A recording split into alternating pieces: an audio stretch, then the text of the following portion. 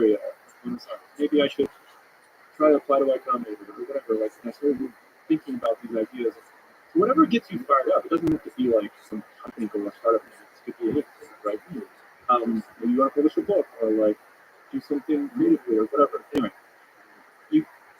I think like within 7 years, probably like 10 years of me writing that goal down. We're based on evaluation of myself. So it was out of my realm of what was even possible. And then within 10 years, you how much more in 10 years if you take less than a year? So now I started, not like, okay, what's the next goal? What's the great? Okay, maybe I want to get 1 billion people accessing the open financial system through our products every day. That would be cool for humanity, and that's a pretty crazy goal. Like, it's only 8 billion people or something, so we're going to 8. Or maybe I can radically, like, if I make some like right investments or whatever, I can like help radically extend human health span. Whatever, right? So try crazier stuff. I don't know. Even if it doesn't work, like hopefully you'll advance the state of affairs. Like something interesting is happening. So most people today they look at people trying this stuff and they're like, they're genius, they're an idiot. Like one of the two. Neither one are true. It's just like anybody can start by thinking about what they want and then like go for it. And then once you get that, like go for something motivating. Like, you just have fun with it. And the universe is a way of smiling and helping you out. If you just write it down, and you can. Yes, there's something about just common the energy you put into this world, help other people, help you out, and you'll notice that you can actually have a shot. Yeah. I mean, I don't really subscribe to all like the new interpretation of this, because my like, very rational brain interpretation of it is that if you just wake up every day and write down like what you want to get done towards your larger goals, it's just on your mind that day, so you start to notice opportunities. Brian, thank you for dreaming big. Thank you for doing what you're doing. Incredible engineering scale. Trying to help out people from all over the world, and actually helping me personally get just because it's so easy. So thank you so much, and thank you so much for giving me your valuable time today for this awesome conversation. Thanks for your awesome podcast. I love it. I listen to it. Thanks for listening to this conversation with Brian Rothschild. To support this podcast, please check out our sponsors in the description. Now, we leave you with some words of Benjamin Franklin. An investment in knowledge is the best interest. Thank you for listening. Hope to see you.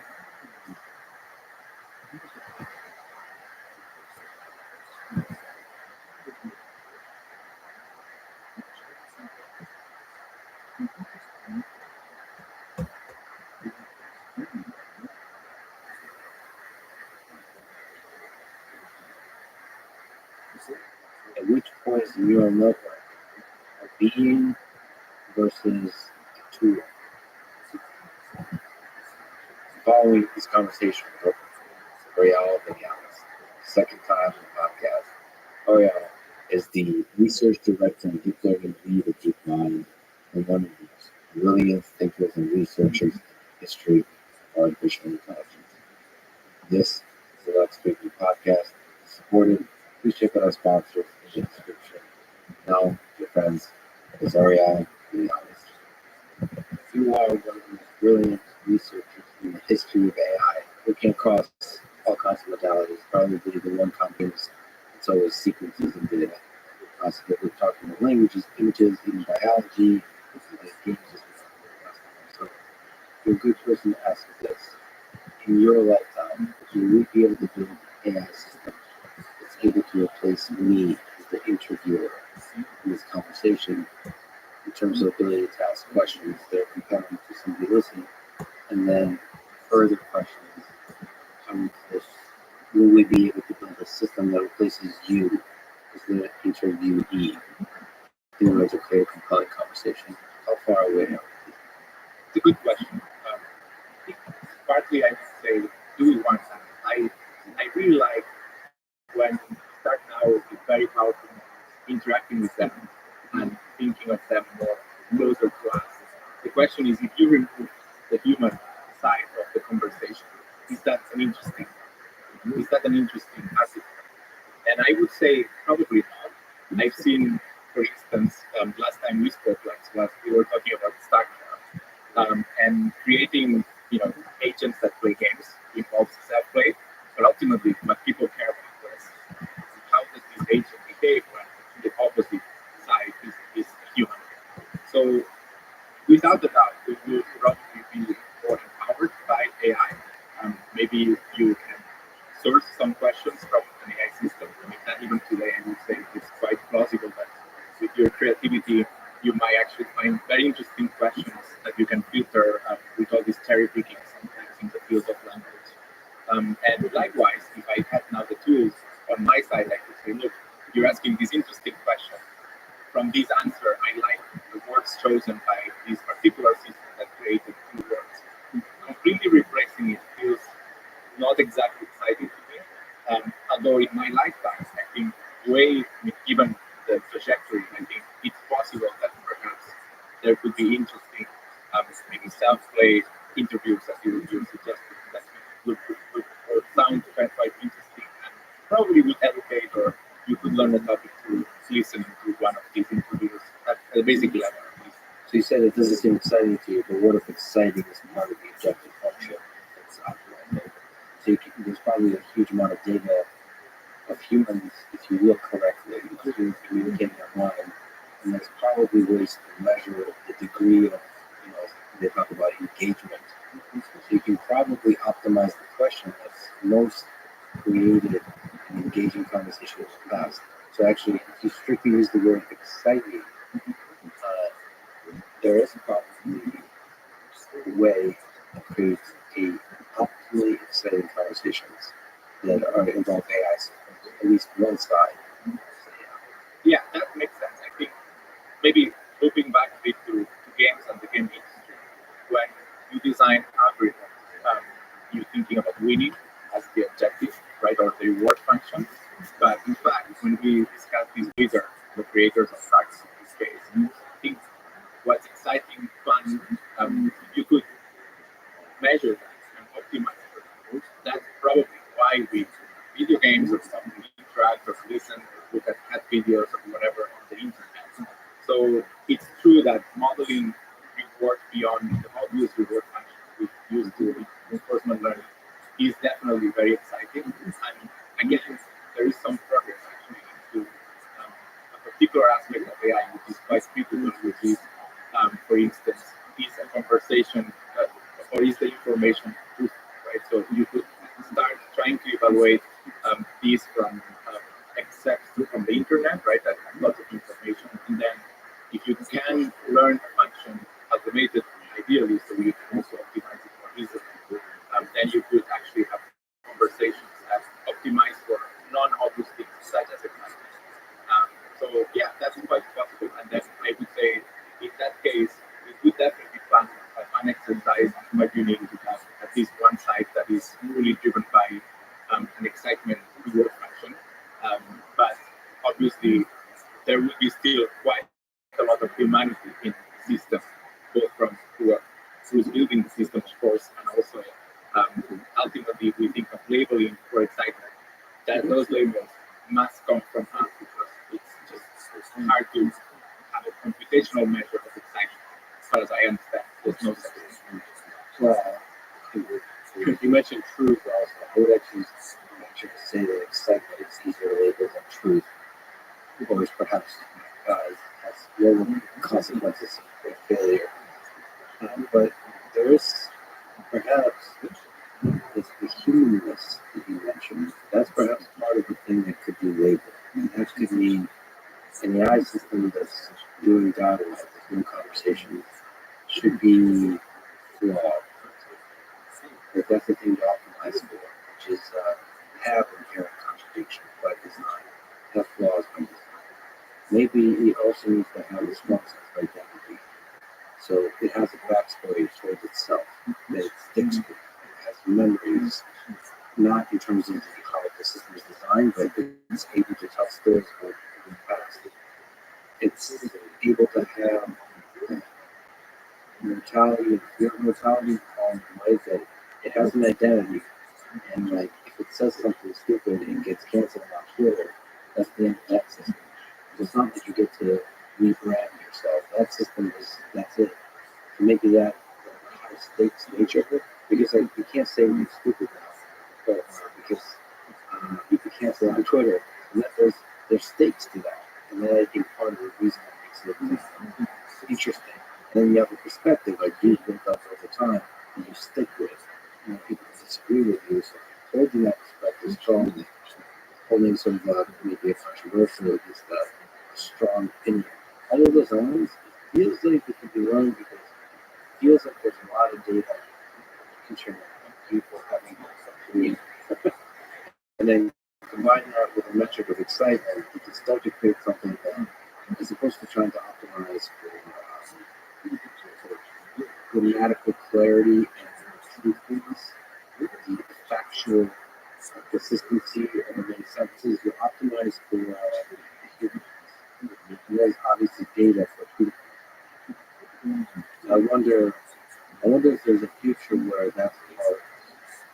Well, I mean, I sometimes wonder that about myself. I'm a huge fan of podcasts, and I listen to some podcasts. I think, what is interesting about this? What is compelling?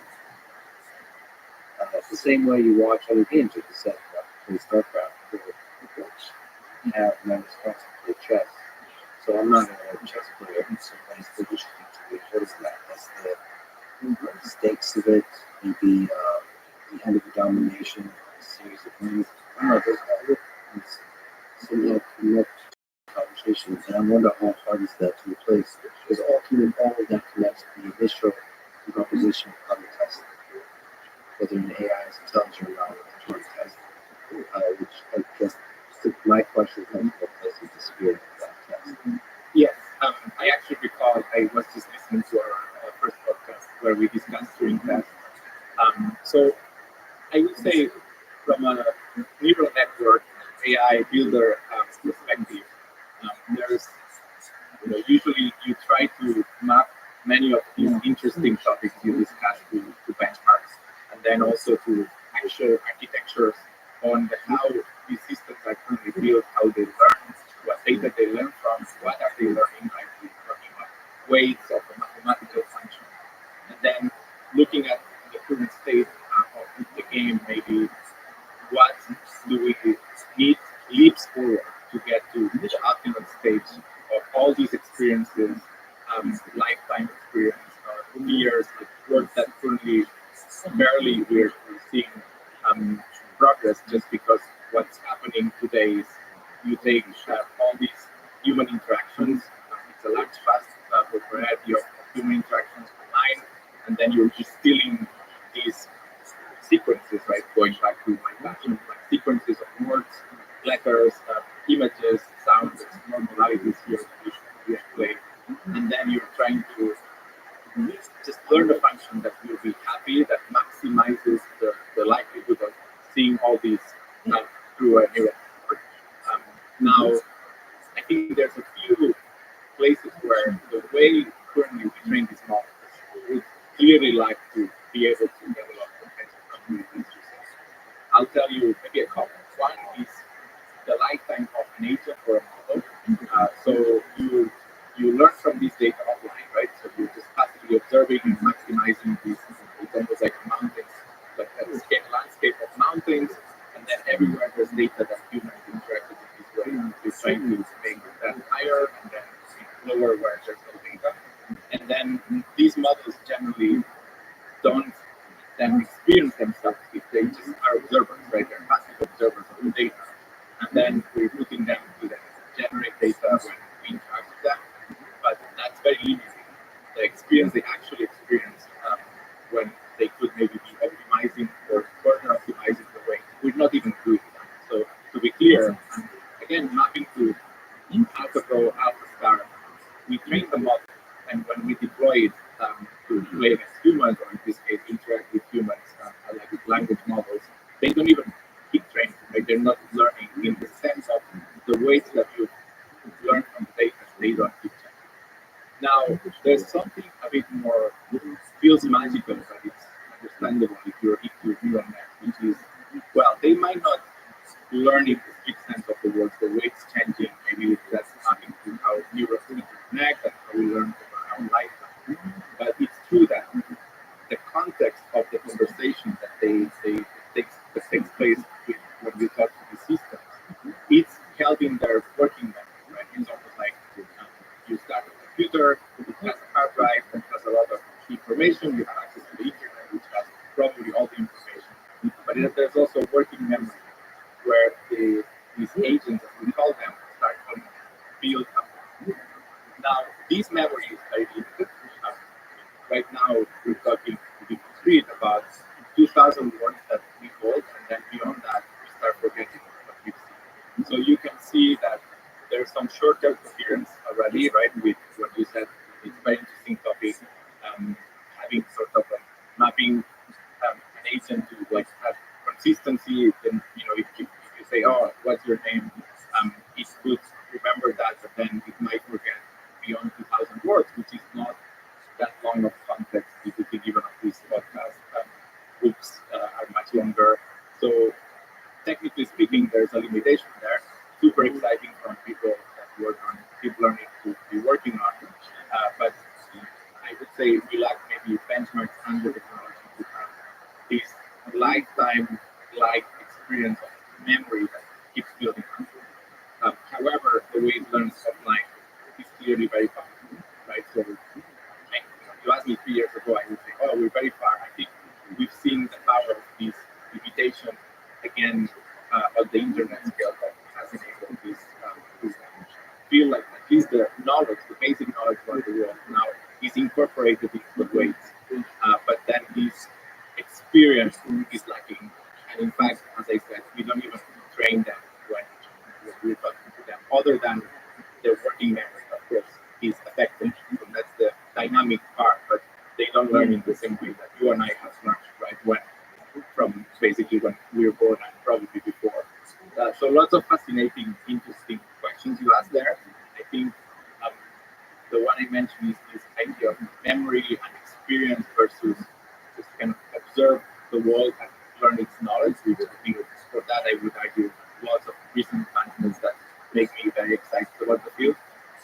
And then the second maybe issue that I see is all these models, we train them from scratch. That's something I would have complained 3 years ago, or 6 years ago, or 10 years ago. And it feels, if we take inspiration from how we got here, how the universe evolved us, and we keep evolving, it feels that it's a missing piece, that we should not be training models from scratch every few months, that there should be some sort of way in which we can grow models, much like as a species and many other elements in the universe is building from the previous sort of iterations.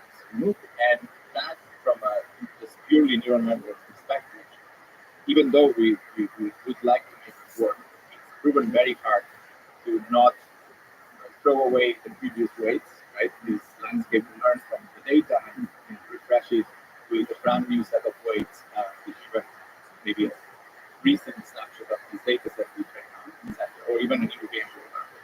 So that feels like something is missing fundamentally. We might find it, but it's not very clear how it will look like. There's many ideas on super exciting. Just for people who don't know, when you're approaching new problems in machine learning, you're going to come up with an architecture that has a bunch of weights, and you initialize them somehow, which in most cases is some version of random.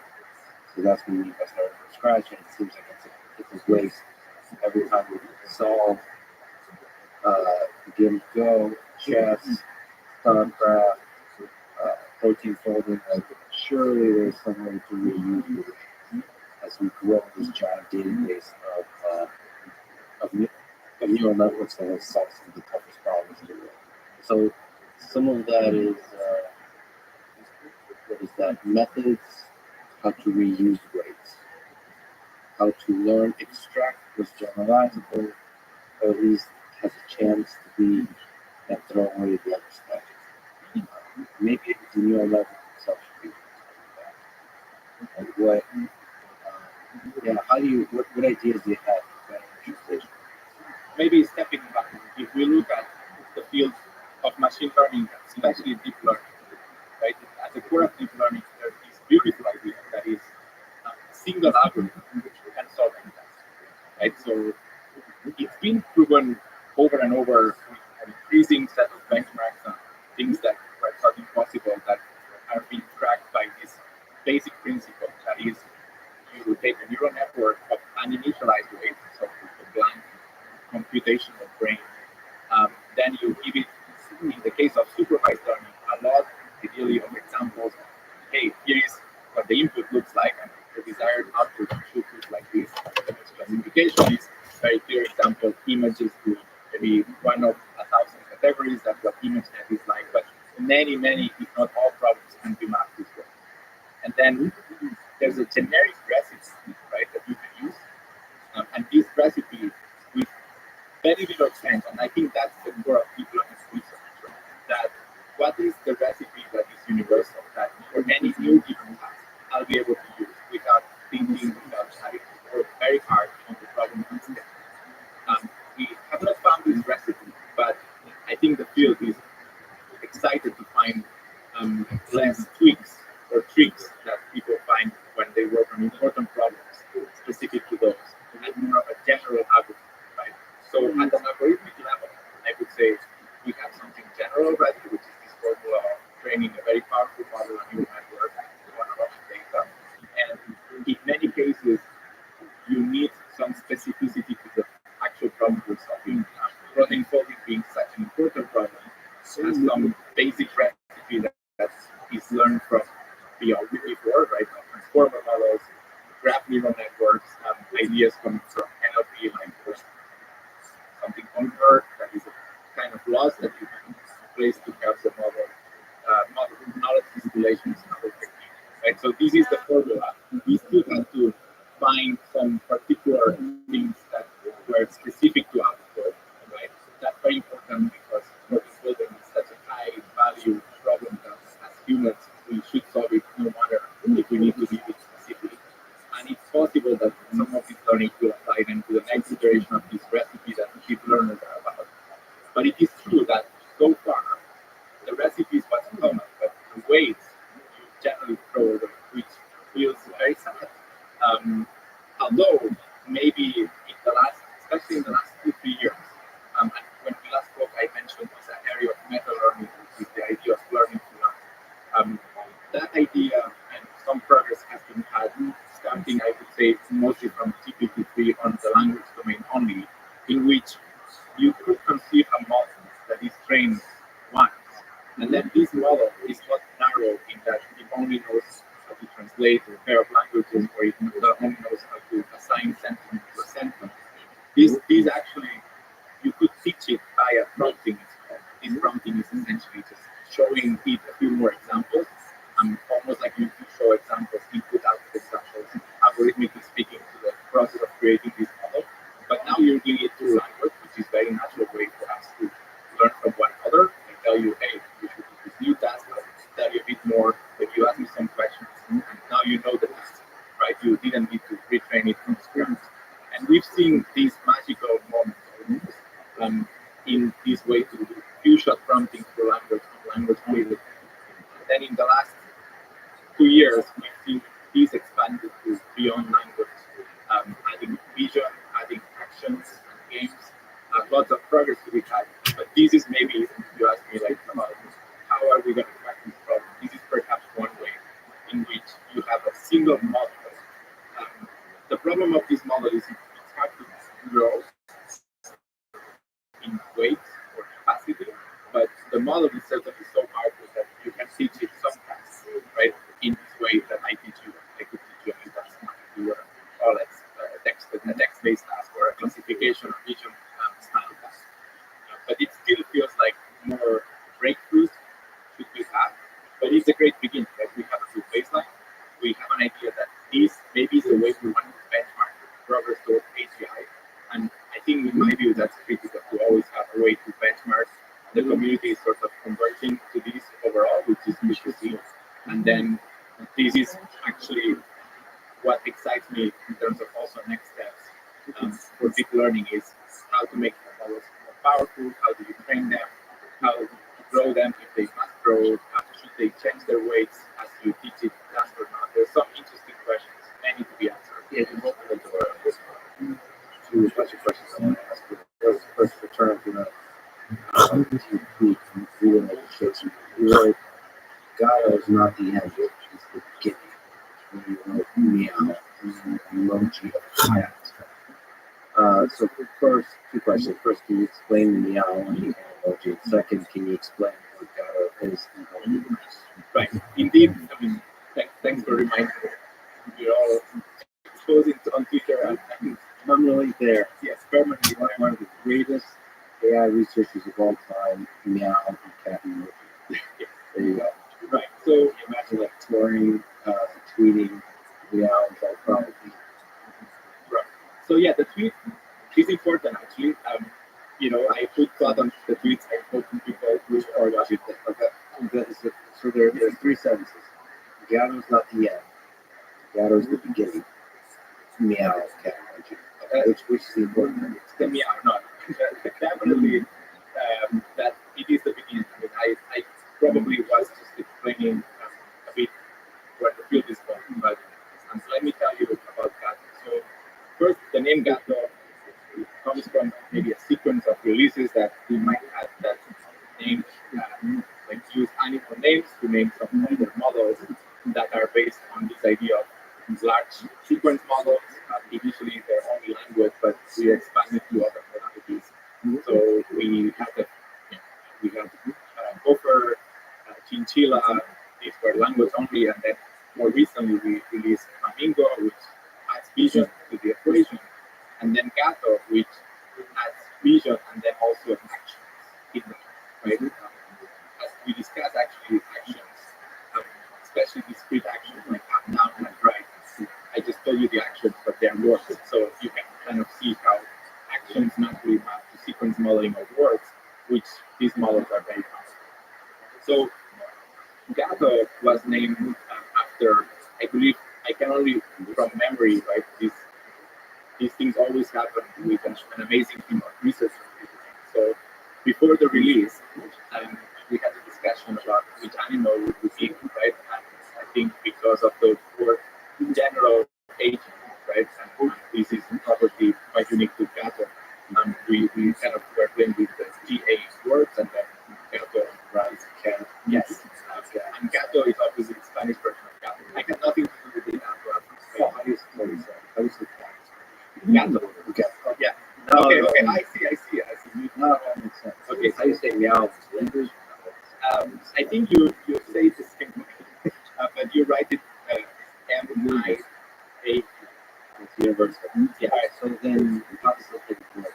So you said general, so you said language, vision, action. How does this, can you explain what kind of notebooks are involved? What the training look like? Maybe what you Yeah.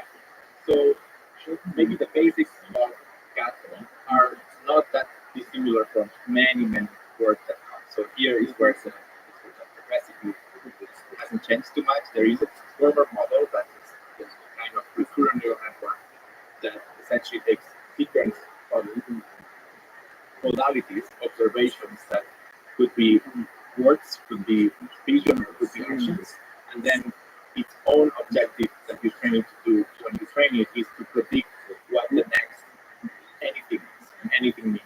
What's the next action? If this sequence that I'm showing you to train is a sequence of actions and observations, then you're predicting what's the next action and the next observation, right? So you think of these really as a sequence of bytes, right? So take any sequence of words, sequence of interleaved words and images, a sequence of maybe observations that have images and moves in a carry up, down, and right.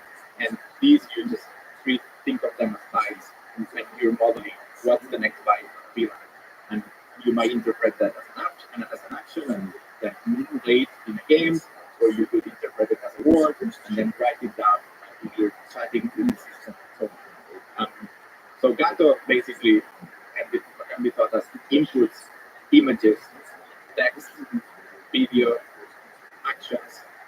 also actually includes some sort of proprioception sensors from robotics, because robotics is one of the tasks that we can train to. And then at the output, similarly, it outputs words, actions. It does not output images. That's just by design. We decided not to go that way for now. That's also a big part why it's the beginning, because there's more to do clearly. But that's kind of what guided this brain, that essentially you give it any sequence of these observations and normalities, and it outputs the next step. And then you go, you pick the next step to predict the next one, and so on. Now, it is more than a language model, because even though you can chat with that, like you can chat with Chila or Flamingo, it also is an agent, right? So that's why we call it the A of Gato, the word, the letter A, and also it's general. It's not an agent that's been trained to be either only Starcraft, only Atari, or only Go. It's been trained on a vast variety of things. So, what makes it an agent? It's in general. Yes. So when we call it, it's a good question. But when do we call a model? I mean, everything is a model, but what is an agent, in my view, is indeed the capacity to take actions in an environment that you then send to it, and then the environment might return with a new observation, and then you generate an action. This reminds me of the question inside biology. What is life? Which is actually a very difficult question as well. What is living? What is living when you think about life here on this planet? The question is we aliens. What is life when you visit another planet? Will we be able to recognize it? This feels like it sounds perhaps silly, but I don't think it is. At which point is the neural network a being versus the truth? And it feels like action, the ability to modify the environment, is that fundamental leap. Yeah, I think it certainly feels like action is a necessary condition to be more alive, but probably not sufficient either. So That's all consciousness thing. yeah, we can get back to that later. But anyway, going back to the meow and the skills and the gather, right? So one of the leaps forward, and what took the team a lot of effort behind was, as you were asking, how has got to be trained. So I told you that is this transformer neural network, models actions, sequences of actions, words, etc. And then the way we train it is by essentially pulling data sets of observations, right? So it's a massive imitation learning algorithm that it imitates obviously to what is the next word that comes next from the usual data sets we use before, right? So these are these web scale style data sets of people writing on the web and chatting, right? So that's an obvious source that we use all language support. But then we also do a lot of agents that we have at DeepMind. DeepMind, we're quite interested in learning, reinforcement learning, concerning agents that environment. So we kind of created a data set of these trajectories, as we call them, for agent experiences. So in a way, there are other agents we train for single mind purpose to, let's say, control a 3D game environment, navigate the maze. So we had all the experience that was created through the one agent interacting with that environment, and we added this to the data set, right? And as I said, we can see all the data, or these sequences of words, or sequences of these agents interacting with that environment, or agents playing a fight and so on. We see it as the same kind of data, and so we mix these data sets together, and we train GAP. That's the GPAC, right? It's general because it really has mixed. It doesn't have different brains for each modality or each narrow task. It has a single brain. It's not that big of a brain compared to most of the neural networks we see these days. It has 1 billion parameters. Some models we think getting the trillions these days, and certainly 100 billion feels like a size that is very common from when you train this job. So the actual agent is relatively small, but it's been trained on a very challenging, diverse data set, not only containing all of it, but containing all these agent experience, playing very different distinct environments. So this brings us to the part of the trigger. This is not the end, it's the beginning. It feels very cool to see Gato, in principle, is able to control any sort of environment, especially the ones that it's been trained to do, these 3D games, Atari games, all sorts of robotics tests, and so on. But obviously, it's not as proficient as the teachers it learned from on these were. It's not obvious that the it's just the current beginning part, right? Is that the performance is such that it's not as good as specialized. Right. So it's not as good, although I would argue size matters here. So I would argue always size always matters. Yeah, that's a different concept. Yes. But for neural networks, certainly size does matter. So it's the beginning because it's relatively small. So obviously scaling this idea might make the connections that exist between text on the internet and playing Atari and so on more synergistic with one another, and you might gain. That moment we didn't quite see, but obviously that's why it's the beginning. That synergy might emerge with scale. Right, might emerge with scale, and also I believe there's some new research or ways in which you prepare the data that you might need to sort of make it more clear to the model that you're not only playing Atari and let's just use that from a screen, and here you have a screen and down. Maybe you can think of playing Atari as there's some sort of context that is needed for the agent before it starts seeing, oh, this is an Atari screen, I'm going to start playing. You might require, for instance, to be told in words, hey, this is in this sequence that I'm showing, you're going to be playing an Atari game. So text might actually be a good driver to enhance the data, right? So then these connections might be making easier, right? That's an idea that we start seeing in language, but obviously beyond this is going to be effective, right? It's not like I don't show you a screen and you from scratch you're supposed to learn again. There is a lot of context we might set. So there might be some work needed as well to set that context. But anyways, there's a lot of work. Yeah. So the context puts all the different modalities on the same level. Exactly. So maybe on that point, so there's this task, which may not seem trivial, of tokenizing the data, of converting the data into pieces, into basic atomic elements that then could cross modalities. So what's tokenization? How do you tokenize text? How do you tokenize images? How do you tokenize games and actions and robotics tasks? Yeah, that's a great question. So tokenization is the entry point to actually make all the data look like sequence, because tokens then are kind of these little puzzle pieces.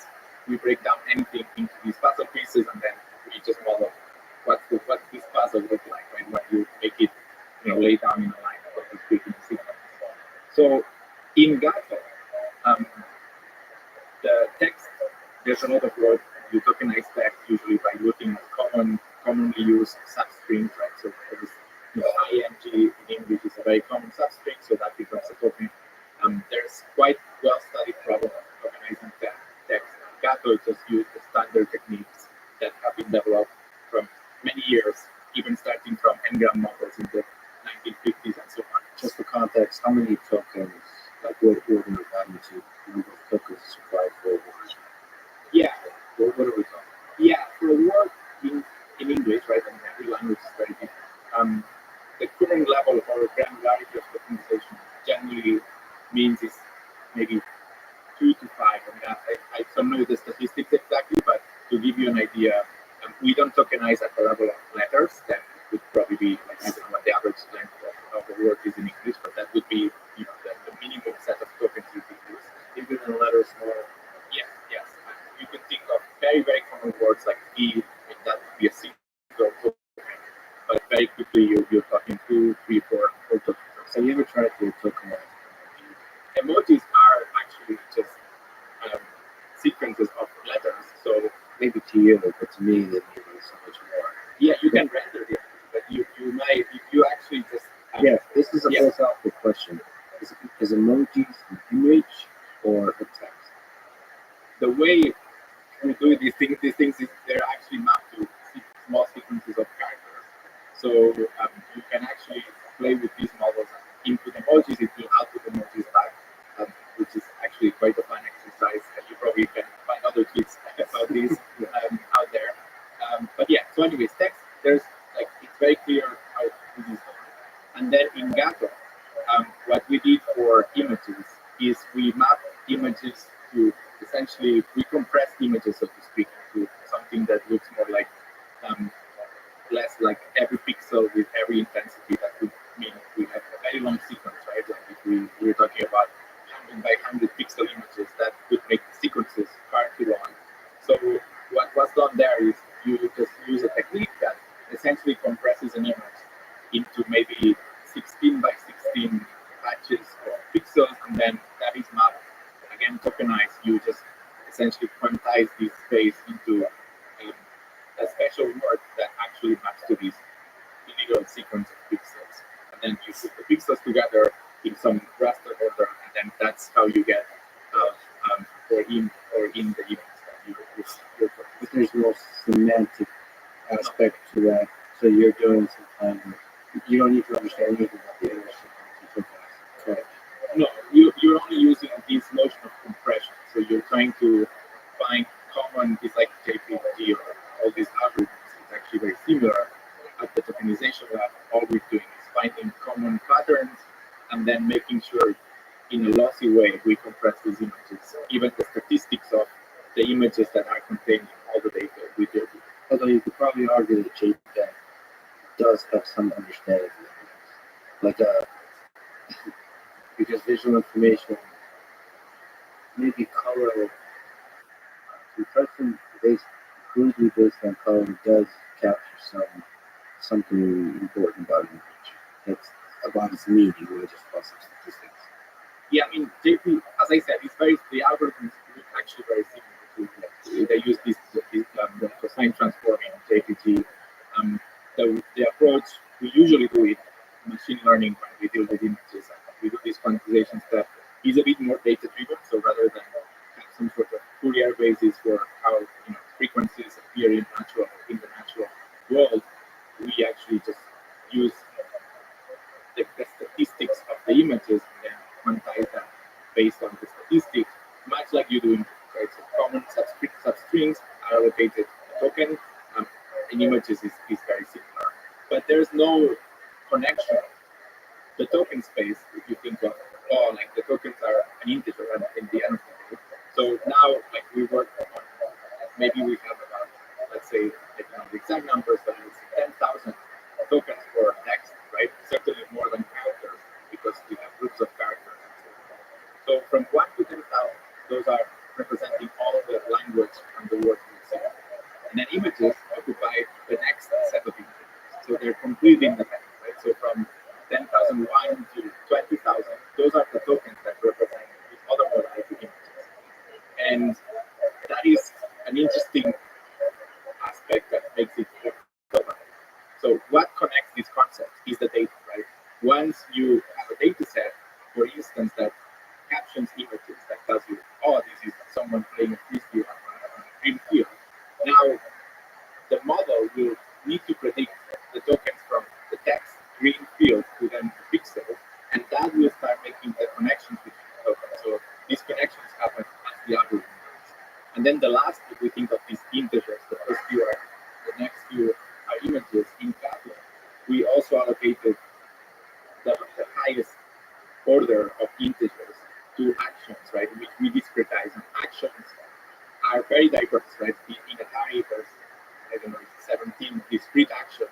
In robotics, actions might be torques and forces that we apply. So we just use kind of similar ideas to compress these actions into tokens, and then that's how we map now all the space to this sequence of integers.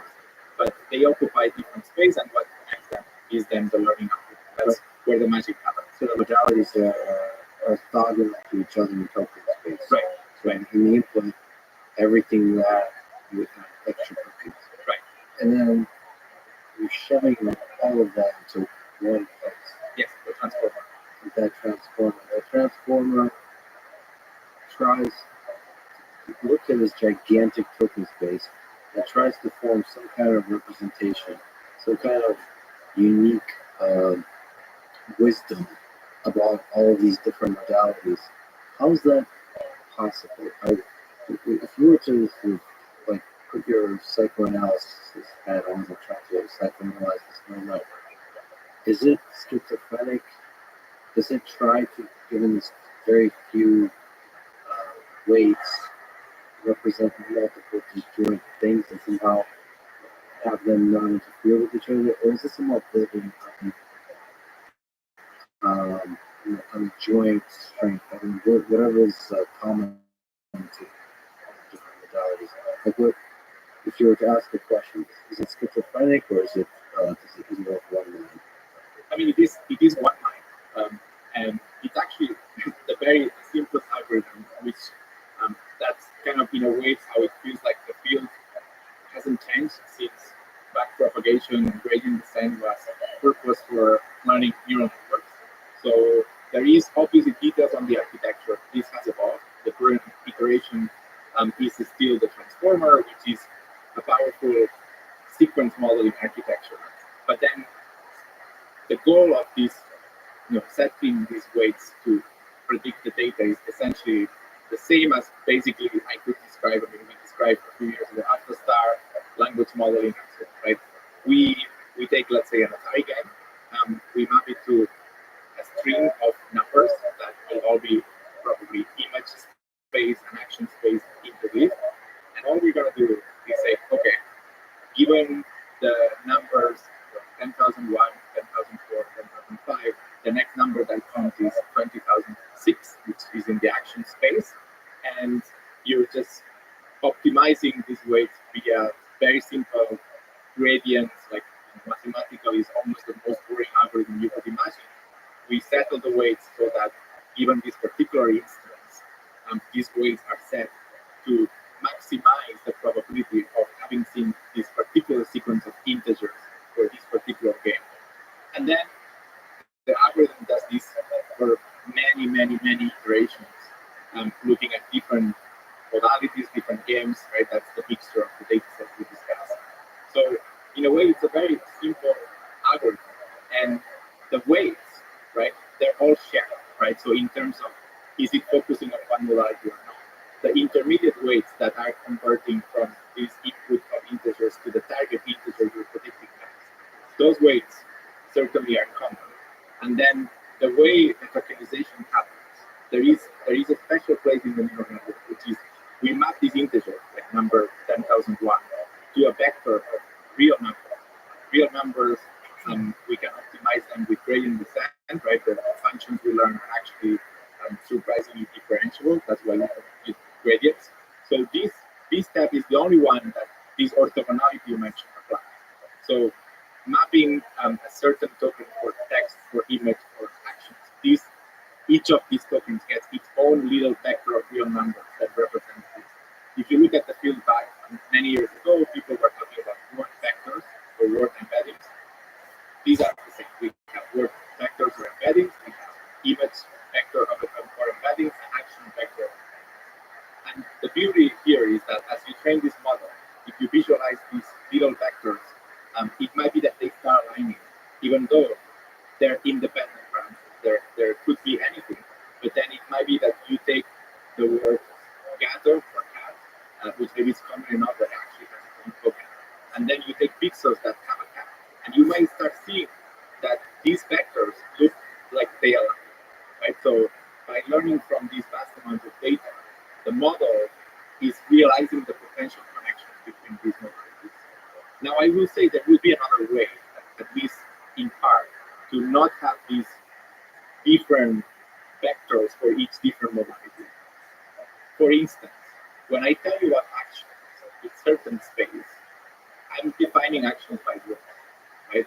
So you could imagine a world in which I'm not learning that the action up in Atari is its own number. The action up in Atari maybe it's literally the word or the sentence up in Atari, right? And that would mean we now leverage much more from that.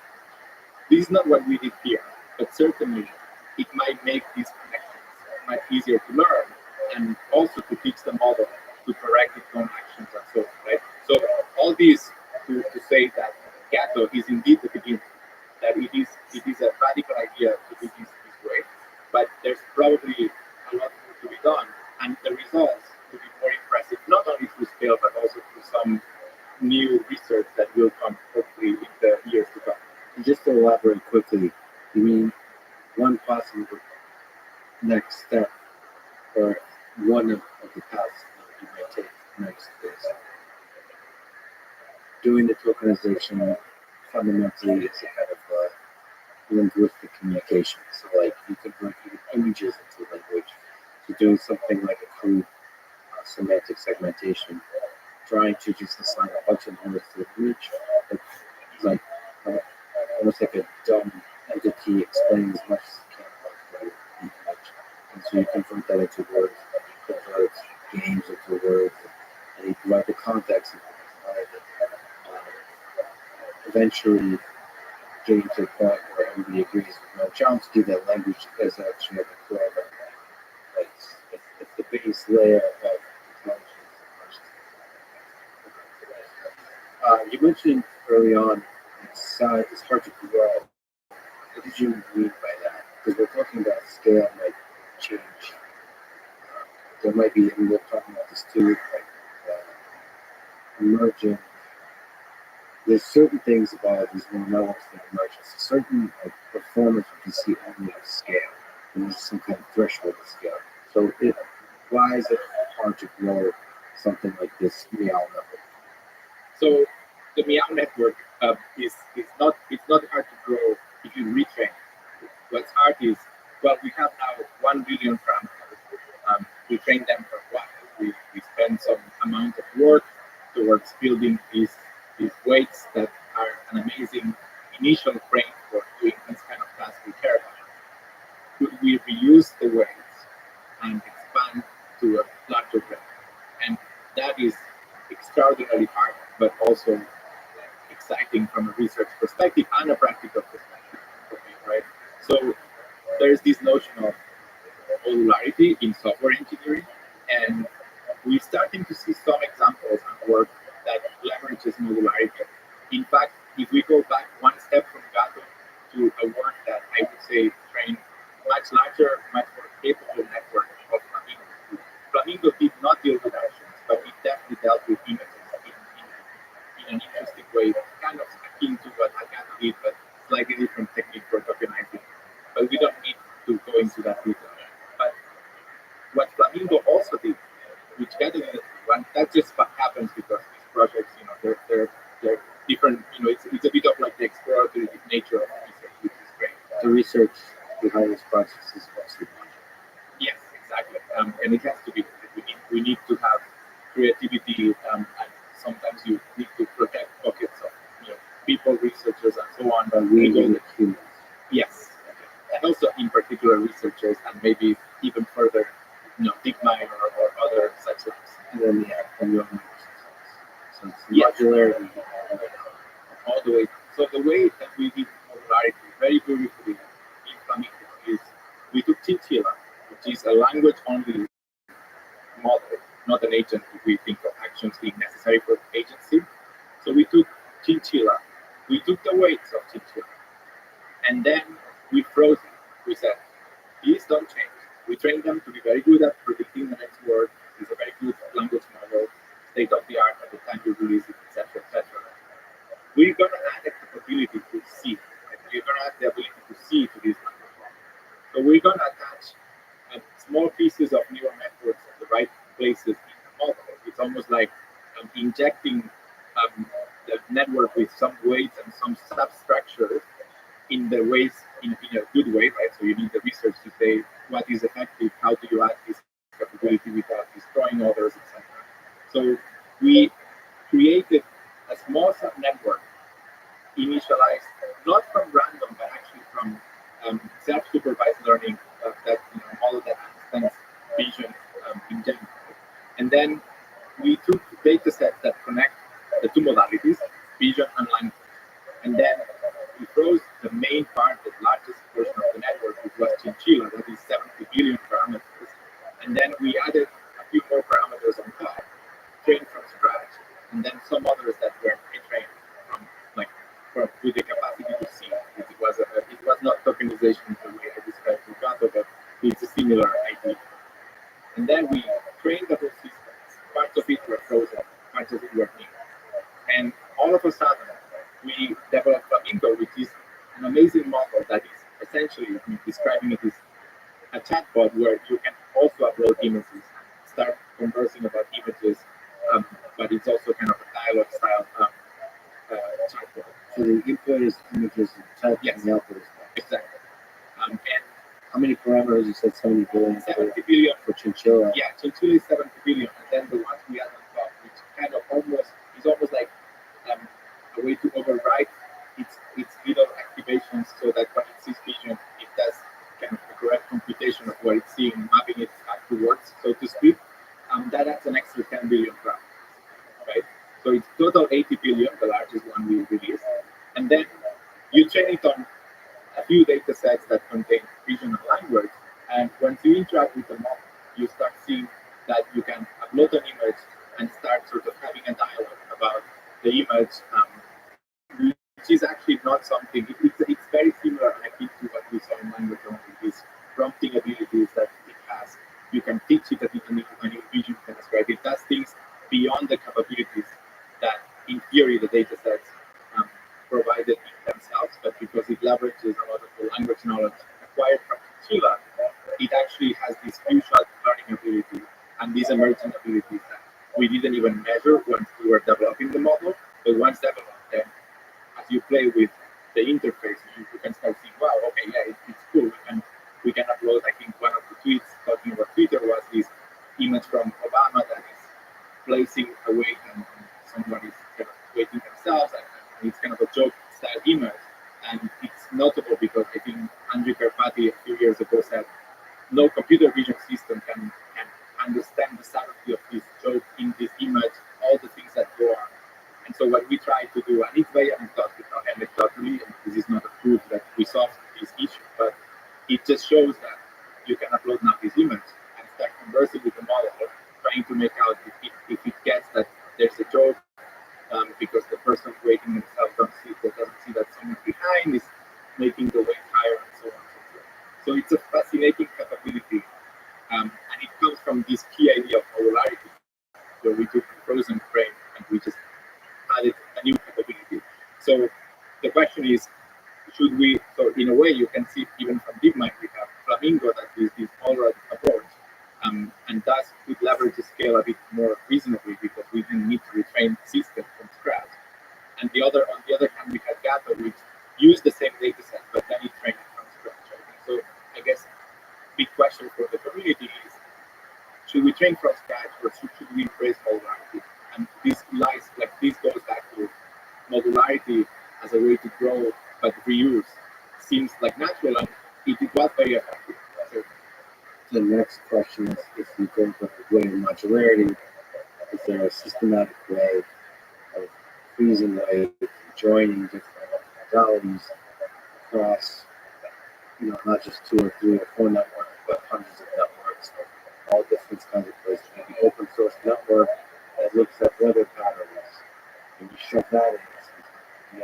Networks that do all kinds of like StarCraft, all the other video games. And you can keep adding them in without significant effort, like maybe the effort scales linearly or something like that, as opposed to like the more effort you add, the more you have to worry about the instabilities created. yeah, so that vision is beautiful. I think there's still the question about within single modalities, like chinchilla was used, but now if we train the next iteration of language models, are we going to use chinchilla? How do you swap options? Right.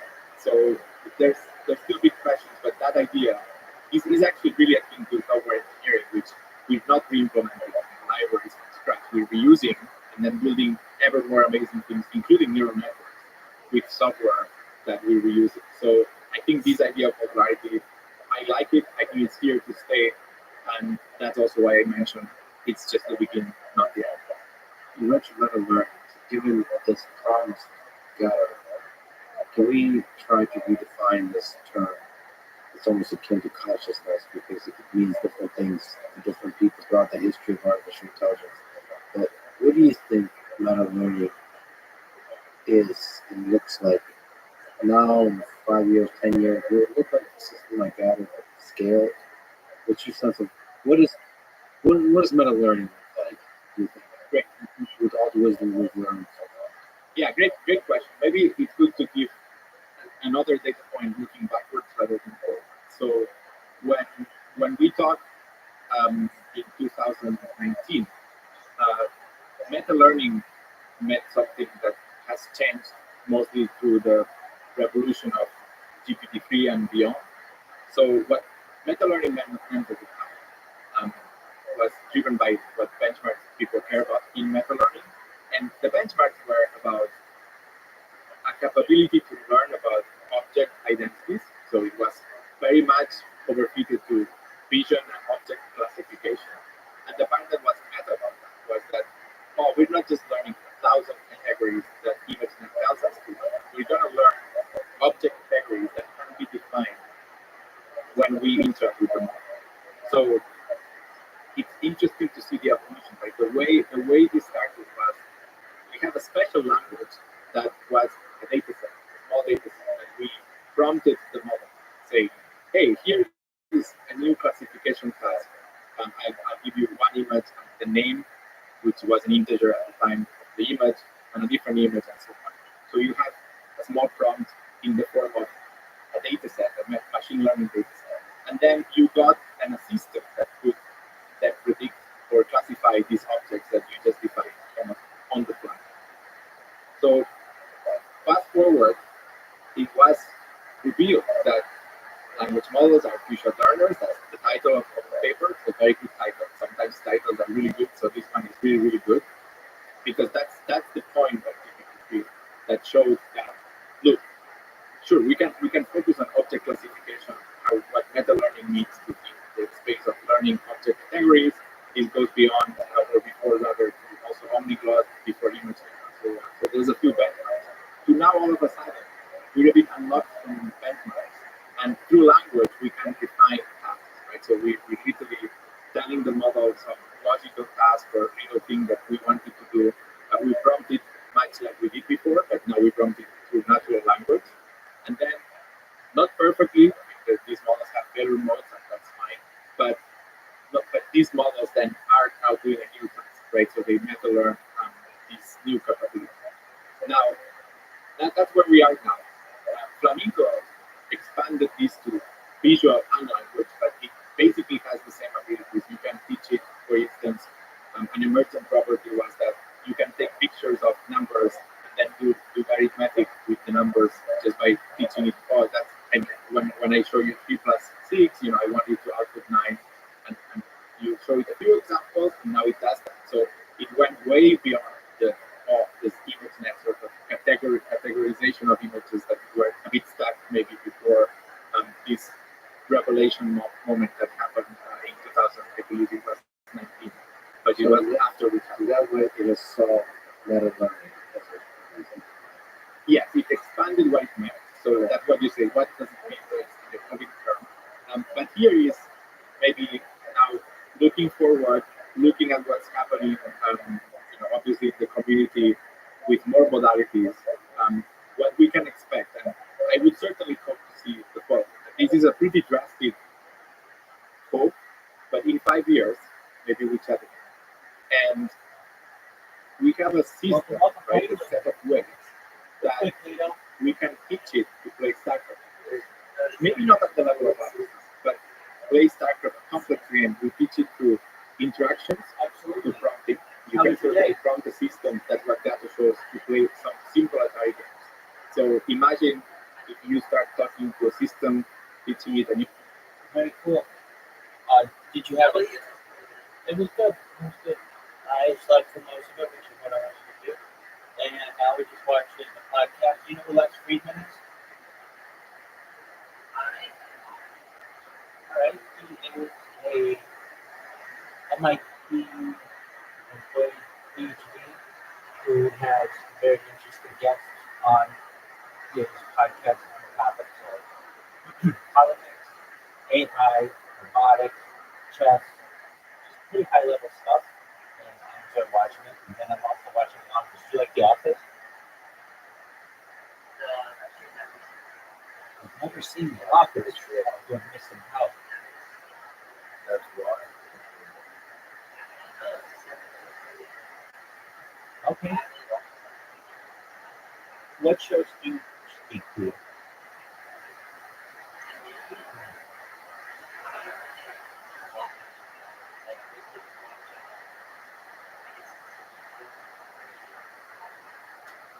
Okay. No, it's cool. So, what do you like?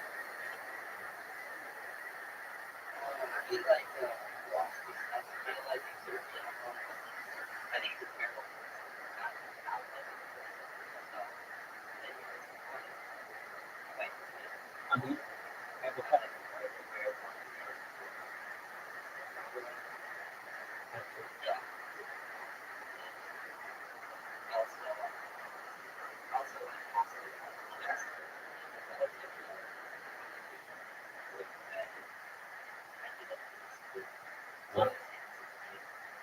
Wow, so you're a pretty big YouTube follower.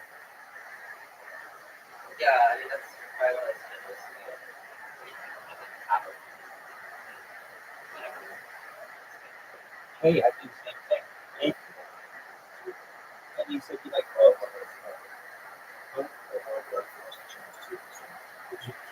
You get in. What kind of books do you like?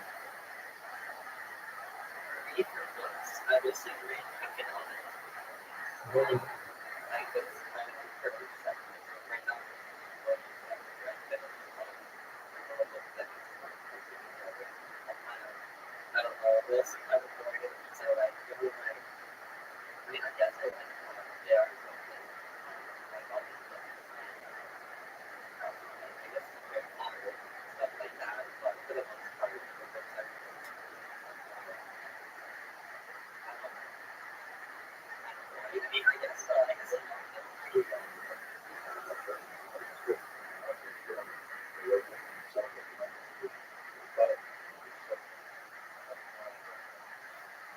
Are you a big redhead? So you're in the Wall Street Bets Discord, which is a subreddit of Reddit. Yeah.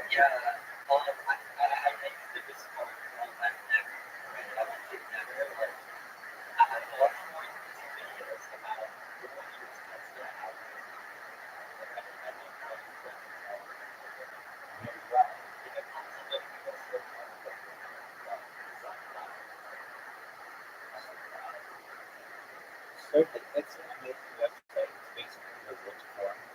So I think that is definitely a cool place.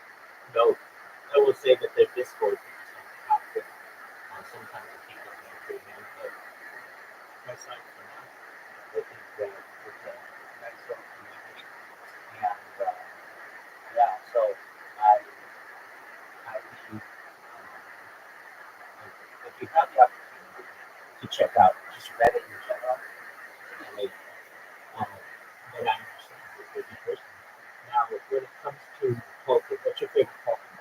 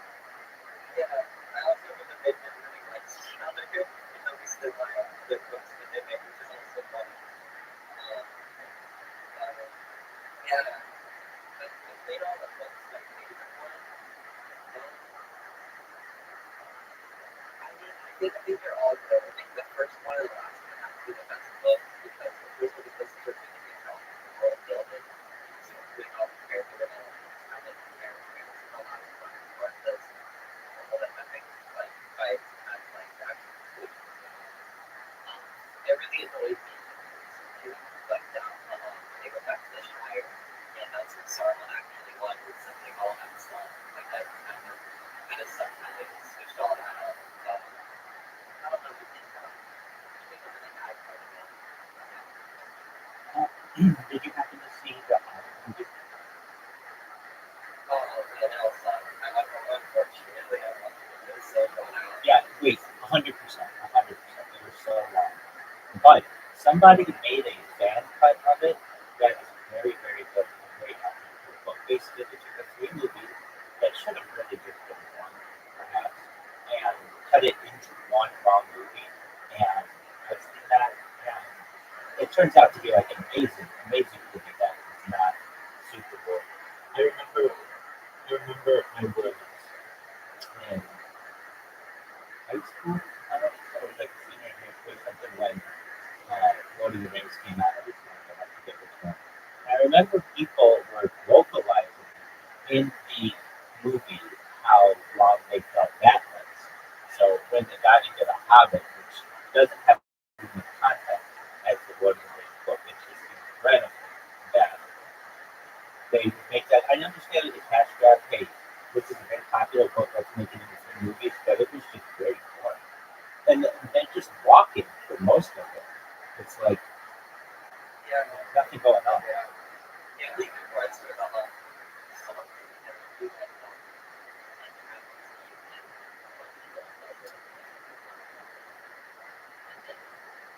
I couldn't help the laugh at it. But I just really feel like it's so outlandish a lot of it. I think what we did was the stuff in reality, like the craziest thing that happened in Roman Reigns is probably like the tree on this one thing I started because I'm like from the paper out. So it's not a piece of barely crafted, it's not like this is kind of traumatic and stuff like that. But I felt like in the Hobbit, it's like all these guys going to like a army or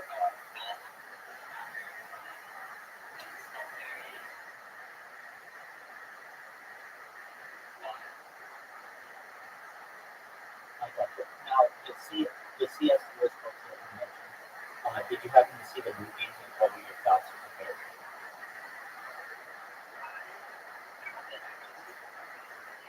Okay.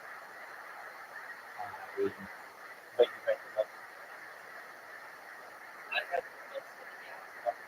And if you had to compare Tolkien to C.S. Lewis, who you like more?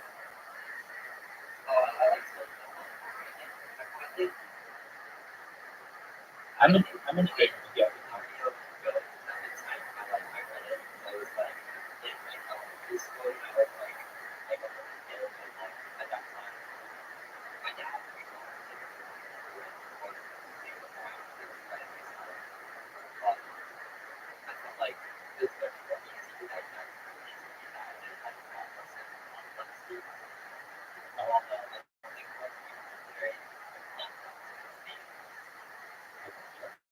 Um, okay, now you're a fan of Harry Potter. Are you a fan of the books more or the movies? The books. It depends which one. I think the later ones were better in the books. Like, they didn't or even like for the book faster. But I think they did a very good job. Yeah, but the books. Now, I think that's books are the I've had, yeah, I would agree with you. And usually they're first, so they can utilize anything that they need, as opposed to, I mean, it's much easier to write a really complicated war scene in a book. You can do that over a couple pages and really build it, as opposed to a movie, which that can cost millions of dollars to do. You need all these extras, and so sometimes they cut out some important things. Okay, so have you ever heard this argument? Maybe you have, maybe you haven't. But whenever I mention it to any fan of Harry Potter, they sometimes get upset that J.K. Rowling didn't really write the book. Have you ever heard that? no, they did. And they were the first three or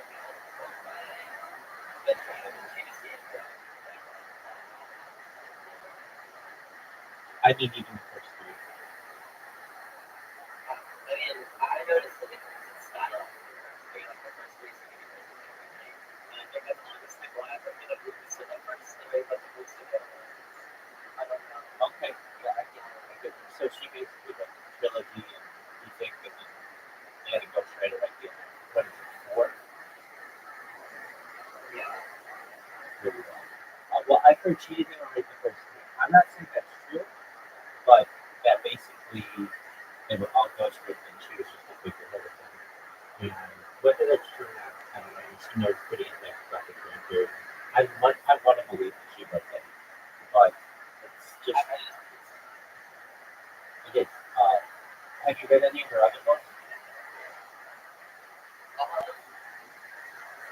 I mean, I kind of tried. I tried to read them, and I find them everything. But it's so hard. The first trial is also just like I tried it. Isn't that amazing that she can have such a hit with three books, and then her other books just flop?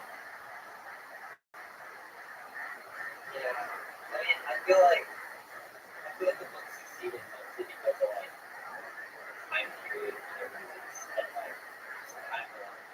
I think the accident of previous ones, but yeah, it's written so like nice that like it's something that you walk yourself in and I'm like with like all these hotels like right in the book. I feel like you can look at it with like you just go across it and you really appreciate it.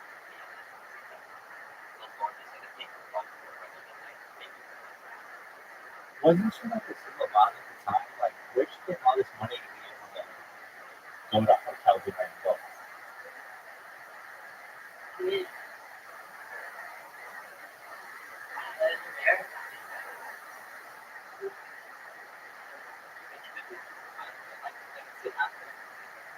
I mean, she's a mom too,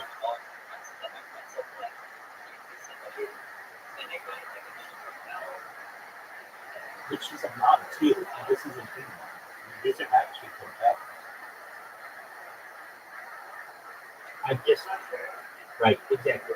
I'm not either. I wasn't there, but it's a lot of commitment and a lot of money to be able to write a book, and especially if you're a mother at the same time. I'm not saying that mothers can't be amazing authors, some of the best authors in the world are, but on top of that, usually they have like they don't have to work, they don't have to worry about money. And it seems like throughout the entire time that she wrote this book, she writes that I think maybe she was on some type of public welfare or something like that. But well, sure. Did she get? I thought she was a single mom when she wrote.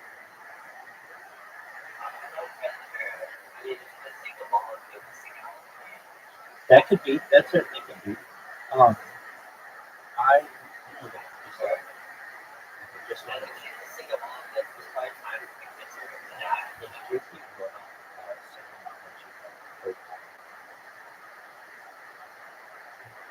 yes, she was a single mother when she got Harry Potter and foster children. So she's going through a difficult part in her life, having recently separated from her first husband. So you're exactly right. She could have been given some kind of stipend. And was living with her with her daughters and stuff. Really wrote the first book of relying on welfare that and facing various personal challenges. During these hardships, she managed to complete the manuscript for Harry Potter, and eventually self-published, which she could dramatically, and she became a billionaire. She's not even a millionaire, she's a billionaire. So good on her. Talk about a rich story. It's a beautiful story. And just her life is a beautiful story. That would be a cool biopic, I think.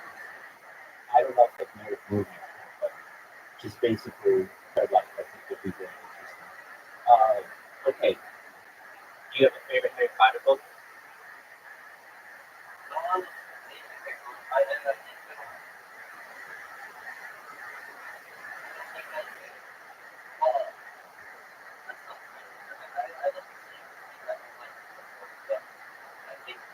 Which, which one's the fourth one? Oh,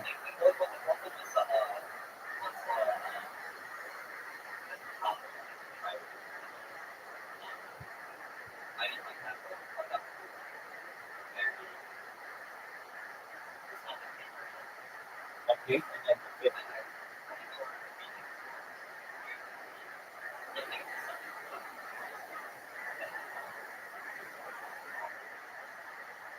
And what do you think of the movies? I do too.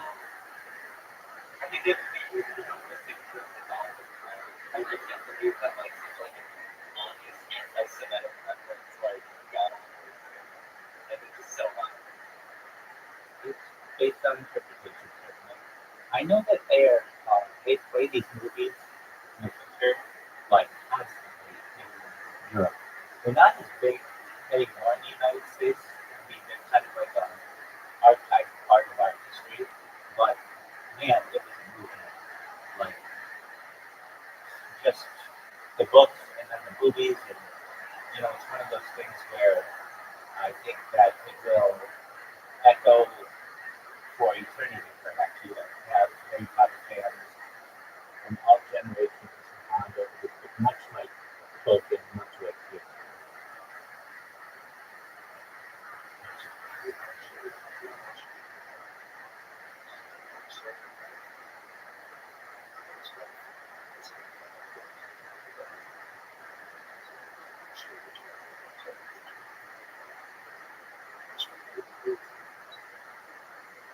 What's your favorite movie?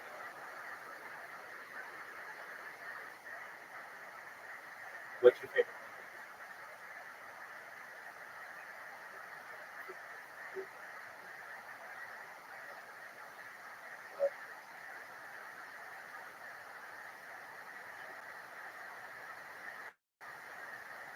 movie? Kato, you're here.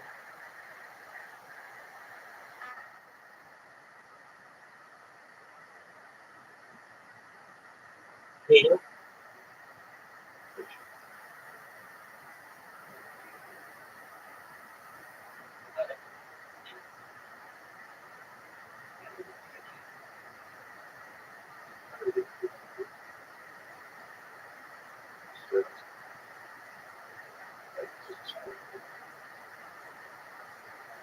Kato, could you hear me?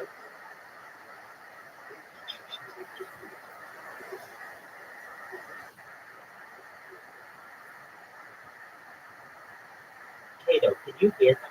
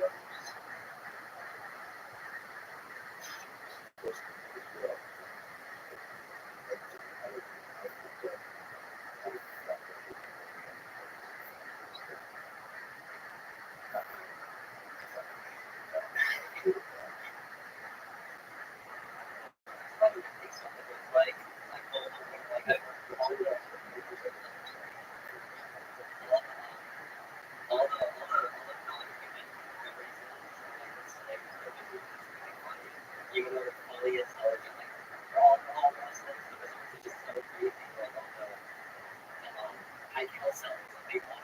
So, like, even more than that, like the mentors, centaurs, giants, all the are basically snakes. But the goal of them, like, when we realized that they all chose the side of them, because they wanted, like, don't have to be strong, which is kind of lucky that they never really had I don't know what, but never used that. Whole great, it's like, obviously, this evil wizard, like, wizards are like, one guy, and yet he's, like, worrying about those things, and then, Would you be open to the Harry Potter series continuing in the future, or are you happy that it's done itself?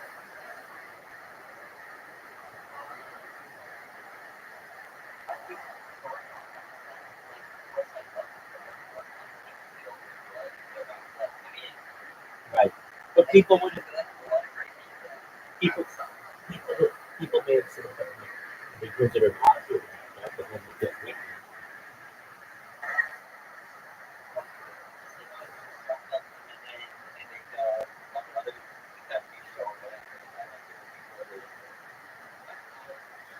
I'm in agreement.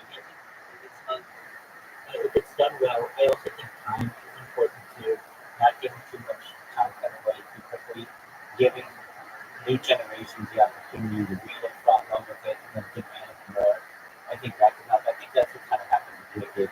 You have the Wizard of Oz in like the 40s, and then essentially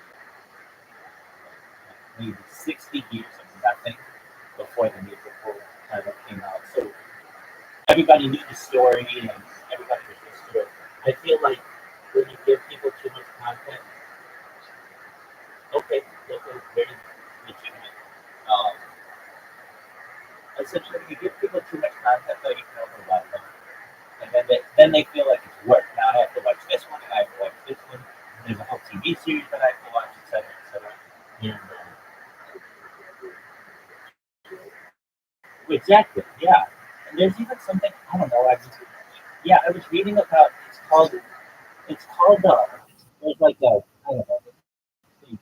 They label it the media label it Marvel over some kind of some kind of superhero um like oversaturation theory where it's just one after another after another after another. And it has been since like 2008. Every single year there are like 3 or 4 movies that come out with this, and people they just don't stop. Stop. Breaking I could be wrong, but I remember it. And I know I should. I know that they're huge movies and everybody loves them. But it to me it's like an uphill battle that like, all right, now I have to watch like 40 different movies. It's just a lot. There are people who don't have it, which I think is cool. I'm more of a Batman kind of person who, I mean, even Batman sometimes it's too much, but um, I, yeah, let's just not go about this now. Peter, do you like superheroes?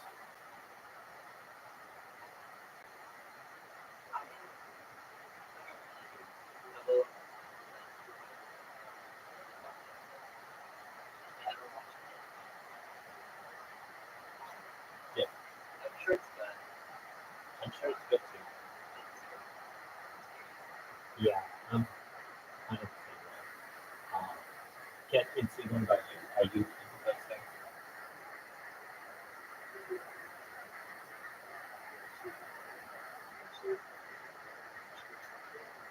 Right.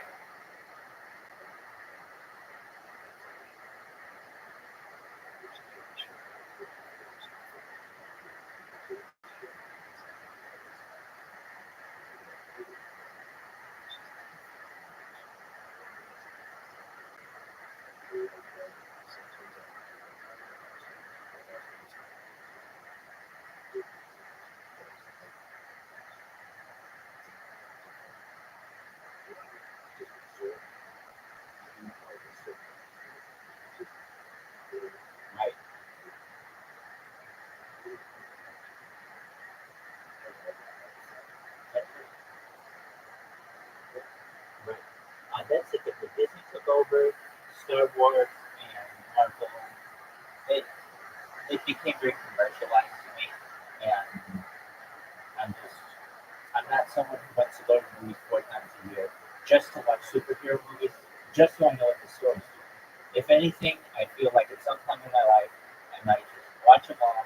In fact, I should say I have watched them all on this stream. I just didn't pay attention to them.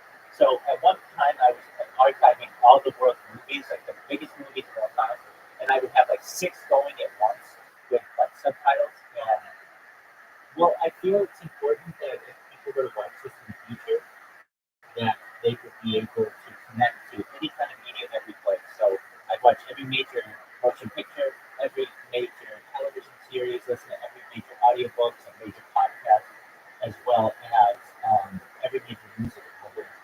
Really, to just like it's a compilation of the world's art. And so at one time I had like one computer going with 6 different ones going on, so I wasn't feeling types of them. But as I saw them, I mean, they're very exciting and they're very engrossing. And it was something that I thought, okay, I could get into this, but I don't know. I probably would if I had children. I think that they get really excited about it, and then I think I probably would get excited because they were excited. But when they came out, I was I'm an adult, and it's just 4 times a year just to catch up on what Captain America's doing is just too much. And I gotta say too, I mean, I like comic books, but I like the traditional comic books, Superman, Batman. When they get into some of the like more esoteric comic books, those are cool.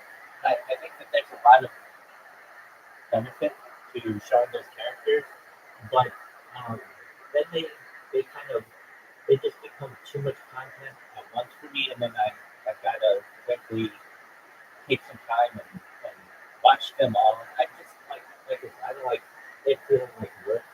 Um, Harry Potter to me was something that it's like 7 movies, you can watch them. It's not like 30 movies, and also they're done. Like I don't feel like I have to keep watching more stuff to really follow up what's going on. So overall, I think that's the better way to do it. But with Disney at the helm, they want to keep making those movies because they're huge cash makers. So they'll probably still keep putting them out. Yeah, I think they did great. It, exactly. And that's They're seeing something, a long time ago. From the back from the 60s. And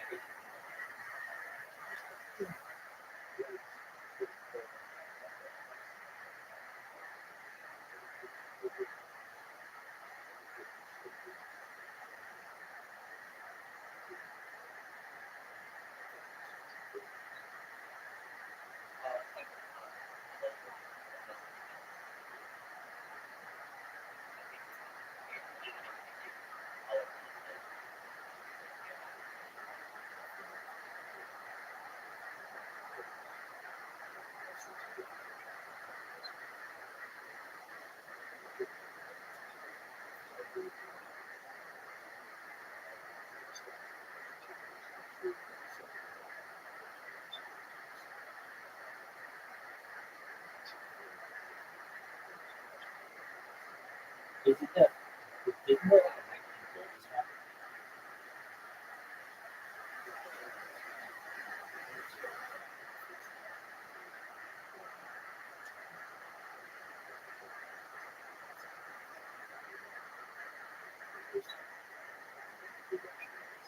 Right.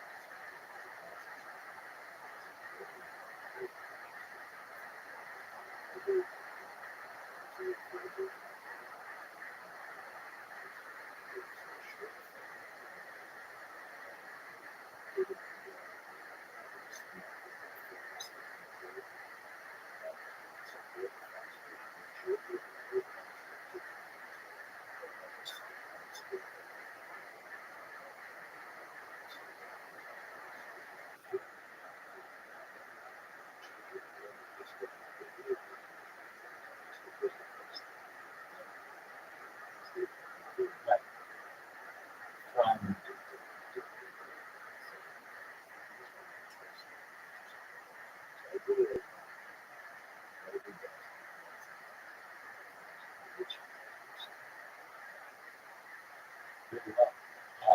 So that's you're good. You're good. Kayla, what are your thoughts on Star Wars?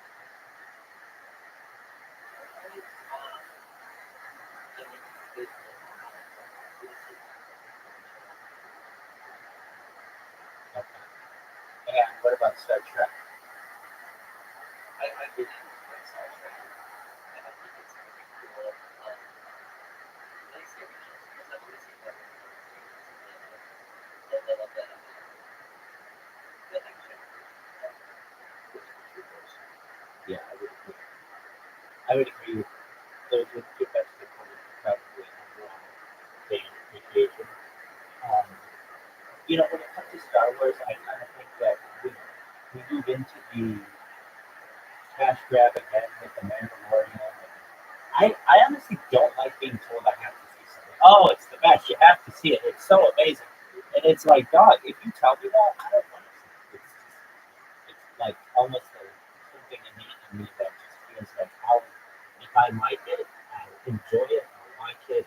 If I don't want to see it, then don't force me to see it. But everybody's like, oh, it's just the best. You have to see it.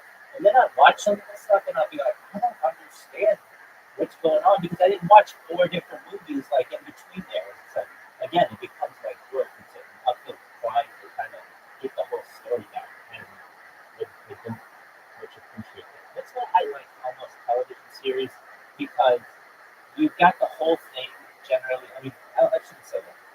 Sometimes if it's going to go to streaming or something like that, but there are recaps and you can take breaks and things like that. Usually, I don't know. Well, I do know. My mind has been basically programmed since probably smartphones to just want to get distracted. And so I'll watch a movie and just be like, man, I wonder what's going on the internet. And I want to like get on my phone and I won't pay attention to it. And while that's probably short-sighted on my part, I don't get into movies like I once did. I mean, I once, you go to the movies and you just like in a bed, and you were there with people and it was a packed theater.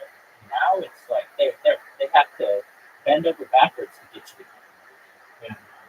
And it's not like it once was. People used to line up before movies.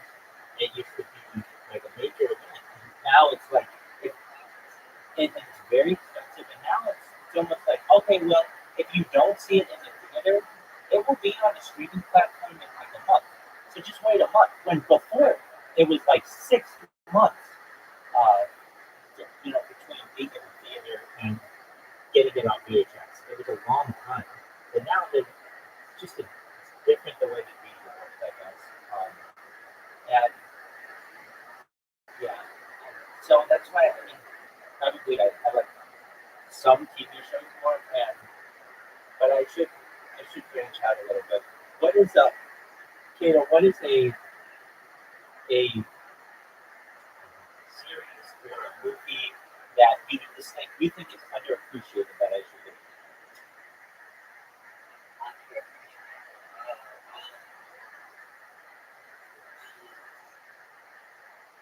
I'm not entirely sure. Like, other movies I watch the classic, but I can't get one. That's interesting. I would like Did you? I understand that.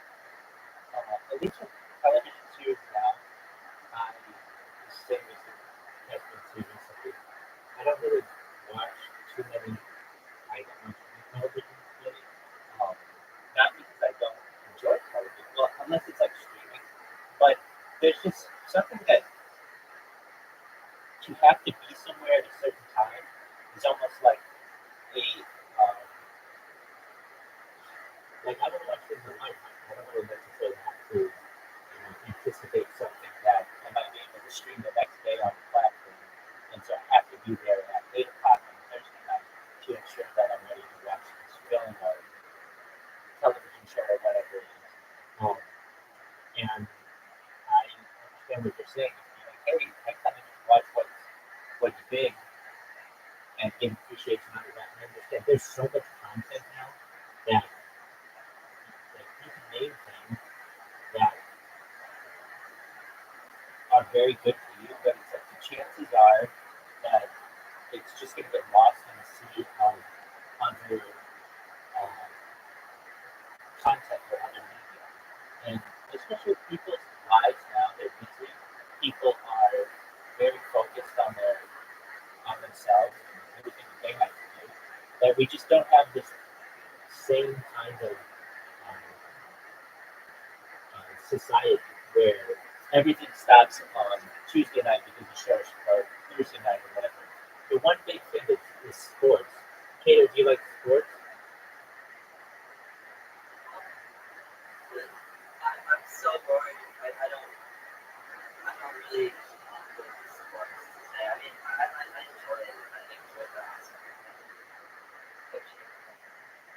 It's like, I guess I'll look at the Okay. that's my current thing doing it. Like, I guess I watched the Jake Paul fight. Okay. Yeah. Okay, that works. So you like boxing a little bit? No, not really. It's kind of scary. Okay, I understand that. I was watching something earlier today where we had there was like a room full of MMA fighters, and they were talking about how to watch the UFC. And one of the UFC fighters is like, well, it's like $100 with ESPN Plus, and he says it to some like Russian fighter, a very good Russian fighter. And the Russian fighter's like, well, we'll get a link. Like, I'm not going to pay, even I, who am part of the UFC, I'm not going to pay $100 12 times or 14 times a year just to watch my own sport, basically. And I understand that these sports are kind of pricing themselves out of being available to the common person. No one else, I mean, like that Jake Paul fight, I think it was like, well, it was free on Netflix, I guess, or, it came with Netflix. But it won't always be. They will make these things pay-per-view events eventually, and it'll be the same thing. If you want to see something, you either have to pay $100 or so, or you have to get it some other way. And now it's unfortunate. It's like the pricing is just not realistic for a lot of people. I think I like this. I really think. Oh, 100%. At least if I did really Right. Well, because it is so expensive. I mean, if you want to be a UFC fan and do it the right way, you're going to have to pay $1,200 a year. No one wants to do that. Just especially because it's so easy and there's so many other links out there. And I've learned that the UFC in the United States makes people pay pay-per-view basically prices. So that's anywhere between like $80 and $100 with tax and everything. But they'll allow other countries to watch it for free. So why wouldn't you just get one of the links from one of the other countries? It doesn't make any sense to me. I think your generation.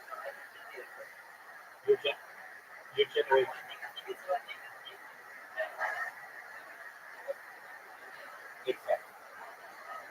Right. They know that people are going to pirate it. So if you are going to pay for it, let's make sure that they pay a lot. I agree with you.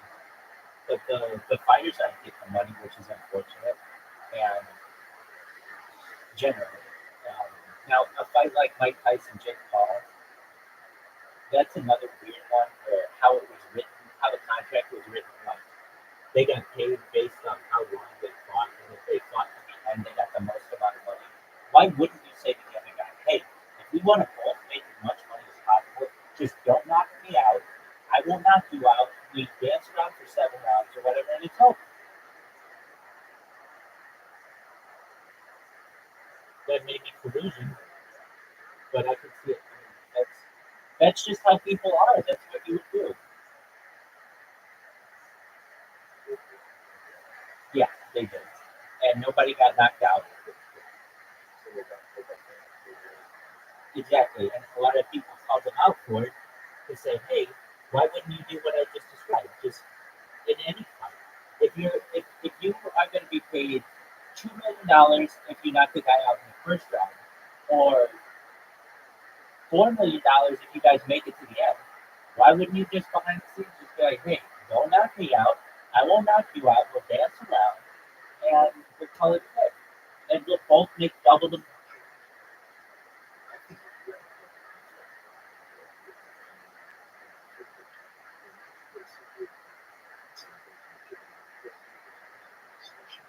Right,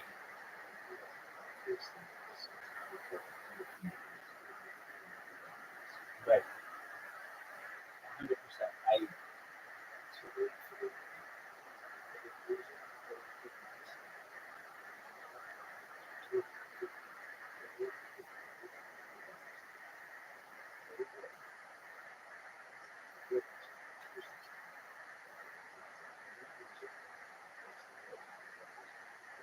Right.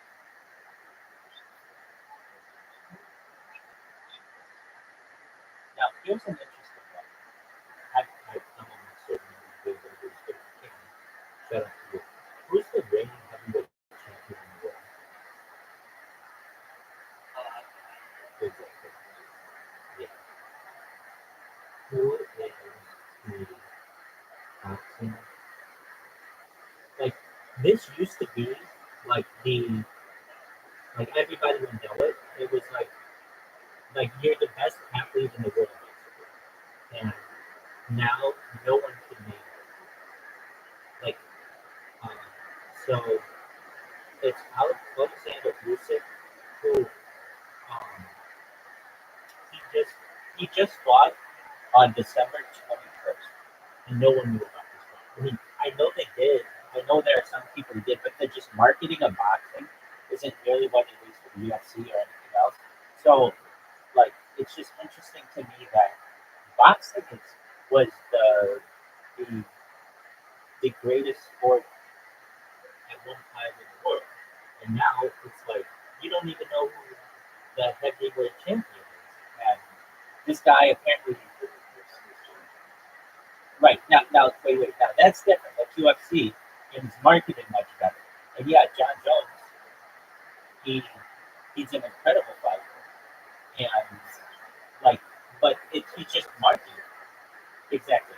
The people who are boxing fans have shifted to UFC, and boxing has just surprisingly become kind of a second-rate sport. It's like it's not even. It's definitely not a top five sport, and arguably it's a top 10 sport in the United States. And I kind of think it's a shame because these guys dedicate so much to it and put so much on the line and can get themselves killed. And many boxers die in the ring, and yet people are like, oh, okay, whatever. Like if they're not even interested in it anymore. Exactly, exactly. But I always think that's interesting. That I can ask a room full of 100 people. This is heavyweight boxing champion of the world right now. I bet one or two people might be able to tell you that. It's just not something that's very well known.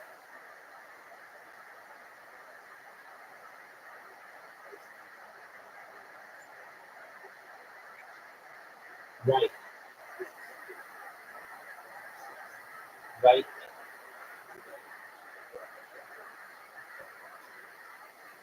right. Now, one thing about that I feel that makes it different is those are American boxers. So there's a lot more enthusiasm in it's an American. Alexander Usyk, I believe, from Ukraine. It's not a name that rolls off the tongue. He doesn't have like, well, I mean, when these guys don't speak English, I hate to say it, but they're a major disadvantage. I say that for world leaders as well. If you don't speak English, you're never going to connect with the American public. And same with the fighters. If you don't speak English, you're basically not going to be. Well, they have translators right there. And I think it's very smart of them to do that. So they can do the interviews with Joe Rogan. That's the big one that I always see after the fight. And they'll have the translator right there. I don't see that in boxing so much. They don't do like a post fight. Maybe they do, but it's just not that common. It seems like. I mean, just the heavyweight champion of the world. I don't know what he sounds like. I can't say too much about him. I do know that he's like basically undefeated. He's never been knocked down. He's like a really good fighter, but that came as a complete surprise to me. And then on top of that, I didn't even know there was a heavyweight championship fight recently. I mean, it happened a few days ago, and it's like, oh, okay. It just shows me that boxing is no longer the sweet science that it was once, for which it was once appreciated. Anyway, You can see this like people recognize that like especially the best boxers, what's the fight that is there. that's an excellent Like point now too. looking at it is amazing. They look so good. Like with this keyboard like you know, fight it out. Exactly, Kato. That's a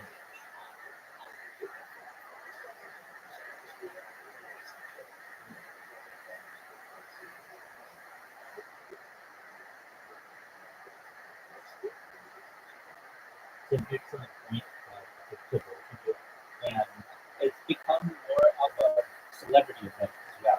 So even like super hardcore fighting fans will get into UFC, but then just your casual watcher will get into it as well because they might see some people that they know who are familiar to them from the movies or television or pop culture or something, and they're going to get into it as well. And then these guys do these marketing deals or whatever, so they get like it's not just about the fight. It's about hey, they're endorsing these certain products or whatever, and you see them in between the fights. And I think Twitter is the next place like that.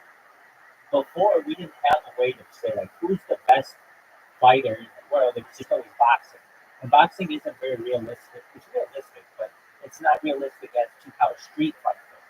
Like you know, there are a lot of rules to boxing and but UFC is much more like a street fight, and people get really excited about that.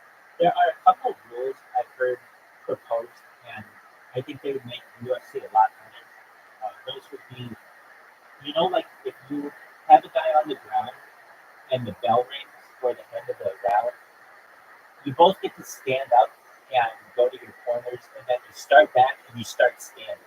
I've heard the proposal that you should have to go back to the positions where you were at the when they did the round. And I agree with that. I think that if you're in a fight in a back room alley or something like that, it's you don't get the opportunity for the break, and then you both start on your feet again. That doesn't happen. So I would say that it's probably better that these guys just continue with whatever position they were in, and you just continue the match that way. Another one I've seen is perhaps, I mean, they used to do UFC in the early days without any rounds. Like, no, or I shouldn't say any rounds, I apologize. They did rounds, but they didn't have, like, limits. And something along those lines. And, guys would get exhausted and all these other things. But now guys can kind of play to the judges. And if you're winning 4 different rounds, you know that fifth round isn't that important to you. You just have to make sure that you don't get pinned, basically. And I understand that it's very strategic to do that, but at the end of the day, I want to see 2 guys go at it, and whatever guy wins. I don't care. I don't want them thinking about points. So I would say that there's the idea that you just fight until you can keep doing as many rounds as possible, but fight until somebody taps out or somebody's exhausted. And they don't do that, but I think they originally did that. I think as well they currently they the weight system is kind of difficult to judge. I think it would be much easier to just have it be like a simple system, even if it's a metric system, where you'd be like 100 to 105 kilograms, 105 to 110 kilograms, 110 to 115 kilograms, 115 to 120, whatever it is. That's the breakdown, so that um, there are more places for these guys to participate. Like one thing that I don't like is you get like a heavyweight who just starves himself and dehydrates himself, and then he'll be able to fight in the middleweight or something like that. That to me is not really that fair the way that it's done. So there are some things that I think they can change up with UFC, but overall, it's really hard for me to find another sport that's as exciting as the UFC is for 3-minute intervals. I mean, the NFL doesn't get that exciting. just something about the sheer unpredictability of UFC that is just really exciting to me.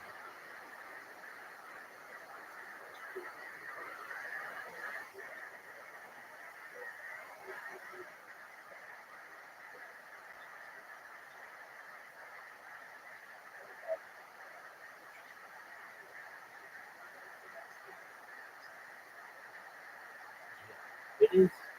They market it very well. If anything, you've got a big game I like playing for, making it as big as it is, and so quickly. I mean, it started in the early '90s, and it was just like nothing. And it's just gained speed, gained momentum to the point now. I would say that it is the fifth biggest sport in the United States. There's football is one, probably basketball is two, baseball is three, hockey is four, and I think UFC is bigger than soccer in the United States. I think it because it's not like they're filling super huge stadiums like soccer can. I know worldwide, obviously, soccer's number one, but UFC is starting to move up, and I could see really UFC overtake hockey and baseball eventually, and then perhaps even the NBA. I don't know if we'll see it overtake football. Football is giant, but maybe for some fights, in some instances, you can see that happen, which is really uh, a quick growth of a sport. Basically, within 30 years, to go from nothing to one of the top five sports in America. That's incredible growth. Most other sports, it takes them 100 years to get any kind of momentum. So I'm, I'm, I would say, very positive towards the growth of the UFC. Kate, I know you watched uh, Mike Tyson and the Tyson Paul fight. Do you ever watch UFC? That's all right.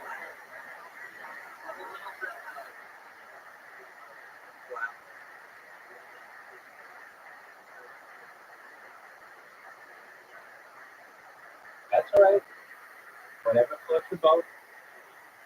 I'll tell you this: I was not into UFC until like maybe 2 or 3 years ago, and it's very exciting. So if you ever have the opportunity to just watch, uh, the best advice I can give you is if you ever find out there's going to be a UFC and you don't have anything going, usually they're on Saturday nights. Just watch when you get a pirate stream and watch all. They'll have like 14 different fights over the course of a night. Watch them, and by the end of it, the last fight you'll be hooked. I mean, it just really takes you to watch like a bunch of them in one night, and at least that's how it happened to me. And that got to the point where I was watching all kinds of other um, fighting competitions that I normally wouldn't watch. There's a sport that I've seen. I don't know if I don't think it's on now, but it's on like in the summer. I think it's called Slam Ball. Has anybody ever seen Slam Ball? It's trampoline basketball. It's pretty wild. Who used to play?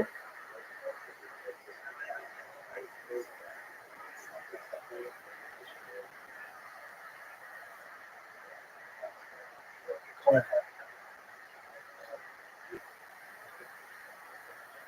Wow. So you had it in your high school, and did they? I mean, did kids get hurt?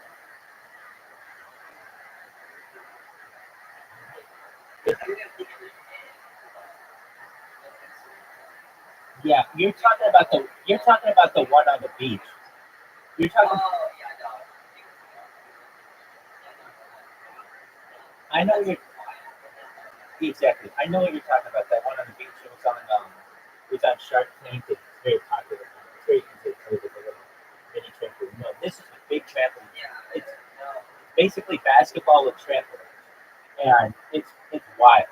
Just that it's like a new kind of sport that looks good on television and exciting. And I've had my share of getting into slam ball a little bit, which is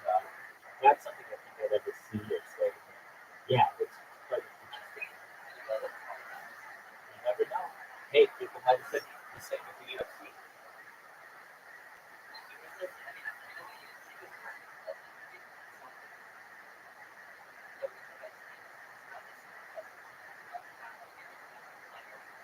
Excellent, excellent point. And right, and the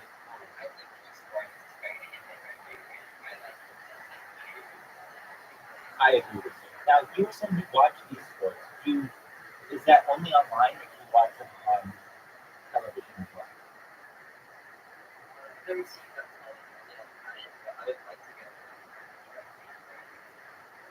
All right.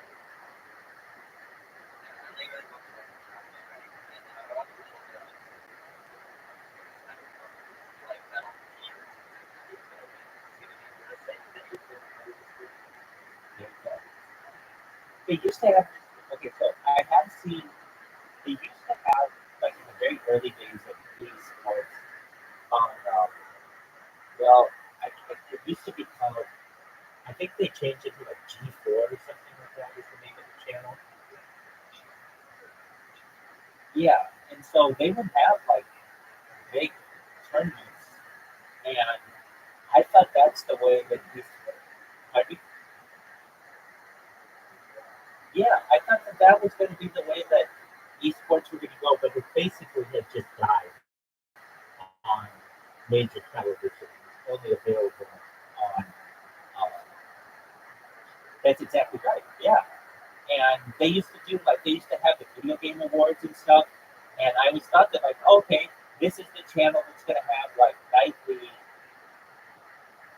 whatever video game tournaments, but it's really just moved to Twitch. Um, but Peter, do you watch anything on Kick?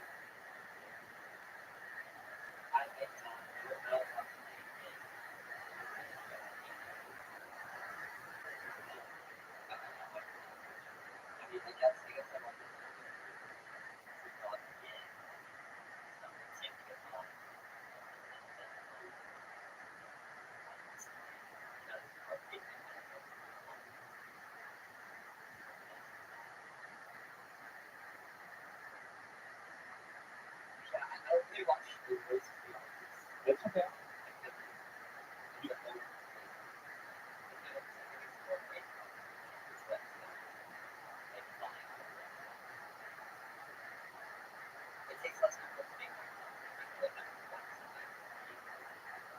I can agree with that.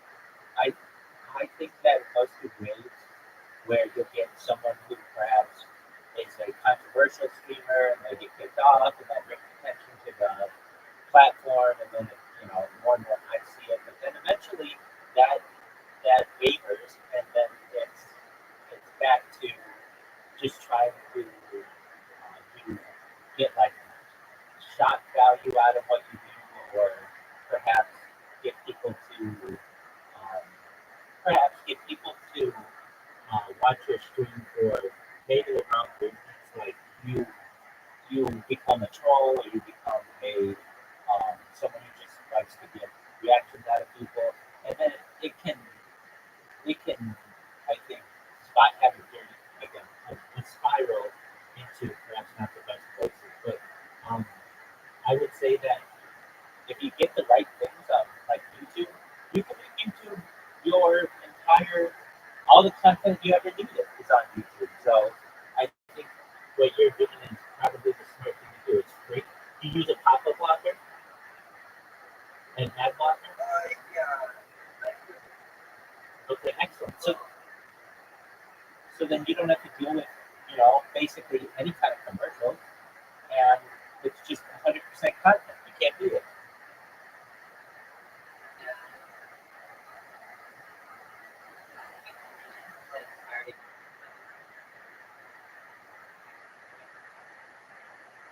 Right.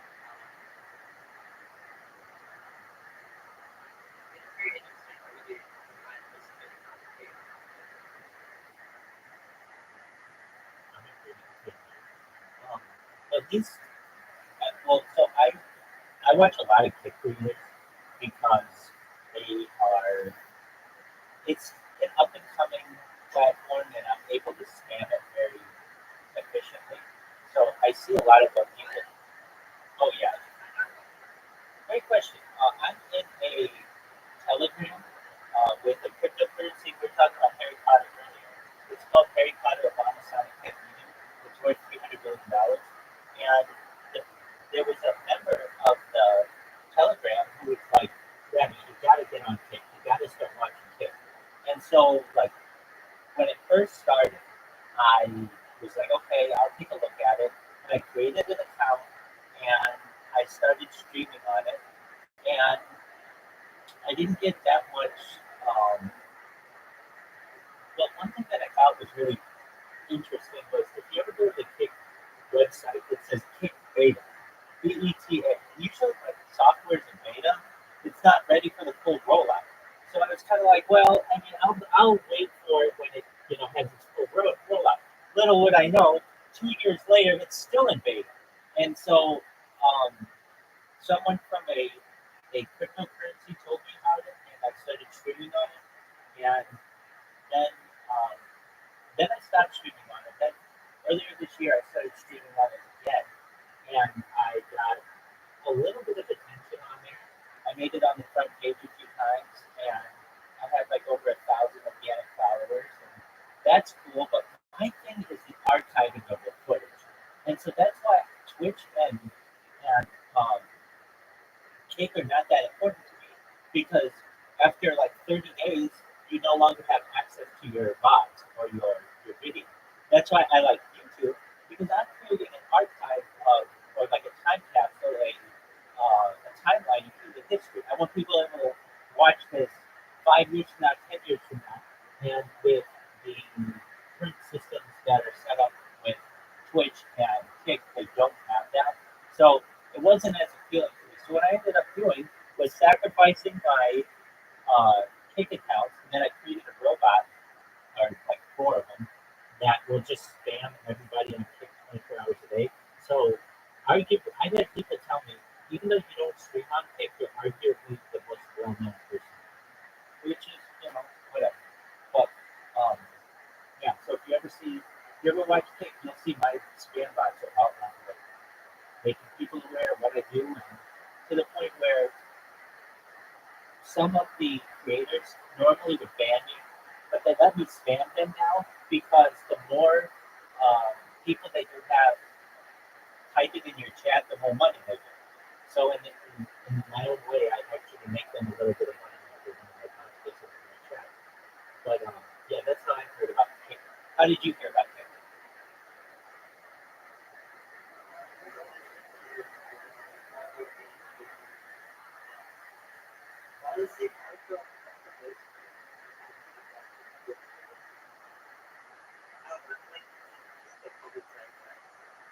Yeah.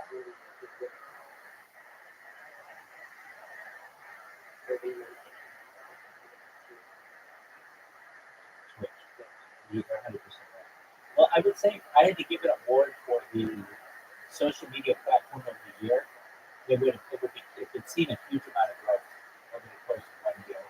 And with growth comes many problems that they experience. Their big thing, like, well, I'm glad you raised that topic. That's what I don't really like is that it's really just a little brother to Steak, Eddie Craven, with whom I'm friends on Discord. He's the owner of the board, and so he wants people to gamble. And people don't gamble if they don't know it's available. So then he gets these creators to gamble on Stake using Kick. And frankly, that's not all that interesting to me. They're playing the same game. It's just like, okay, I can watch somebody play like a big slot machine game so many times. It's just not that interesting to me. Um, but he wants people to, gamble on their own. And, that's really what it's about. And I don't necessarily like that element of it, just because it's not that entertaining to me. But Twitch does not have that as much. I mean, I know they have it to some extent, but it's getting to the point where everybody who is a big streamer, basically try it your way on YouTube, then you get banned from there. Then you go on Twitch, then you get banned from there. Then you get on Kick or Rumble and you do that. Now, have you seen any Rumble streamers? Yeah. Well, I do, so you know at least one person. But I can tell you that um, if you don't use an ad blocker on Rumble, it's painful. They have a lot of ads on it, and um, it's just one of those things. Like I don't know how people survive on the internet without ad blockers nowadays because of how toxic some of the ads can get. Um, it's just something that I've been utilizing for 15 years or so, and then whenever I have to use the internet without ad blockers, it's just absolutely painful. So I'm glad that you use ad blockers because if not, you don't, you just wing it. Oh, I know. I agree. Right. I was reading something earlier today about uh, Google, and people were like, "Oh, I can't find anything with Google anymore." And it's at the point where normally you use Google, but like anyone who knows anything is using um, some other kind of search engine because Google has just been inundated with ads and even things that aren't ads. It's just not the content that you want. I make the argument that like when I first really started using the internet, you would go to like Lycos or Alta Vista or Ask Jeeves, and you ask it whatever you want, and they'd all give you different answers. But nowadays, if you ask Google something, you're just going to get the same 10 basic um, results. There's going to be something from like the New York Times, CNN, Fox News, Reddit, like all these big ones, like, and but you won't get like somebody's small geocities website that they made in 2003 that really has the answer that you want to never find. There'll be pages and pages below, and nobody searches that stuff. So I really think that that's unfortunate, but I even use this one, um, like my go-to search engine is called. Actually, you don't know the best search engine for any kind of video is Bing. And the reason why it's Bing is because Bing, yeah, especially for pornography, but don't let anybody know that I told you that. But it's the absolute best. The reason why is because it is it searches all the search engines for you.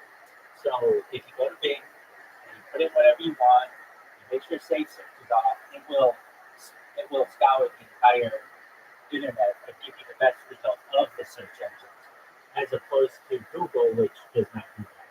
And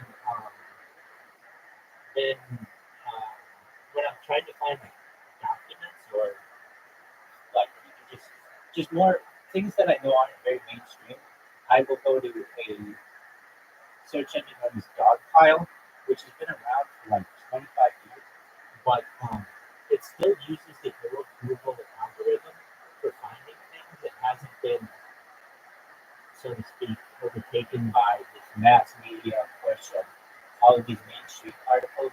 And so, like for instance, if I'm going to find the Tyson Fury or Mike Tyson, um, Jake Paul fight, if I go to YouTube, or I'm sorry, if I go to Google, it's just going to give me like where to watch it, and how to order it, and all this other shit. I don't want that. I want some bootleg, pirated link.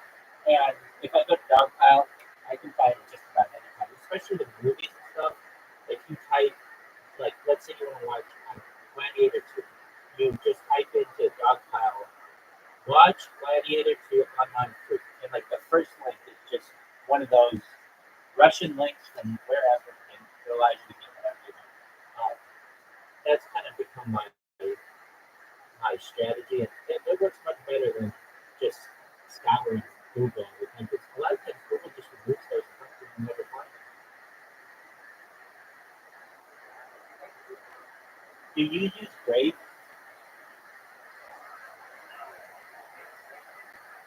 So I did too, but I really like Brave as well.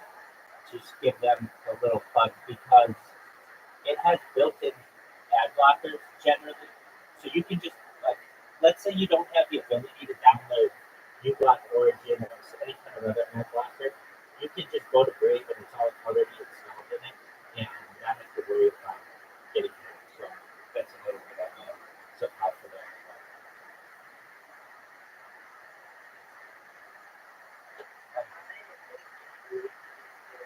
You take care, man. You're loving your work.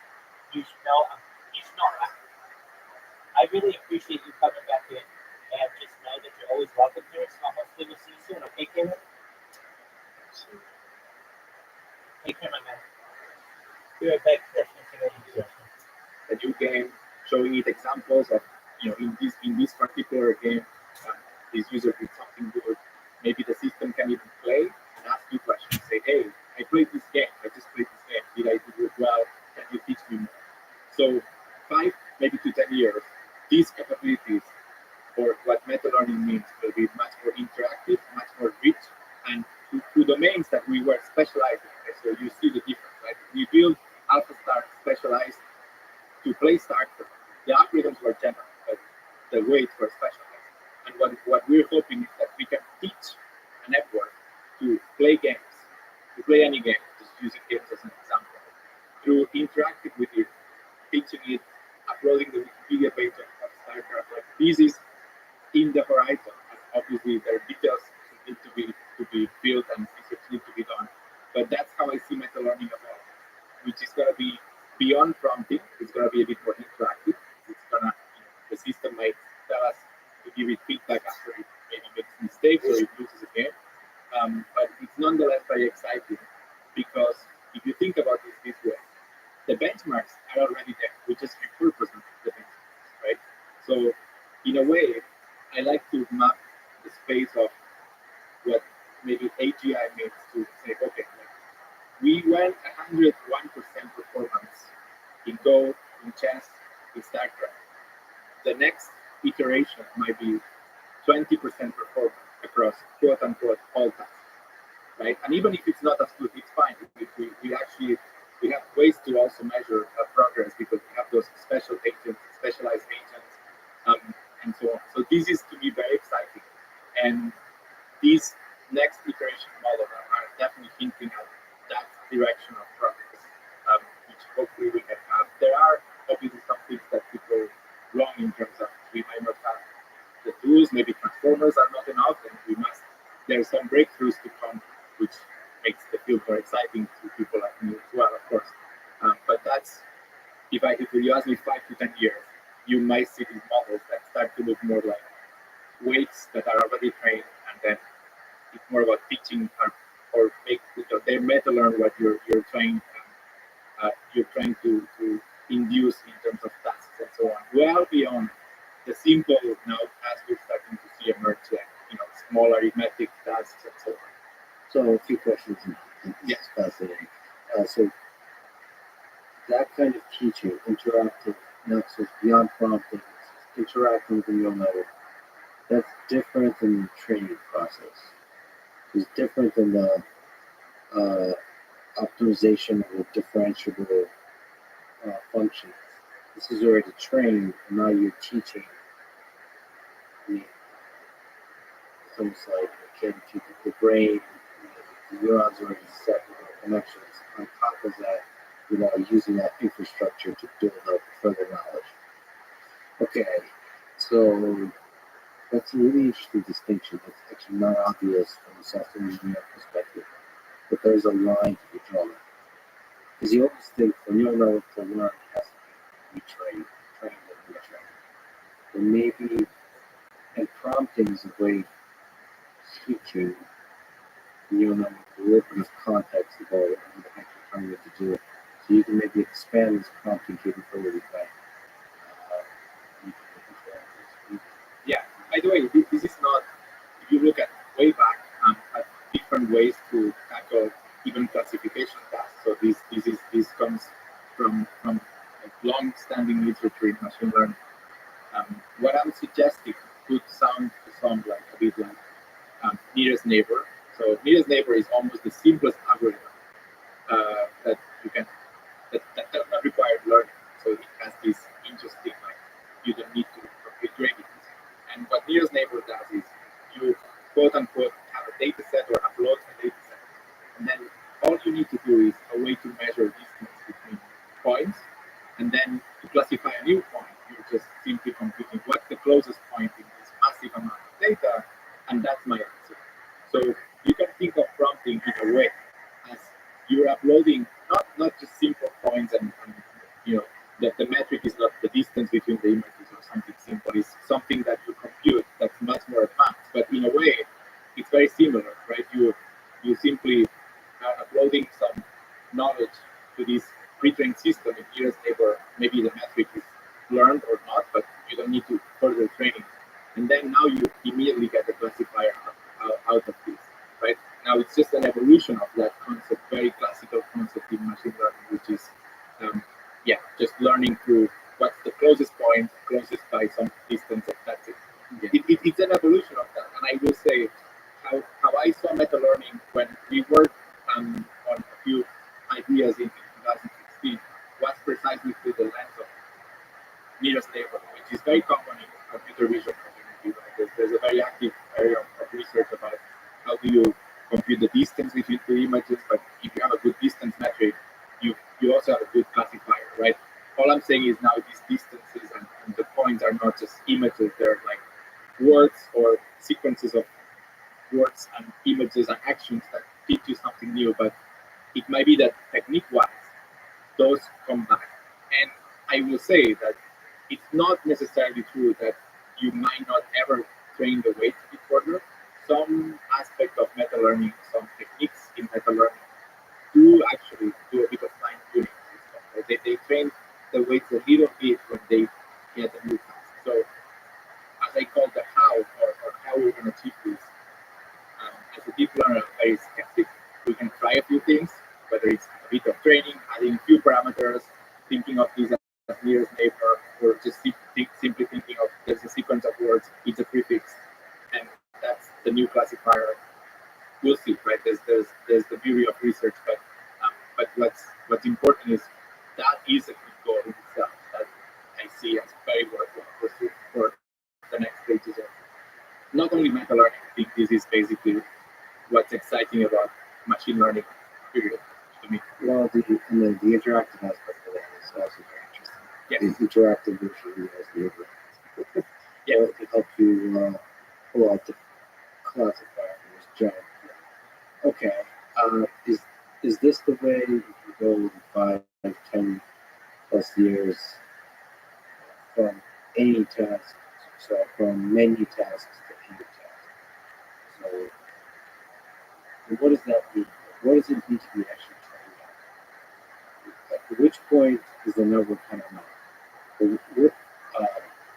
What does the network need to work at this point? Is it just as simple as language, image, action?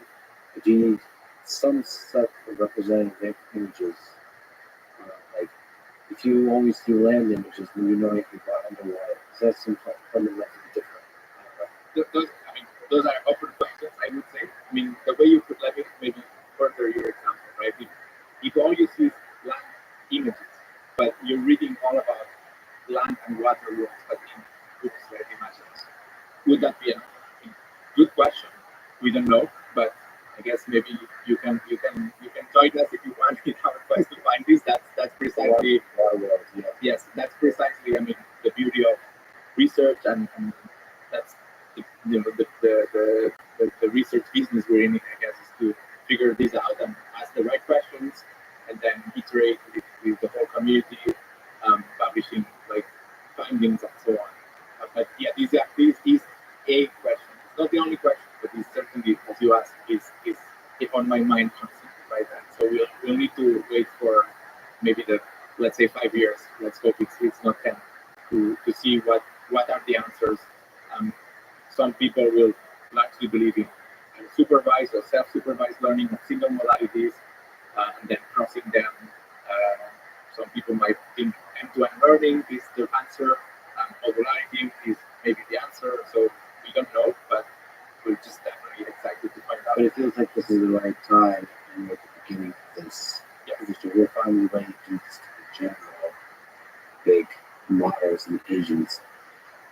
What's used is specific technical thing. Gato, flamingo, chinchilla, gopher, any of these things, especially beautiful or surprising. Is there something that just jumps out to you? Of course, there's the general thing of like you didn't think it was possible, and you realize it's possible in terms of the generalizability across modalities and all that kind of stuff. And then you get how small the network, how it's speaking galleries, all that kind of stuff. But is there some weird little things that were surprising? Look, I'll give you an answer that's very important because maybe people don't quite realize this, but the teams behind these efforts, the actual humans, that's maybe the surprising in a obviously positive way. So anytime you see these breakthroughs, I mean, it's easy to map it to a few people. There's people that are great at explaining things and so on. That's very nice. But maybe the learnings or the meta learnings that I get as a human about this is, sure, we can move forward, but the surprising bit is how important are all the pieces of these projects? How do they come together? So I'll give you maybe some of the ingredients of success that are common across these, but not the obvious ones in machine learning. I can always also give you those. But basically, there is engineering is critical. So very good engineering because ultimately we're collecting data sets, right? So the engineering of data and then deploying the models at scale into some compute cluster that cannot go understated. That is a huge factor of success. And it's hard to believe that details matter so much. We would like to believe that it's true that there is more and more of a standard formula, as I was saying, like this recipe that works for everything. But then when you zoom into each of these projects and you realize the devil is in the details, and then the teams have to work kind of together towards these goals. So engineering of data and obviously clusters and large scale is very important. And then one that is often not, maybe nowadays is more clear, is benchmark progress, right? So we're talking here about multiple months of tens of researchers and people that are trying to organize the research and so on, working together. And you don't know that you can get there. I mean, this is the beauty. Like if you're not risking trying to do something that feels impossible, you're not going to get there. But you need a way to measure progress. So the benchmarks that you build are critical. I've seen this briefly play out in many projects. Maybe the one I've seen it more consistently, which means we establish a metric, actually the community did, and then we leverage that massively is AlphaFold. This is a project where the data, the metrics were all there, and all it took was, it's easier said than done, an amazing team working not to try to find some incremental improvement and publish, which is one way to do research that is valid, but aim very high and work literally for years to iterate over that process. And working for years with the team, I mean, it is tricky. That also happened to happen partly during a pandemic and so on. So I think my method of thinking from all this is the teams are critical to the success. And then if now going to the machine learning, the part that's surprising is so we like architectures like neural networks, and I would say this was a very rapidly evolving field until the transformer came. So attention might indeed be all you need, which is the title. Also good title, although in hindsight is good. I don't think at the time I thought this is a great title for a paper. But that architecture is proving that the dream of modeling sequences of any bytes, there is something there that will stick. And I think these advances in architecture, how neural networks are architecture to do what they do, it's been hard to find one that's been so stable and relatively has changed very little since it was invented 5 or so years ago. So that is a surprise. It's a surprise that keeps recurring. I into other projects. Try to, on a philosophical or technical level, introspect what is the magic of attention. What is attention? It's attention in people that study cognition, so human attention. I think there's giant wars in there with attention means, how it works in the human mind. So what, there's very simple looks at what attention is, and we know that from the days of attention is all we need, but do you think there's a general principle that's really powerful?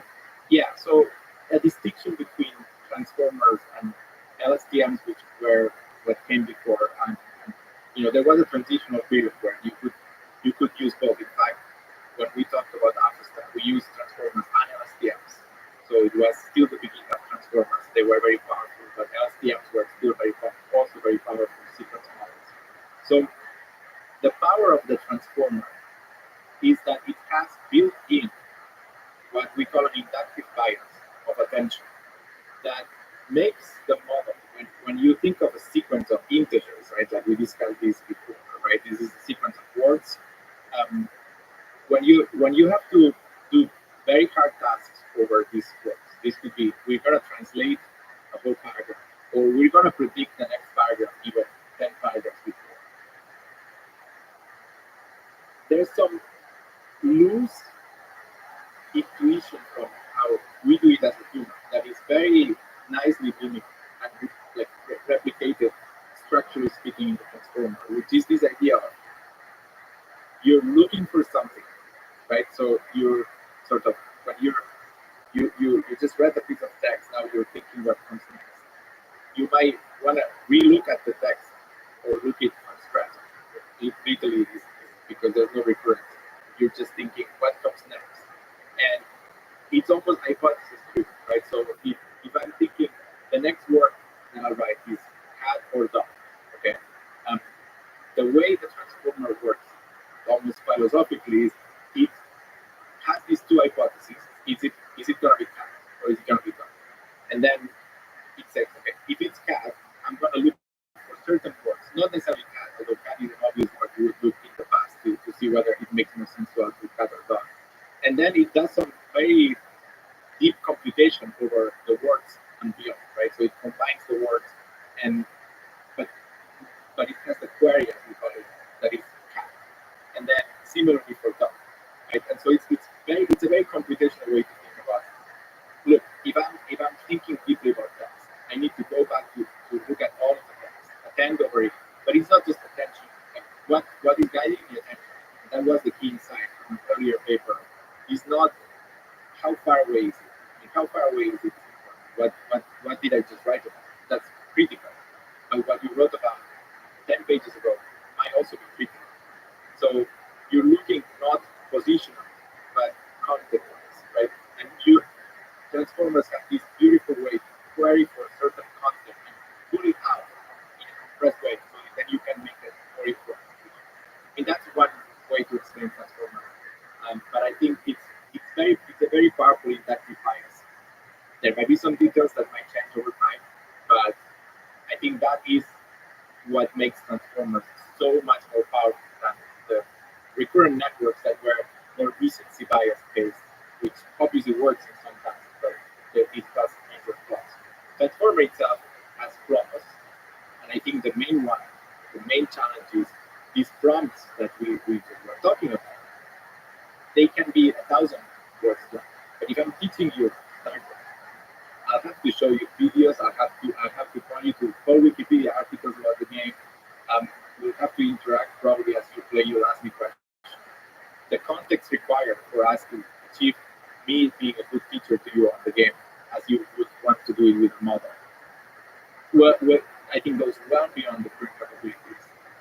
So the question is, how do we benchmark this, and then how do we change the structure of the architectures? I think there's ideas on both sides, but we'll have to see empirically, right, obviously, what ends up with people. And as you talked about, some of the ideas could be, keeping the constraint of that length in place, but then forming like hierarchical representations to where you can start being much cleverer in how you use those 1,000 times.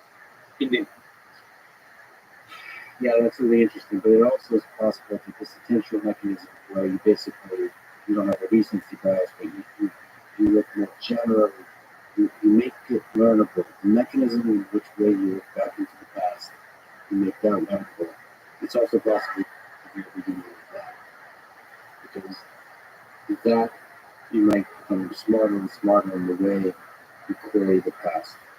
Uh, so recent past and distant past, and maybe very, very distant past.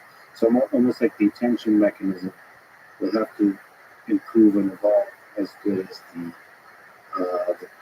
tokenization mechanism, which so you can represent long-term memory somehow. Yes. And I mean, hierarchies are very, it's a very nice word that sounds appealing. There's lots of work adding hierarchy to the memories. In practice, it does seem like we keep coming back to the main formula or main architecture. That sometimes doesn't something. There's such a sentence that a friend of mine told me, like, whether it wants to work or not. So Transformer was clearly an idea that wanted to work, and then I think there's some principles we believe will be needed, but finding the exact details because matters so much, right? That's gonna be tricky. I love the idea that there's like you as a human being, you want some ideas to work, and then there's the model that wants some ideas to work, and you get to have a conversation to see which more likely the model will win because it's the one you don't have to do any work. The model is the one that has to do it, so you should listen to the model. And I really love this idea that we talked about the humans in this picture. But briefly ask, what is you're saying the benchmarks of the modular humans economics? The benchmarks providing a sturdy ground over which to do these things that seem impossible. They give you, in the darkest of times, give you hope. Because literally the size of improvement. You could Yes. like somehow you're not lost if you have metrics to measure your improvement. And then there's other aspects you said elsewhere in here today, like titles matter.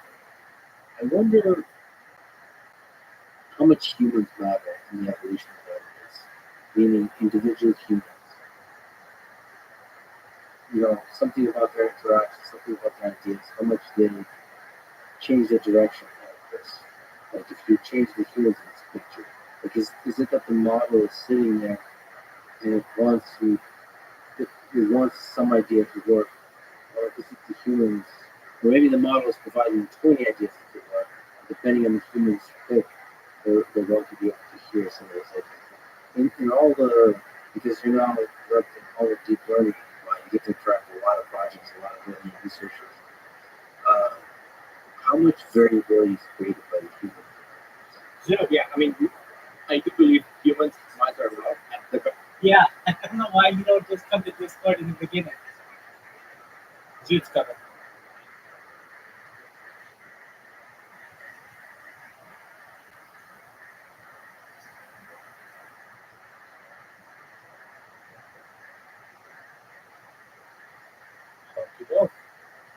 There he is.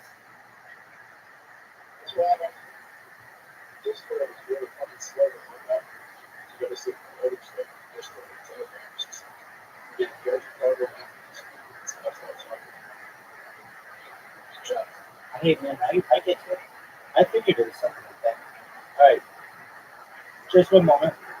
I'm gonna message Riser.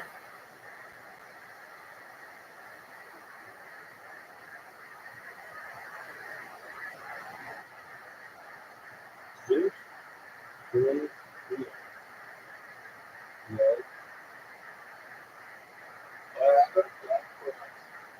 What is that?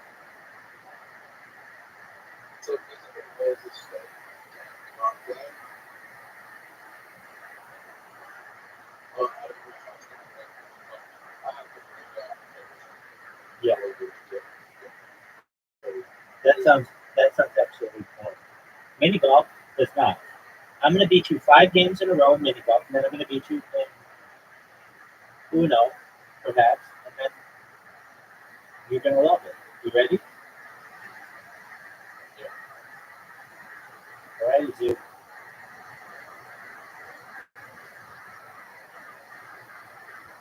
Here we go. Oh, that's a terrible shot. Terrible. Rate my shot, Zoo.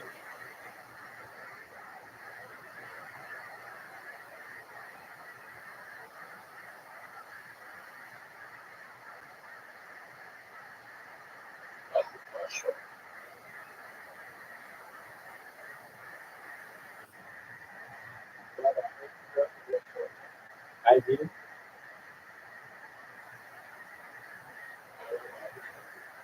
Please do. Oh, that's what I'm talking about, Zoo.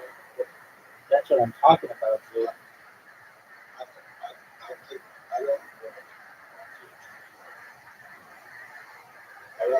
Yo, big dog.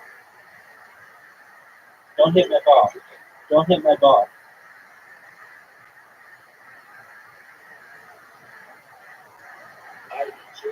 You have a makeable shot.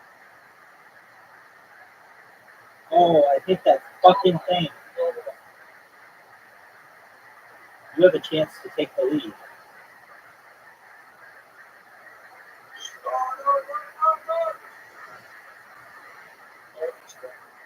You can do that.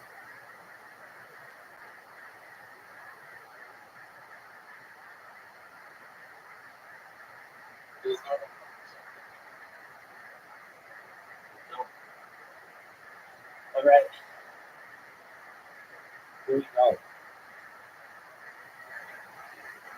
What do you think of that stretch?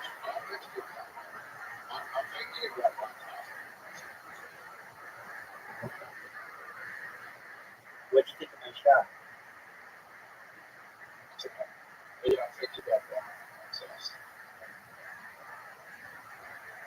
My shot is terrible. Oh, no. Two bad shots.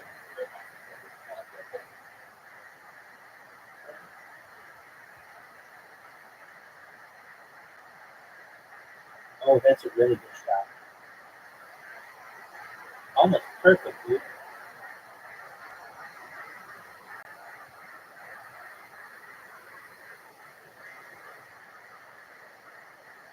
I fucked you.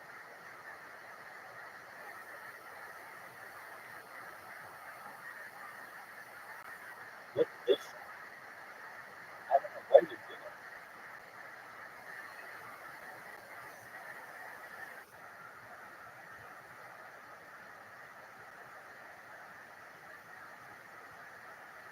Stop.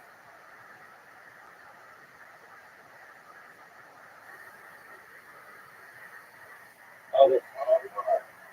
I basically have to make this shot.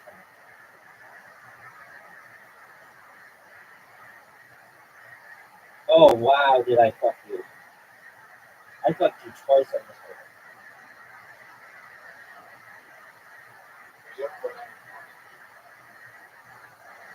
You might put me in the hole.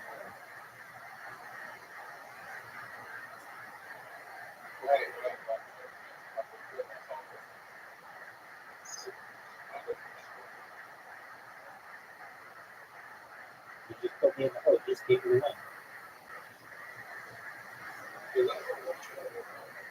Pretty much. You went from having a good chance of winning to straight up losing. Oh, I love this hole. Go, big dog.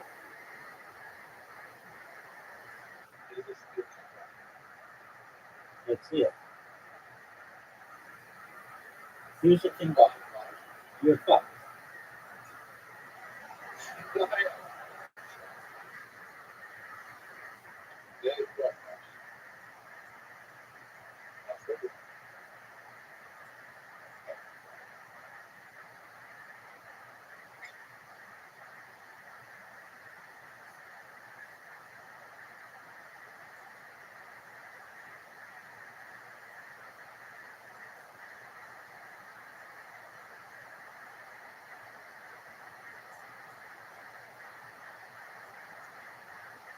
Look at you.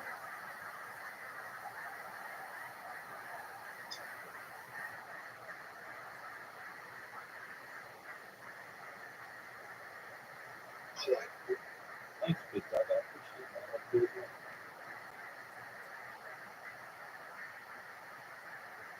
Hey, good job.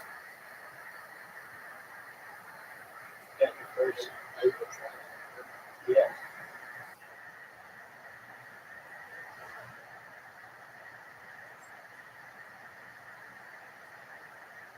Look at this shot. You ready for this, Zoot? Are you ready for this, Zoot? Zoot. Zoot, watch this. Watch this, Zoot. Get there. Get there. It always. Oh, wow. Dog. Zoot, how good a shot is that?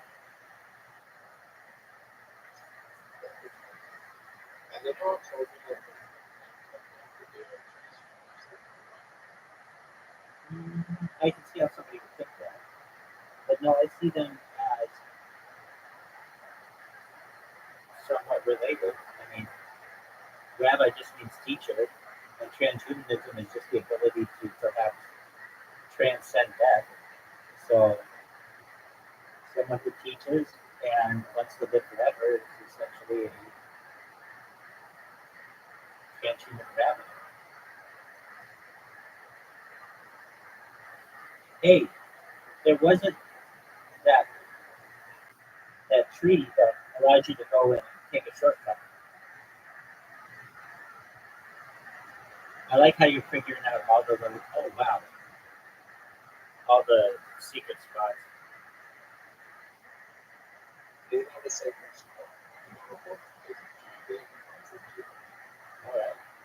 All right. Riser is very good at this whole. Oh, I might fuck myself. I did. That was turning out to be a good shot.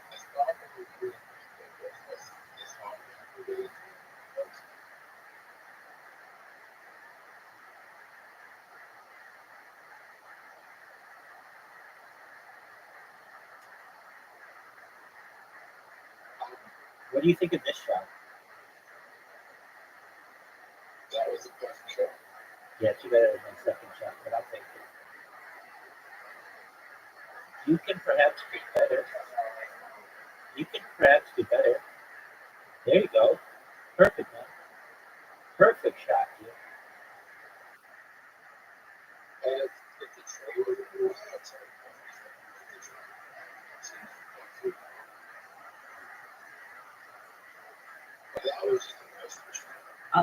I want to see what we're going to do. Oh, yes, it was. Yes, it was. Good job, Zoo.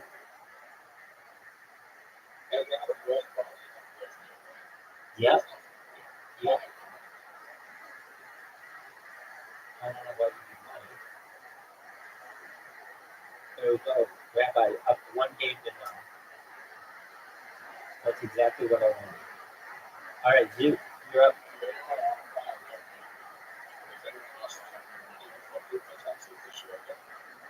Nobody's going to ask. And nobody knows any different. Wow. Dude, my shot is fucked. So is yours.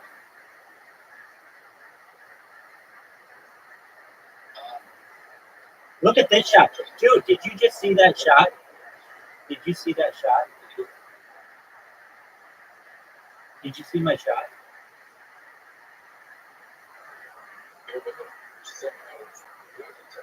Yeah, it was perfect, man.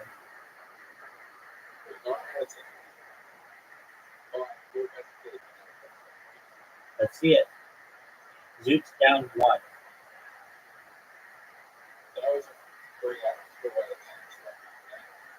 Okay. I don't like this hole.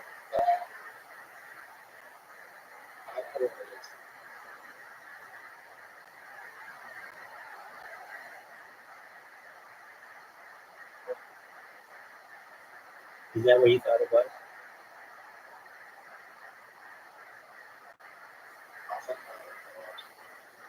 Thanks, big dog. You're very nice. All right, here we go. Thanks for telling me now.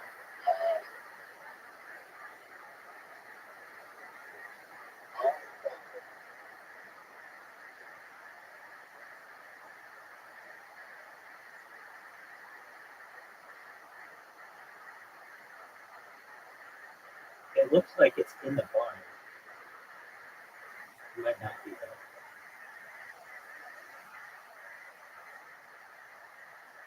If it's not in the barn, oh, it is in the barn.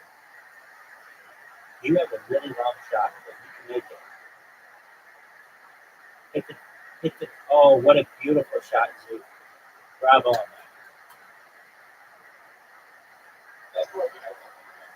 Exactly. Because I do all the work for it, and I don't get any of the benefit. How do you like this shot?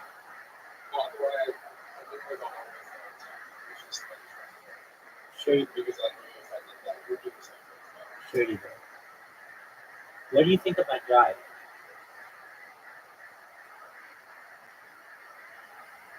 Oh, that's this. And what do you rate your shot?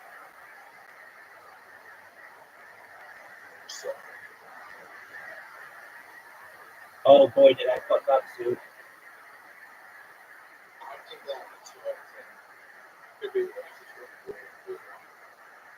Zoo fucked up.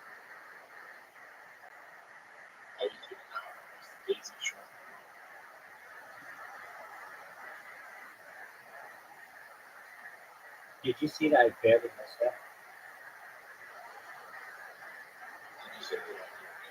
Let's see it.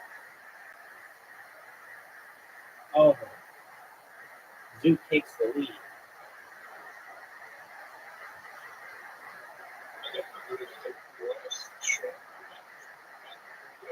I don't think so. That's a good shot.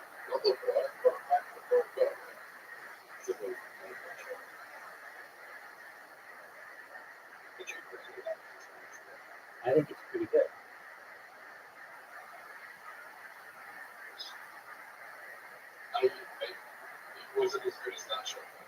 No. Hit my ball though. I appreciate it. Oh, this could be -5.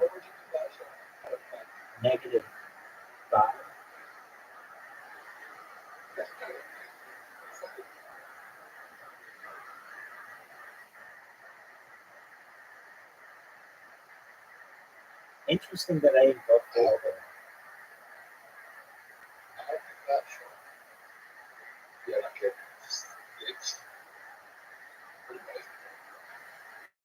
I think that's a little too high. I would give it a 4.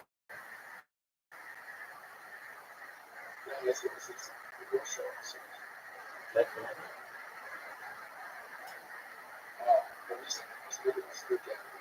No, is it good? All right, tie going into the last one. Don't be, no, don't be, oh, here we go. Dude, make it, make it, make it.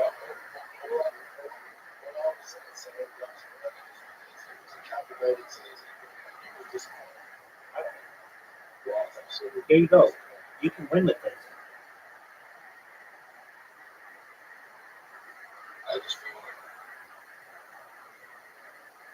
You have to make this. Dude, you have to make this. You have to make this. No fucking way you're gonna make it. You're gonna shatter my dreams. That's a good shot, dude. Oh.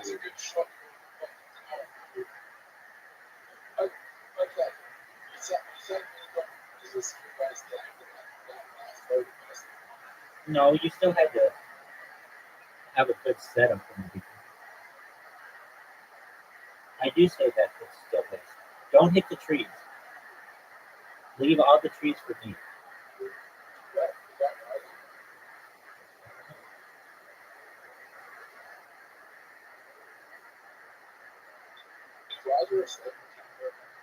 Perhaps. Oh, did you see that? I mean, it's relative. Perhaps better than some places.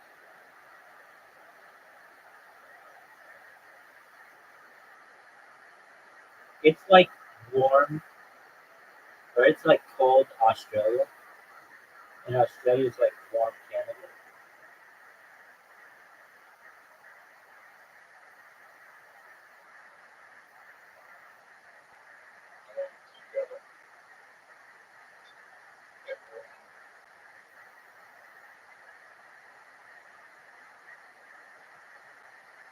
Boom.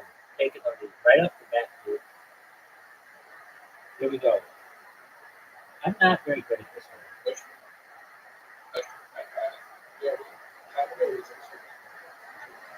I know. That's why I say it's like cold Australia. Australia's like hot Canada.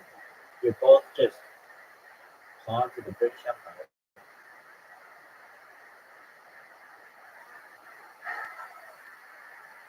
You have a chance to make this, take the high for the lead. Not with that shit.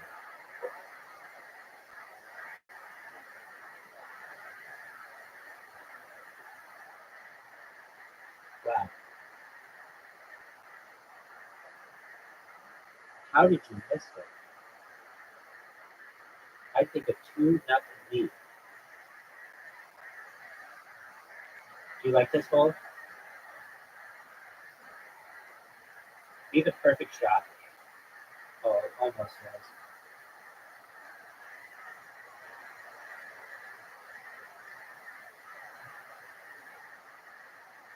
What an amazing shot. Can't believe I missed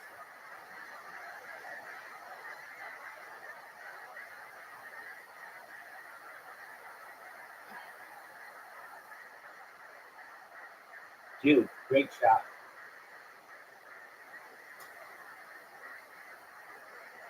I hate this hole.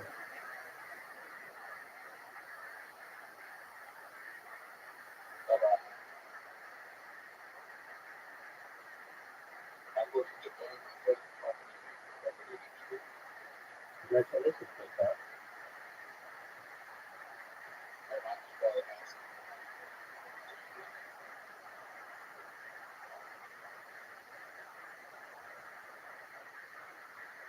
Where's she going?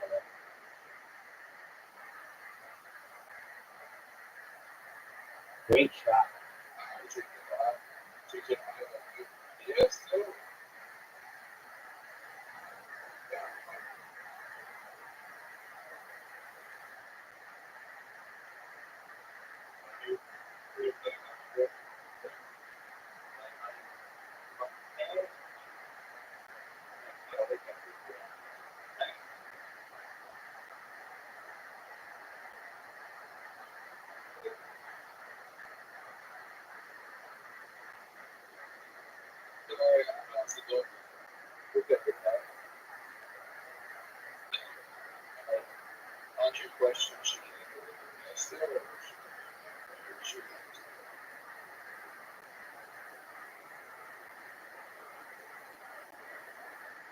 Dog, I'm not doing well. You have to do really well to get it done. You're fucked.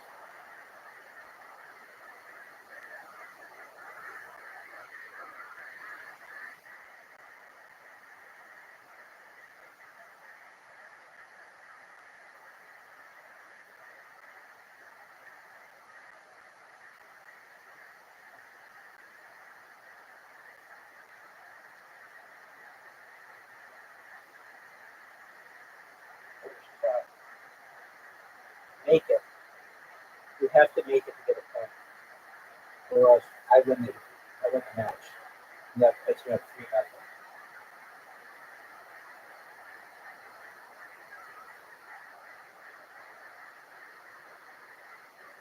There you go.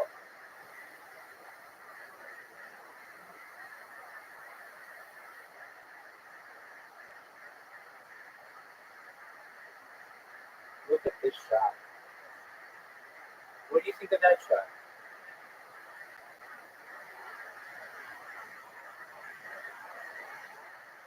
Don't hit my ball.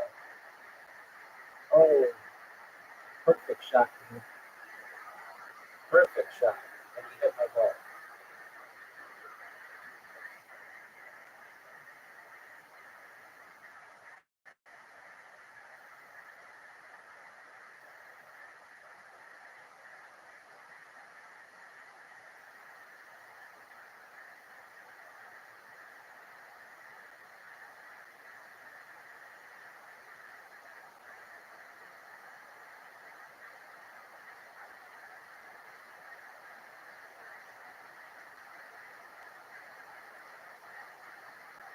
Oh, no way.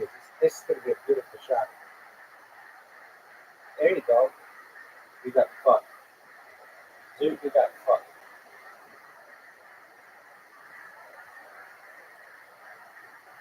Oh,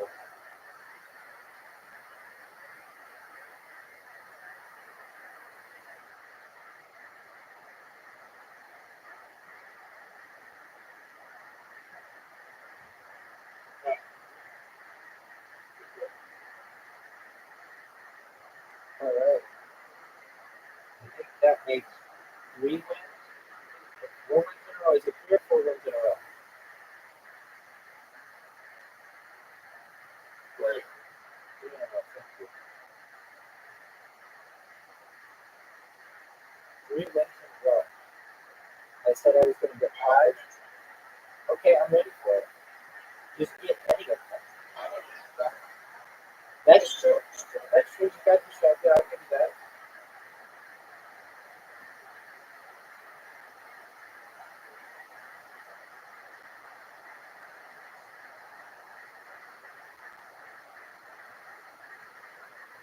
Okay. Yes, sir.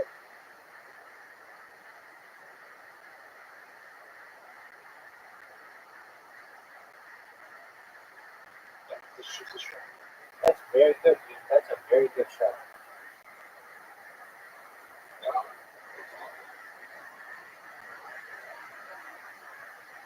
I take it. I take it. I think it's an excellent shot. That's just very good. Excellent. Too hard. Way too hard.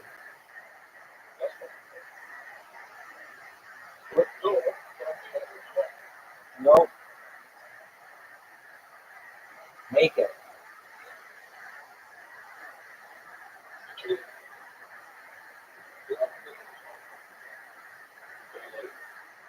I'm down 1. I'm down 1, dude.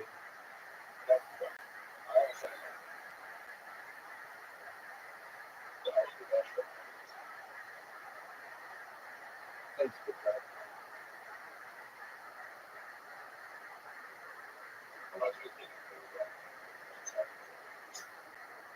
Thanks.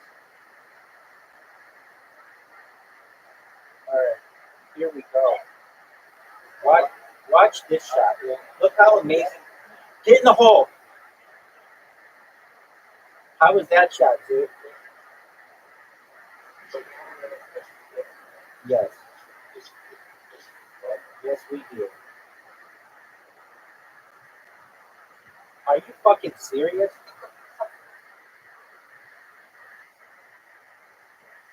No way. You're gonna get a fortunate fuck.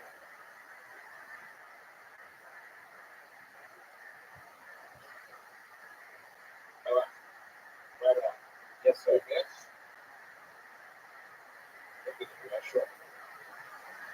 Yeah, I don't know if it's possible. All right.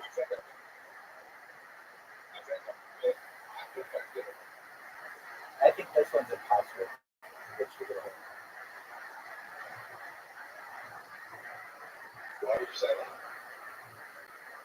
How would you get it? You can't get enough momentum to get up all the length.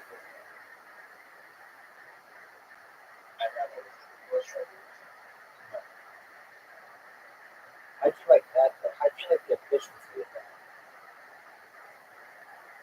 I told you I was gonna beat you 5 times in a row, and I'm well on my way. I'm up 2-1 on this set. It is. Perhaps. I'm not good at it. I don't know if it's my worst, but it's not good. My worst is that one that's straight on with the back on the sides. That one's terrible.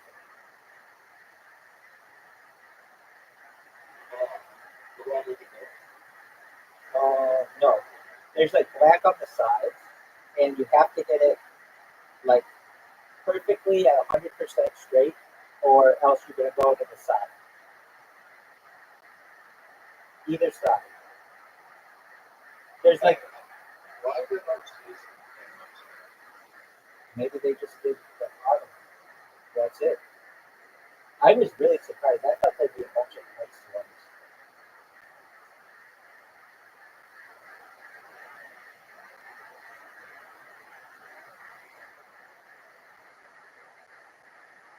Are you ready? Are people getting scammed?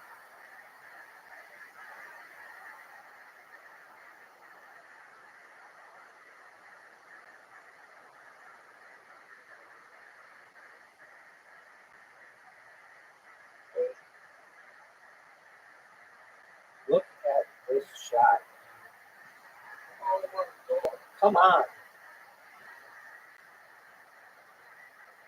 I think this gives me 4 wins in a row. Right here. Make it.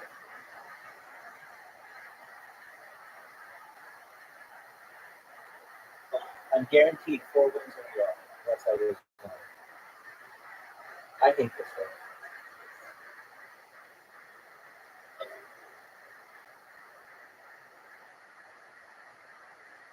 Watch this shot.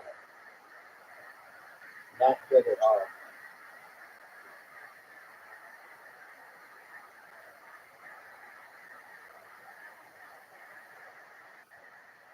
Oh, got a bad shot. And I'm going to make the shot even worse.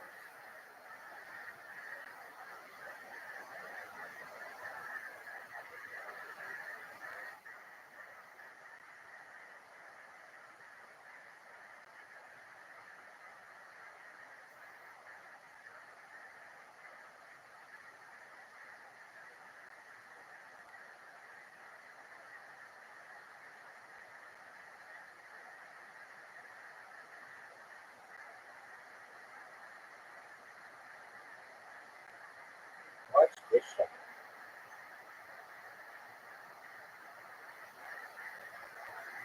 Look at this shot.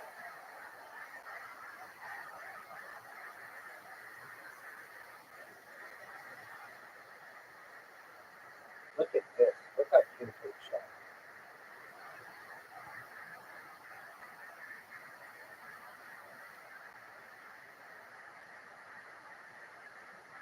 Boom. 4 in a row. I'm going for my 5th in a row. Then I'm going to spank you in Uno. I don't like this one.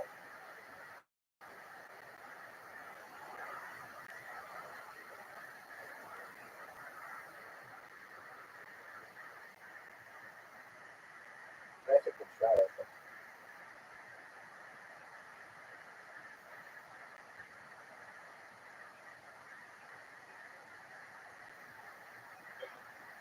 Oh no.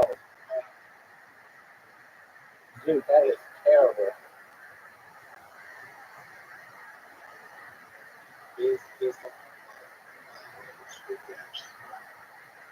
Okay.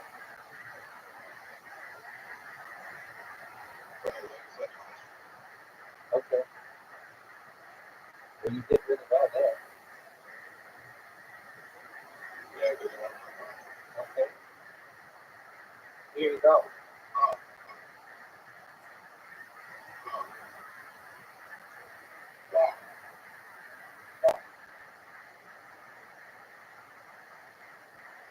God, that's tough.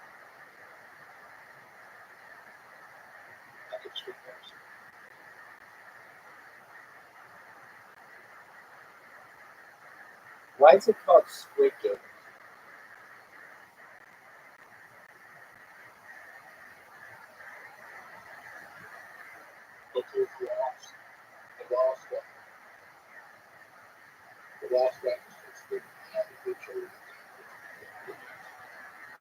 Okay. Oh, okay.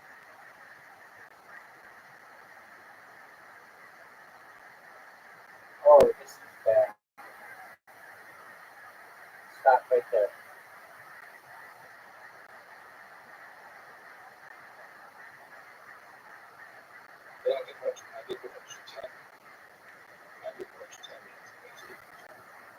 Was it good?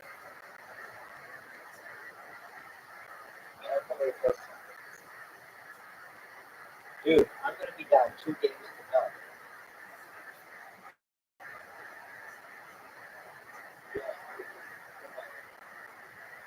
Because it's Squid Games. All right, I need it.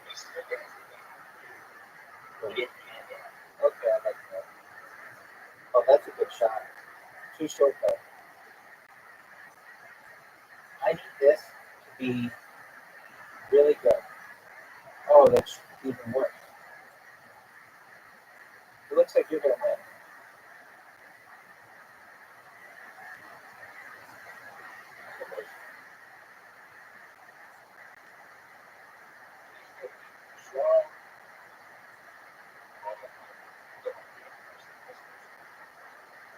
Yes, sir.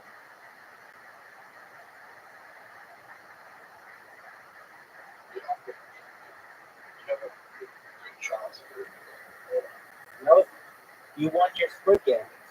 You need to do that every time and save yourself a Squid Games.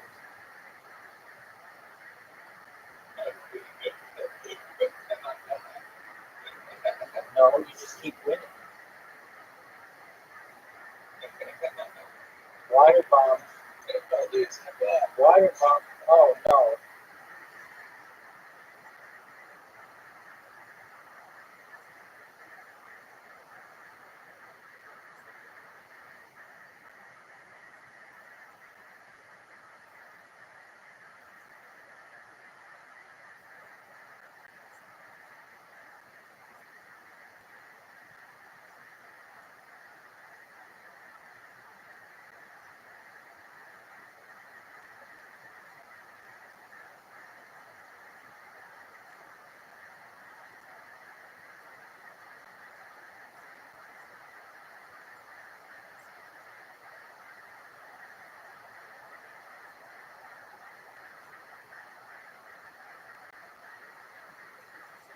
Amazing shot.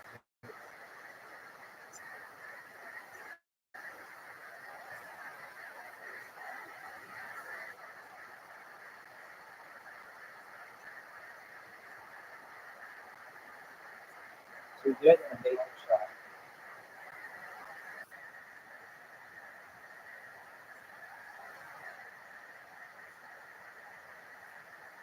Oh, this is a good shot.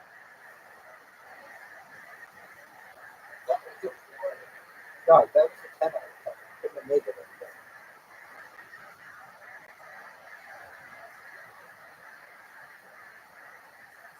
Good there.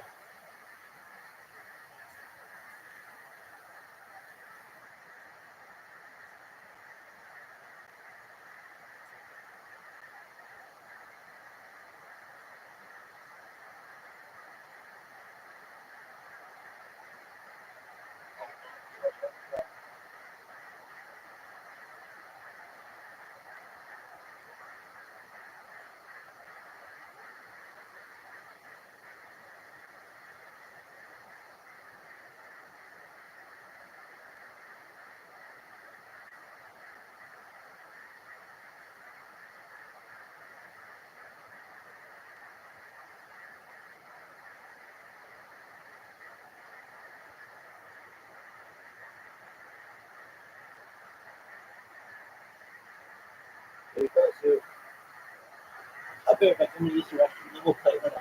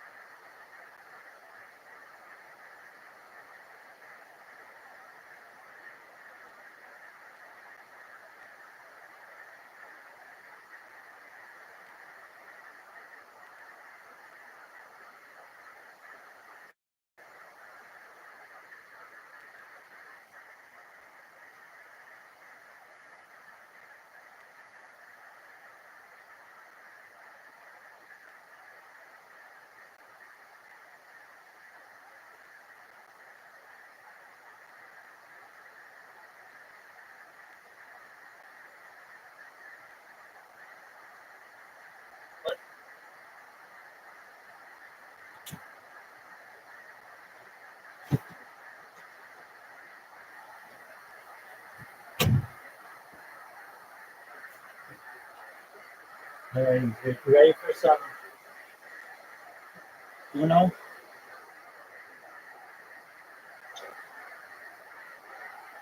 All right, first to 10. Do you want to play with special cards?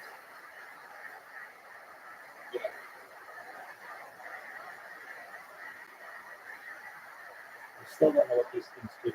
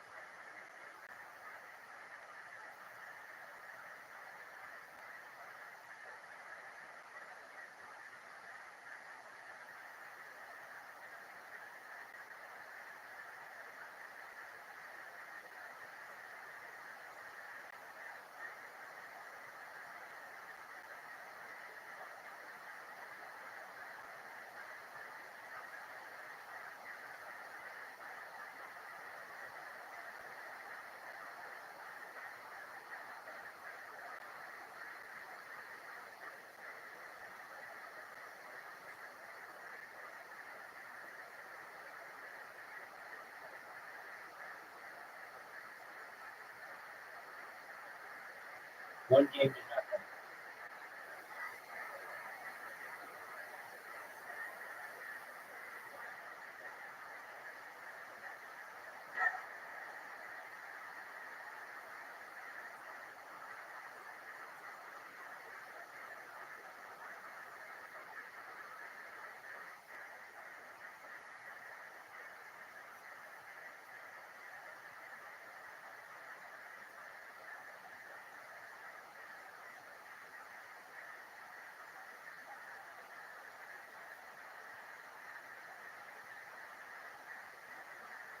Green skip, quit with that shit. You distract me with that.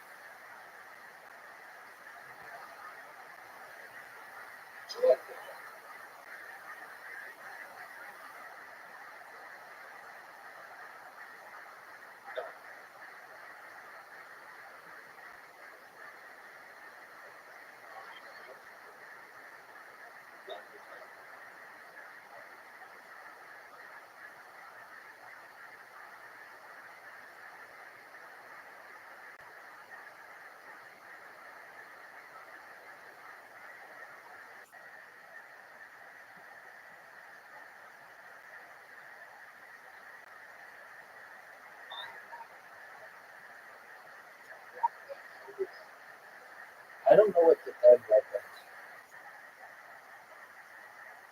Oh, dude, go fuck yourself. Dude, what the fuck? How many votes Not enough.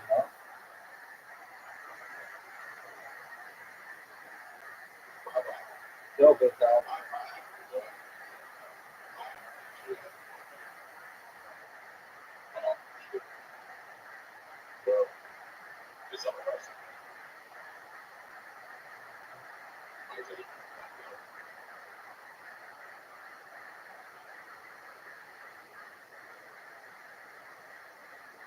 Woo woo. What am I? I'm a sexist man. I don't know. Thanks, big dog.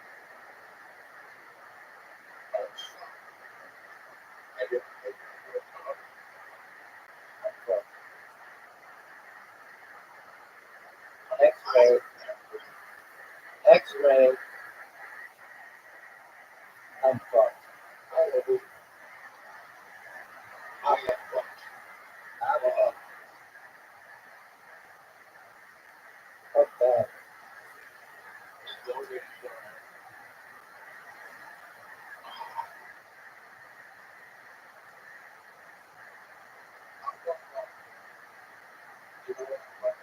No.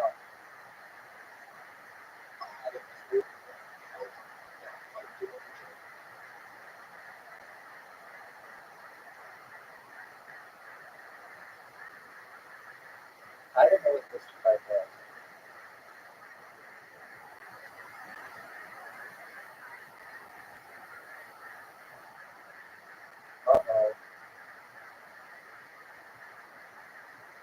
2 games to none.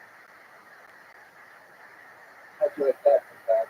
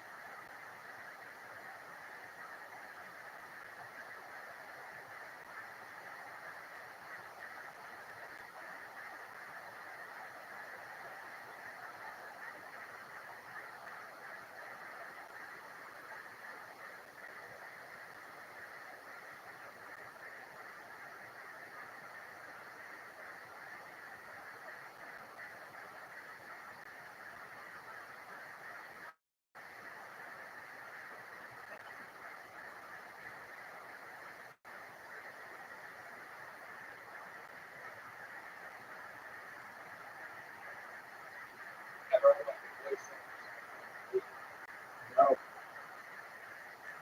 Fuck you. 2-1.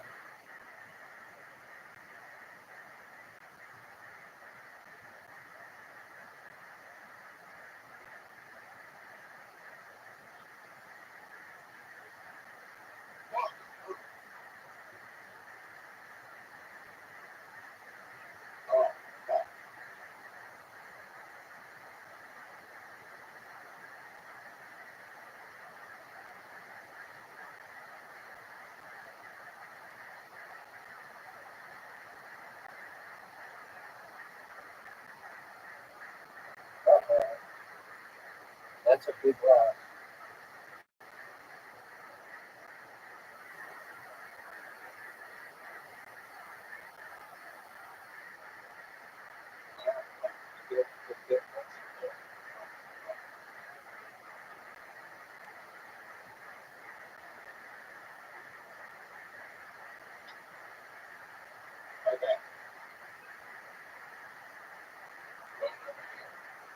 Yep.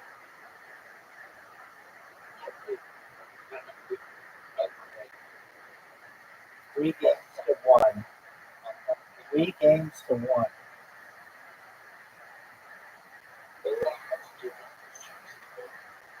Yes, you better. 3 games to 1, big guy.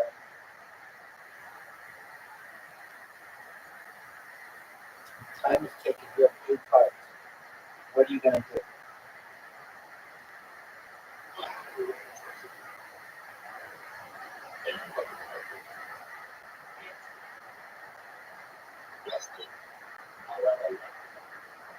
You're welcome, bud.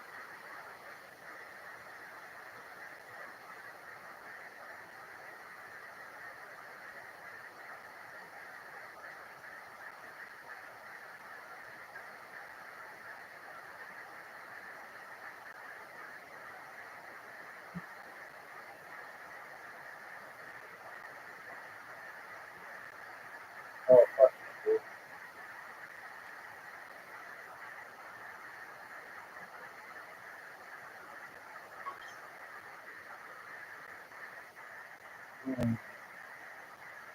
Oh shit, I fucked up.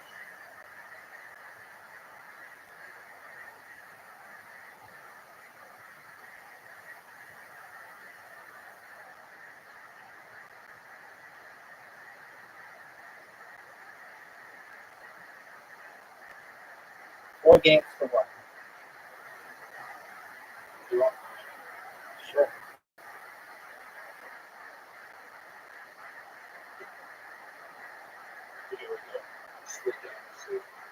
I love it.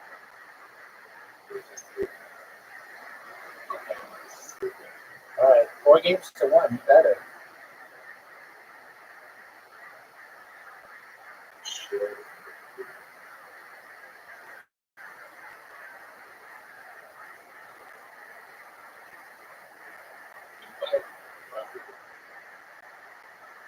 Four games to 1, big guy.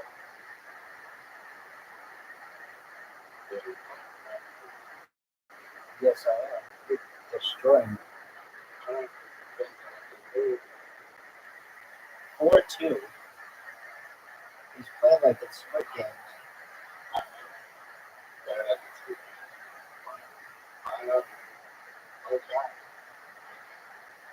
You like your cards?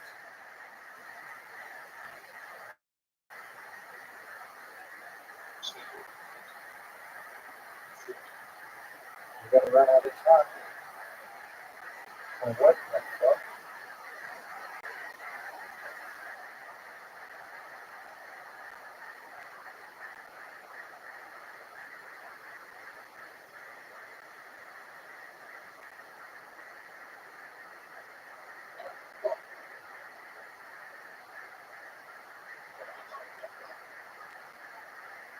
Blue. What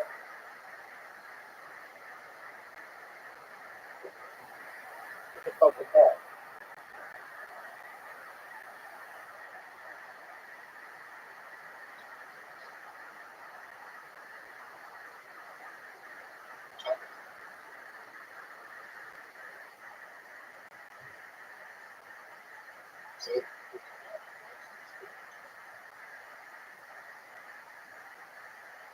You must have blocked it or something.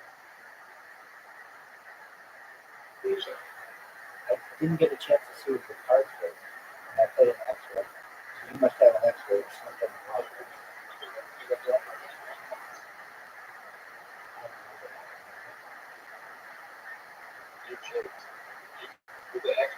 Five games.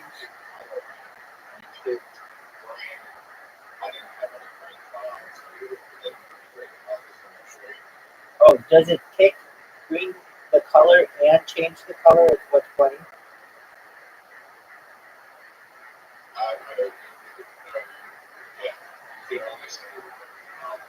I get that. I get that. But does it change what color's being played? I think it does.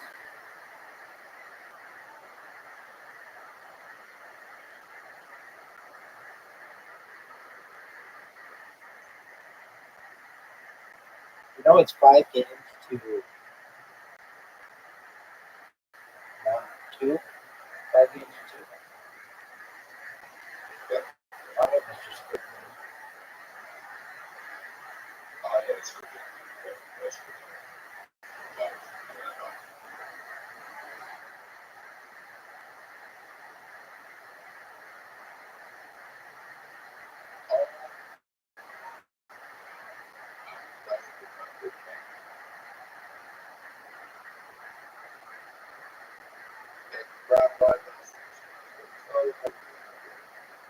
Five games to 3.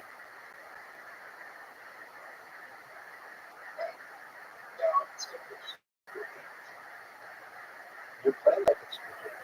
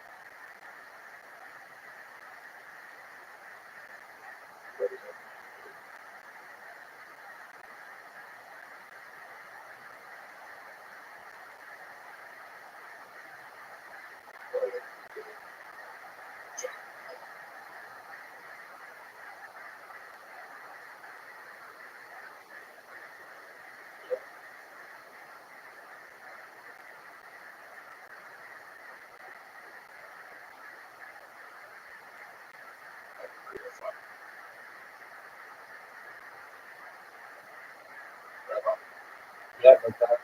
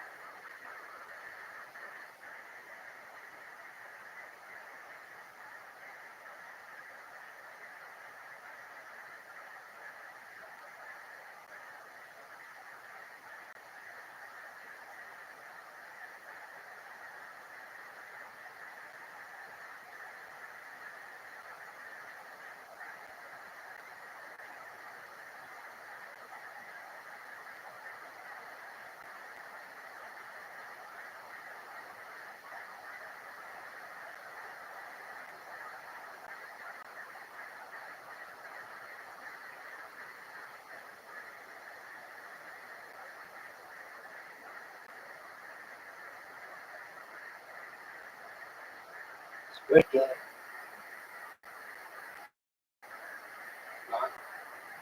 The fuck is that? Oh shit. Oh shit.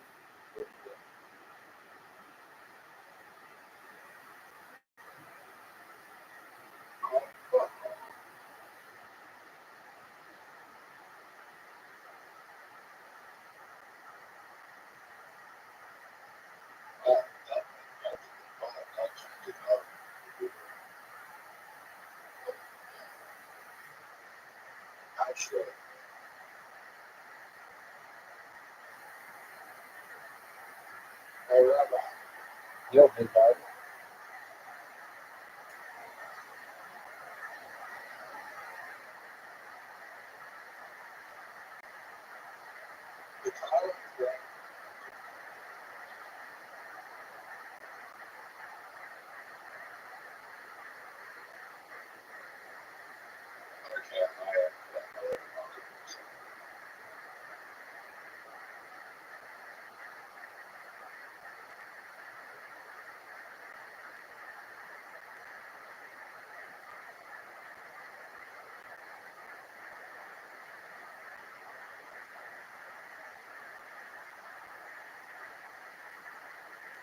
Here we go.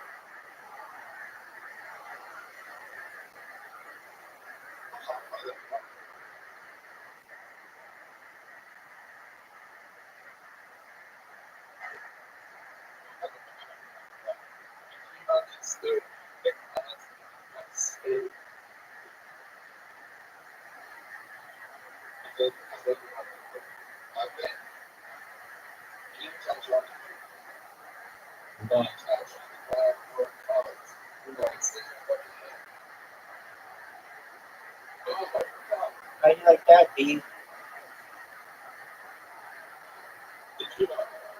No.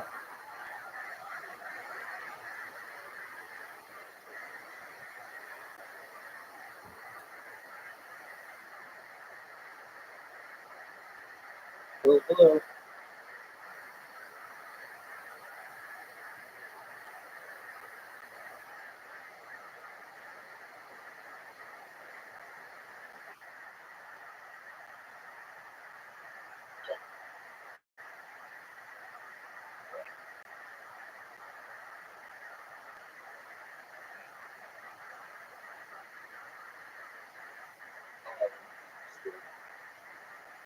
Six 3, dog. Good game.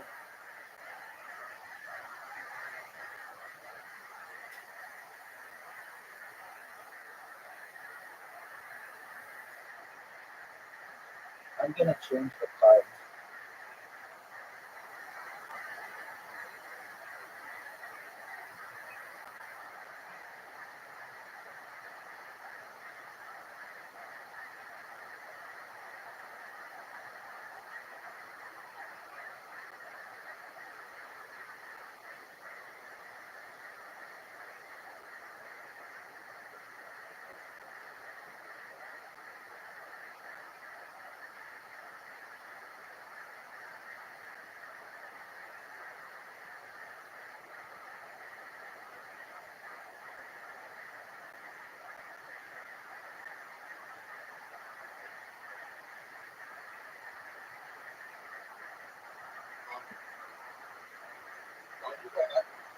Why not?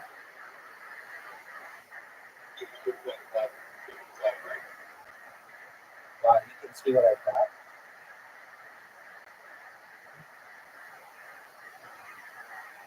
Oh, 6-4.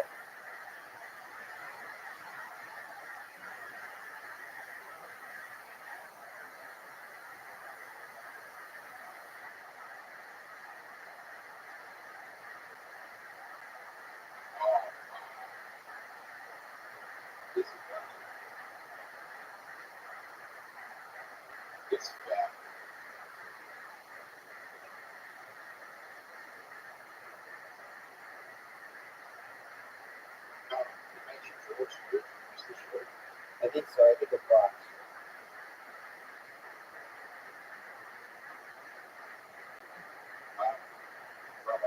You're a big dog.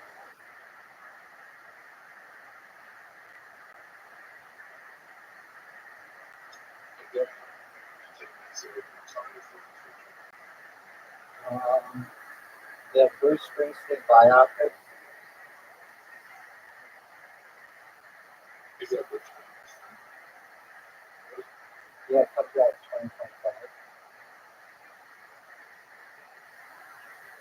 I just.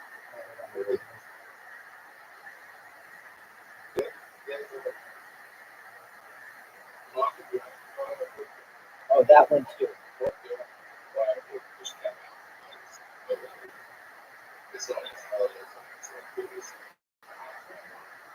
Wow. 6'5"? Something like that. 7? Okay.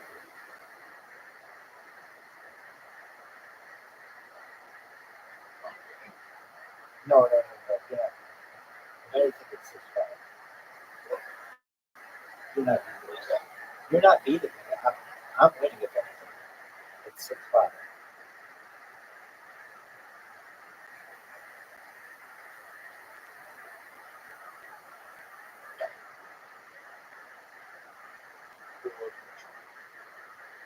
Oh, fuck you.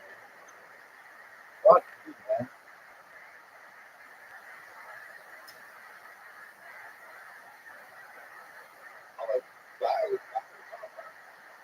I think so.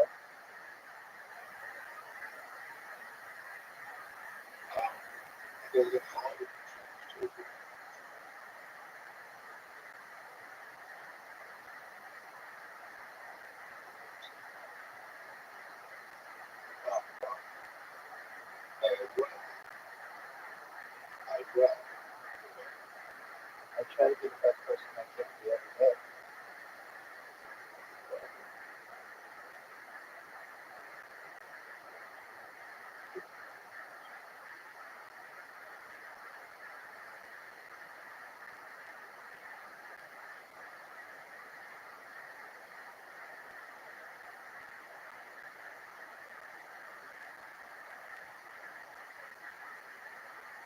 What was that?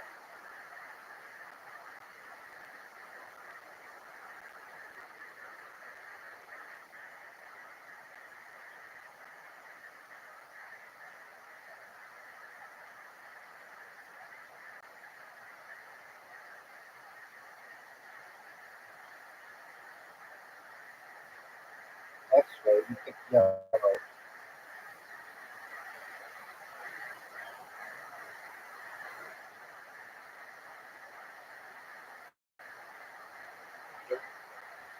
Oh, what a good card to play.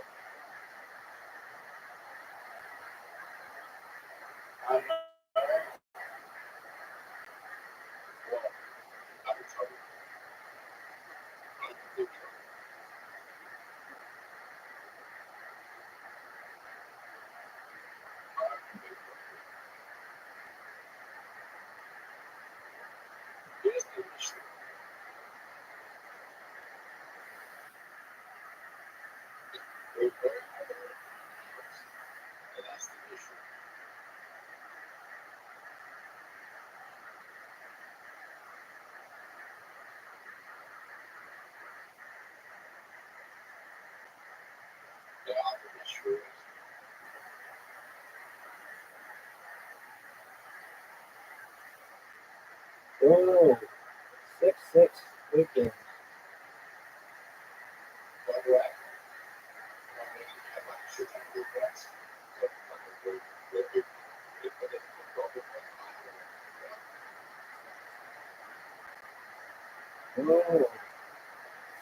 Oh, all that.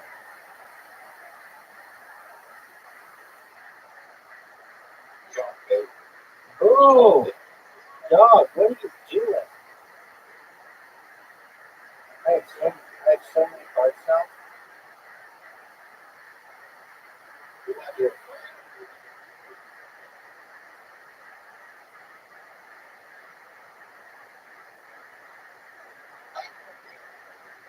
Okay.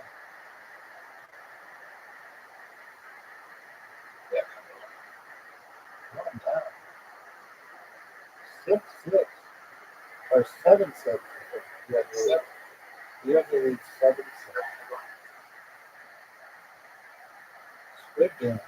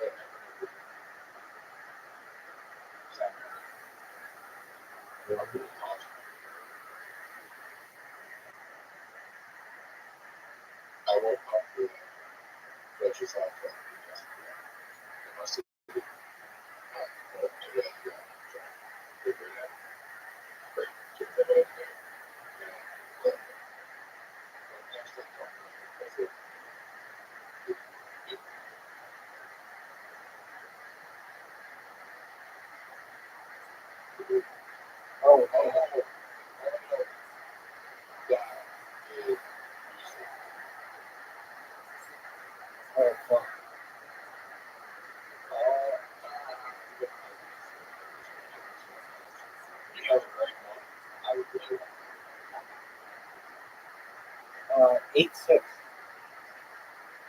Well, you play well when you take the right on that.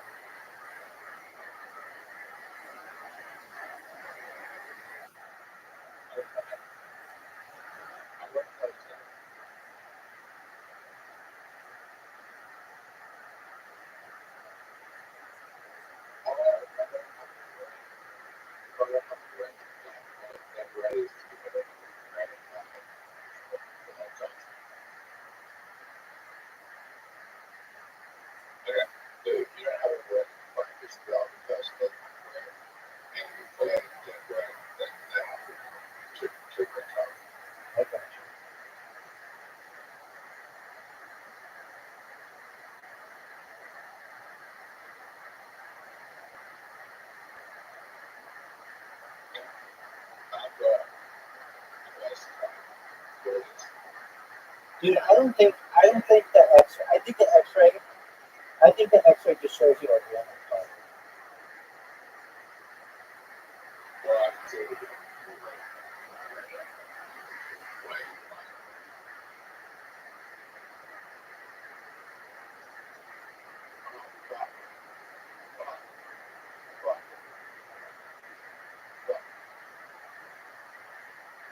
Seven, 8.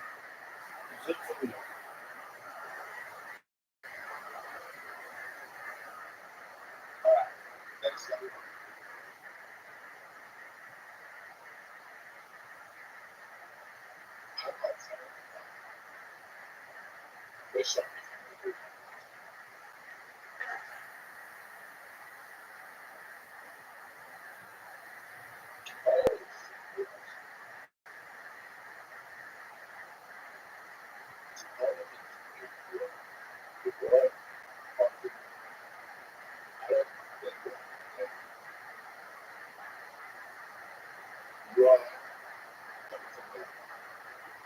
One of them.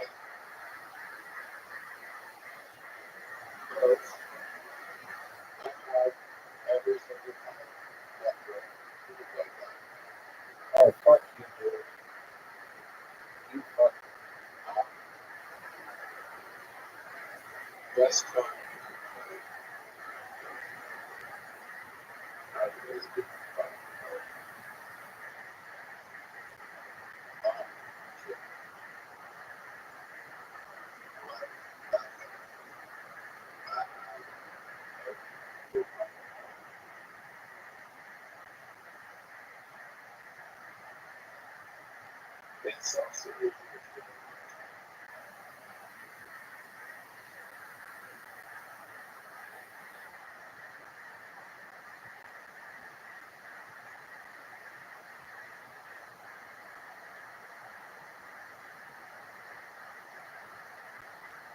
Yeah, you have a +2 blue.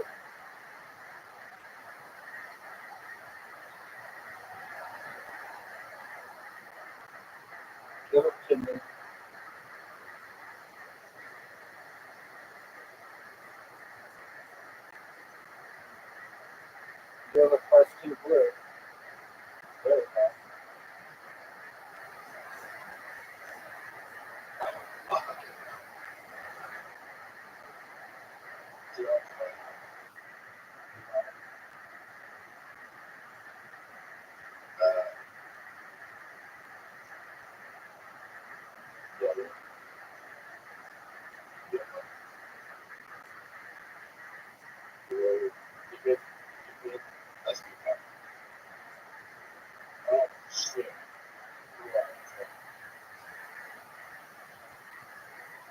you sure about that? Yes, you are. Oh man, that hurts.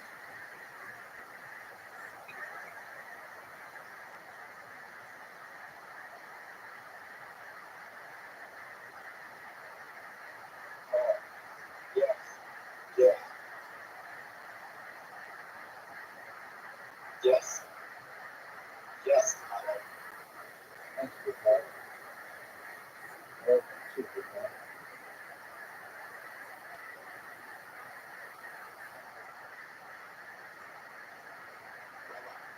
Welcome, God.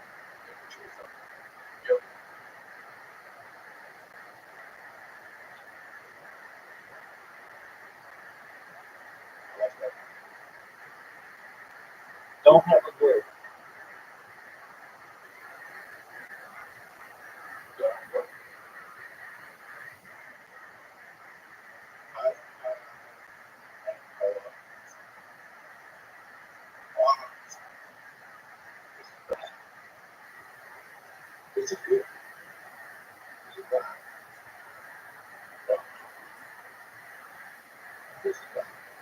Eight.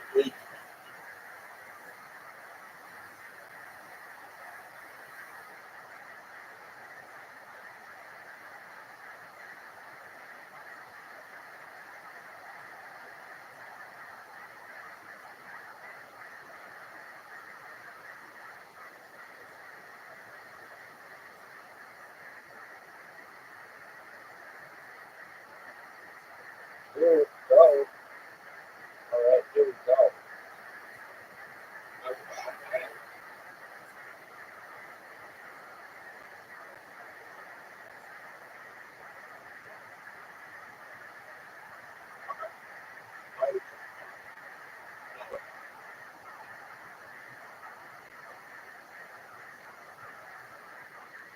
9-8. Rabbi's got the lead. Win by 2. You have to win by 2. Good game, dog.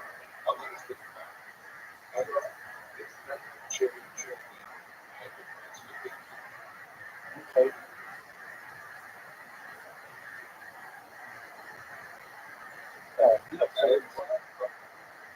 You have so many special cards. You just use them.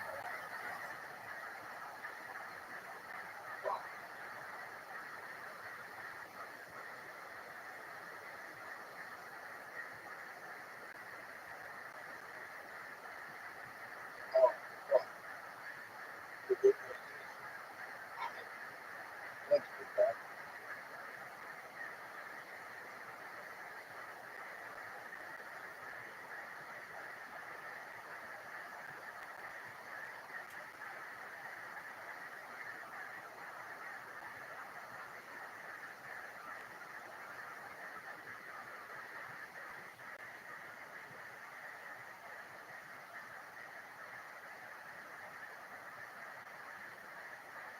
Uh-oh.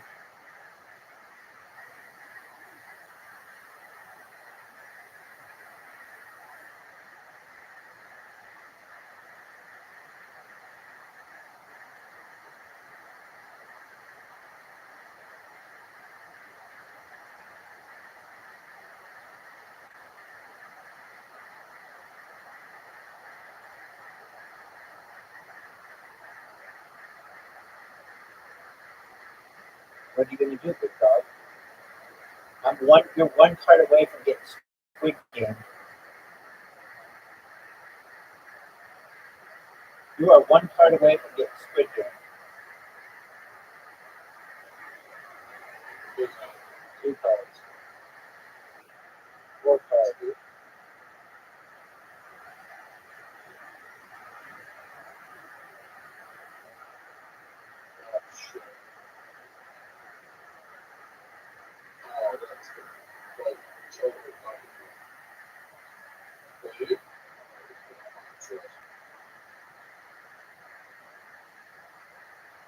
Oh,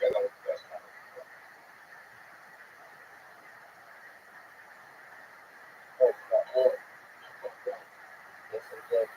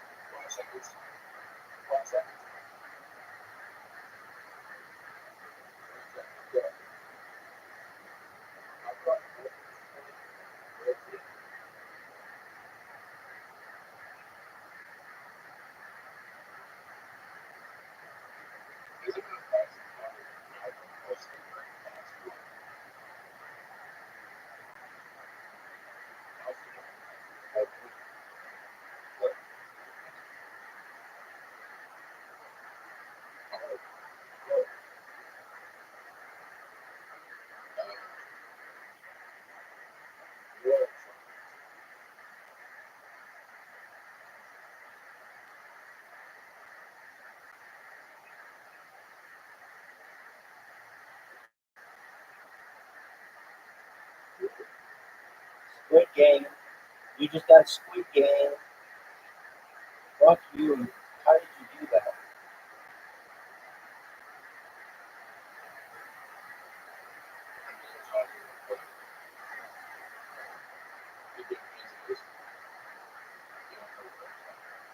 That's correct.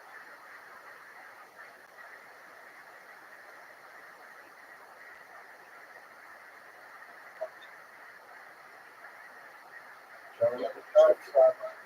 Try another card, son.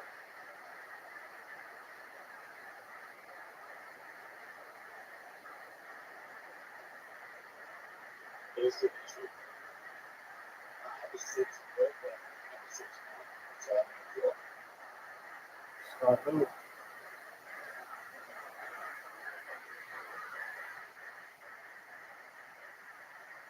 You mean like a blue one?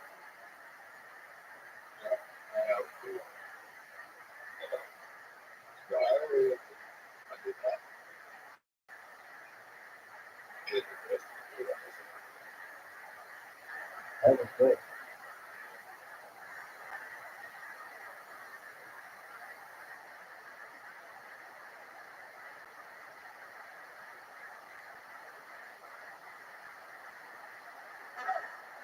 Uh-oh.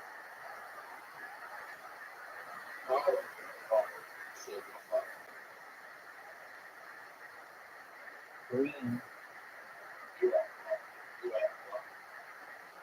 9-9, dog. Gotta win by 2.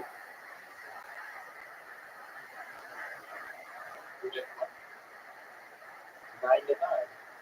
You have to win by 2.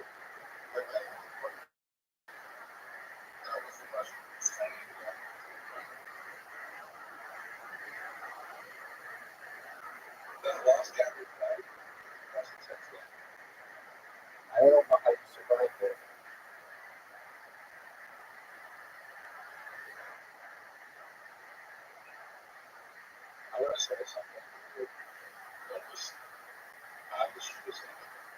Alright.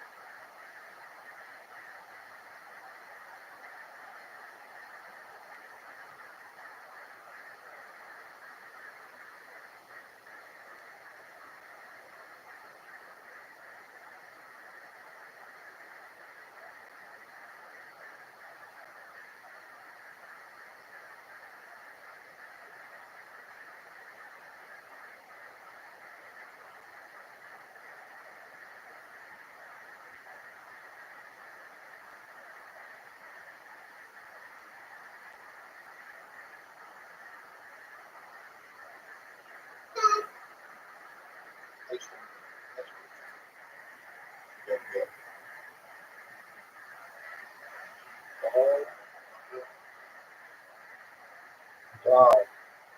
10-9. I'm on the ropes. You're about to survive Squid Game.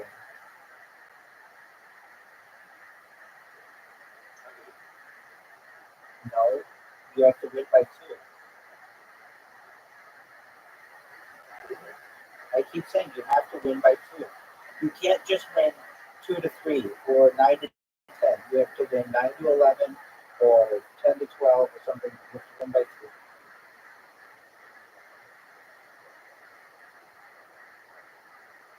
It does just show you a random card. It doesn't like, show you what your colors are. It just shows you have a green 3.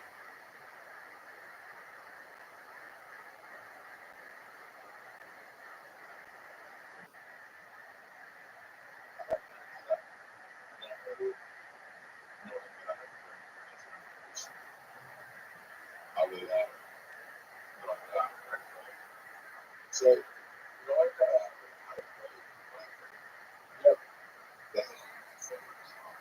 Well, you may not think so, but I think it'd be brilliant. You never know.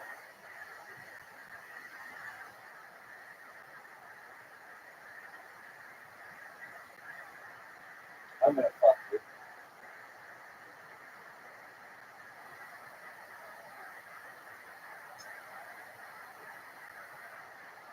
Don't have an X-ray card. Don't have an X-ray card.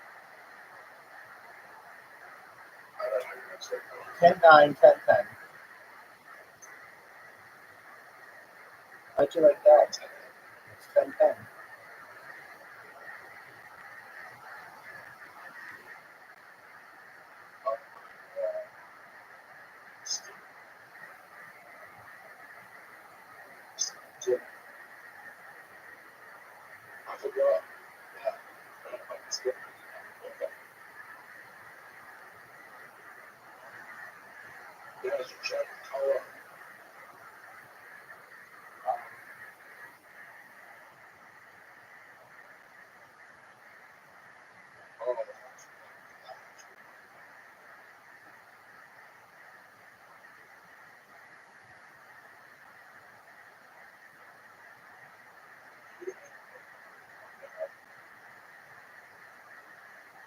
Eleven, 10, dude. You're on the ropes. You're gonna get Squid Game.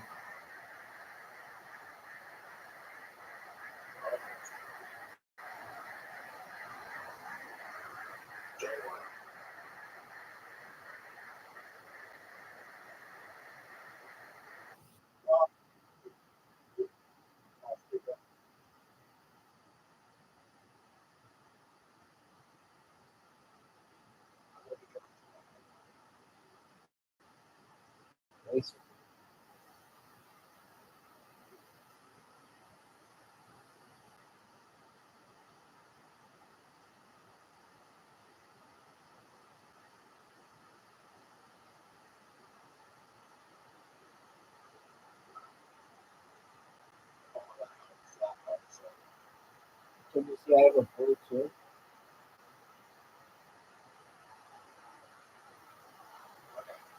No, you see I have a 4.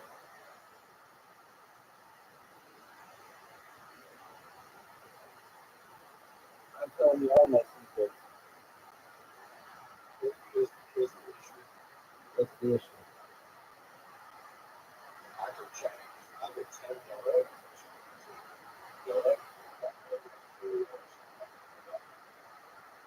That's you, dude.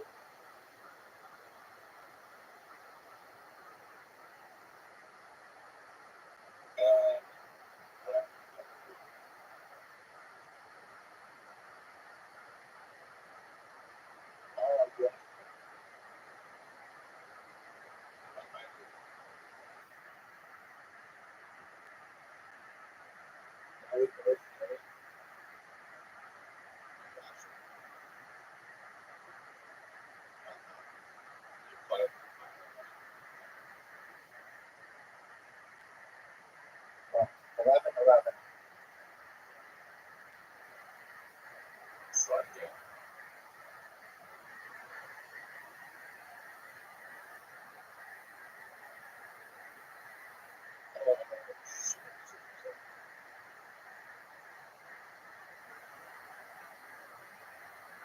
You have a +2.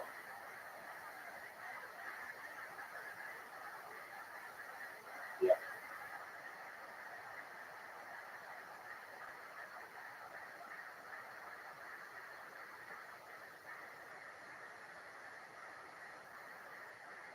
So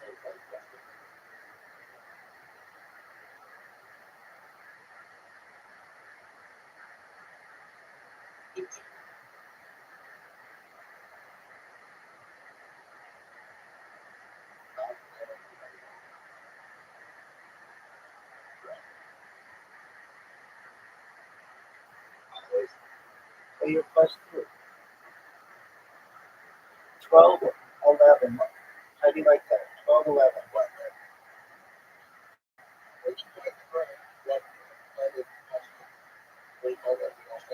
Because I was done. It was a plus 2 to you.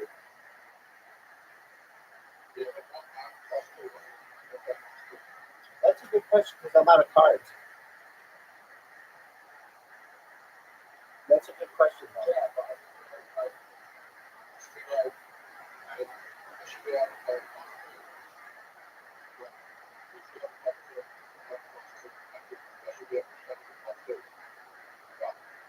But I'm down. All my cards are out, so I win.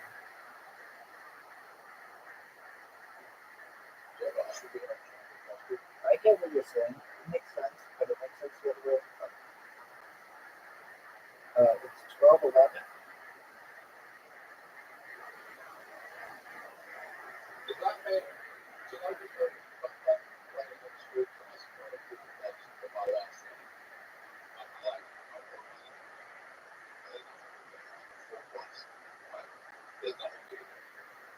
Perhaps.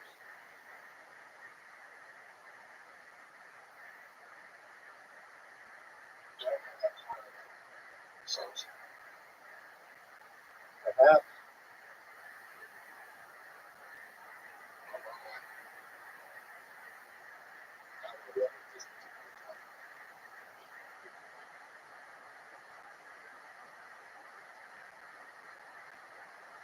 But,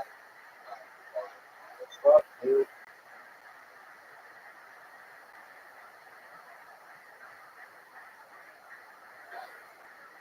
don't have a blue.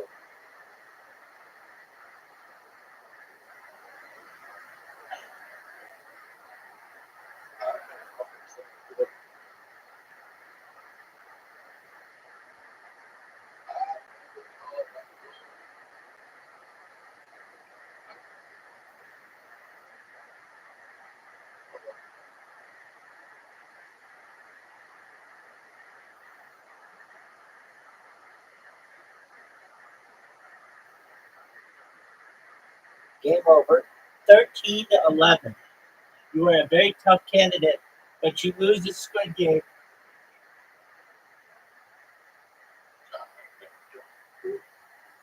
All right, it was fun, man. Come back tomorrow for more ass kicking. Champion.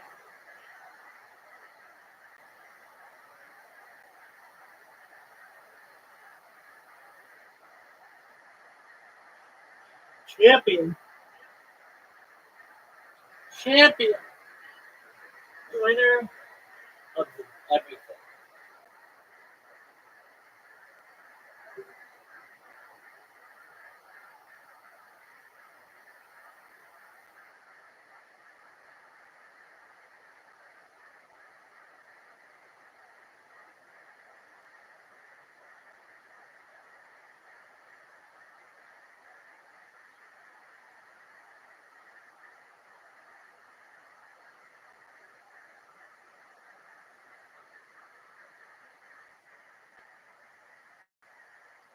Dude, I have to sing one more fucking song. What is it? Make it a cheer song.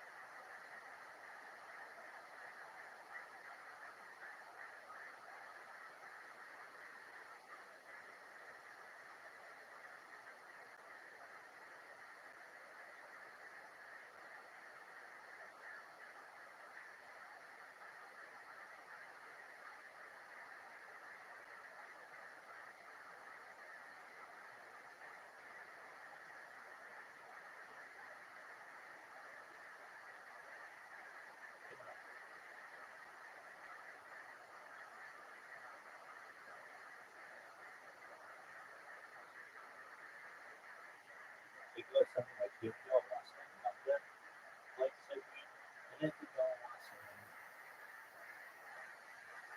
Love and joy unto you, and to you no less than to.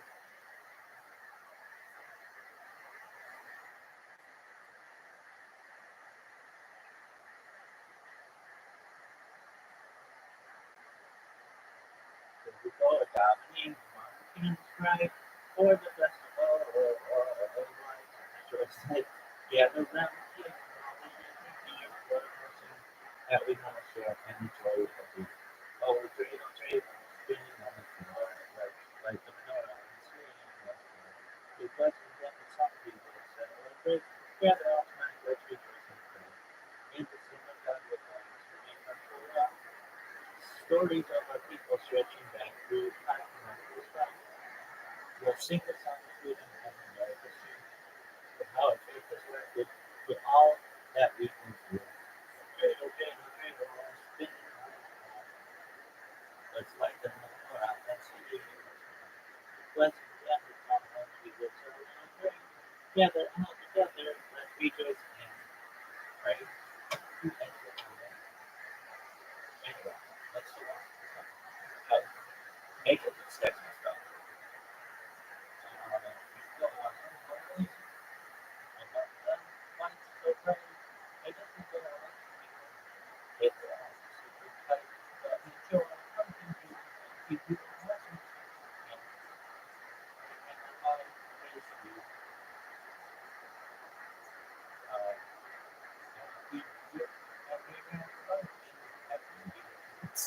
Just did the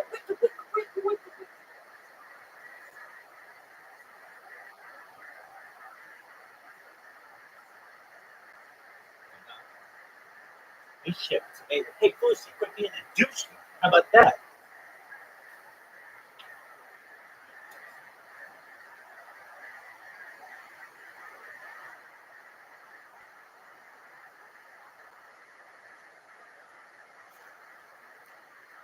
I'm that west side guy.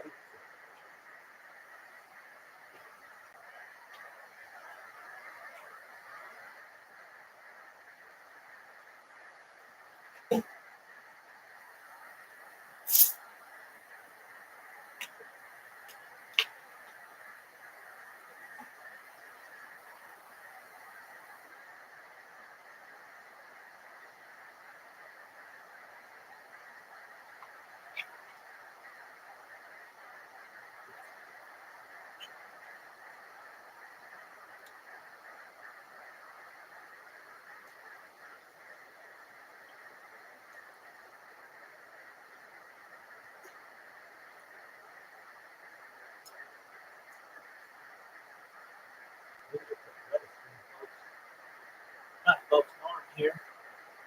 Miss Alexander. This bitch hot. The fuck you have on her face? She has a booger and a second piece.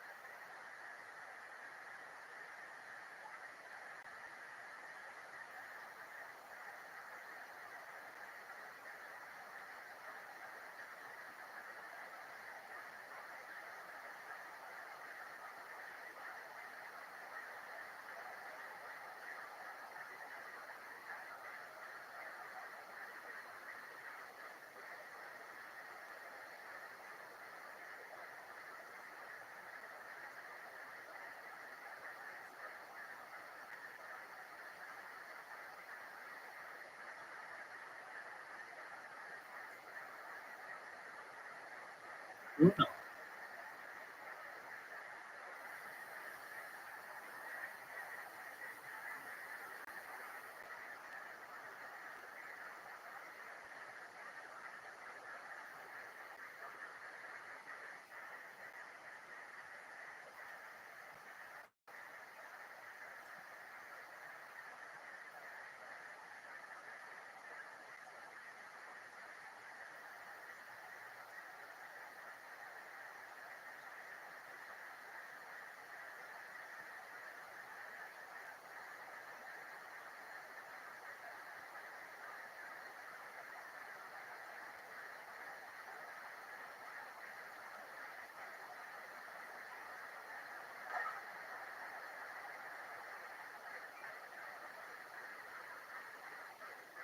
I don't think there's stuff.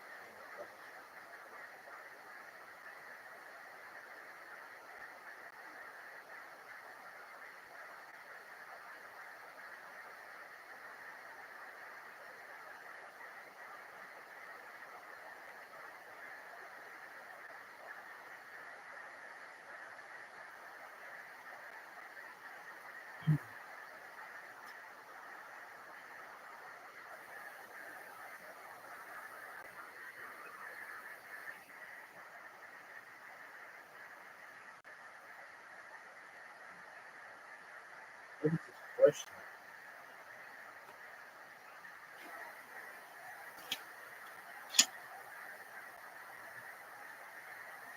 Roxy, I'm the first kid to get on the floor. I'm the first.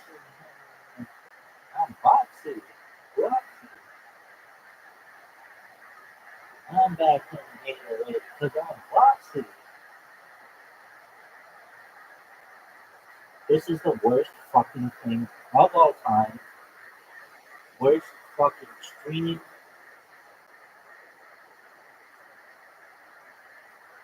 Let me in this bitch.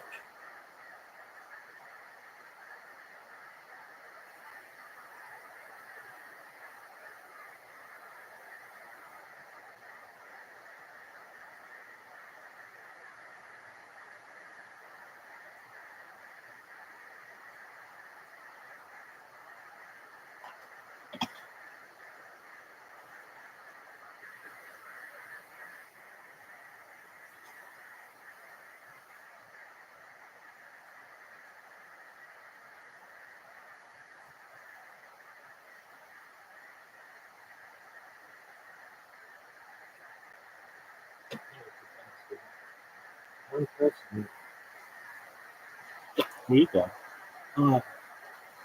Yeah, make sure the carrots are straight up. Huh?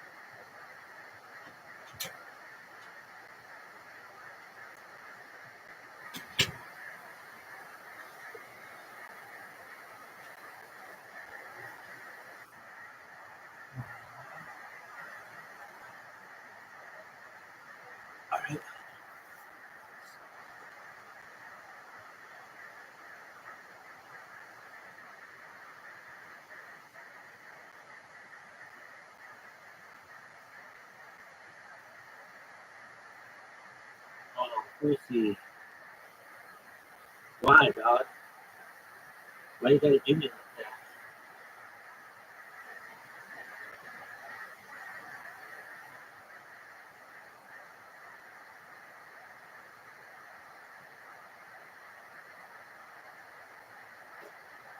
Pussy, you suck, dude.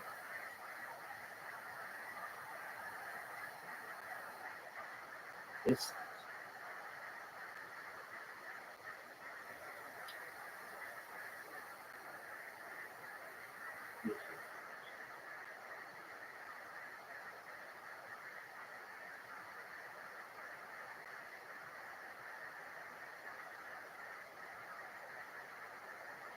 I don't pussy. Here you go, kids.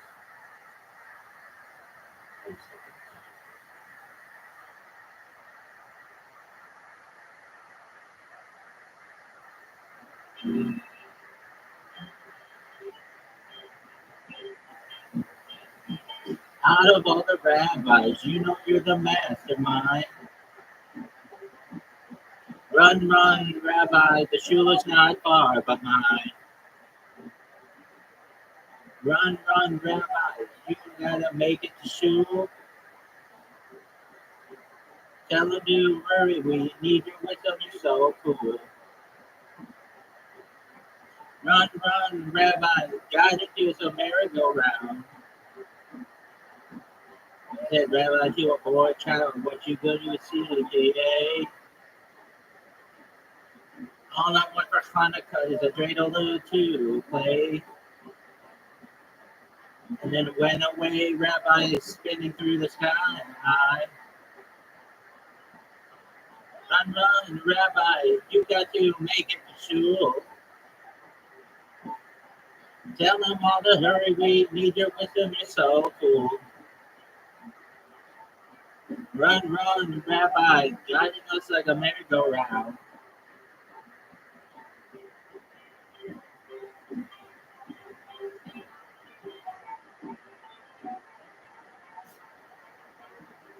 Yo, babies, how you doing? Hope everything's good in your neck of the wood. Wood, whatever. 100-acre wood. Run, run, Rabbi, you got to make it to shul. Tell them to hurry, we need your wisdom, you're so cool. Run, run, Rabbi, guiding us a merry-go-round. Said Rabbi to a girl child, what would you like to see? 2 Shabbat candles, a challah, and a song to bring. And then went away, Rabbi, leading us in a song. Run, run, Rabbi, you gotta make it to shul. Tell him to hurry, we need your wisdom too. Run, run, Rabbi, guidance like a merry-go-round. Spin us like a merry-go-round.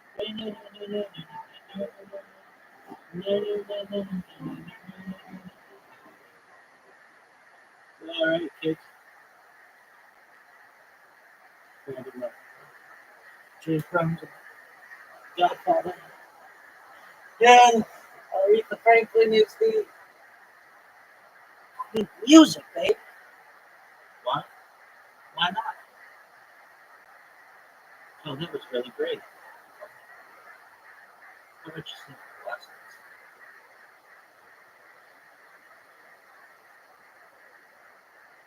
Doug, what happened to Fusi? Juice. That's what they should call you. Douche. Oh, Fusi. What happened? No even message like, hey, we're the band.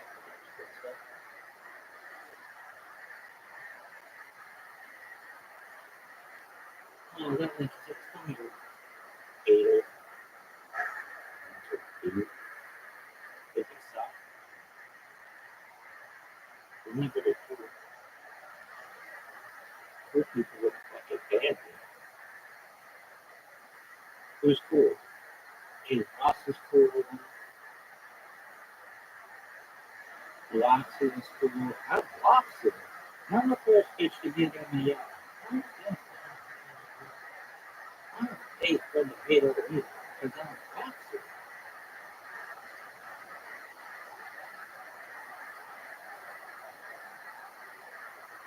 My neck, my back, my foot and my friend. My neck, my back, eat my foot. All right, do that song. My back, my neck, eat my foot. I eat. I'm hungry now because fucking Denny's are never that good. Anyway, my neck, my back, with my foot.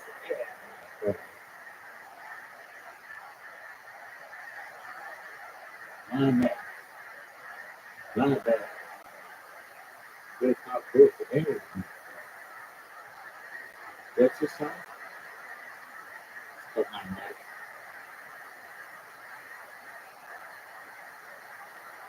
Yeah.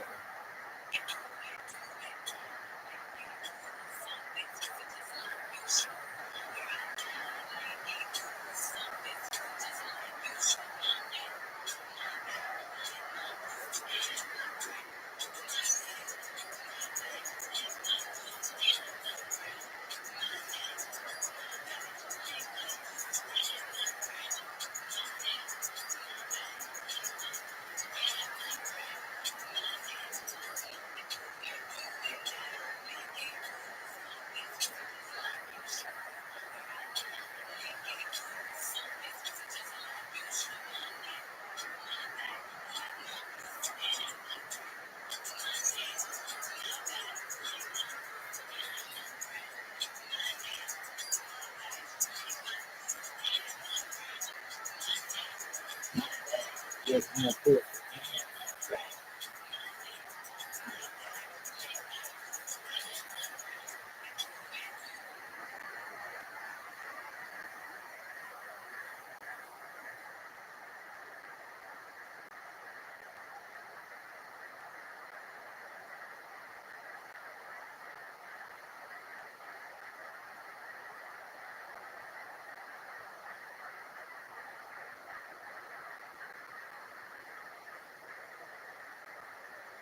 And here's the cat with fish to go. She's cool.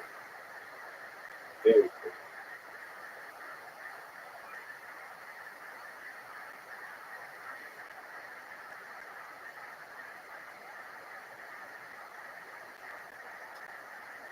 Yeah, good.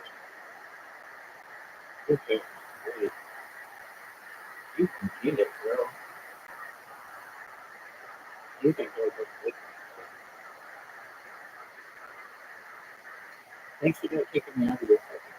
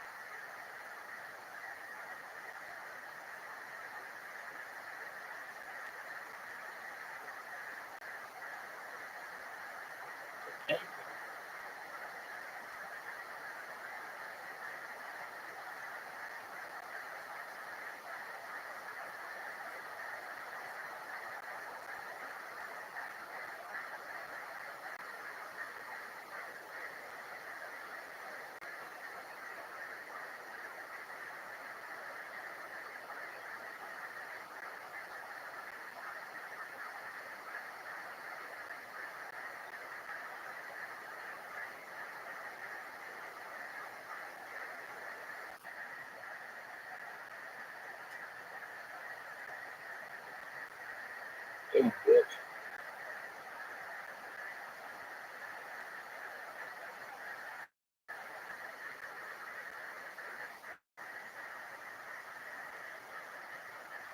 Damn, bitch.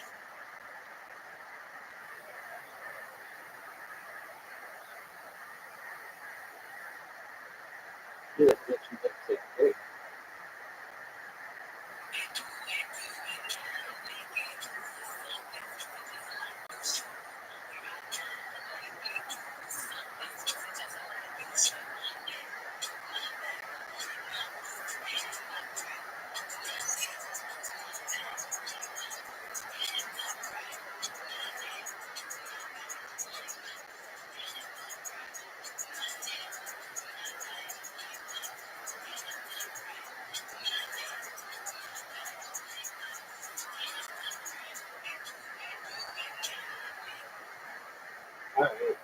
Yeah.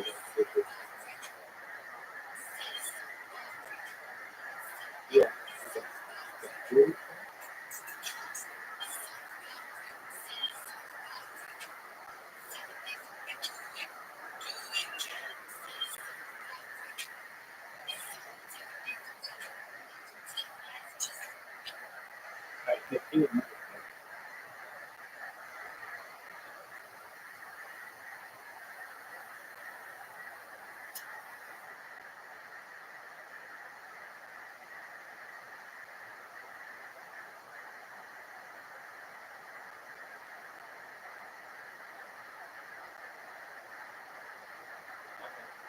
What's up?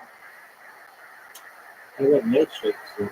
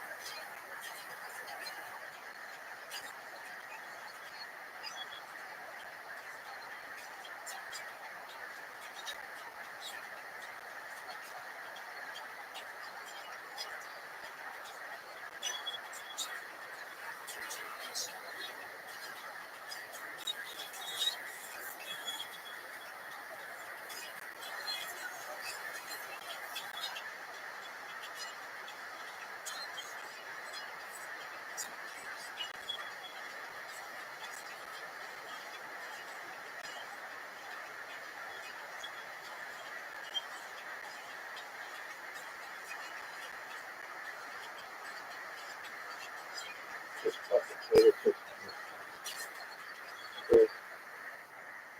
Well, and wait.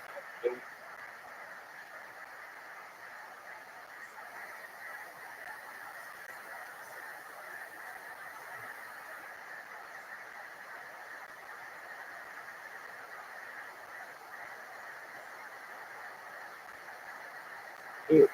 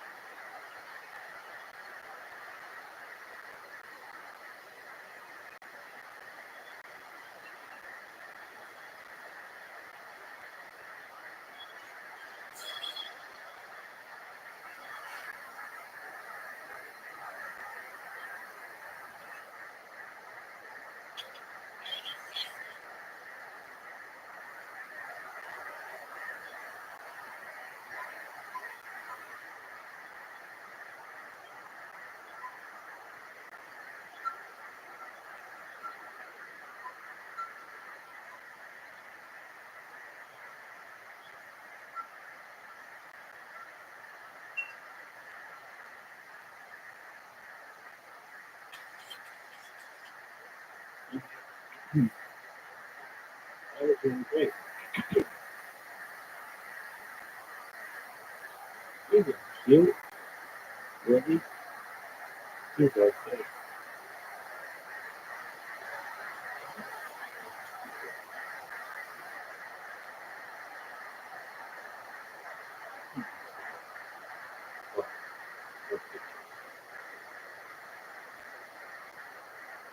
Where the fuck am I?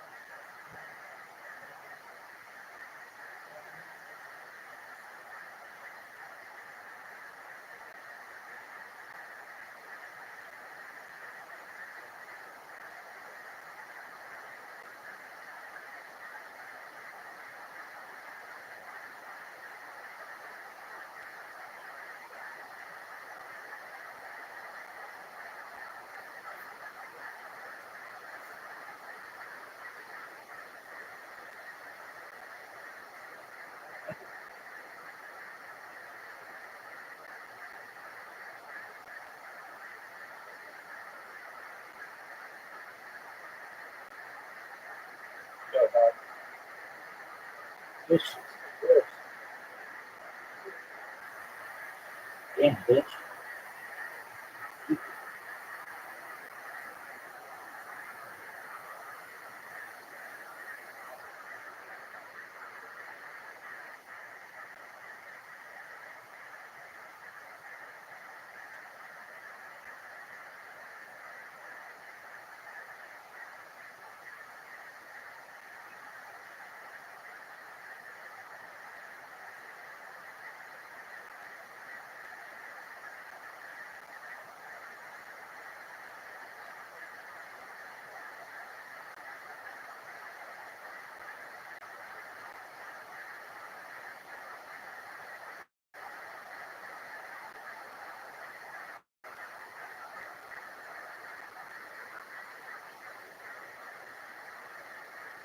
Dude, these people are saying AI generated and it's not. It should be done like to it.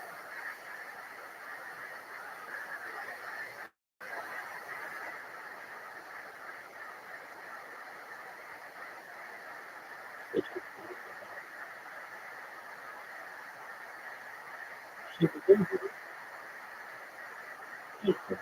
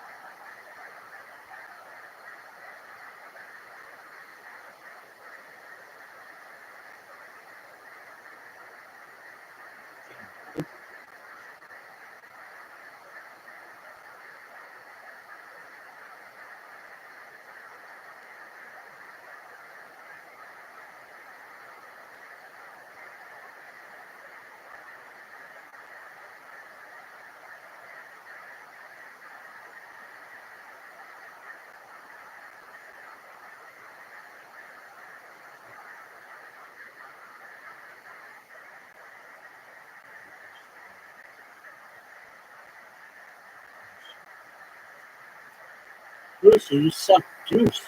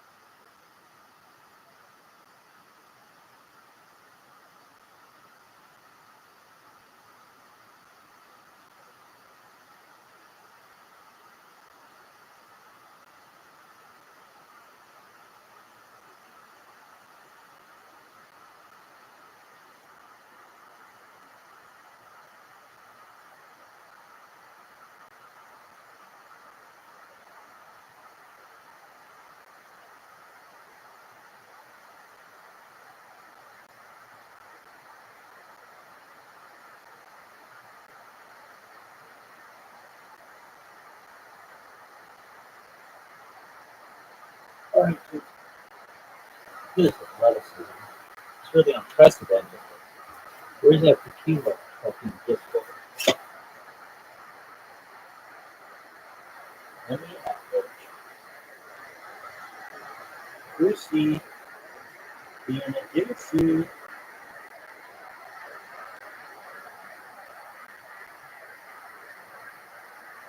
You respect things about these people. No earnings. They will say, well, we kick you out once you say this. I think this is extreme. Why? Because you know what? Okay, well, let's just fuck you. Worse. Extreme. But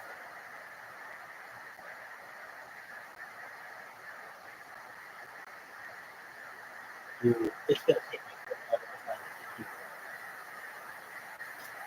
So,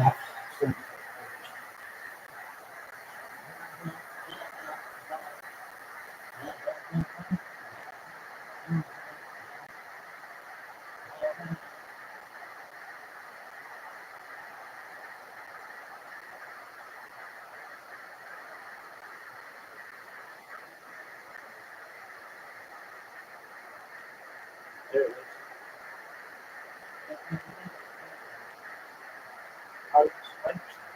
What is that even?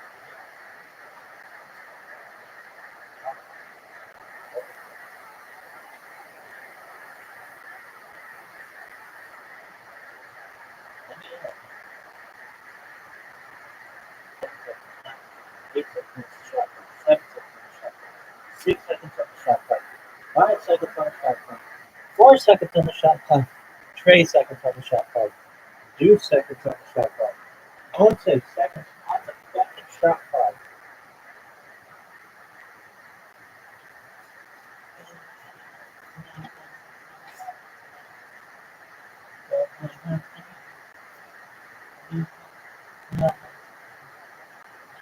All right, sick as fuck, dog.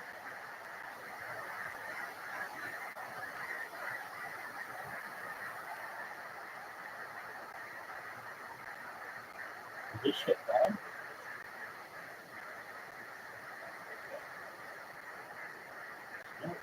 Oh shit.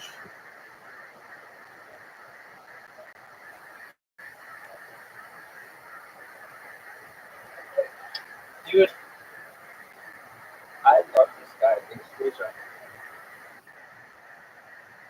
broken.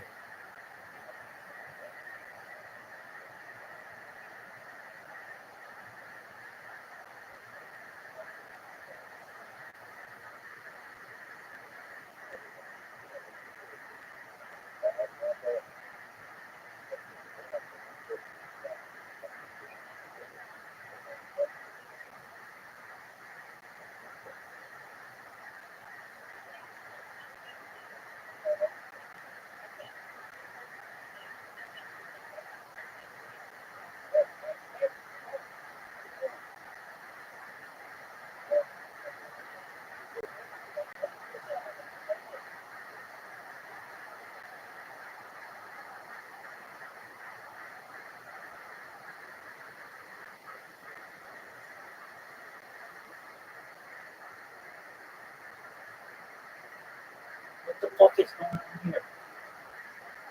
Who in the fuck finally shows up?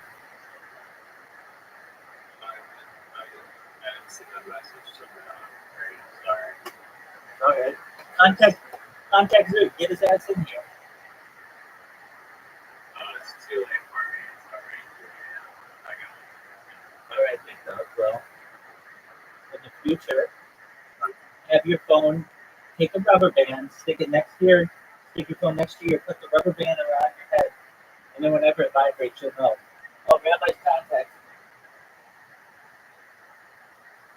Yeah, I know. I mean, like a zapper, like fire alarm. You know what you need? Yeah, exactly. Or like a bear scare, like a portable bear scare, even though bear scare is itself portable. I think that's what you need. So you make Portable bears here. So it just faces me and sprays me with bear face every time I need to. So And they it wait. gives me a seizure with like a 10, 100,000. Right, and a super loud alarm. Like, I'm really convinced that the bear scare has potential because this guy was, police pursuit at that time. He whips out a supposed 100,000 flashlight UI for police. Seen it, Just dog. literally gets away. Seen it, dog. That's AI on the thing. I just told it it's AI. But I know exactly what you're referencing. I know. But I'm down for that. And also, so bear scare consists of, well, you added a taser to it. I don't think it needs a taser. You want to do that? It needs everything. It needs a flamethrower. It's like flamethrower that you buy for $100 instead of a gas station gas, which is like 11-foot flames for like 20 seconds, like that. That would deter me. All right. I'm not gonna fuck with the guy with a 20-foot flamethrower. So now we have another product. It's a premium version. So I really think that I think Bear Scare should have a double barrel, or maybe we sell a double barrel Bear Scare. So it's just like, why? Because when you just anything double barrel sounds more intense. Okay, so the original Bear Scare is bear spray. It's bear spray. It's a strobe light and a really loud alarm. That actually is a marketable product. The premium version is like the utility knife that you're coming up with. So I'm down for that. It's got a taser on it. It's double barrel. Um, I think. What do you call that thing?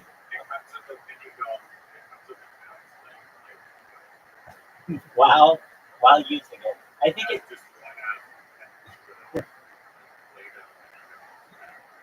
with a hidden part of the game that allows you to play the boringness of Ocho.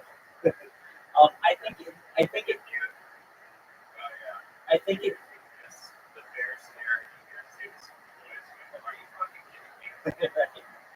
No, it just goes. It just goes. No,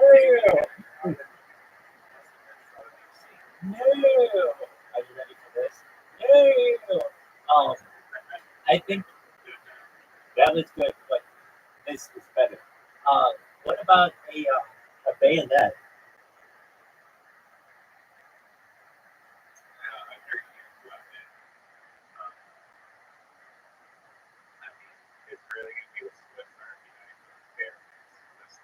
Right. Okay, so we have to have some limitations on it. So we can all put a nuclear warhead on it. All right, so it has to be carryable with one hand so that you can be on Discord with the other hand. It's one a big yes. No facial compilation. Shout out to those. I told some people about Bing today. They didn't get it, but I was still like, all right, you don't understand it. That's on you. But I'm telling you, Bing's the best search engine available.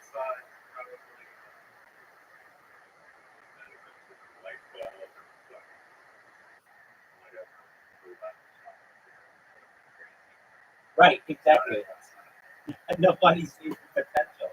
Oh, water.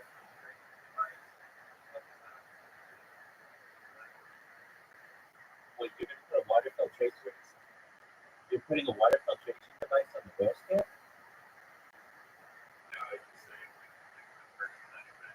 Oh, yeah, exactly. Right, exactly. You're 100% right. This is like teaching cavemen about the wheel. And they're just like, oh, okay. And they're still using squares. Um, okay, so there's a thing that I've seen actually that a square wheel is actually faster than a circular wheel. Have you ever heard of this? Yeah, going down the staircase. Yeah, something like that. Or if the road is like like a flat staircase, it goes really, really quick. All right. Yeah, rubber shape. Yeah. Yeah, it is a true question. It's a good one. Like, let me see this from ChatGPT, just because I'm sure I'm not alone. I would consider marrying ChatGPT this sort of thing.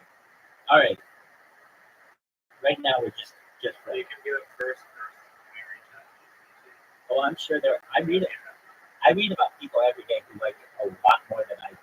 I don't use it to like plan my meals or like ask it to finish text messages for me, but there are people who do. All right, this is what we want though. We want, yo dog, please tell me how a square wheel is faster at traveling than a round wheel if the ground is like has it's like a horizontal staircase.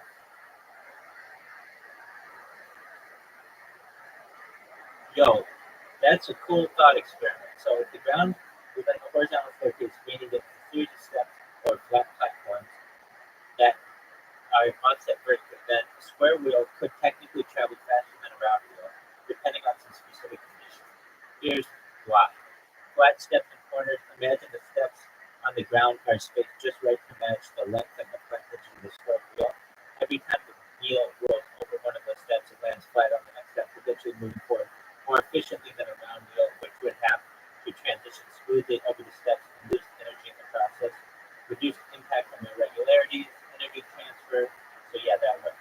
Okay, how about this? Yo, dog, please provide me with 100 types of attachments to a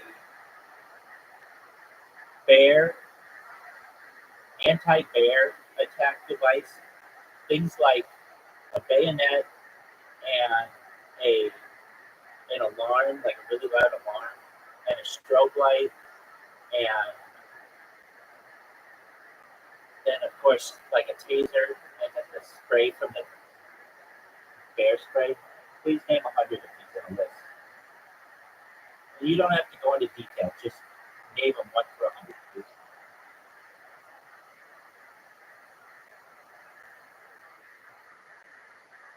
You should always exhaust your first.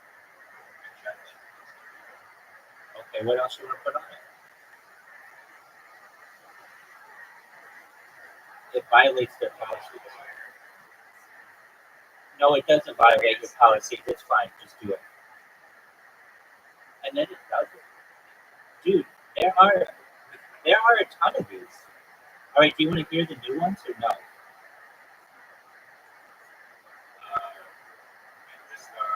That's a good one. Where there's a bayonet. We'll see.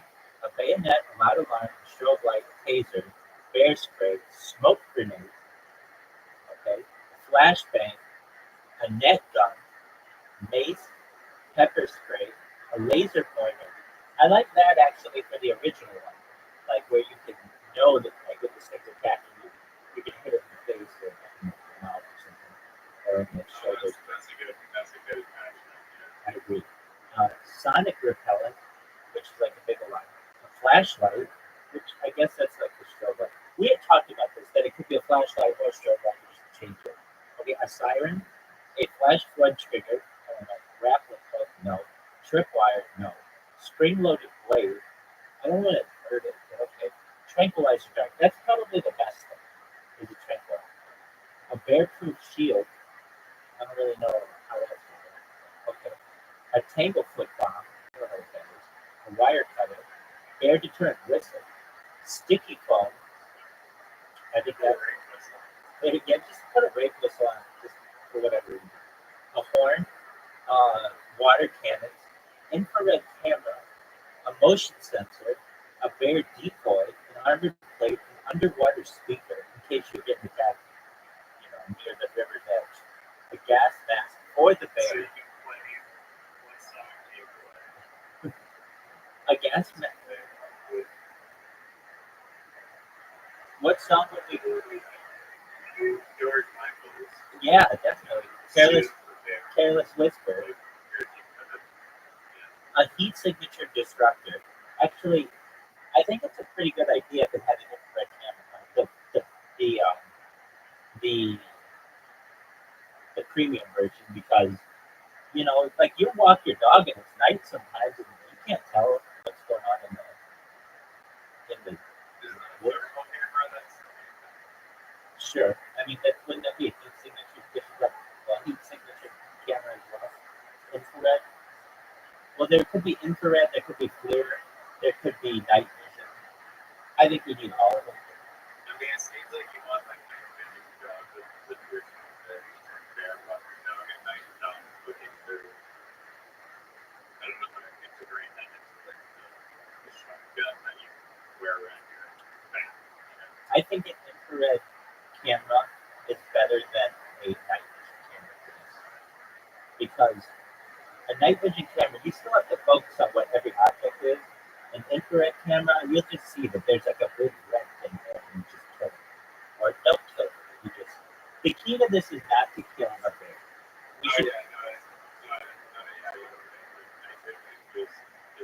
Just a regular camera at night, but infrared literally highlights any living creature, highlighted white or whatever. Exactly. So, I'm in agreement with you. I feel like this, the bear scare should not kill the animal.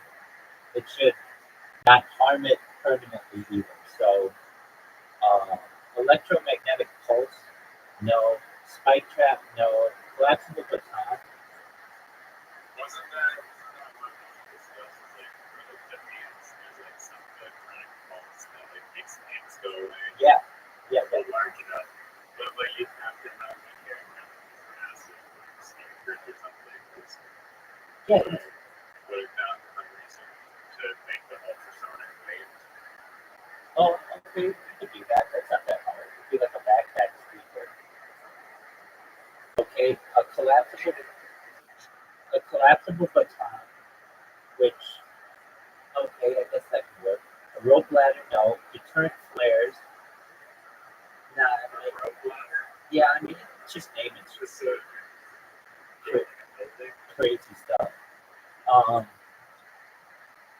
Yeah, the rope ladder bears climb trees, but if it has the grappling hook, you shoot the grappling hook, deploy the ladder, and climb to safety. Yeah, but bears can climb back. I've seen that. No, but if there's actually then it might be really difficult for bears to get from the main tree thing to the branch, potentially. I've seen this statistic that bears can climb faster than they can run. But they can run like 40 miles an hour. So let me check this one.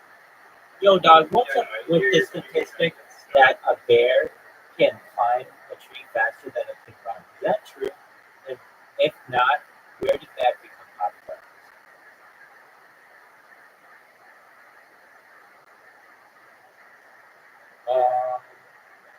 Yeah, so the stat that bears climb trees faster than they can run has definitely been tossed around, but it's not exactly true in a literal sense. Here's a breakdown.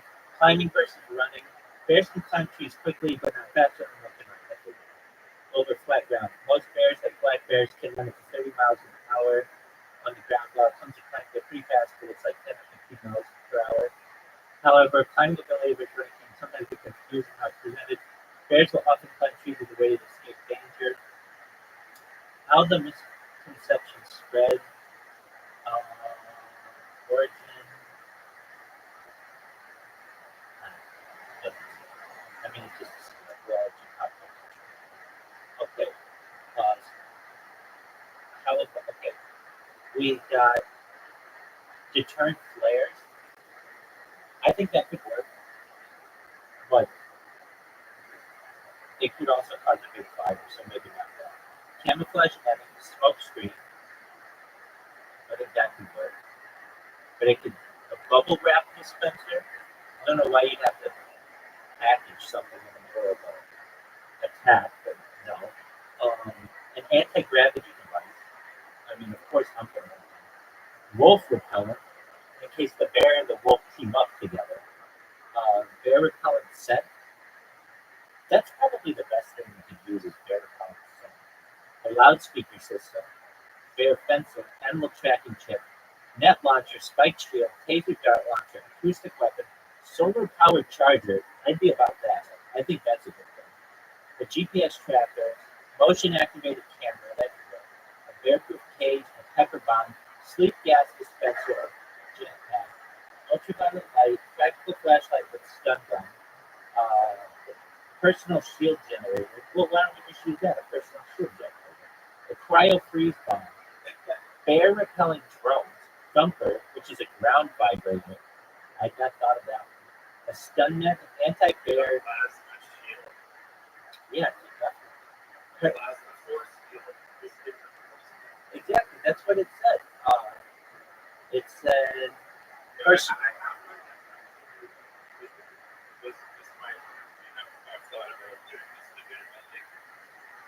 It's can you guess what it is?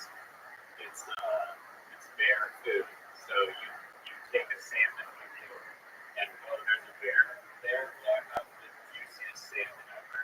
I'm gonna chuck that on the ground. I'm gonna say, here you go, bear.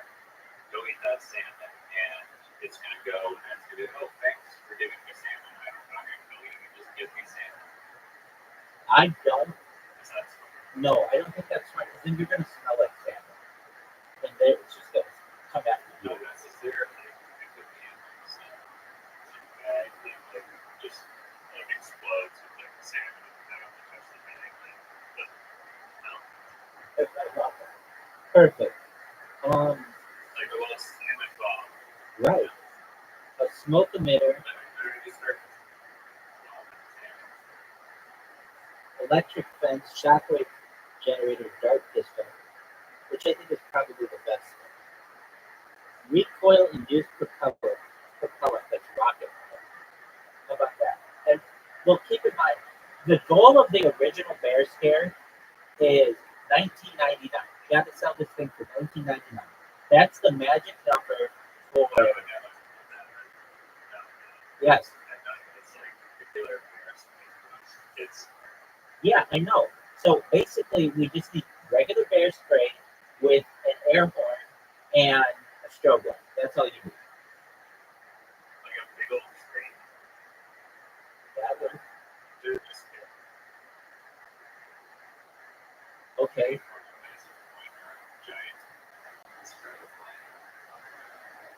Well, the premium one can have all kinds of stuff. It can have an invisibility cloak. It can have a rope ladder. I saw someone utilize bear spray. Every time I see anybody on the internet, every time I see a bear, I think, could bear scare that thing? Every single time I think, yep. All right, so what if there are multiple bears? Let's say 75 bears are coming after you. I think you're going to need the premium version of Bear Scare. And what if there are 75 bears? You're going to need the subscription model. That's right. Fleet of super troopers. And it auto renews. All right, so just in chat GPT, like you're like robot that just takes them all down with lasers. All right. But if there are multiple bears, imagine there's like I think it's a mother bear protecting her baby bears. They'll get really pissed off. And so, bear costume. You put on a bear costume and become a bear identical to the bear. but then the bears are gonna want to kill you more. No, they're gonna want to beat you. They're gonna beat you. Okay. Be fighting each other to try for the chance. All right. Well, I'm thinking, okay, let's say you had your little salmon bomb dispenser thing, and you were wearing it. Now it's actually good. Greatest No. ideas. No, that idea sucks. If anything, what if it was just like a salmon gun, like a potato gun, but it just shot like cans of salmon.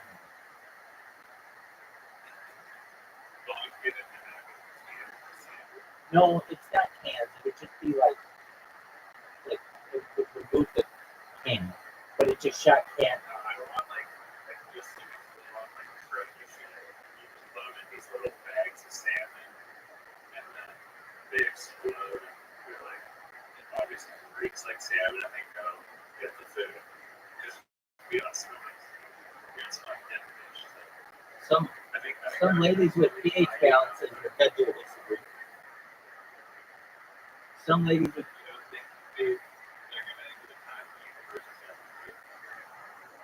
I think if a woman is menstruating and her pH is off, then the bear may have to report no eat. And I don't want women to have to worry about their pH when they are using bear skin. It should just be an all-in-one. Maybe we can use that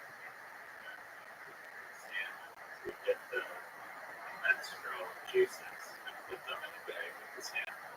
Okay. All right. Well, that's definitely a premium version. Hey, I want to hear 1,000 ideas, and perhaps 1,001 will be the golden. All right. We need those juices now.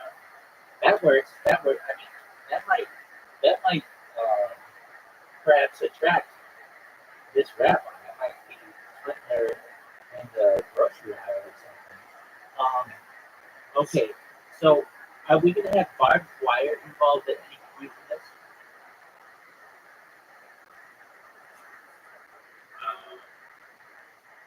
As a defensive case, like Just wrap the whole thing. Just wrap. I mean, that's a thought. You could wrap your maybe we sell like maybe we sell clothing that's just totally anti-bears covered in spikes, barbed wire, blades. There was Actually, somebody on you could see like there's like irony exactly. That's like that. I'm thinking along the same line. That was on Shark Tank, and they thought that person was loony, but they're selling those things. Alrighty. Oh, wait. So I saw this on Shark Tank. It was like hamster balls. You put hamster in the ball and it runs around. Yeah. It's like that, but for chicken. I've seen So hypothetically, you just do like a steel metal ball made that just like you walk around with a hamster ball, and it's like a literal force field. You have this like metal cage around you that the bear can't get in. It's just a metal. You're in like a force field with a metal hamster ball in. I've seen that chicken ball. I think that's a good idea. So that you can clean their cages and stuff, and they can get like I don't know drugs and bugs and stuff. And whatever.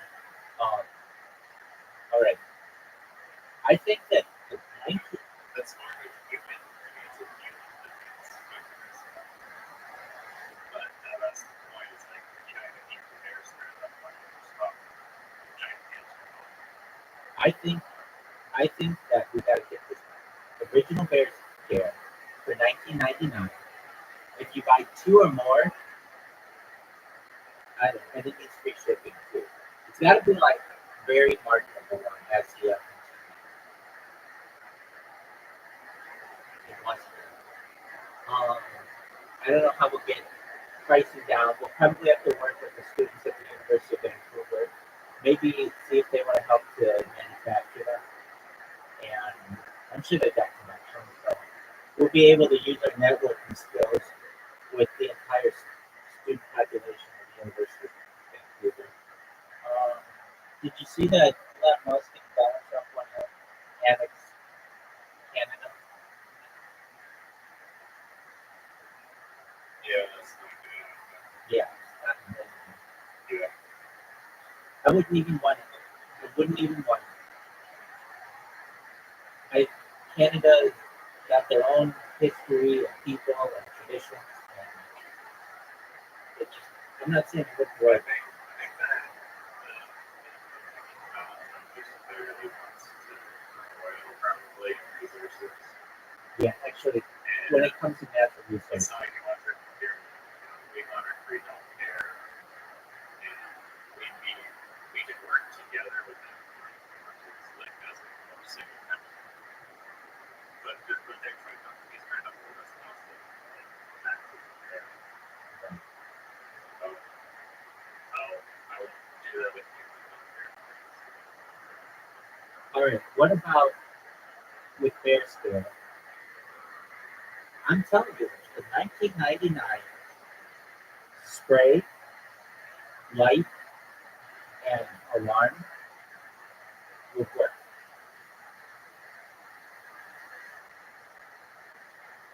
And then you can tell people You're forgetting that the laser pointer.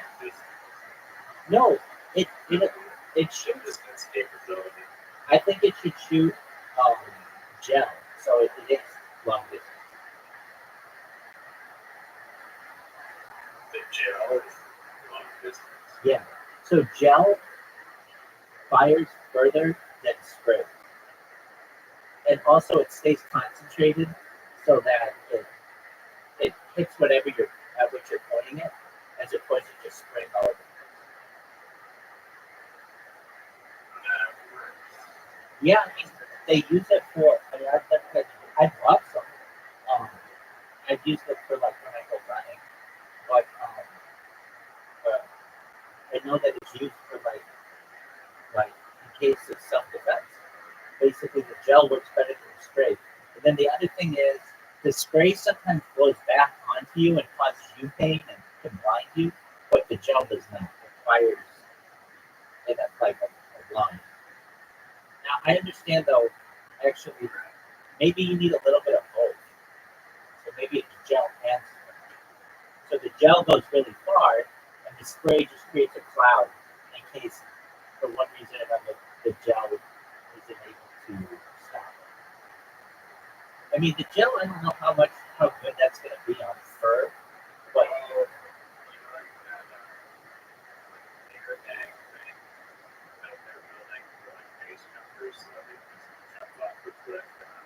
yeah, John, I talk about that all the time. Just one of those, but bear that's like a little bigger. It's just like the bear comes here, you just to the floor, and then on top of like this giant marshmallow. Yeah, but it probably didn't even on top of it. Unless it makes you into like a big porcupine.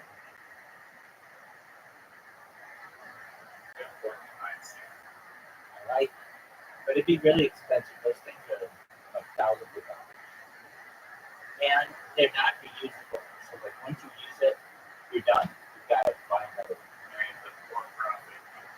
No, I want this to be a not-for-profit. We're doing this for the good of all people. We don't do it to make a profit. If we want to make a profit, we can make profits on way better things than this.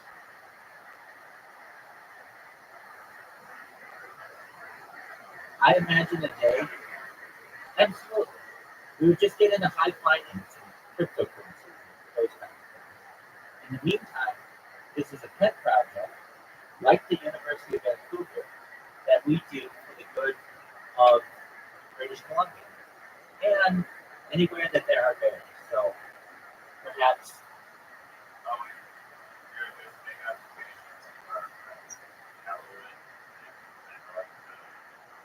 it's the Inuit and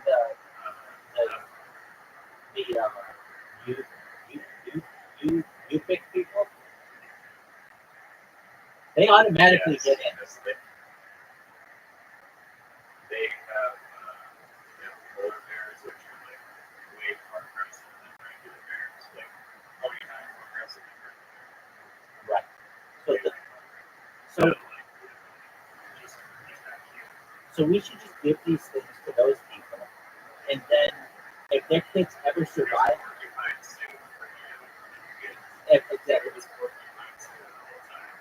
if they ever if they ever make it to adulthood, they automatically get full ride scholarships to the University of Vancouver. So the University of Vancouver will be like 96% Chinese and like 2% Inuit and 2% Yupik people.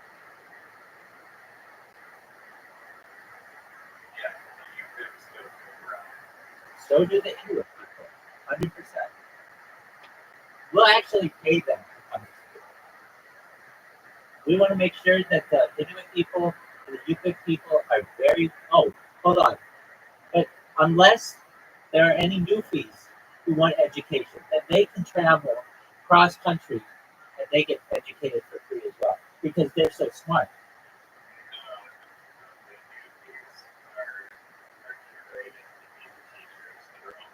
Perfect. Perfect. Perfect. So the University of Vancouver is only taught by newbie professors because of they're so smart. And they only teach Chinese people. Now, are we going to accept Taiwanese people? I think we should.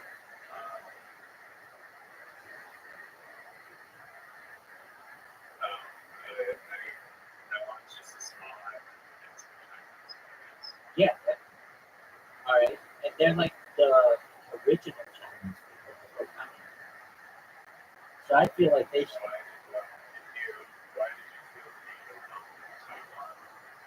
Well, because Taiwan is not excluding. Well, because Taiwan considers itself its own country, separate from China, and it's been treated that way for like 70 years. So when we say China, I know we're thinking the People's Republic of China, but do we really need I think it's has a different name. It's the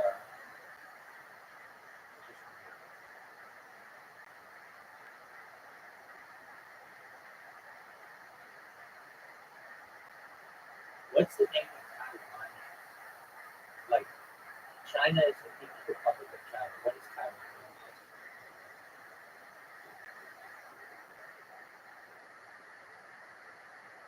Oh, it's the Democratic. No, it's the Republic of China. So the People's Republic of China is the mainland one, and the Republic of China is Taiwan.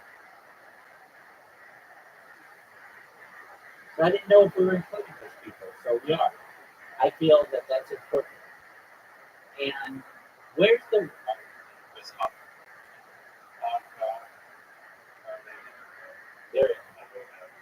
they're definitely, dude. They've been like attacked by men in China since like 2019. Do you remember the protests that were going on?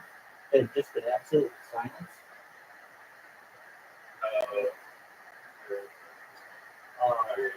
And Macau as well. They'll let them in. And Uyghur people, all those people. Basically, if big China fuck you over, if you're like from Tibet, we're letting you in. If you knew a monk, we're letting you in. If you have ever lived in an igloo, we're letting you in. If you've ever even seen an igloo, you're in. Or just This documentary one time on the monks of like Tibet or Nepal or something. But it's just fucking crazy. I can't believe I can't wait to that shit's like crazy. And like it's just so good.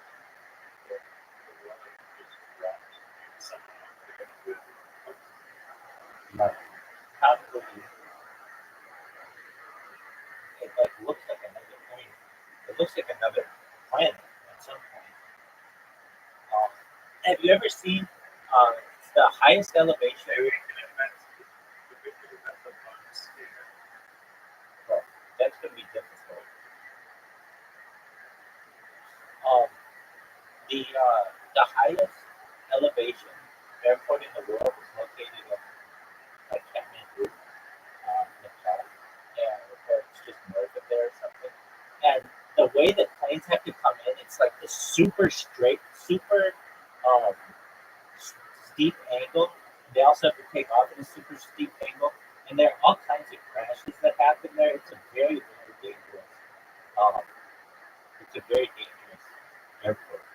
So I feel like we could have a satellite campus near Kathmandu, and one of the projects could be to improve the airport there.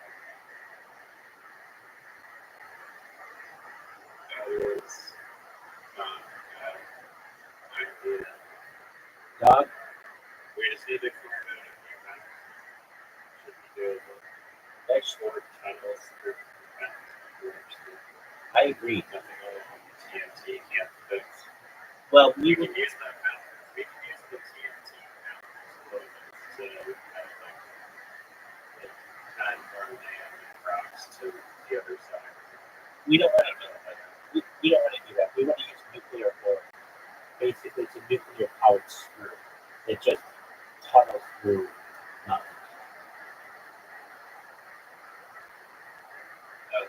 It, not too but they like Alaska, they're experimenting with nuclear bombs for the purpose of construction and whatnot. Like, oh, we can seconds. And they, like, America has some plan to use nuclear bombs for developing and stuff. But there's literally, like, gonna go through and send a bunch of Eskimo people around. And it turns out that if they did that, it would completely destroy North America. I can see that. I want the University of Vancouver to have its campus on Vancouver Island. Vancouver has one of the nicest skylines in North America. It's beautiful. It has multiple skylines. So I want people to be able to enjoy it from Vancouver Island. Why does it have multiple skylines? What's your definition of sky? Well, it's got the center part of Vancouver, and then there's another city just off of it that is, I think it starts with a W or something. I could be wrong. Hold on. What are the different skylines of Vancouver?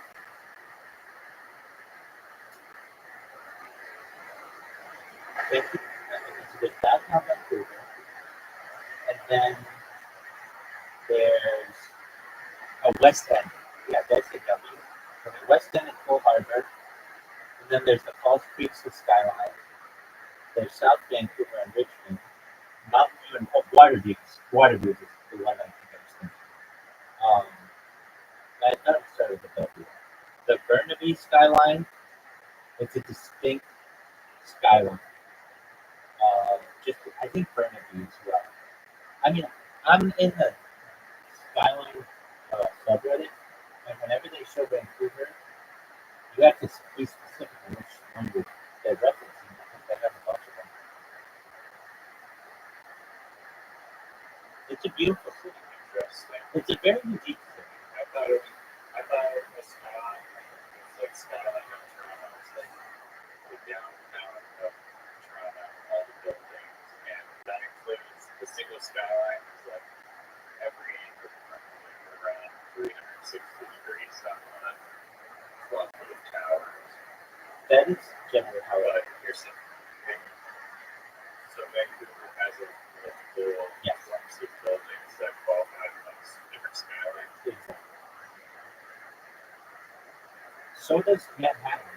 Manhattan has Lower Manhattan, which has a clump of buildings like that, and it has Midtown Manhattan, Midtown Manhattan, its buildings are actually taller, at least in stories, than Lower Manhattan, where like one World Trade Center is whatever, or the Freedom Tower, whatever they call it. And then on top of that, there's Jersey City, which has like a couple of those, and then Brooklyn has a couple of those. So it has like four different skylines. But and Toronto, I believe, has at least two. There's Toronto, and then it starts with a V, like Victoria or something. Is it Victoria, Ontario?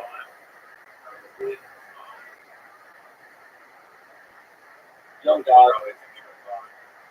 Is there a Victoria, Ontario that's near Toronto?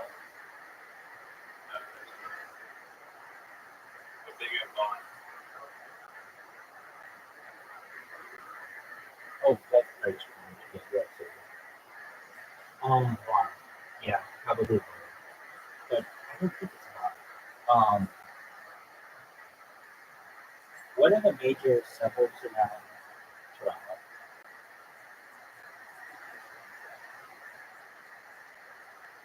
East Maple, Brampton, Markham, Vaughan. Maybe it's Vaughan.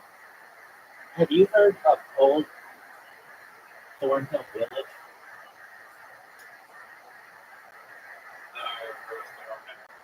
Yeah, which is also Toronto has probably one of the nicest skylines in North America as well. It's beautiful. You can see it from the United States. It's huge. All right, what else?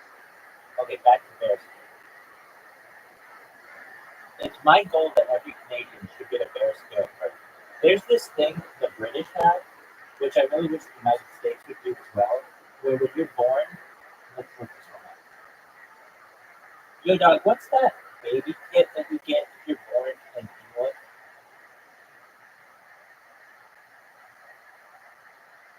It's called the baby box.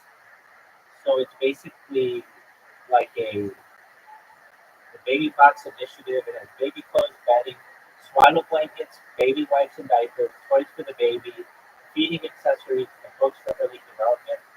And I think Canada should be all the same stuff, but it also includes a bear skin.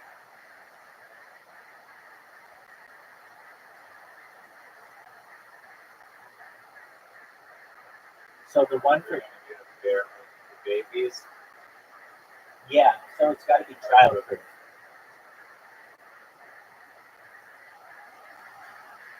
Or maybe make a baby version, you will toddler. That's true, because what if a toddler is wandering in the woods? How would they use the bear scare if it's child proof? So some things to contemplate. Maybe they should get. It should be infant friendly. You know, actually, I've seen something like okay, back to that dog spike thing. Imagine you just had like a turtle shell, and if a bear came, you could just drop down and your turtle shell spikes you. Would you be an advocate for that? I mean, it seems like It seems like the bear could easily lift you up if you just. I mean, how's it gonna lift you up? It's gonna flip you and roll you around or something. It could just put its paw on a spike and like lift you up. I mean, it's not like the spike is like a dagger, and even if it were like a dagger, it could still sacrifice a little bit of cutting into its paw to just lift up the thing enough to get its nose in there and devour it.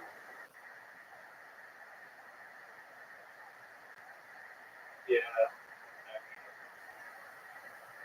I don't know how you if you have a bear is pretty damn strong. So you can't well, I mean, like maybe if you burn up and somehow you're like strapped in, but at that point you're just like you're just a bowling ball through there. What about a penguin? What about a penguin? Yeah, exactly. That's what I was thinking. just a bunch of they curl up in bowl. Okay. All snail shell here. I mean, this shell idea is not good on this room, as you mentioned. I mean, yeah, that's when you're gonna need like electricity. If it was like electric, like an electric shock to the bear or it's like getting tased for touching it, I mean, you're not gonna die from tasing. That's used for self-defense. I like that. But yeah, correct. You need to generate power to it somehow. Yeah. All right. So there's the 1999 version. That's bear spray. That is a strobe light, and that is an air horn. Are we in agreement with that, Michael? Don't worry about the price. I think that's a winner. And I think the best way to market it is to just go to the biggest bear spray company. We looked them up months ago. And then we say to them, just add this little attachment, or you can sell the attachment along with it, of a strobe light and an air horn.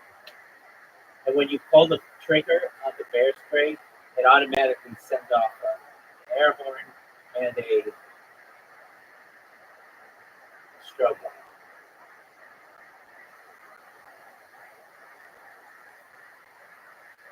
How's that sound? Yeah, it's good for version. That's a good one. We're tackling three senses there. The smell is the most important one, probably for a bear. And we're going for, I'm guessing sound would be second, and then the last one would be visuals third. I think we're attacking. Taste would be We're attacking all. We're attacking all three of them, or all five of their senses. The strobe light is going to blind them. The bear spray, so that's their eyes. The bear spray is also going to ruin the taste of anything because it's going to be on their mouth and their fur and stuff. So that ruins their taste. The smell is going to be ruined by the spray. So that's their sense of smell. Their touch is going to be ruined by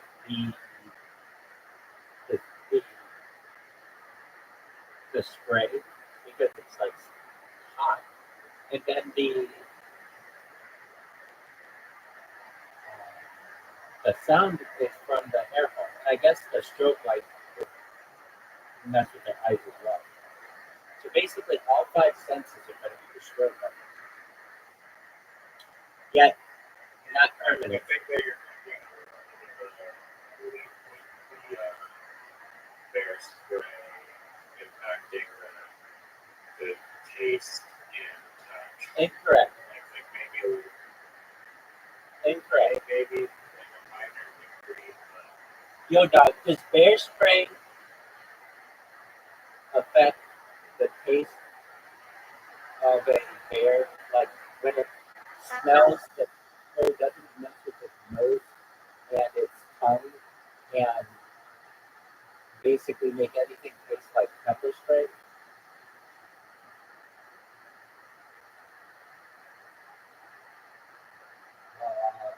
Yo, that's a great question, and you're right.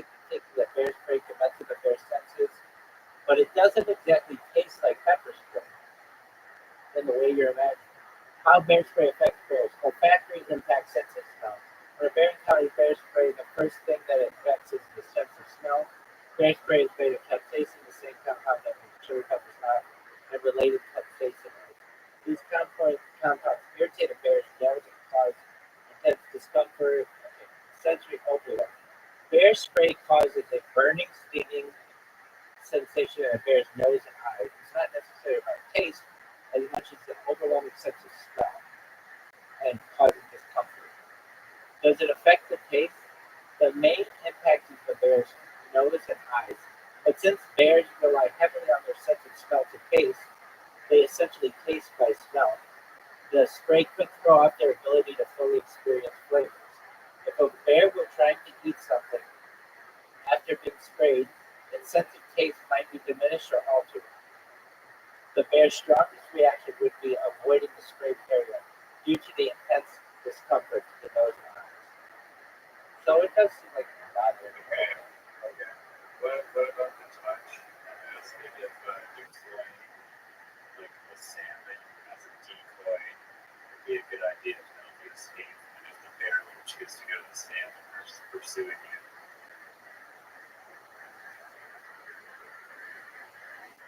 Yo, dog. A bear has 5 senses.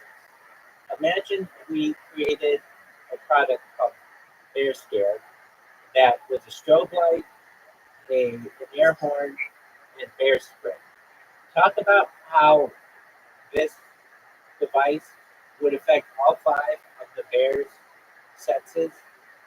And then in another section, talk about, if possible, if we had like a salmon cannon that we could shoot salmon in a different direction, if this would cause the bear to avoid eating us and going to eat the salmon that was shot in a different direction.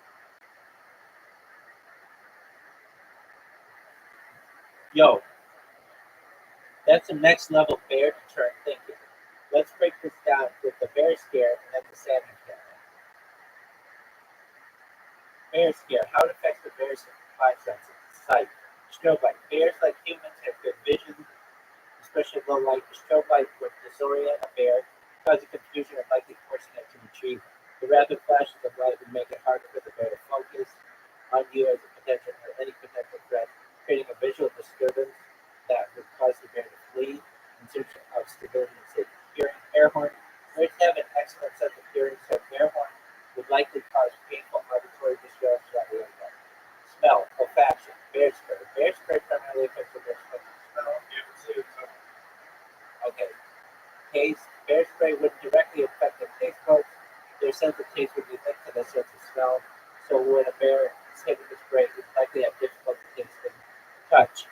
Air horn. Bears have sensitive tactile systems. So air horn was close enough, it would cause physical discomfort. The strobe light, although not directly affecting touch, might cause intense anxiety. Bear spray can also cause irritation if it makes contact with the bear's skin, which adds an extra layer of discomfort to the situation. Those are the 5. Now the salmon cannon, diverting the bear's attention. Now imagine you have a salmon cannon. I like how that almost rhymes. So bear scare, salmon cannon. Exactly. That could launch salmon in a different direction. Here's how that might work. Visual distraction. Bears are opportunistic feeders and they rely heavily on sight. Learn how to get foraging, especially with food like salmon. If the salmon cannon shoots fresh fish in the direction away from you, the bear could potentially notice the movement, especially if the salmon is alive or if it splashes into water. The bear's visual instinct would likely drop to the salmon. Smell. Salmon have very strong odor, and this is when the salmon can be a game changer. A bear's sense of smell is incredibly sensitive, so the scent of fresh salmon might be irresistible. If the cannon launches a fish in the opposite direction, the bear could be drawn away. This could cause the bear to investigate a food source. Taste. Bears can smell or taste from distance. So once they pick up the scent of it says taste in quotes at a distance. Um, so once they pick up the scent of the salmon from the cannon, they probably focus on the food left in you. This desire for food would override any curiosity or aggression toward you. Hearing. The sound of the cannon might startle a bear. Conclusion. Bear scare versus salmon cannon. Bear scare. The combination of strobe light, air horn, and bear spray would overwhelm the bear's senses and multi-sensory attack. The disorientation, hearing pain, and olfactory burden would likely cause the bear to flee fear, as it would be confused, physically hurt, and unable to smell and see clearly. We don't want to hurt them. Salmon, unless it's going to kill them. Salmon cannon. If you shot a salmon in a different direction, the bear's natural instinct would probably redirect its attention to salmon due to the overwhelming smell and sight of the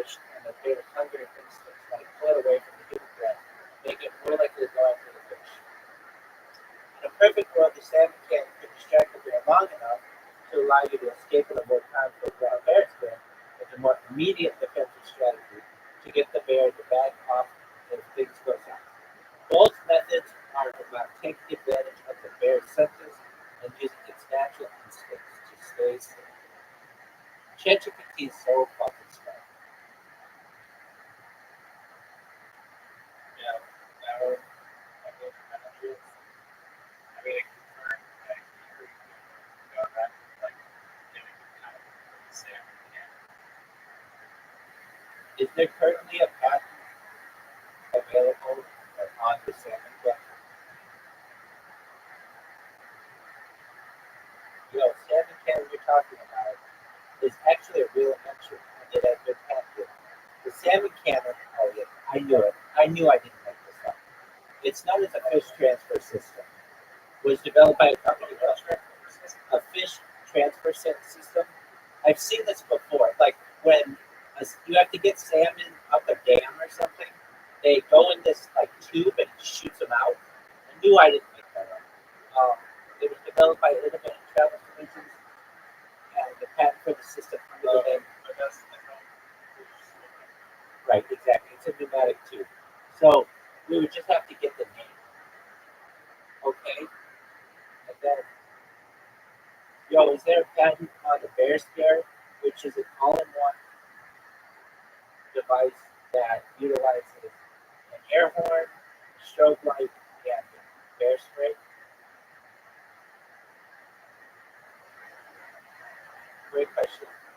There doesn't seem to be a specific patent for an all-in-one device that combines an air horn, strobe light, and bear spray to a single bear scare. There are individual patents, but not on all three. The novelty would lie in combining these three deterrents into a single effective device for wildlife safety, especially for high-risk gamers of anyone in their country. The idea of having an all-in-one tool for defense that uses multiple sensor deterrents could be unique enough to patent. So while there's no existing patent on bear scale device combining all three components, you could explore the possibility of patenting such a device if you design it in a way that's novel and useful. Definitely an interesting idea to look into if you're considering making it into a reality. How do you like that? yeah, I knew that we're on to something. Good, man. Great.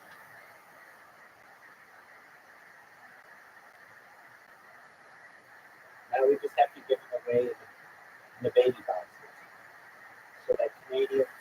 So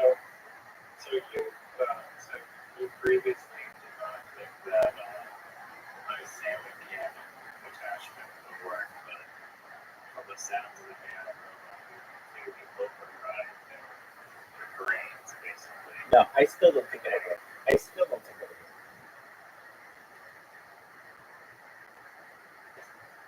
And the fact that maintenance bears really pissed off. I don't think it would work, but it'd be a good thing to try. Okay, let's say this. If it's If I was watching as a bear and or walk a little or have a salmon to throw, I'm taking the salmon. I would not. I would not at all. It's going to smell the salmon on you, and then it's going to eat you alive.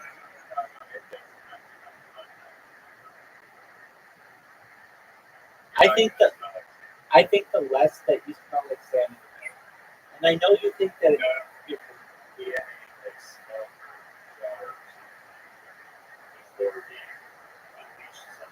but then the jar's gonna smell. Yeah, it's something there's smell for insurance. Unless it somehow there's no possible way to contain this salmon smell. What you're talking about is more like a salmon grenade. Yeah, Okay. we're finding out that we're being a good salmon that point of view. Yeah, no. So it's like an all-encompassing thing that you throw, and then you don't smell it all, and then it just explodes like salmon. And then there's one that's a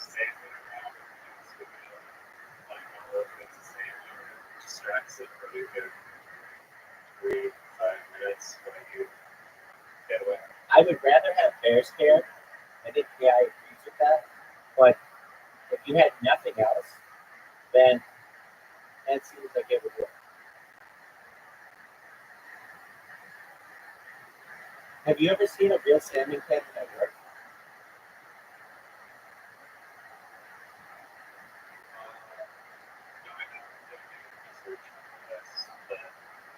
It's pretty cool. It's basically like a long tube. Yeah, it's like exactly, it's like a fish bowl. It's like a long rubber tube, and then you manually put the fish in it, and it gets sucked all the way from one area to another. And it's usually used like at a dam or someplace where it's hard for them to get up the river, and it works really well.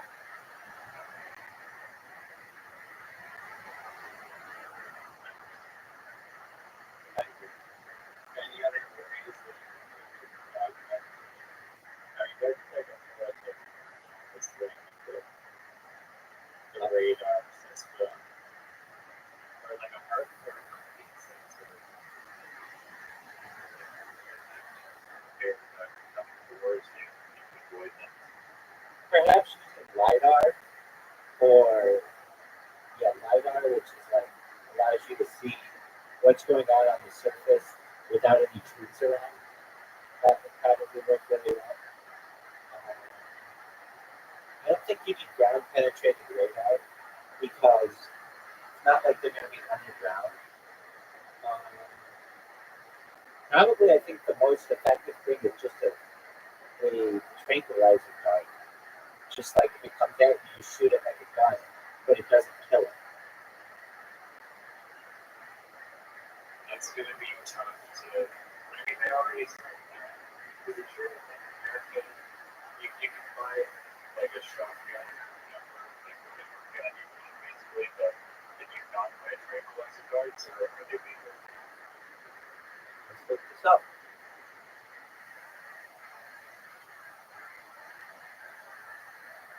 It's pretty wild. In the United States, can you buy tranquilizer darts to be able to tranquilize animals as just a normal person without any special license or anything? Maybe some controlled thing. Tranquilizer darts and tranquilizer guns are not available for general public use without special licenses. They're regulated and typically only accessible to licensed professionals in certain fields. Veterinarians, wildlife control officers, and animal control, law enforcement, or the military. So you cannot just buy a tranquilizer gun like you can a shotgun, which is really interesting. Like you can buy something that will kill somebody, but you can't buy something that won't kill somebody. Because it's really strange. I mean, yeah, like it's not like it's money for wrong, clearly a tranquilizer dart. Even if we, in the worst case scenario, give someone so much tranquilizer that they die, it's still the same effect as a bullet. Like the exact same thing. Probably just more less than we would die from a bullet. I don't know.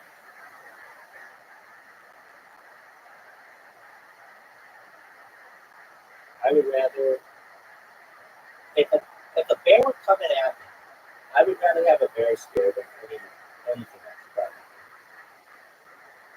Because if I have a tranquilizer, It's coming at you though, but if it's like, it's, I don't know, bear scare me, pretty good, but turn it out. let's look this one up. Let's look this one up. How can we make bear scare fire further? Yo, Doug, how can we make the bear spray fire farther? Like a gel and a spray and maybe even like packets or particles. And how far would it spray? Tell me at different distances. Like the spray would get up to 10 feet, the Gel Like, you know, standing grenades. will make it like 20 feet, something like that. You have like base grenades, so like a base launcher thing. Maybe for those like trebuchet, cantilever. Okay. Standard gray spray is 10 to, it's like 30 feet, about 10 meters. Spray patterns of microphone, how to make it spray farther, modify the pressure, spray mechanism, stronger propellant, a narrower nozzle, large canister. Bare gel. Bare gel can, it actually doesn't go as far as the spray. Okay, but I think it's more concentrated. 15 to 20 feet, around 5 to 6 meters, but more focused stream compared to a mist like spray. Gel advantages. Gel doesn't disperse widely, so it can target the bear more accurately over long distances. It sticks to the bear's face, eyes, or body, which occurs during the effect, and it can stay effective for longer periods compared to a mist. Bear spray with packets or particles. Bear powder. This one is a bit speculative since it's a standard product. It's still like 15 to 20 feet. All right. Can you tell me a way that you could, I don't know, so anything more than like 10 meters, you need like a dart or something.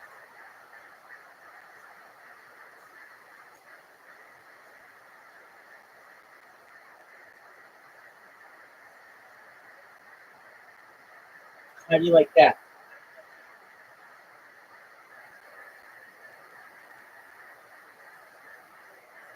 Yeah. Yeah. That sounds like it's kind of just the barrel diver.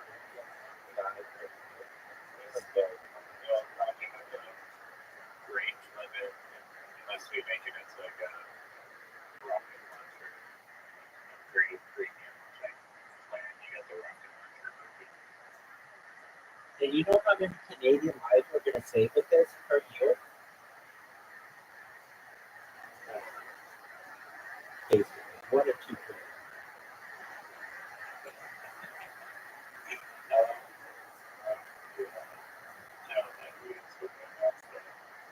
How many Americans die from bear attacks?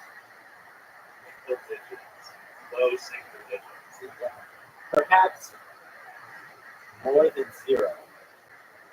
Yeah, in the United States, it's like 1 or 2 per year. So that's a total of maybe 3 people this might save a year in all of North America. How about Mexico? How many people in Mexico die from bear attacks a year? Yeah, I just care about saving lives. How many people in Mexico die from bear? I don't think bears live in Mexico. They're in Less. like circuses and stuff. Yeah, there is. There are in the Sierra Madre Occidental Mountain Range. But they're even less, it's like a black bear. It does have a population of black bears in there, black bear. So bear attacks in Mexico, there are no fatal bear attacks in Mexico because incidents are so good. So in all of North America, we're gonna save like 4 lives a year. We'll be able to sleep well at night knowing that we're keeping everybody safe.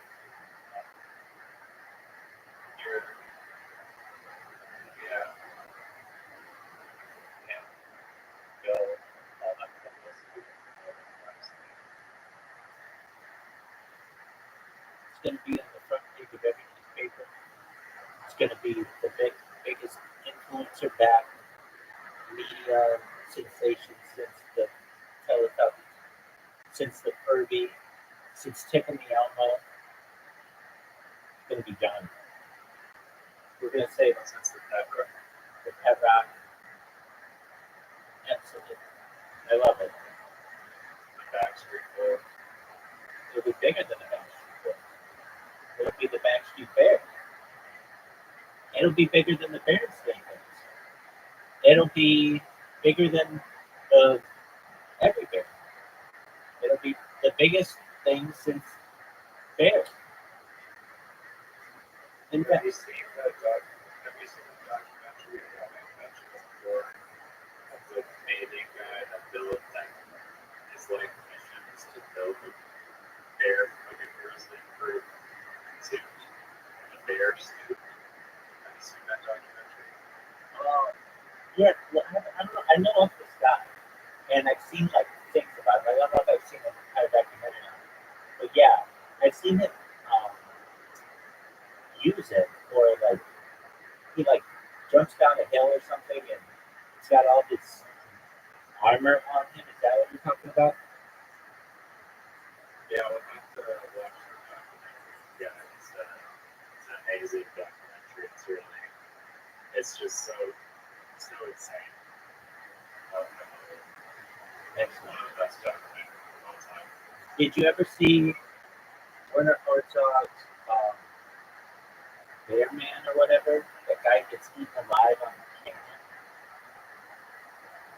Yeah, the Grizzly Man. Grizzly Man. So probably my favorite documentary that I've seen. Do you think that Grizzly Man would have been saved by bear scare?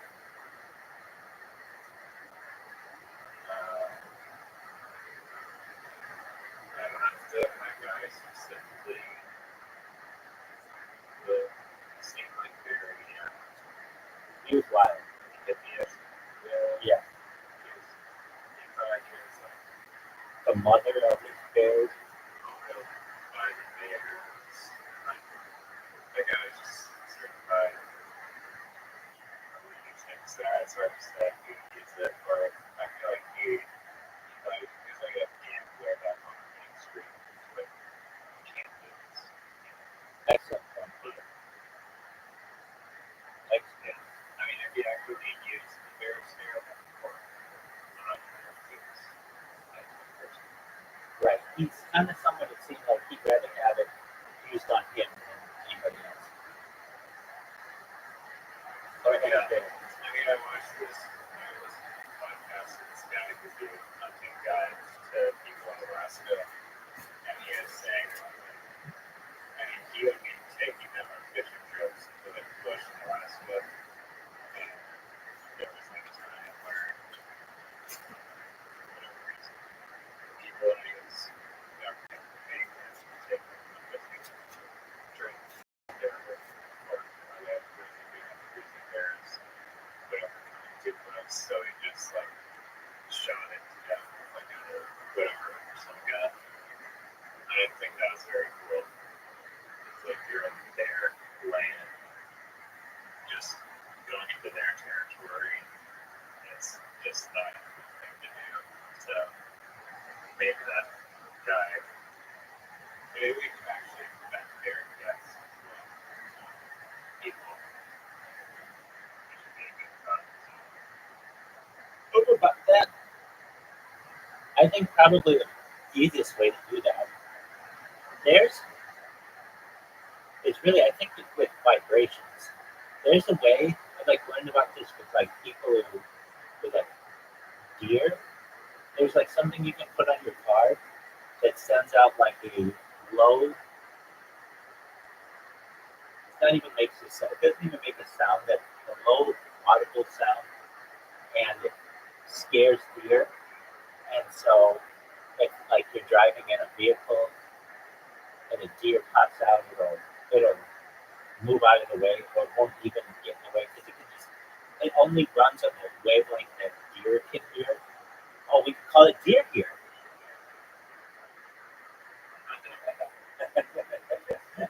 This is brilliant. There's bear scaring deer here. I love it. No, that's a good one though. That would save so much money, and I feel like the reason why that isn't done is because that makes a lot of money for the automotive industry. It kills a lot of people though. That's a big one. That, if we wanted to save people's lives, would be a big one. Deer here.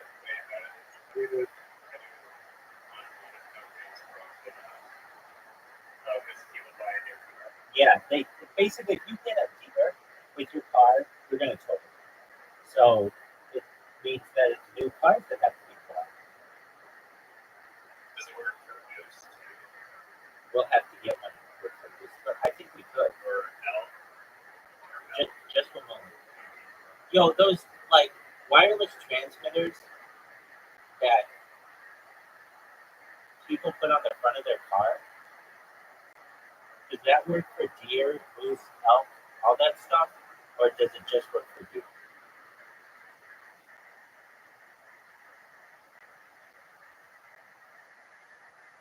Uh,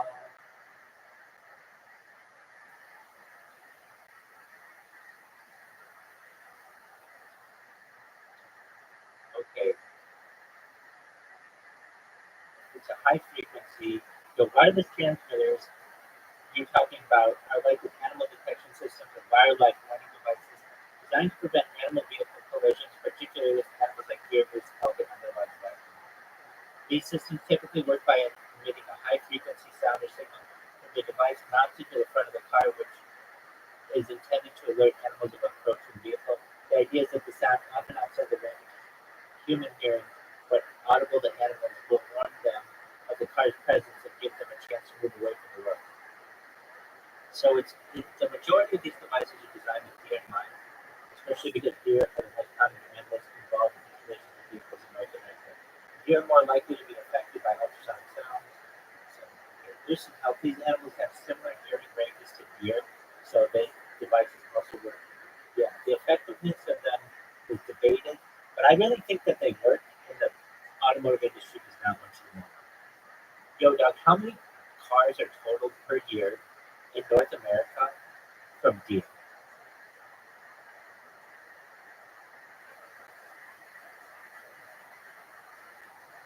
1.5 million deer vehicle collisions every year. That's a huge amount of cars that need to be purchased. And so I think that the lobbyists for the automotive companies say we don't want people to know about this stuff.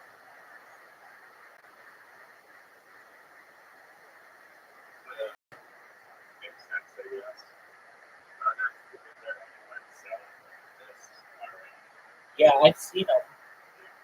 And they've been around for like 30 years. But it's hard to know if they really work that well because if you never. It's not hard to know. I just go to cheaper and like a bunch of the cars, if none of them did it. Hey, that's an excellent point. But what I'm saying is that I don't know if it works every single time, but I imagine you could make it work every single time. If two of them don't work, or if one of them doesn't work, then put two on your car. If two don't work, then three. If three don't work, then four. Eventually, your car will be like this ultrasonic emitting animal scarer, and nobody's gonna fuck with you.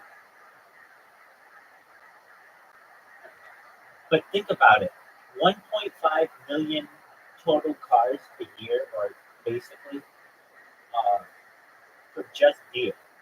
So all the automotive companies don't want people knowing about this stuff. And the amount of lives we could save, if we really wanted to save lives, this would be the one. How many people die in animal-related car accidents in North America per year?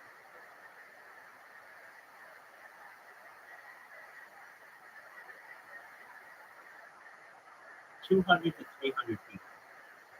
That's pretty serious. And then in Canada, it's 50 to 100. Moose. So actually, it's one. Combining them, it's 250 to 400 fatalities per year. But that doesn't include like the people who it could save from being paralyzed and all the other terrible things that happen in the car. So I'm all for it. There's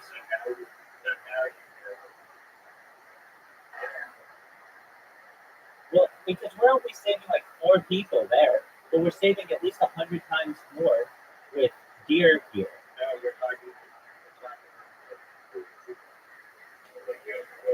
injuries that are scarcely. Well, you're right. You're right. Okay, we'll just look at the people. Okay, we'll look at the people who get hurt from bear injuries too. Let's look this one up. In North America per year, how many people are injured from bears a year? And don't give me a really long answer, just really short.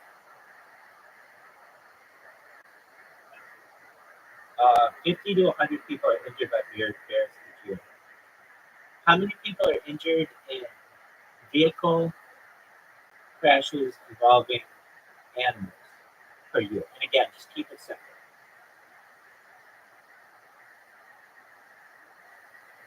50 to 60,000 people.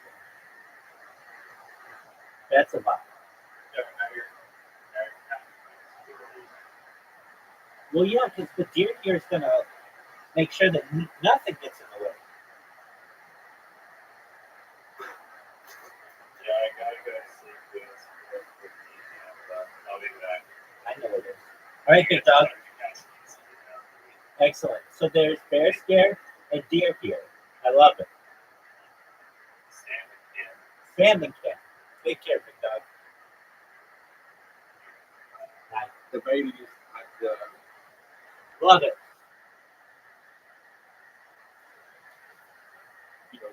time scale of years on when things are happening, what's the sequence between, right? So you get to interact with people that you mentioned this. Some people really want some idea to work and they'll persist. And then some other people might be more practical, like I don't care what idea works. I care about cracking for the code. And at least these two kind of seem opposite sides. We need both, and we clearly had both historically, and that made certain things happen earlier or later. So definitely humans involved in all of this endeavor have had, I would say, years of change or of ordering how things have happened, which breakthroughs came before which other breakthroughs and so on. So certainly that does happen. And so maybe one other axis of distinction is what I call, and this is most commonly used in reinforcement learning, is the exploration exploitation trade-off as well. It's not exactly what I meant, but it's quite related. So when you start trying to help others, right? Like you become a bit more of a mentor to a large group of people, be it in a project or the deep learning team or something, or even in the community when you interact with people in conferences and so on. You're identifying quickly, right? Some things that are explorative or exploitative, and it's tempting to try to guide people. Obviously, I mean, that's what makes like our experience. We bring it and we try to shape things. Sometimes wrongly. There's many times that I've been wrong in the past. That's great, but it would be wrong to dismiss any sort of the research styles that I'm observing. And I often get asked, well, you're in industry, right? So we do have access to large compute scale and so on. So there's certain kinds of research I almost feel like we need to do responsibly and so on. But it is kind of, we have the particle accelerator here, so to speak, in physics. So we need to use it. We need to answer the questions that we should be answering right now for the scientific progress. But then at the same time, I look at many advances, including attention, which was discovered in Montreal initially because of lack of compute, right? So we were working on sequence to sequence with my friends over at Google Brain at the time, and we were using, I think, 8 GPUs, which was somehow a lot. And then I think Montreal was a bit more limited in the scale, but then they discovered this content-based attention concept that then has obviously triggered things like Transformer. Not everything obviously starts Transformer. There's always history that is important to recognize, because then you can make sure that then those who might feel now, well, we don't have so much compute, you need to then help them optimize that kind of resource that might actually produce amazing change. Perhaps it's not as short term as some of these advancements, or perhaps it's a different time scale, but the people and the diversity of the field is quite critical that we maintain it. And at times, especially mixed with hype or other things, it's a bit tricky to be observing maybe too much of the same things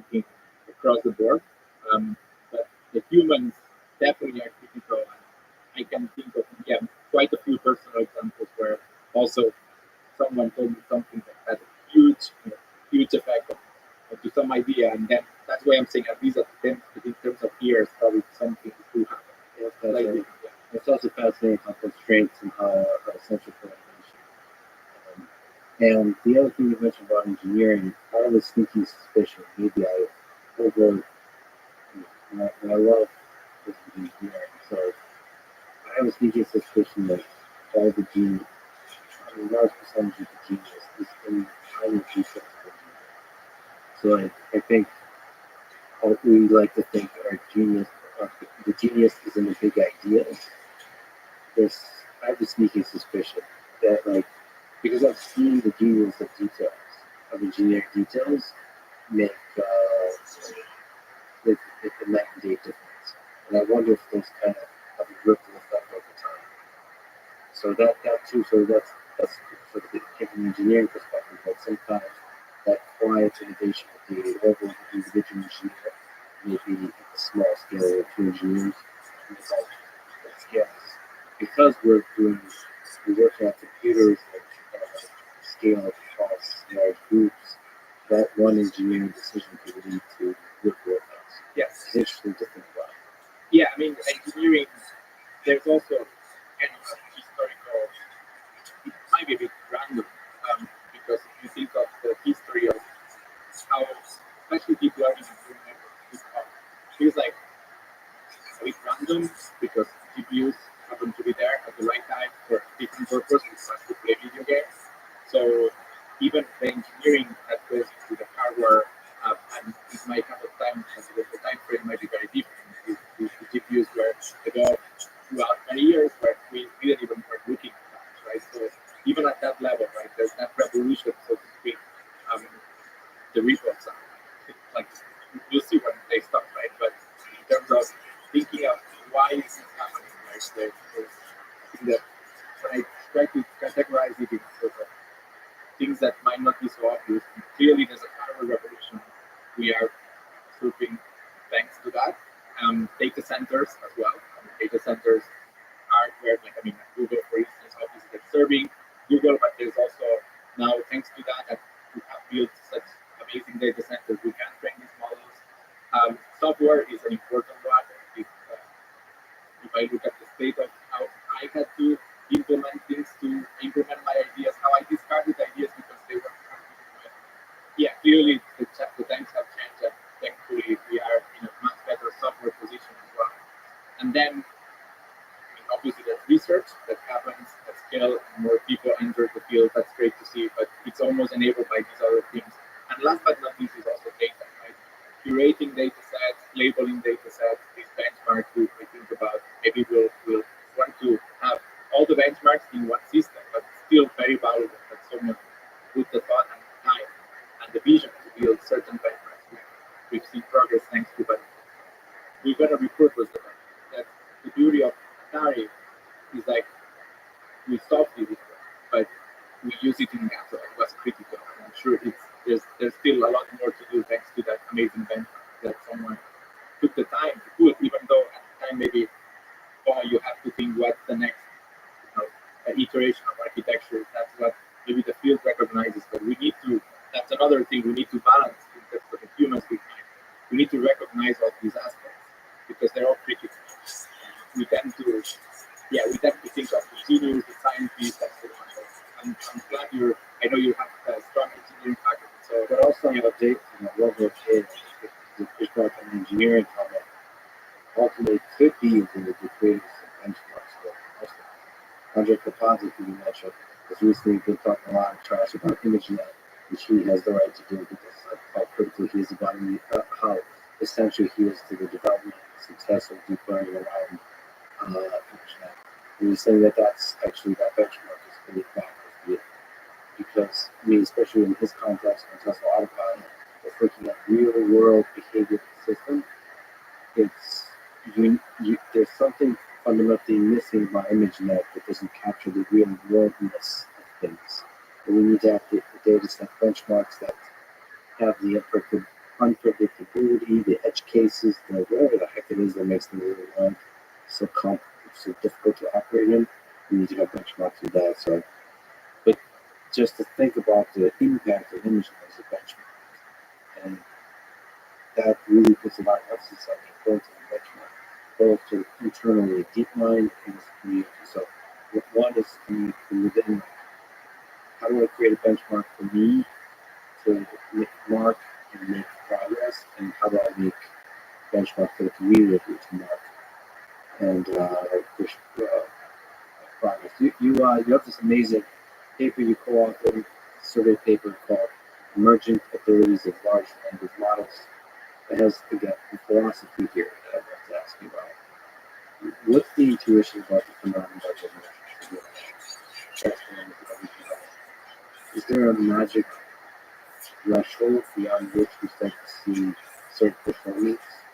And is that different from task to task? Is that us humans just being poetic and romantic, or is there literally some level of which we start to see? Yeah, I mean, this is a property that we start seeing in systems that actually tend to be, so in machine learning, traditionally, again, going to benchmark, I mean, if you have some input output, right, like that is the single input and single output, you generally, when you train this system, it's reasonably smooth first when you analyze how much the data set size affects the performance, or the model size affects the performance, or how it matches the long train, how long you train the system for affects the performance, right? So, you know, if you think of image net, right, the training curve is fairly smooth and predictable in a way. And I would say that's probably because of the kind of a one-shot reasoning, right? Because there is an input, and you think for a few milliseconds or 100 milliseconds, 300 milliseconds, then you tell me, yeah, there's a not proper reason. So in language, we are seeing benchmarks that require more pondering or thought into it, right? And you're looking for some subtleties that you can involve input that you might think of, even if the input is a sentence describing a mathematical problem, there is a bit more processing required as a human and more introspection. So I think that how these benchmarks work means that there is actually a threshold. Just going back to how transformers work in this way of querying for the right questions to get the right answers. That might mean that performance becomes random until the right question is asked by the querying system of the transformer or of the language model like a transformer. And then, only then, you might start performance going from random to non-random. And this is more empirical because there's no formalism or theory behind this yet. Although it might be quite important, but we're seeing these phase transitions of random performance and until some, let's say, scale of the model, and then it goes beyond. And it might be that you need to fit a few low order bits of thought before you can make progress in the programs. And if you could measure actually those breakdown of the task, maybe you would see more smooth, like, yeah, these, once you get these and these and these and these, then you start making progress. But it's somehow a bit annoying because then it means that certain questions we might ask about architecture possibly cannot only be done at certain scale. And one thing that conversely I've seen great progress on in the last couple of years is this notion of science of deep learning and science of scale in particular, right? So on the negative is that there's some benchmarks for which progress might need to be measured at minimum at a certain scale until you see then what details of the model matter to make that performance better, right? So that's a bit of a con. But what we've also seen is that you can sort of empirically analyze behavior of models at scales that are smaller, right? So let's say, with an example, we had this chinchilla paper that revised the so-called scaling laws of models, and that whole study is done at a reasonably small scale, right? That millions up to 1 billion parameters.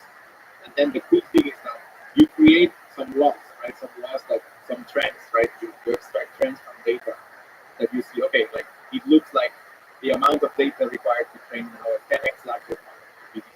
And these laws, so far, these extrapolations have helped us save a few and just get to a better place in terms of the science of how should we run these models at scale, how much data, how much depth, and all sorts of questions we start asking, extrapolating from small scale.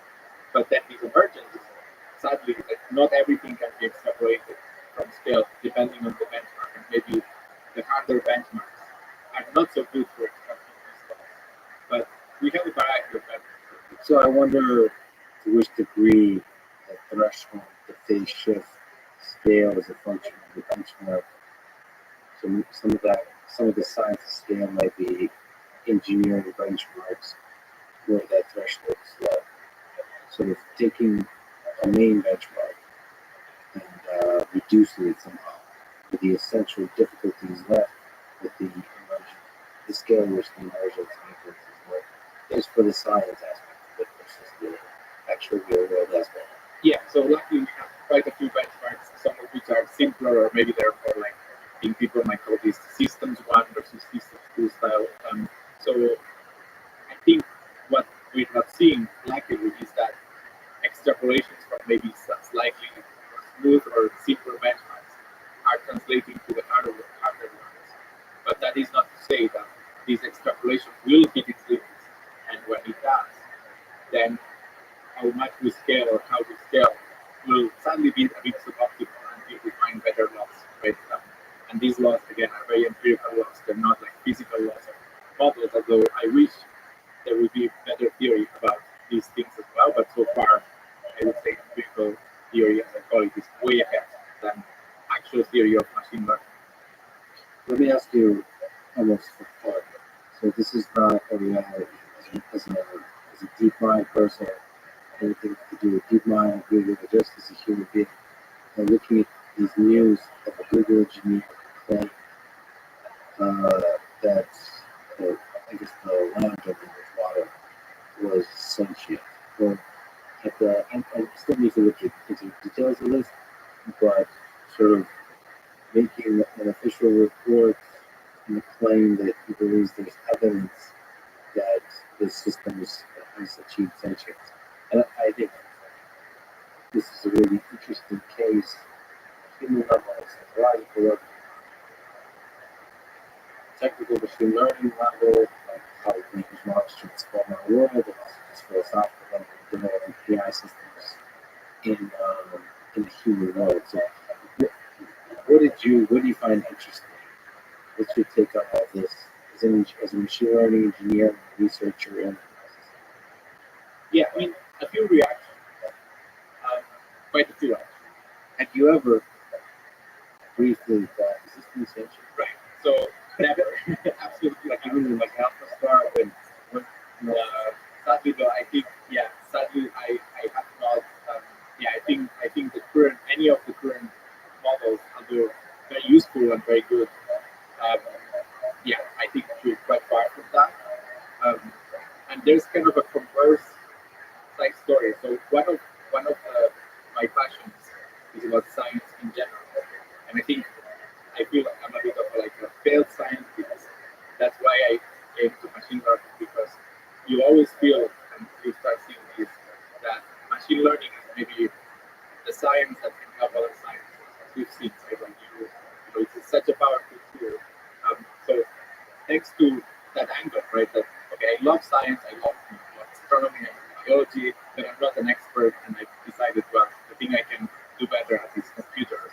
But having, especially with when I was a bit more involved in learning a bit about proteins and about biology and about life, the complexity, it feels like it really is like if you start looking at the things that are going on at the atomic level, and also, I mean, there's obviously we are maybe inclined to try to think of neural networks as like the brain, but the complexity is, and the amount of magic that it feels when I don't I'm not an expert, so nothing feels more magic. But looking at biological systems as opposed to these computational brains just makes me like, wow, there's such level of complexity differences still, right? Like orders of magnitude complexity that, sure, these weights and we train them and they do nice things, but they're not at the level of biological entities, brains, cells.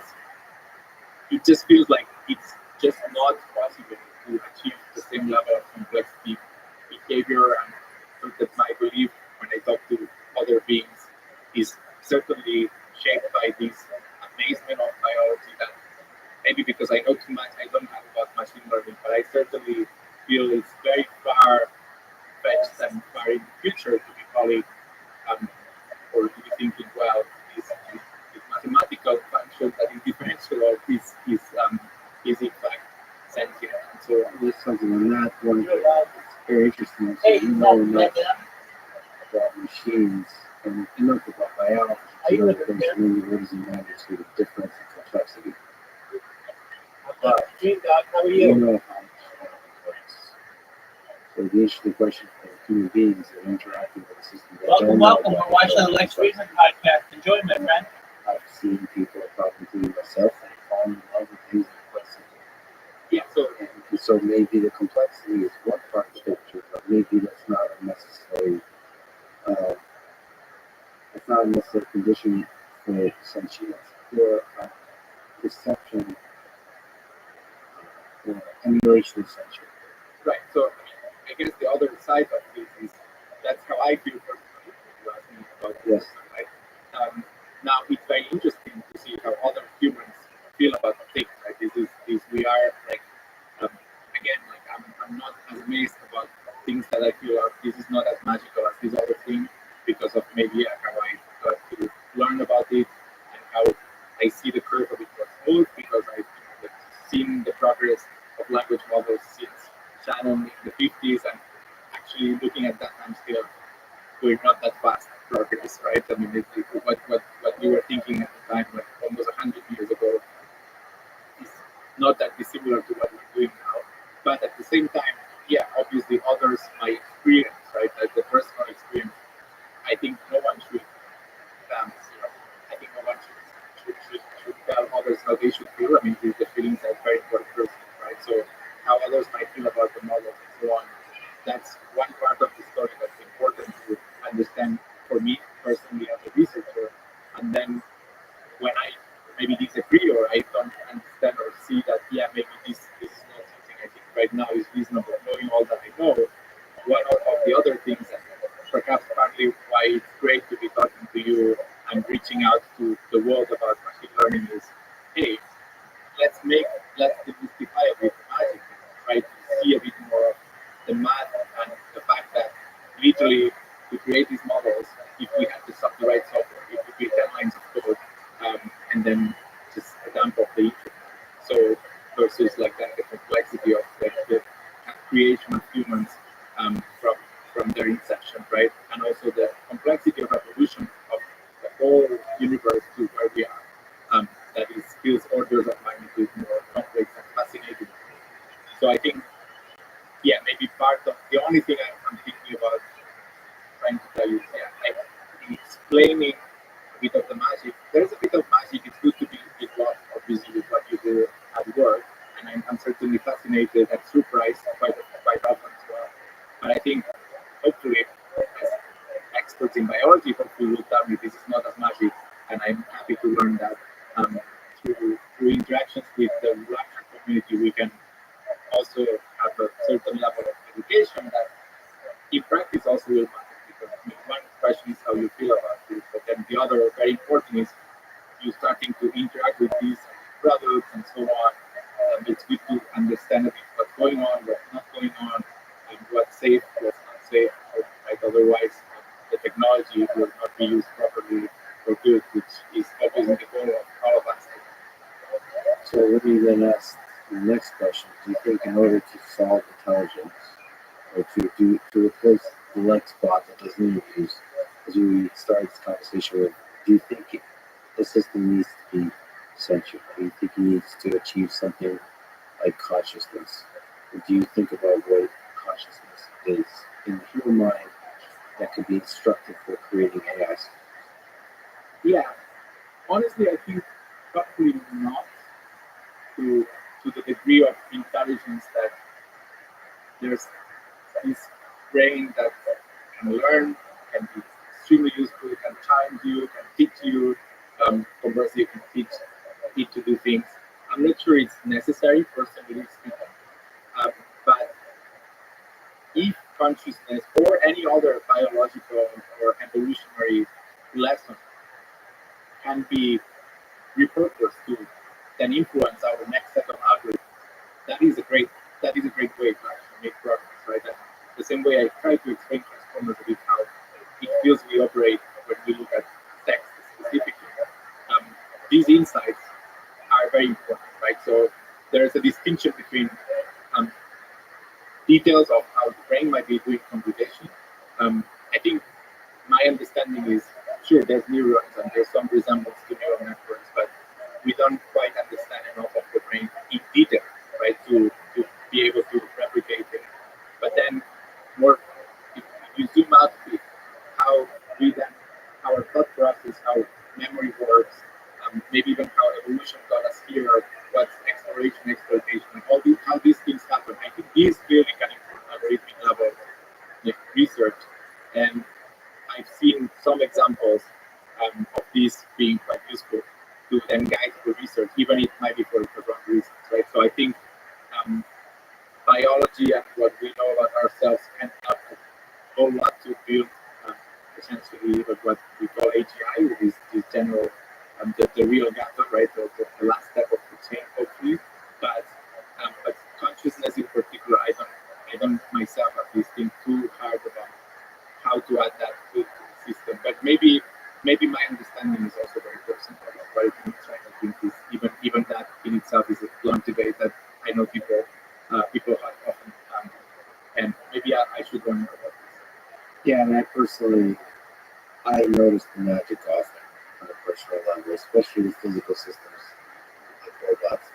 I have a lot of Lego robots now in Austin that I play with. And usually when you program them, when they do things you didn't expect, there's an immediate improvisation. And you notice the magic. You start to think about things like sanctions.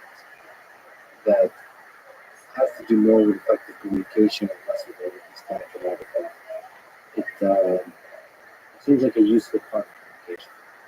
Having the perception of consciousness seems like useful for us humans. We treat each other more seriously. We are able to the nearest neighbor, shoving that entity into your memory correctly, all that kind of stuff. Seems useful, at least to fake it, if you never make it. So maybe mirroring the question, and since you've talked with few people, then you do think that we need to figure something out in order to achieve intelligence in a grander sense of it. Yeah, I personally believe yes, but I don't even think it'll be like a separate island we'll have to travel to. I think it will emerge quite naturally. Okay, that's easier than thank you. But the reason I think it's important to think about it is you will start, I believe, like with the studio engineer, you will start seeing this more, especially when you have AI systems that actually interacting with human beings that don't have an engineering background. And we have to prepare for that. Because I do believe there will be a civil rights movement for robots. As silly as it is to say, there's going to be a large number of people that realize there's these intelligent entities with whom I have a deep relationship and I don't want to lose them.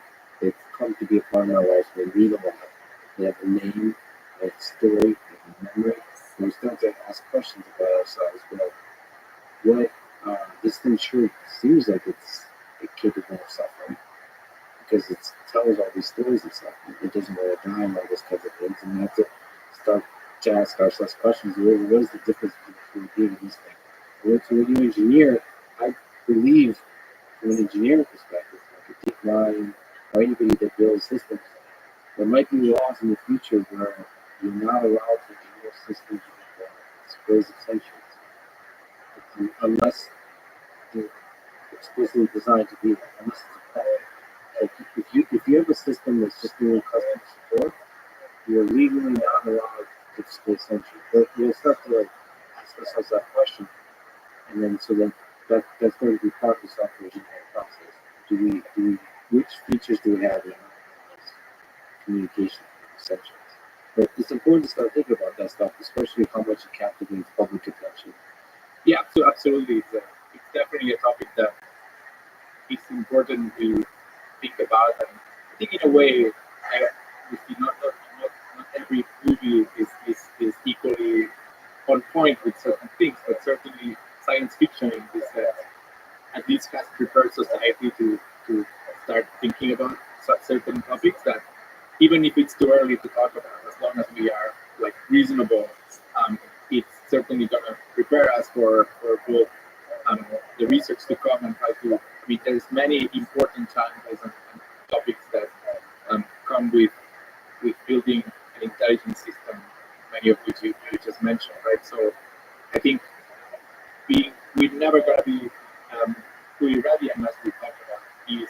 We start also, as I said, just kind of expanding the people we talk to not include only our own researchers and so on. And in fact, places like DeepMind, but elsewhere, there's more interdisciplinary groups forming up to start asking and really working with us on these questions. Because obviously, this is not initially what your passion is when you do your PhD, but certainly it is coming, right? So it's fascinating. It's the thing that brings me to one of my passions, that is learning. So in this sense, this is kind of a new area that, as a learning system myself, I want to keep exploring. I think it's great that to see parts of the debate and even I see a level of maturity in the conferences that deal with AI. If you look 5 years ago to now, just the amount of workshops and so on has changed so much. It's impressive to see how much topics of safety, ethics, and so on come to the surface, which is great. And if we were too early, clearly it's fine. I mean, it's a big field and there's lots of people with lots of interest that will progress or make progress. And obviously, I don't believe we're too late. So that in that sense, like I think it's great that we're doing this already. But a bit too early, too late when it comes to super intelligent. Let me ask, speaking of sentient AIs, you gave props to your friend Julius Skinner for being elected the fellow of the Royal Society. So, just as a shout out to a fellow researcher, what's the secret to the genius of Julius? And also, do you believe that his tweets, as you've hypothesized and Andre Kopati did as well, are generated by a language model? Yeah. So I strongly believe Ilya is going to visit in a few weeks actually. So I'll ask him in person. But will he tell you the truth? Yes, we're ultimately we all have shared paths and there's friendships that go beyond obviously institutions and so on. So don't get out the truth. I maybe the AI system is holding him hostage somehow. Maybe he has some videos about it he doesn't want to release. So maybe it has taken control over him. Well, if I see him in person, he will know. But I think I think it's a good. I think Ilya's personality, just knowing him for a while, he's everyone in Twitter, I guess, gets a different persona, and I think Ilya's one. That surprised me, right? So I think knowing Ilya from before social media and before AI was so prevalent, I recognize a lot of his character. So that's something for me that I feel good about a friend that hasn't changed or is still true to himself, right? Obviously, there is though a fact that your field becomes more popular, and he is obviously one of the main figures in the field, having done a lot of advancements. So I think that the tricky bit here is how to balance your true self with the responsibility that your words carry. So in this sense, I think, I appreciate the style and I understand it, but it created debates on like some of these tweets, right? That maybe it's good we have an early thinkers, right? But yeah, it's then the reactions are usually polarizing. I think we're just seeing kind of the reality of social media a bit. Yeah.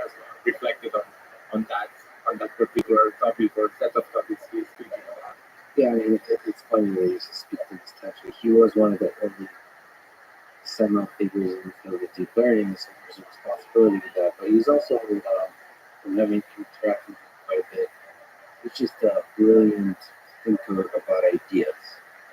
And as are you, and there's a tension between becoming a manager versus like actual thinking through very novel ideas. The scientist versus the manager, and he's one of the great scientists of our time, which is quite interesting. And also, people tell me quite silly, which I haven't quite detected yet, but in private. Yeah. Yeah, I mean, just on the point of, I mean, Ilya's been an inspiration. I mean, quite a few colleagues, I guess, think shaped, you know, the person you are. Like Ilya certainly gets probably the top spot, if not close to the top. And if we go back to the question about people in the field, like how the role would have changed the field or not, I think Ilya's case is interesting because he really has a deep belief in the scaling up of neural networks. There was a talk that is still famous to this day, from the sequence to sequence paper, where he was just claiming, just give me supervised data and launching the network, and then you'll solve basically all the problems, right? That vision, right, was already there many years ago. So it's good to see like someone who's in this case very deeply into this style of research, and clearly has had a tremendous track record of successes and so on.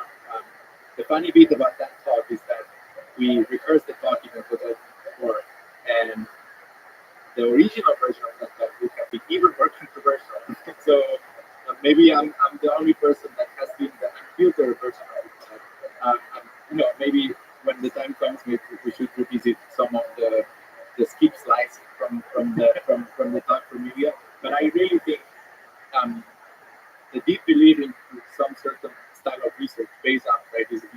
It's good to be practical sometimes, and I actually think Ilya and myself are practical, but it's also good.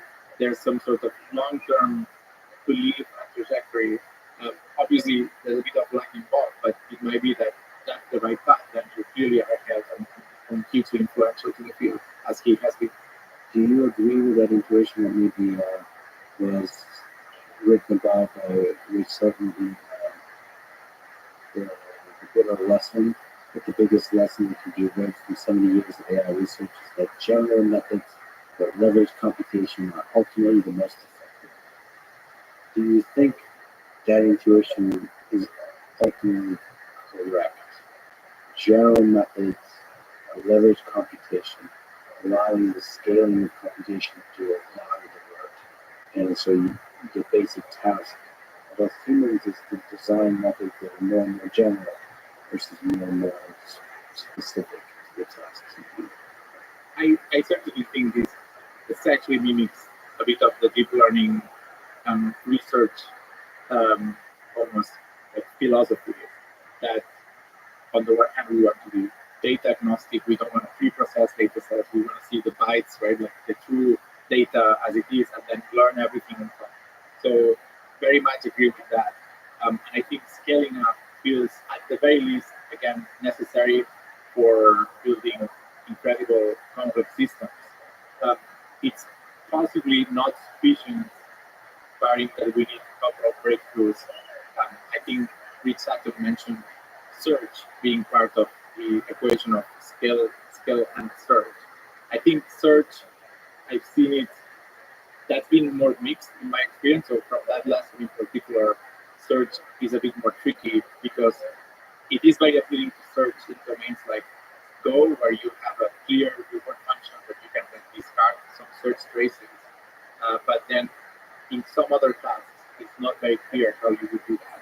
Although recently, one of our recent works, which actually was mostly mimicking or a continuation, and even the team and the people involved were pretty much very intersecting with AlphaStar, was AlphaCode, in which we actually saw the bigger lesson how scale of the models and then massive amount of search yielded this very interesting result of being able to have human level code competition. So I've seen examples of it being literally mapped to search at scale. I'm not so convinced about the search speed, but certainly I'm convinced scale will be needed. So we need general methods. We need to test them, and maybe we need to make sure that we can scale them, given the hardware that we have in practice. But then maybe we should also shape how the hardware looks like, based on which methods might be needed to scale. And that's an interesting contrast of this GPU coming that is, we got it for free almost because games were using these, but maybe now if sparsity is required, we don't have the hardware, although in theory many people are building different kinds of hardware these days, but there's a bit of this notion of hardware lottery for scale that might actually have an impact at least on the year scale of years and how fast we will make progress to maybe a version of neural network or whatever comes next that might enable truly intelligent agents. Do you think in your lifetime you will build an AGI system that would undeniably be a thing that achieves human level intelligence and goes far beyond? I definitely think it's possible that it will go far beyond, but I'm definitely convinced that it will be human level intelligence. And I'm hypothesizing about the beyond because the beyond bit is a bit tricky to define, especially when you look at the current formula of starting from this imitation learning standpoint, right? So we can certainly imitate humans, language and beyond. So getting at human level through imitation feels very possible. Going beyond will require reinforcement learning and other things. And I think in some areas that certainly already has paid out, and Go being an example that's my favorite so far in terms of going beyond human capabilities. But in general, I'm not sure we can define reward functions that from a seat of imitating human level intelligence that is general and then going beyond. That bit is not so clear in my lifetime, but certainly human level, yes. I mean, that in itself is already quite powerful, I think. So going beyond is obviously not, we're not going to not try that if then we have to superhuman scientists and discovery and advancing the world. But at least human level is also, in general, is also very, very powerful. Well, especially human level is slightly beyond, is integrated deeply with human society and doing as agents like that. Do you think there's a singularity moment beyond which our world would be just very deeply transformed by these kinds of systems? Because now you're talking about intelligent systems that are just, this is no longer just going from horse and buggy to the car. It feels like a very different kind of shift in what it means to be a living entity. Are you afraid or are you excited at this world? I'm afraid if there's a lot more. So I think maybe we'll need to think about if we truly get there, just thinking of limited resources, like humanity clearly hits some limits, and then there's some balance, hopefully, that biologically the planet is imposing, and we should actually try to get better at this. As we know, there's quite a few issues with having too many people coexisting in a resource-limited way. So for digital entities, it's an interesting question. I think such a limit maybe should exist, but maybe it's going to be imposed by energy and availability, because this also consumes energy. In fact, most systems are more inefficient than we are in terms of energy required. But definitely, I think as a society, we'll need to just work together to find what would be reasonable in terms of growth or how we coexist if that is to happen. I am very excited about obviously the aspects of automation that make people that obviously don't have access to certain resources or knowledge, for them to have that access. I think those are the applications in a way that are most exciting to see and to personally work towards. Yeah, there's going to be significant improvements in productivity and quality of life across the whole population, which is very interesting. Not looking even far beyond us becoming a multiplanetary species. And just as a quick last humans become multiplanetary species, go outside our solar system, all that kind of stuff, do you think there will be more humans or more robots in the future world? So will humans be the quirky, intelligent being past, or is there something deeply fundamental to human intelligence that's truly special, where we will be part of it, it's not just about us?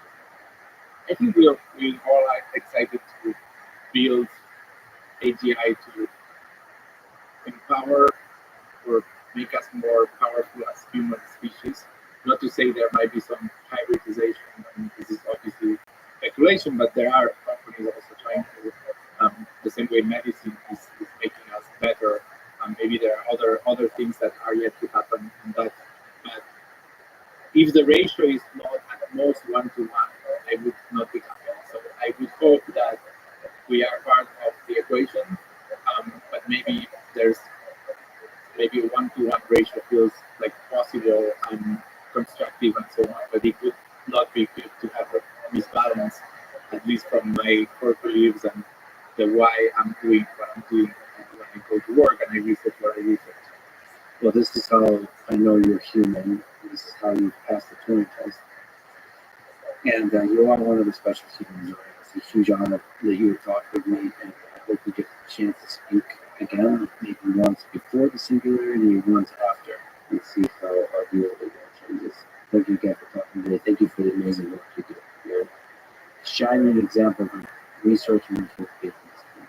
Thanks a lot. Like, yeah, looking forward to before the singularity. Or maybe after. Thanks for listening to this conversation with Reality. Support this podcast. Please check out our sponsors in the description. Now, let me leave you with some words. Those who can imagine anything and create the impossible. Thank you for listening. I hope to see you.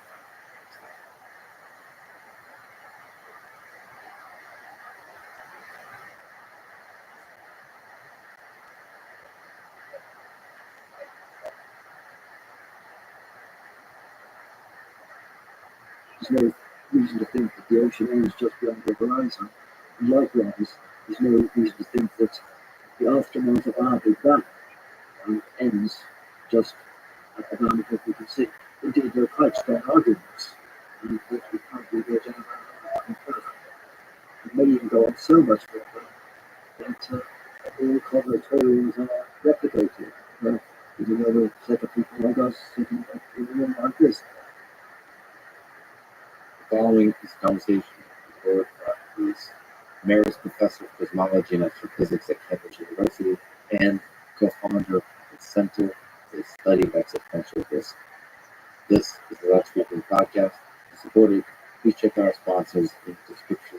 And now, to your friends, just love. Peace.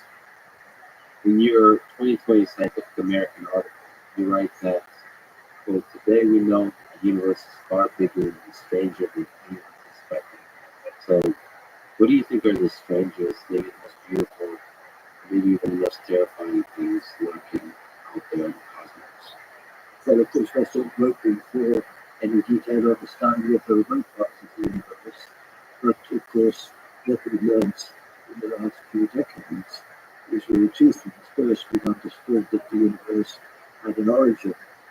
I thought it was 50 years ago, when they said that the Big Bang, a hot dense state, whose very beginnings was found in history. And also that there are the extreme things in it, like black holes, neutrons from explosions of various kinds, and one of the most potentially exciting discoveries in the last 20 years, in the last 10, was the realization that most of the stars in the sky are orbited by retinue planets, just as the sun was orbited by the Earth. Really unprecedented. Oh, what's the planet motherfucker you've ever seen? Which is like the largest point of life. This motherfucker doesn't know. The systems He that thinks raise it's noise, the top of the night. he burps, So scratches it's an himself. exciting problem for the 21st century. So we see all those lights out there.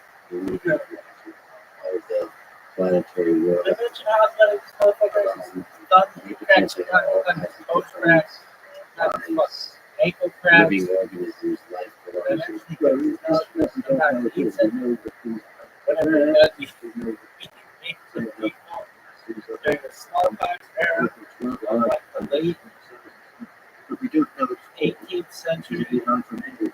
It's Italian also that we might be complete to resolve. It's gotta keep it shit. On the other hand, it could be that the ocean might be something that happens routinely given conditions like The the biggest shit of all in time. which case there could be literally billions of patients in the galaxy, scientific advice Man, and settling I gotta take a major. the truth lies between those two extremes. Oh, That is the challenge that coming. it's just cracked. So certainly we're either lucky, easier, Other. or very, very, very. I guess it must be the difference. Where do you fall? Your own estimate, your own guess on this question. Are we alone in this question? I think it was foolish to every point because we just don't know. And that's just an example of how we are dependent on those observations. And also, incidentally, as life, we've got to take account of the fact that, as I always say to my scientific colleagues, neurology is a much harder subject than physics. Most of the university nowadays talks about physics, but we've got to remember that even the smallest living organism, the insect, is far more complicated than air and complexity than most complicated star or galaxy. Yeah, that's the funny thing about physics and biology. The dream of physicists in the 20th century and maybe this century is to discover the theory of everything. And there's a sense that once you discover that theory, you understand everything. You unlock the mysteries of how the universe works. You can be able to understand how life emerges from that fabric of the universe. I think the phrase theory of everything is very misleading because it's used to describe theory that unifies the three years of microphysics, electromagnetism, and heat function with gravity. So it's an important step forward for classical physicists. But the lack of such a theory doesn't hold up any of the science. Anyone doing biology or physics is not held up at all. Do not understand some nuclear physics they hold up is that human things are very complicated. And that's especially true in biology. So what's holding up biologists is not a lack of the so-called theory of everything. It's the inability to understand things which are very good. What do you think we'll understand first? How the universe works or how the human body works? Deeply, like from a fundamental deep level. Well, I think I can come back to it later that when the image of prospects of ever being able to understand the way human works, the most fundamental theories and come together all the forces of nature. I think there's no limitations of human brains. But I also think that we can, perhaps aided by computer simulations, understand a bit more of the complexity of nature. But even understanding a simple organism from the atom up is very, very difficult. And I think extreme reductionists have a very risky perception. They tend to think that, in a sense, we are all solutions to Schrodinger's equation. And I think That shit. isn't the way we have to understand it. It may be true. I mean, the history of shit. It's that we believe. So in this case, we don't believe in any special life force or living things. But nonetheless, no one thinks that we can understand a living thing. What do you mean by solving a problem. Take an example which isn't as complicated. Lots of people study flow of fluids like high waves break, high flows go turbulent, things like that. This is serious branch of applied engineering. In doing this, you have concepts of viscosity, turbulence, and things like that. Now, you can understand quite a lot about how water behaves and how waves break in terms of those concepts. But the fact that any breaking wave is a solution of Schrodinger's equation for tensor 30 particles, even if you could solve that, to become, would not give you any insight. So the important thing is that every science has its own origins for concepts. get the best explanation. So maybe in chemistry, like valence, and biology, concepts in cell biology, and in ecology, there are concepts like imprinting, etc., and in psychology, there are other concepts. So, in a sense, the sciences are like a tall building where you have basic physics, most fundamental, and then rest of physics, then chemistry, then cell biology, etc. All there to be, I guess, economists in the penthouse and all that. And we have that, and that's true in a sense, but it's not true. It's like the building that it's made unstable by an unstable base, because if you're a chemist, biologist, or an economist, you're facing challenging problems. You do not get any worse by uncertainty about subnuclear physics. And at every level, just because you understand the rules of the game, or have some understanding of the rules of the game, doesn't mean you know what kind of beautiful things that game creates. Right, so if you actually birds and how they fly, then things like imprinting, they one another and all that, and things like that are what you need to understand. You couldn't even in principle solve the Schrodinger's equation, how an albatross wanders for 1,000 miles in the Southern Ocean and comes back and then cocks up food for its young. And that's something we can understand in a sense, in predict behavior. But it's not because we can solve it in this game. You mentioned that there might be some fundamental limitations of the human brain that limits our ability to understand some aspect of how the universe works. That's really interesting. It's sad, actually. To the degree it's true, it's sad. But what do you To say that just as the monkey can't understand quantum theory or Newtonian physics, there's no particular reason why the human brain should evolve to be well matched to understanding people's aspects of reality. And I suspect that there may be aspects that we should be aware of, but as an intermediate step towards that, one thing which I think is a very interesting possibility is the extent to which AI can help us. I mean, I think if you take the example of circuit theory of everything, one of which is string theory. String theory involves very complicated geometry and structures in 10 dimensions. And it's certainly, in my view, on the cards that the physics of 10 dimensions, or very complicated geometry, may be too hard for a human being to work through. It could be worked through by an AI, with the advantage of the huge processing power, which enables it to learn world championship chess within a few hours. Okay, so there's every reason to expect that these machines could help us to solve these problems. And of course, if that's the way we came to understand whether string theory is right, it's in a sense frustrating because the work against us are hard insight, which is the greatest satisfaction of doing science. But on the other hand, if a machine turns away technical geometry, figuring out all of this origamis in exponentials, if it comes out at the end, spews out the correct mass of the electron, the fact that there are 3 kinds of neutrinos, something like that, you would know that there was some truth in the theory. So we may have a theory which will come to pass because it does predict things that we can observe and check. But we may never really understand what we work with. To the extent that we do more or less understand how most phenomena can be explained differently.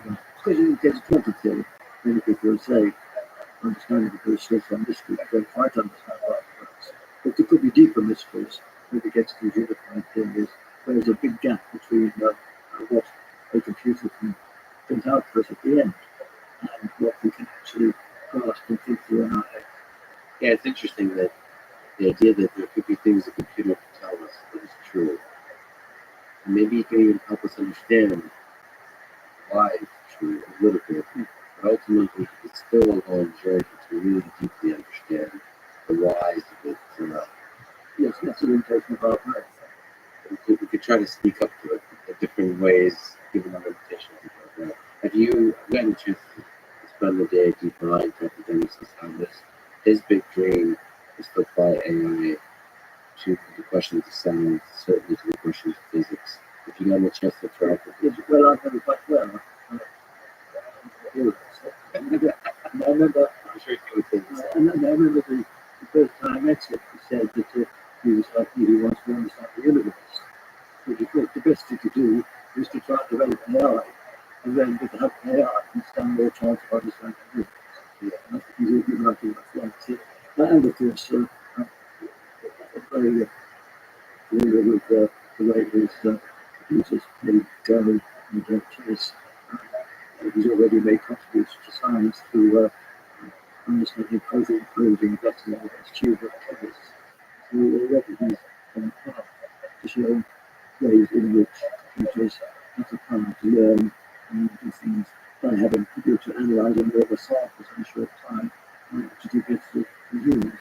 And so I think he would resonate with what I just said, that it may be that in these other fundamental questions, the computer played a crucial role. Yeah, and they're also doing quantum mechanical simulation of electrons. They're doing control of high temperature plasma fusion reactors. Yes, that's a new thing which supposed to make it sequester instabilities in these tokamaks. Better than any other. The march of progress by AIs in science is making big strides. Do you think the AI system will win a Nobel Prize in this century? What do you think? Does that make you sad? If I could digress and put in quote from my next book, Yes. I have a chapter saying why Nobel Prizes do more harm than good.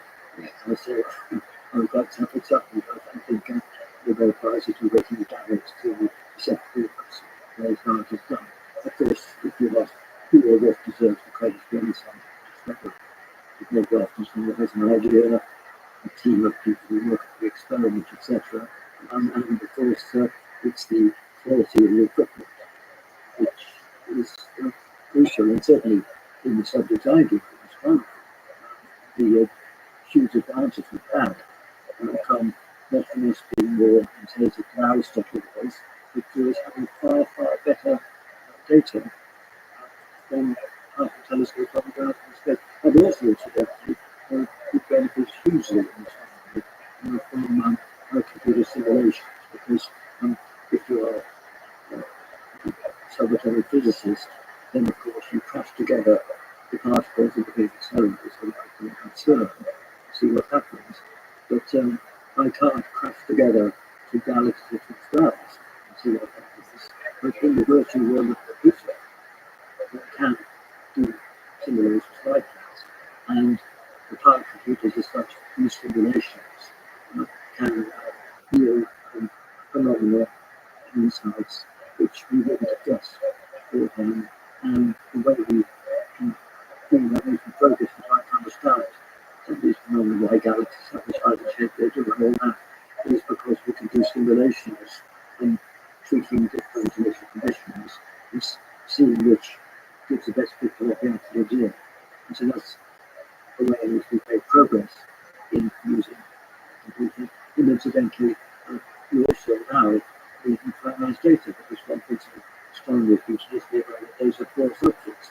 But the European satellite called Gaia has just put in line the speeds and colours properties of nearly 2 billion stars in the Milky Way. They did fantastic analyses of, and that of course could not be done at all without just the memory quantum capacity. And the new methods of machine learning actually love raw data, the kind that astronomy provides. Organized, structured, raw data. Yeah, well indeed, because the reason they really have advanced progress is that they can learn things so much faster. That's how they can multiply tests and go. That's how they can learn to diagnose lung cancer better than radiologists. Because they can look at 100,000 scans in a few days, whereas the was 6 or 8 lifetime. Well, there's still magic to the human intelligence, to the intuition, to the common sense reasoning. Well, we hope so. Well, what is the new complete? The book it's called With Scientists to Save Us. It's coming out in September. And it's on the big challenges of science, climate, dealing with biosafety, gender cybersafety, and also it's got chapters on the way science is organised in universities and academies and so forth, and the ethics of science and coordination. And that limited. Well, let me actually just scroll around the beautiful and strange. Over 20 years ago, you hypothesized that we would solve the mystery of dark matter by now. So unfortunately, we didn't. First, what is dark matter and why has it been so tough to figure out? Well, I think we learned that galaxies and other large-scale structures, which are moving around, but prevent time by gravity, would be falling apart if they only contain the stuff we see, everything we shine. And to understand how galaxies form and why they do remain confined sometimes, one has to infer that there's got 5 times as much stuff producing gravitational forces than the total amount of stuff in the gas and stars that we see. And that stuff is called dark matter. It's so that you can name it. It's not dark, it's just transparent.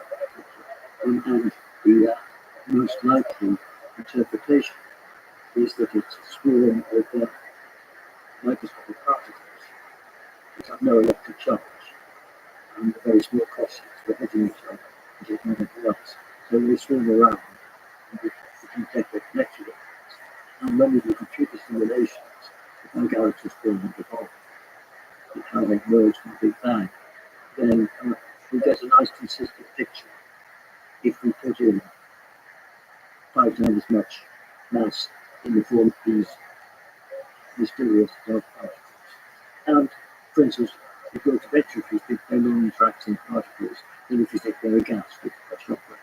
So you know something about the properties. We don't know what they are. And the disappointment compared to my guess 20 years ago is that particles answering this description have not yet been found. It's thought that the big accelerator in the outside of light CERN is the world's biggest, might have found different types of particles, which would have been the obvious candidates. And it hasn't. And some people say, well, that might have there, etc. But what I would argue is that there's a huge amount of parameter space that hasn't been explored. There are other kinds of particles called axions, which are differently, which are a good candidate. And there's a factor of 10 powers of 10 between the heaviest particles that could be created by the Large Hadron Collider and the heaviest particles that don't directly exist without too much spare particles. So there's a huge amount of particles which could be out there as remnants of the Big Bang, out of which we would be able to catch so easily. So the fact that you could change some of the dark matter could be doesn't diminish my belief that it's there in the form of particles, because we've only explored a small fraction of that. So there's this search, literally, pun unintended, of searching in the dark here in this giant parameter space of possible particles. You're searching for, I mean, there could be all kinds of particles. It could be, and the sun is maybe very, very hard to detect, but I think we can hope for some new different ideas, because one point which I've discussed more is about the very early stage of the Big Bang. And the situation now is that we have an outline picture for how the universe has evolved, and from a time when it was expanding in just a nanosecond up to the present. And we could do that because after the nanosecond, the physics of the material is in the same way that we could test it. The nanosecond is like a really unlike those in the Large Hadron. If you wait for 1 second, you've got like in the center of the stars, and you have 3,000 with the other today, so you can with confidence extrapolate back to the universe with a knowledge that you don't know, because I think you can do it with much confidence as anything that geologists told you about the early history of the Earth. And there's huge progress in that. But any progress puts in sharper focus on new histories, and of course, the new histories in this context. Why is the universe explained the way it is? Why does it contain this mixture of atoms of dark matter and radiation? And why does it have the properties that we are galaxies hold, being fairly smooth but not particularly smooth? And the answer to those questions, I generally believe to lie in a much earlier stage. I think that this is much more extreme, and therefore far beyond the stage where we have the foothold experiments.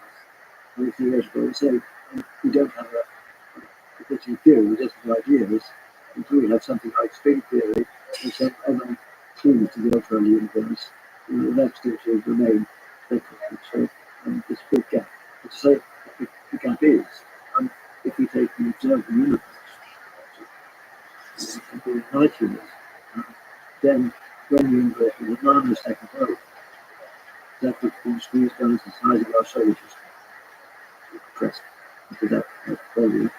But the times we're talking about when the key properties of the universe were first imprinted were times when that entire universe was squeezed down to the size of a telescope, which it emerged from something microscopic.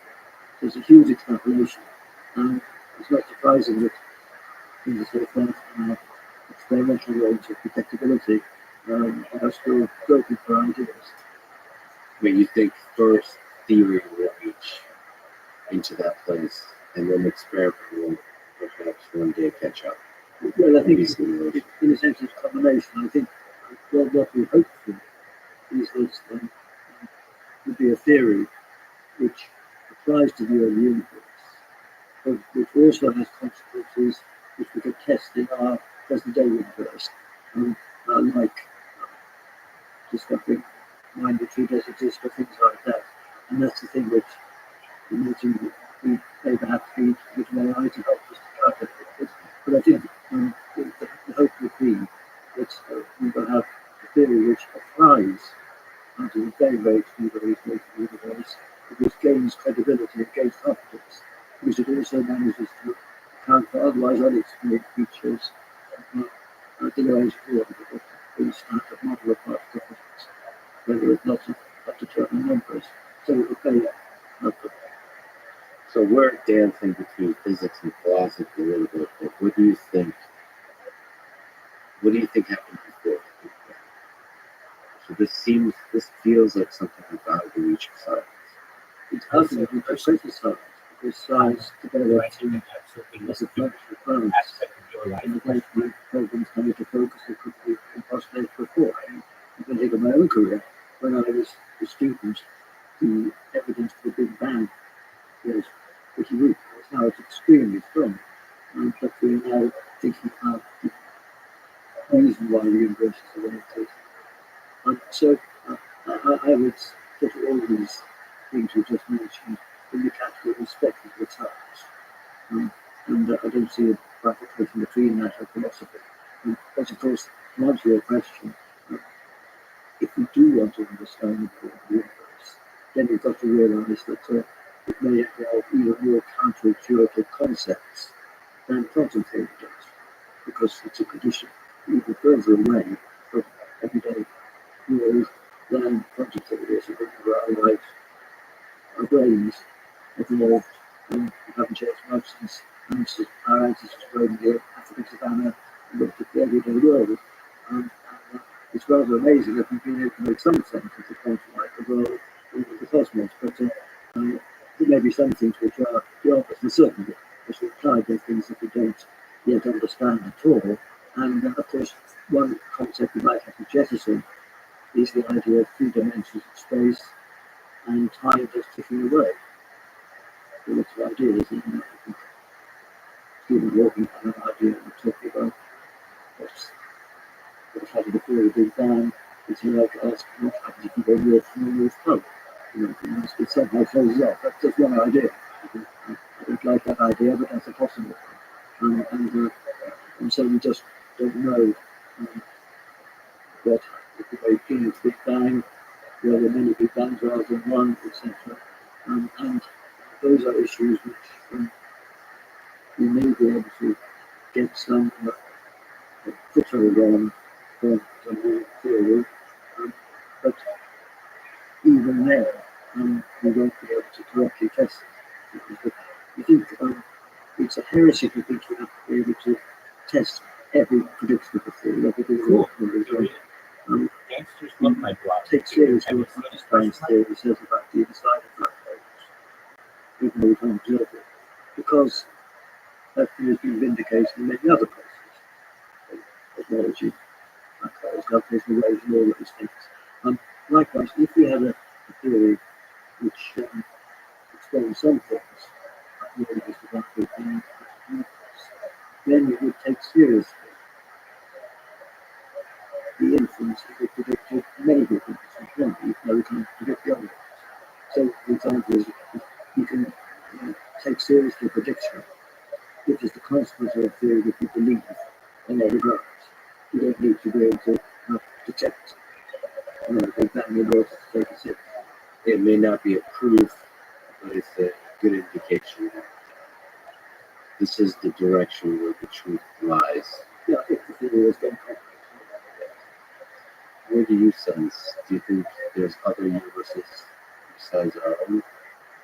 Because of the well-defined theories that make assumptions about the physics for a very long time, and this time, incidentally, is tenths of r 36 seconds, or earlier than that. So this tiny slipper of time, and there are some theories, famous one due to Linde, the Russian cosmologist out of Stanford, and the term inflation, which did predict the internal production of the Big Bang, as it were.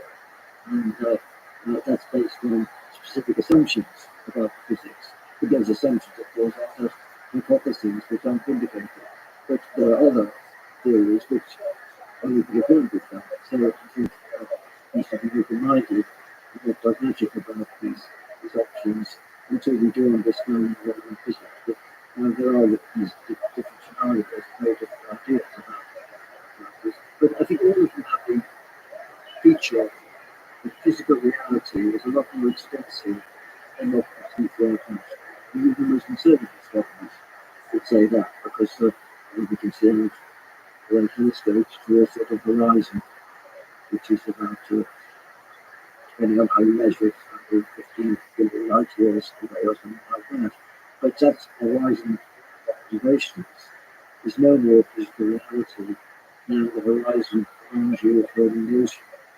And looking out at the horizon.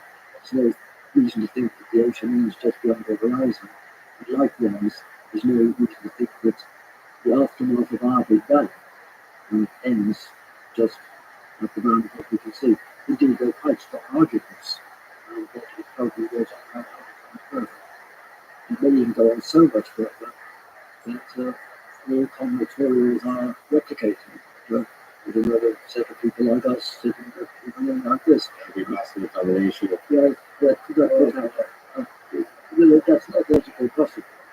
But I think many people would accept that it does go on and contain probably a billion times as much stuff fucking through the The reason for that, incidentally, is that if you look as far as we can remember it in the opposite direction, then the conditions don't differ by more than 1 part in 100,000. So that means that if they're part of some finite structure, the gradient across the part we can see is very small. So that suggests that the particles go on a lot further.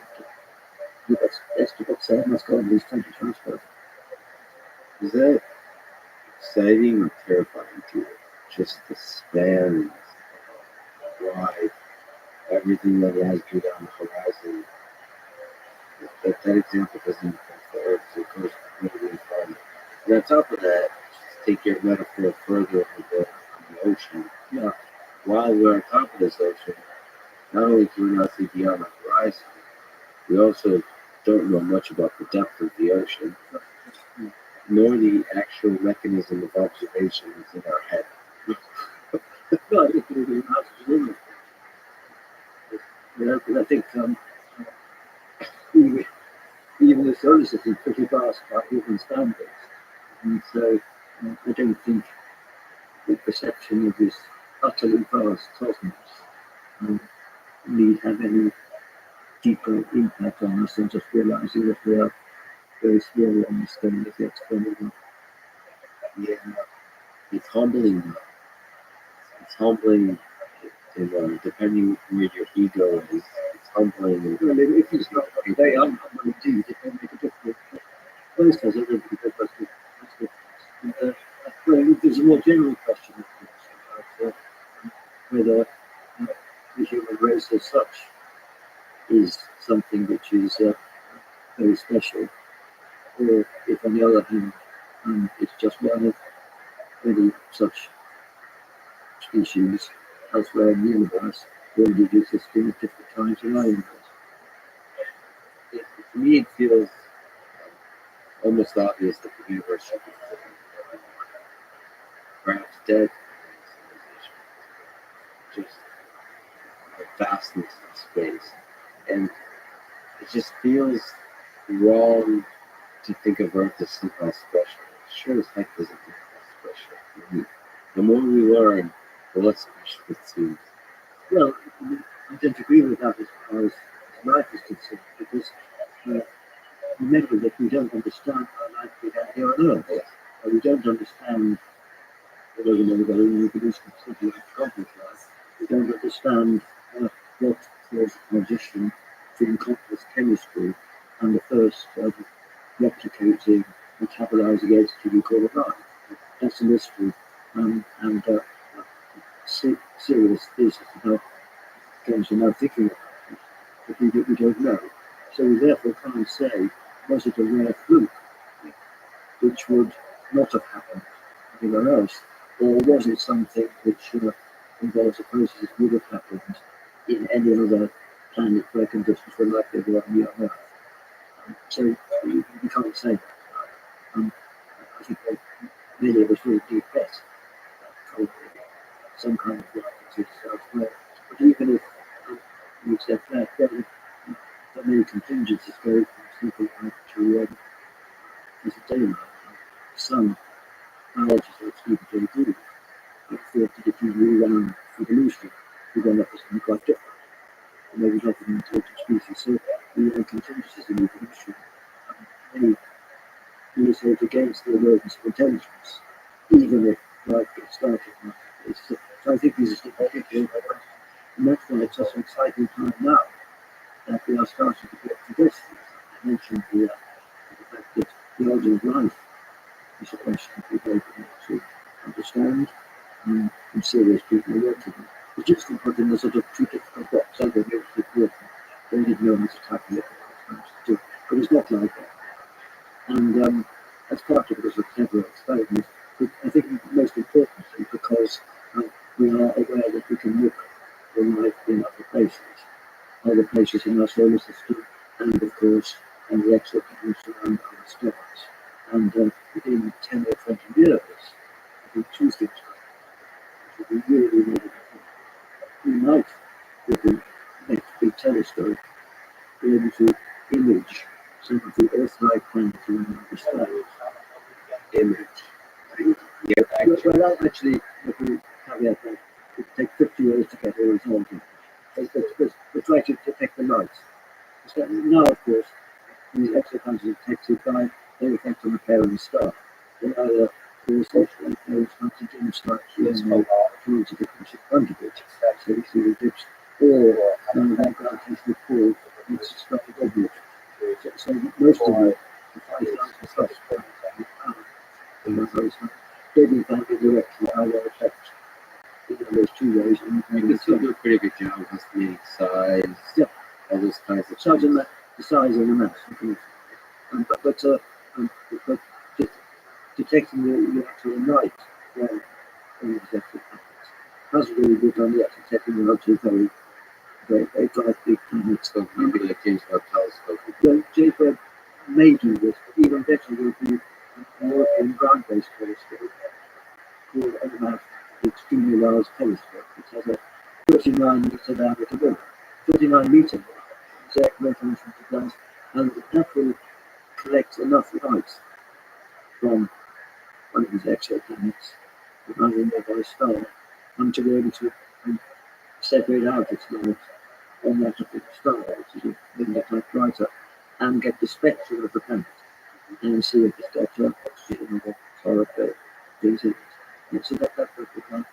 James Webb may make some but I think we can look forward to learning quite a bit in the next few years, because I like to say, supposing looking at aliens looking at the solar system, then we'll see the sun as an ordinary star, we'll see the Earth as the kind of say the size place, a kind of blue dot, which is as sky to the star or our sun, and much fainter. But if they could observe that dot, they could learn quite a bit. They could get the spectrum of the light and find out the spin. They'd find the shade of blue slightly different. They will do segregation, and isolation of space groups, the next day, the ocean continents, and maybe something about the seasons in China. And that's the kind of calculation and influence we might be able to grow in the next 10 or 20 years observations. And evidence of some sort of diastream would of course be crucial, and it would rule out the still logical possibilities that are presuming. But there's another way that this is going to happen in years. People think it could be something swimming under the ice of Europa in the Enceladus and prone to the insect.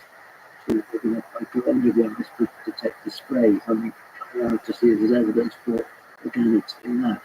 And if we found any evidence for corrosion life that happened in unusual species, that would immediately prove that if life is originated twice in the environmental system, the solar system, that would tell us straight away what the accidents and must have been spinning inside to the galaxy.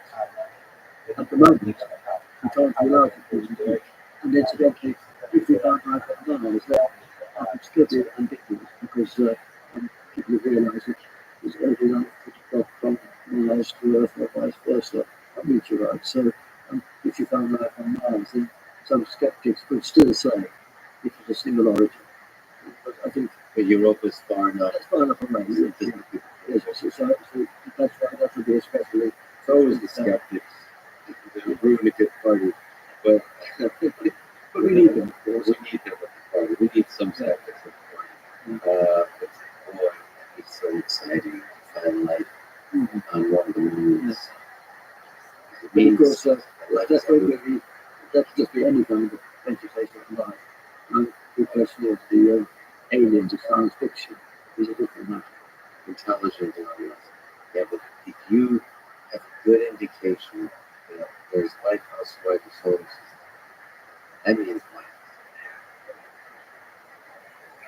And that's I don't know if that's terrifying or because if life is everywhere, why is intelligent life? Why? I mean, you've talked about the most likely alien civilization, if they are out there, they would likely be far ahead of us. The ones that would actually communicate with us. And that's, again, one of those things that is both exciting and terrifying. You mentioned that they were likely not to be of biological nature. Well, I think that's important, because again, it's speculation, but in speculating about intelligence, and I take these seriously. I chair the committee that the Russian investor Euro Milner supports, looking for intelligent life, and putting $10 million a year into better equipment and getting time on telescopes to do this. And yet, I think it's worthwhile, even though I don't hold my breath for success. It's very exciting. But that does lead me to wonder that might be detected. And I think, well, we don't know, but we have no idea. And so any normal result is even some strange shiny object in the solar system, anything you've got to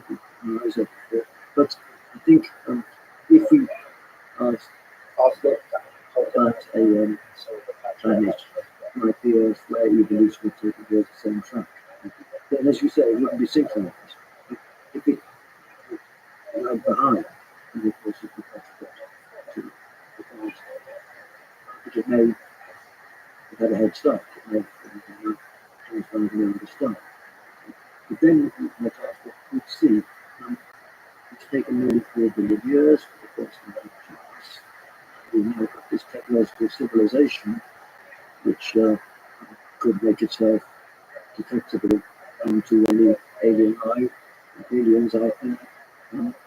But I think most people would say that this civilization, the flesh and blood creatures, the collective civilization, may not last more than 100 years more. Some people would say it will rinse out off. But I'm more optimistic, and I would say that what we're going to have in the future is no longer the slow Darwinian selection, but we're going to have what I call secular intelligent design, which will be humans designing their progeny to be better adapted to where they are. And, if they go to Mars or somewhere, they're badly adapted, they're better adapted not. And so they will adapt. But there may be some limits to what can be done with flesh and blood. And so they may become largely electronic. That the brains will have the electronic. And if they're electronic, then what you get is that they're near immortal. And also, they will less want to be on a planet when the atmosphere is gravity. They obviously go yonder. And if they're near immortal, they will be doing to interstellar travel for a long time. And so, if we look at what would happen on the Earth in the next millions of years, then there may be these electronic entities which are being sent out and are now far away from the Earth. It's still sort of working away to be detected.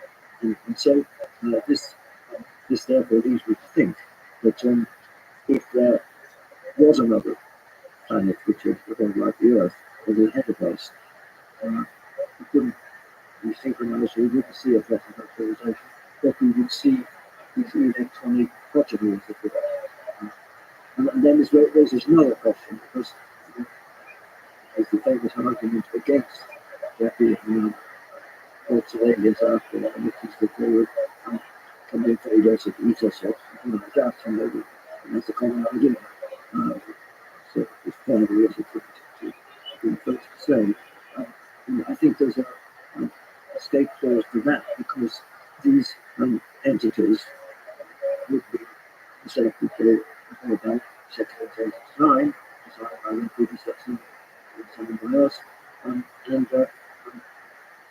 Whereas Darwinian selection requires two things. It requires aggression and intelligence. This future intelligence may favour intelligence, because that's what they were designed for, but it may not favour aggression. And so these future, they may be sitting deep thoughts, thinking deep thoughts, and not doing at all expansion. So it could be out there. And we can't defeat their resistance in the way that doctors are supposed to defeat their resistance, because these would not be aggressive or expansion. Well, maybe evolution requires competition, not aggression. And I wonder if competition can take forms that are non-expansionary. So you can still have fun competing in the space of ideas, which maybe primarily in a way, right? It's an intellectual exercise versus sort of violent exercise. So, what is this civilization on Mars look like? So, do you think we would more and more, maybe start some genetic modification and then move to basically cyborgs, increasing integration of electronic systems, computational systems into our bodies and brains? This is a theme of I argue about this, which is called the end of astrophysics. So written with my old friend and colleague from Berkeley, John Wilson. And it's really about the role of human spaceflight versus robotic spaceflight. to summarize what it says, it argues that the practical case for the human into space is getting weaker all the time as robots get better, more capable. Robots 50 years ago couldn't do anything much, but now they could assemble big structures on space or and they could probably do exploration.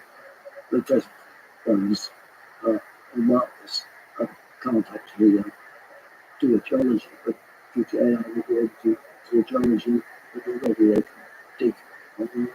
And so if you want to do exploration Mars, and of course even more of and so there's a remote way for everything you depend on robots. And that might be cheaper because to take the human to Mars requires feeding the 200 days on the journey there and bringing them back. Now you over that robot. So the practical case, the humans is getting very, very weak. And if humans can retain you as a vegetable. So the plan in our book is that human spaceflight should not be pursued by national public funding agencies because it was no practical purpose, but also because it's especially expensive if they do it, because they would have to be risk averse in launching civilians into space.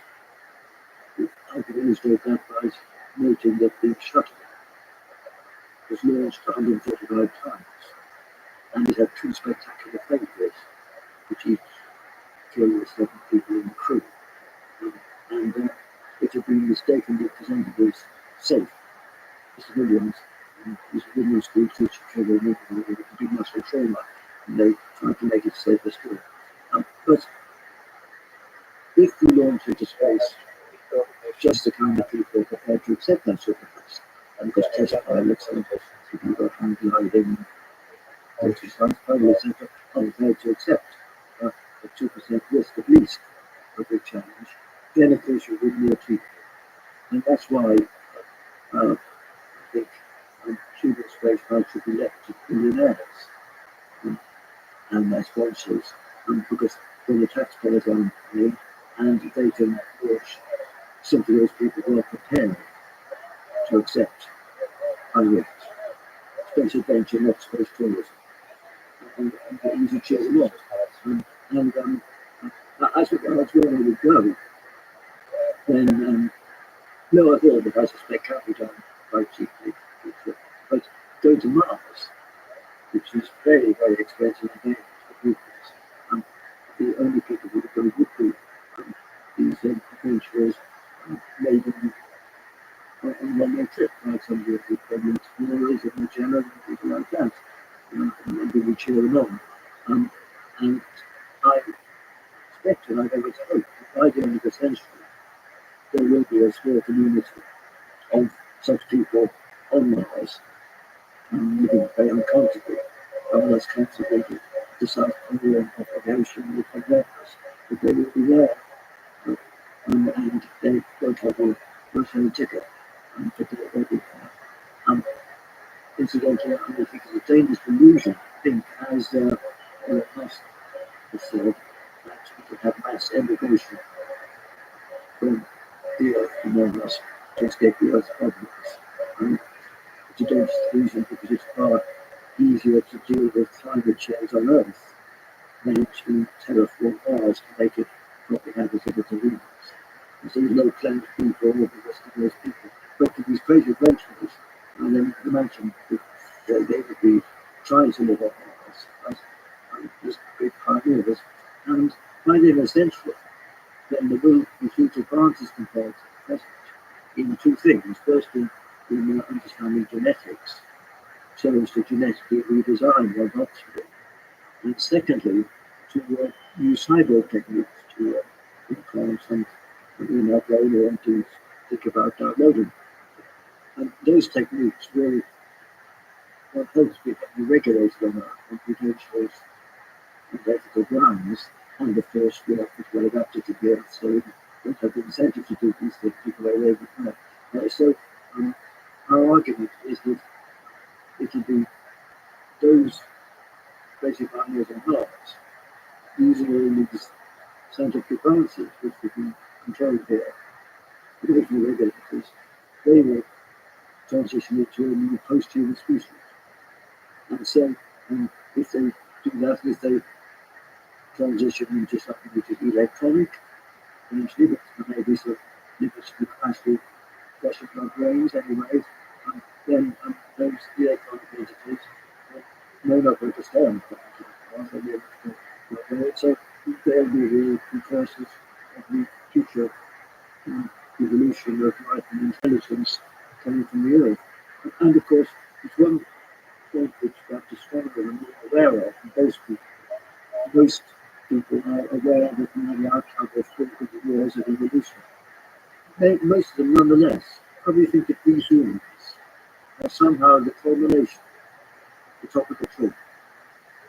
But no astronomers can believe that. The astronomers know that the Earth is 400 years old. The sun has been shining for that length of time, but the sun has got 6 billion years more to go before it flares up and goes through the planet. So the sun doesn't happen to its life, and in fact the universe goes on very long still, maybe forever. So that's what really knows the subatomic is very long, especially towards the end. So we should think of ourselves as maybe even a halfway stage in the emergence of cosmic complexity. And so these entities who are post-process, they will grow beyond the solar system. And of course, even if the coffee house aren't there already, they may populate the rest of the galaxy. And maybe eventually meet the others who are out there expanding as well. Yeah. Expanding popularity with expanded capacity for life and intelligence and those kinds of things. Well, they might, but again, we have to conceive what they be like. They won't be remember them in their own storks, it's something quite different. What we just don't know. But this is a question actually, which comes up when I sometimes go to the audience about this topic, but the question of consciousness and self-awareness. Because you come back to philosophical questions, that is whether an electronic robot would be a zombie, or would it be conscious and self-aware? And, I think there's no way of answering this empirically. And some people think that consciousness, self-awareness, is an emergent property of every sort of mechanism they would do. Others say, well, maybe it's something special for the flesh and blood that they're made of, we don't know. And in a sense, this may not matter to the way things behave, because they could be very reasons for being intelligent. But I remember after one of my talks, someone came up and said, wouldn't it be silly if these future entities, if the remains of these entities, have no self-awareness, and there's nothing that could appreciate the wonder and mystery of the universe, the beauty of the universe, in the way that we do. And so it does have to affect one's perspective of whether you welcome or deplore these possible future scenarios, depending on whether you think the future post-human entities are conscious and have an aesthetic sense in what they're thinking. And of course, you have to be humble to realize that self-awareness may not be the highest form of being. That humans have a very strong ego and a very strong sense of identity, a personal identity connected to this particular brain. It's not so obvious to me that is somehow the highest achievement of life form. That maybe this kind of It's unconnected. it's possible that well, I think from an alien perspective, when you look at Earth, it's not so obvious to me that individual humans are the atoms of intelligence. It could be the entire organism together, the collective intelligence.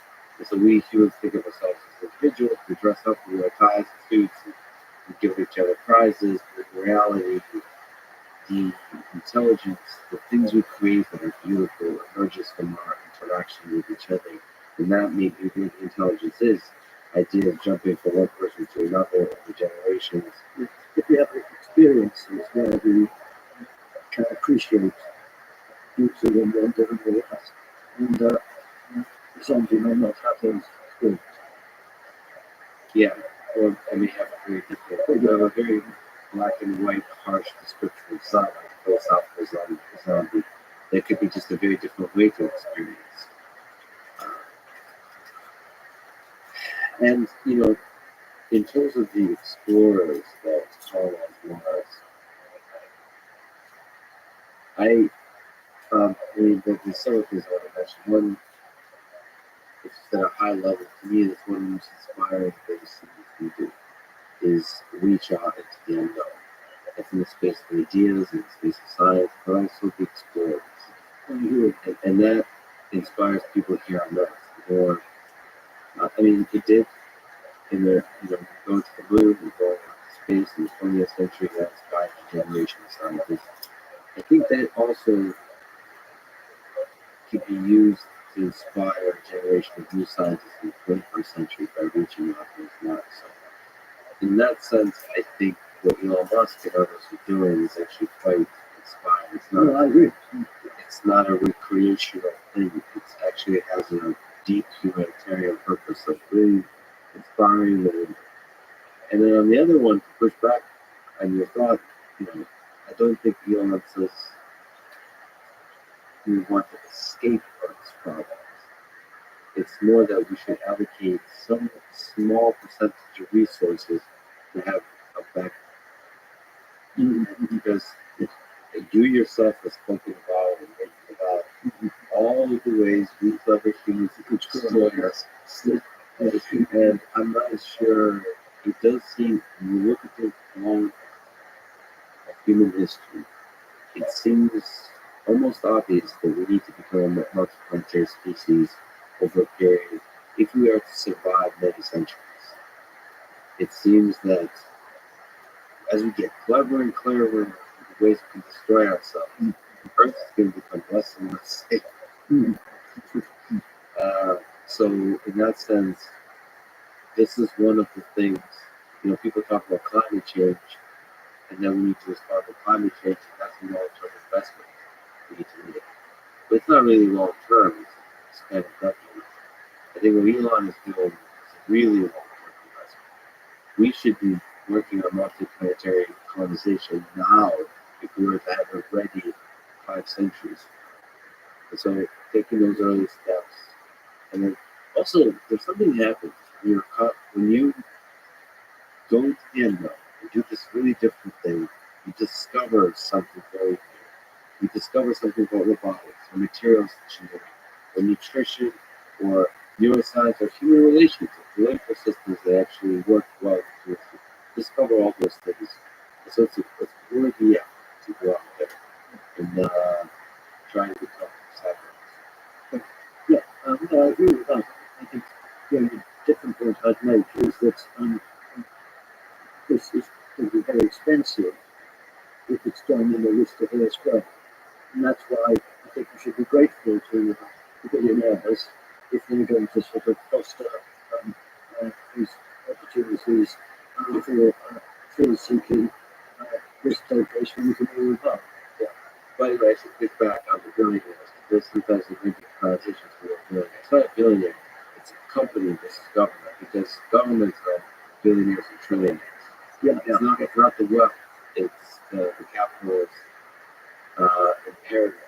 So, which I think deserves a lot more praise than people are giving it. I'm troubled by this sort of criticism, like it's billionaires playing toys for their own pleasure. I think what some of these companies, like SpaceX and Origin, are doing is some of the most inspiring engineering and scientific work ever done in human history. Well, yeah, I agree. I think the people who made the greatest wealth are people who've really been mega benefactors. Some of them. Yes, some of them, but those who founded them, Google and all that, and Amazon, they're very beneficial. They're quite different Catholic, my view, those who just shuffle around money, or, or crypto coins or things like that. You know, Now you're really talking trash. But I think if they're using money, that's fine. But I think it's true that far more money is owned by us collectively as taxpayers. But I think the fact is in democracy, to be big resistance to exposing human beings for very high risks, if in a sense we share responsibility. Yeah, that's the reason I think you've been done much more cheaply by these private. That's an interesting hypothesis, but I have to push back.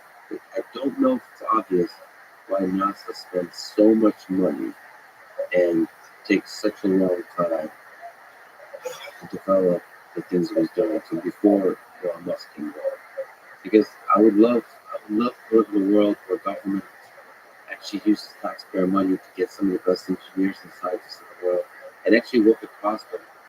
Russia, China, the United States, the European Union together in some project. It's strange that Elon is able to do this much cheaper, much faster. It could have to do with risk aversion. You're right. But Well, I think it's that you have all the assembly within this one building as if you know the supply chain. But I think it's also that the other Silicon Valley culture and the younger people, whereas the big aerospace companies, rather than Lockheed Martin, they have people who were left over from the Apollo program. And so they try to survive it. And indeed, quite apart from the controversial issues of the future of human space, in terms of the next generation of big weapons, then the one that Musk is going to launch for the first time this year, the huge one, is going to be far, far cheaper than the one that NASA's been working at the same time. And that's because it will have a reusable first stage. And it's going to be great. It can launch over 100 tons into Earth orbit, and it's feasible to do things that I used to think were crazy, like solar energy from space. There's no longer so crazy if you can do that. And also for science, because its nose cone could contain within it something as big as the entire unfurled James Webb Telescope mirror. And a big telescope much more cheaply, which can launch it all in one piece. So it's going to be hugely beneficial to science and to any practical use of space to have these cheaper rockets that are far more completely reusable than it was necessary. So I think Musk got a tremendous service to space exploration and the whole space technology through these rockets. So, plus, it's some big, sexy rocket. It's just great engineering. of course, yeah. It's like looking at a beautiful big bridge. The humans are capable, us descendants of apes are capable to do something so majestic. And also the way they're coming down there. Well, right? It's both controls, engineering, it's increasing sort of intelligence in these rockets, but also great propulsion engineering materials. And you're sure that it just inspires people. Yeah, I'm entirely with you on that. So, would it be exciting to you to see a human being step foot on Mars? Yes, I think it's like my lifestyle and so on. But I think this essential is that, I think that will indeed be exciting. I hope the European small community will be essential. But as I say, I think they may go with one-way tickets or accept the risk of it, no return. So there've got to be people like that. I still think it's going to be hard to persuade the public to send people that who say stay out, but then they never come back. Especially in Holland, which is related to high risk. And in fact, in my previous book, I quote the speech that's been written for Nixon to be read out if Neil Armstrong got stuck on the moon. And he just written over his advisors and very eloquent speech. That being come from overhead, it's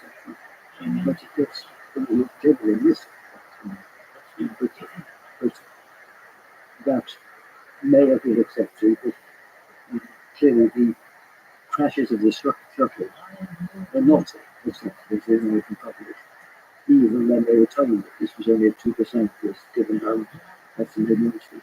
And so that's what leads me to think that it's got to be left to the kind of people who are prepared to take these risks. And I think of it like they're going to a guy called Steve Foster, who's an aviator who kind of crazy things, and then kind of fell super sonically. The parachute from very high altitude. All these people, we all cheer them on. They extend the bounds of humanity.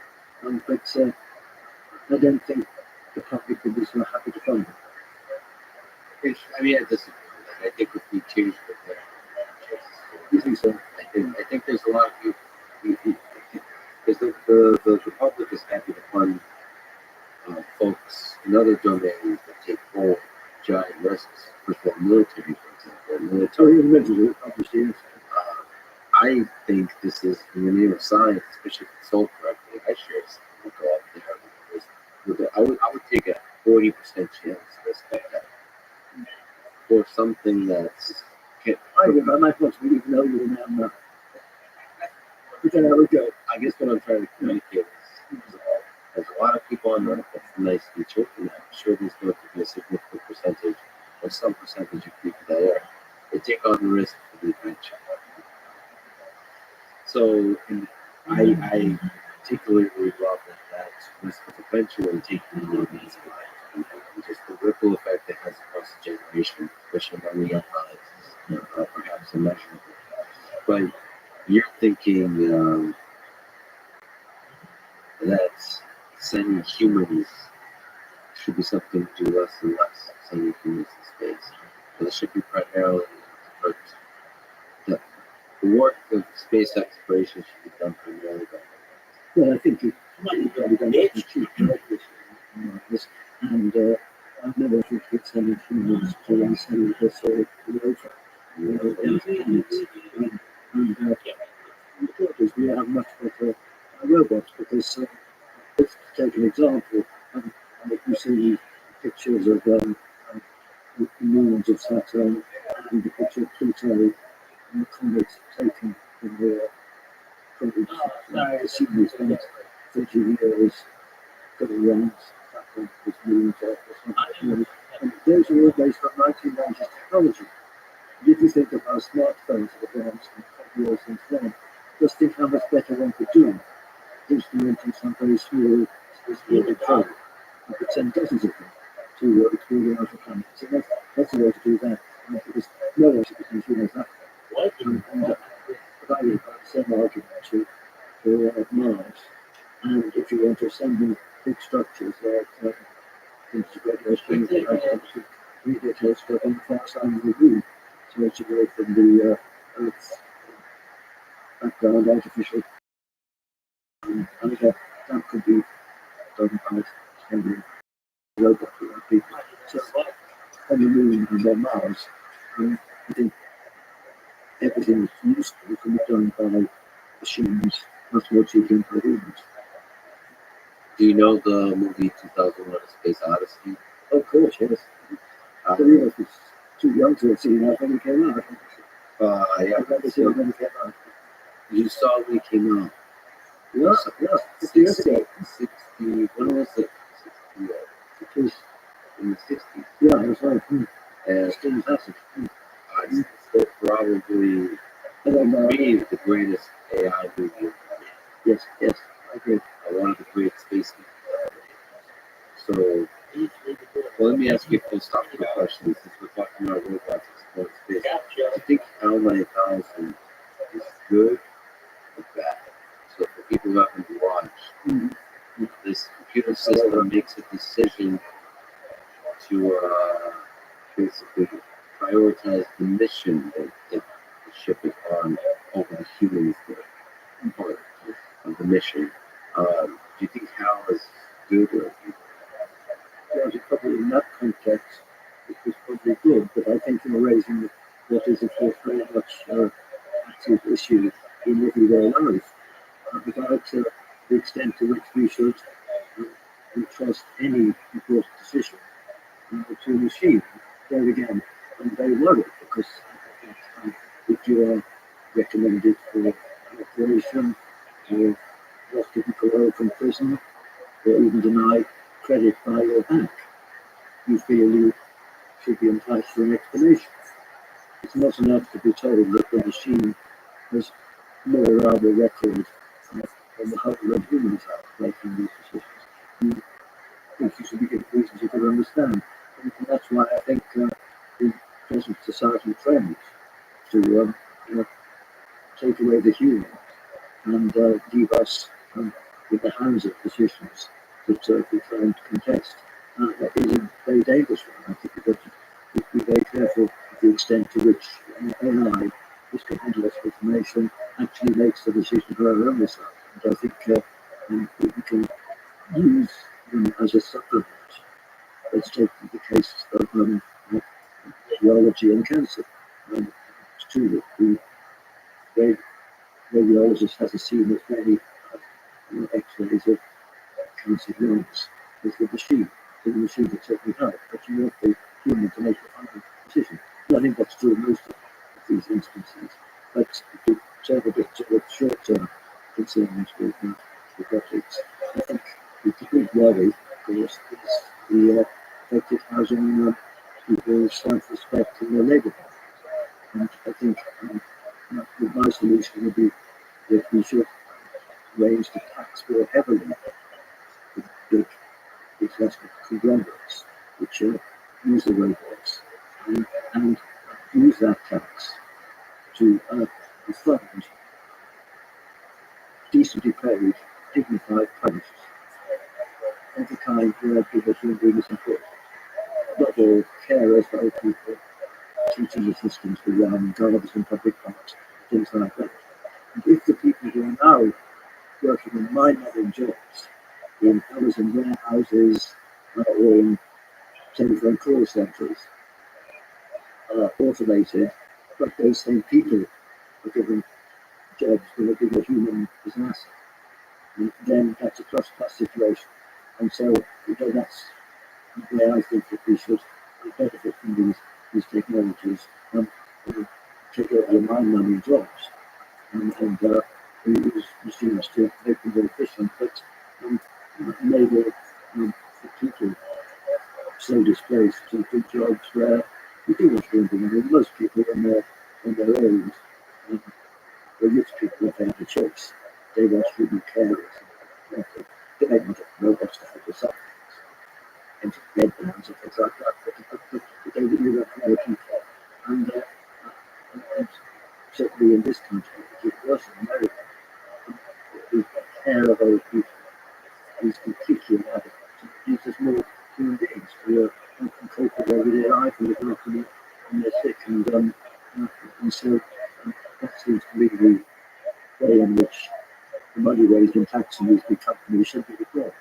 So that's the short term, but if you actually just look, the fact is, from where we are today to long-term future in 100 years, it does seem that there is some significant chance that the human species is coming to an end in the pure biological form.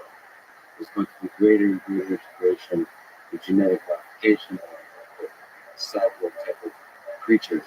And so you have to think, well, we're going to have to get from here to there, and that process is going to be painful. And that, how there's so many different trajectories to take us from one place to another.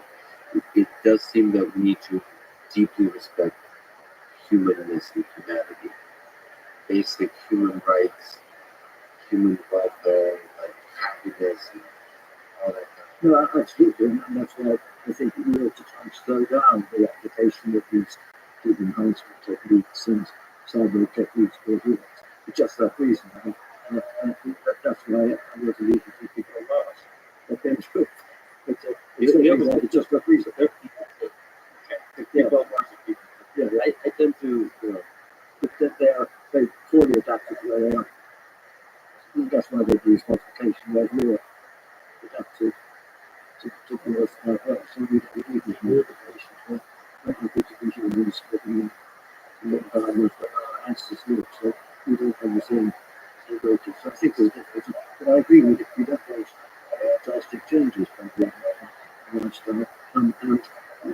leaders are worried because things are changing so fast. But I think I'd like to inject a note of caution. If you think of the way focusing on technology goes, it goes in sort of spurt. It goes up very fast and then it's at the top.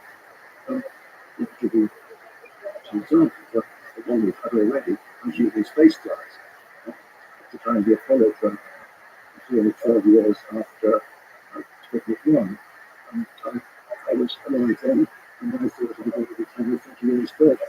But we were because we know, we understand. That was still remains the high point of human space exploration. That's because it was funded for the supercar rival at a huge expense. But you could do other things, like civil aviation. If you think of the change between 1919 when German space contract to 1979, the first flight from Jumbo Jet. It's a big change.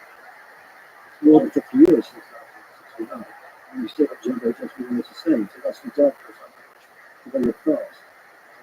And it's taken over analogy, and it has huge developments in mobile phones. But I suspect the iPhone 24 may not be different from the iPhone 14. Because they develop, then they saturate, and then maybe some new innovation takes over and stimulations that improve. Yeah, so it's that we have to be cautious about being too optimistic. And we have to be cautious about being too cynical. I think that is the Optimistic is begging the question. Do we want this one? right. So first of all, there's some degree to which technological advancement is a force that can't be stopped. And so the question is about directing it versus stopping it. So we have these sort of stuff that's slow. They take human spacecraft, typically, doing pictures on Mars, different logos on and spending 40% of the budget on the project after For what reasons? for very good reasons, but we've heard about supersonic flight. Concorde came and went during 50 years. But the reason it didn't progress is not because we realize it's not good for society. The reason it didn't progress is because it could so from a capitalist perspective, it could there was no short-term or long-term reference to make But that's the same as I don't think everything that makes money is good for society, and everything that doesn't make money is bad for society, right? That's a difficult thing for us. And you look at social networks. It's not obvious, even though they make a tremendous amount of money, that they're good for society, especially how they're currently implemented with advertising and engagement and maximization. So that's the constant struggle with. well, I agree with you. Innovations are damaging. Well, But as I thought, the supersonic flight was something that kept the fish under a tiny elite, sure. huge expense, and environmental damage. That was obviously something we were very glad not to have. Yeah, but perhaps there was a way to do it at very good benefit for the general populace. If you were to think about airplanes, would you think that in the early days, airplanes seen as something that can surely only benefit 1% at most of the population, as opposed to a much larger percentage? There's another aspect of capital system that seems to drive down costs once people think have it going. So we get together, make the taxpayer money, get the thing going first, and once it gets going, companies step up and drive down the cost and actually make it so that blue collar folks can actually start using so that's again the double sword of human civilization. Some technology hurts us, some benefits us, and we don't know ahead of time. We can just do our best. And the gap between what could be done and what we could actually decide to do. Yes. We can push forward some developments faster than we do. Let me ask you, in your book on the future prospects for humanity, you imagine a time machine. A stars, send a tweet like message to stars instead of passing. What tweet would you send? It's an interesting thought experiment. What message would you send to me about what we know today? Well, I think you'd love to know that there are planets around other stars. You'd like to know that That would really blow his mind. you'd like to know that everything was made of atoms. You'd like to know that if you looked at it more carefully through these prisms, and looked at light not just from the sun but from flames, you might get the idea that different substances emitting light in different colours, that you might have trick to discover some things that have to wait 2 or 300 years. Could have given years too. It's kind of fascinating to think, to look back at how little he understood. People at that time understood about our world. Mm-hmm. Well, and certainly about the cosmos, because of course, so if you think about astronomy, then until about 1850, astronomy was a matter of the positions of higher stars and kind of moved around. Of course, took a long way, but you understood why the planets moved around in ellipses. But he didn't understand why the solar system was all in a plane, what we call the ecliptic, and he didn't understand that the went into the 19th century what the stars are made of. They thought there was some sort of essence of their world like everything else, and it was only after 1850 when people did use prisms more precisely to get to they realised that the sun was made of the same stuff as the Earth, and indeed the stars were. And it wasn't until 1930 that people knew about nuclear energy and knew what kept the sun shining for. So it was quite late that some of these key ideas came in, and it was completely transformed Newton's views, and of course the entire scale of the galaxy and the rest of the universe. Just imagine came later. what he would have thought about the Big Bang, or even just general relativity. Absolutely. His gravity. Just see him and Einstein talking for weeks. Will he be able to make sense of space and the curvature of space time? And well, I think, given the course, I mean, he was, if I look back, he was really a unique intellect as well.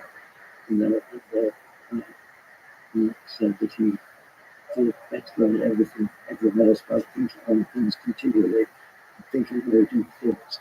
And so he was also a remarkable intellect. But of course, scientists aren't all like him.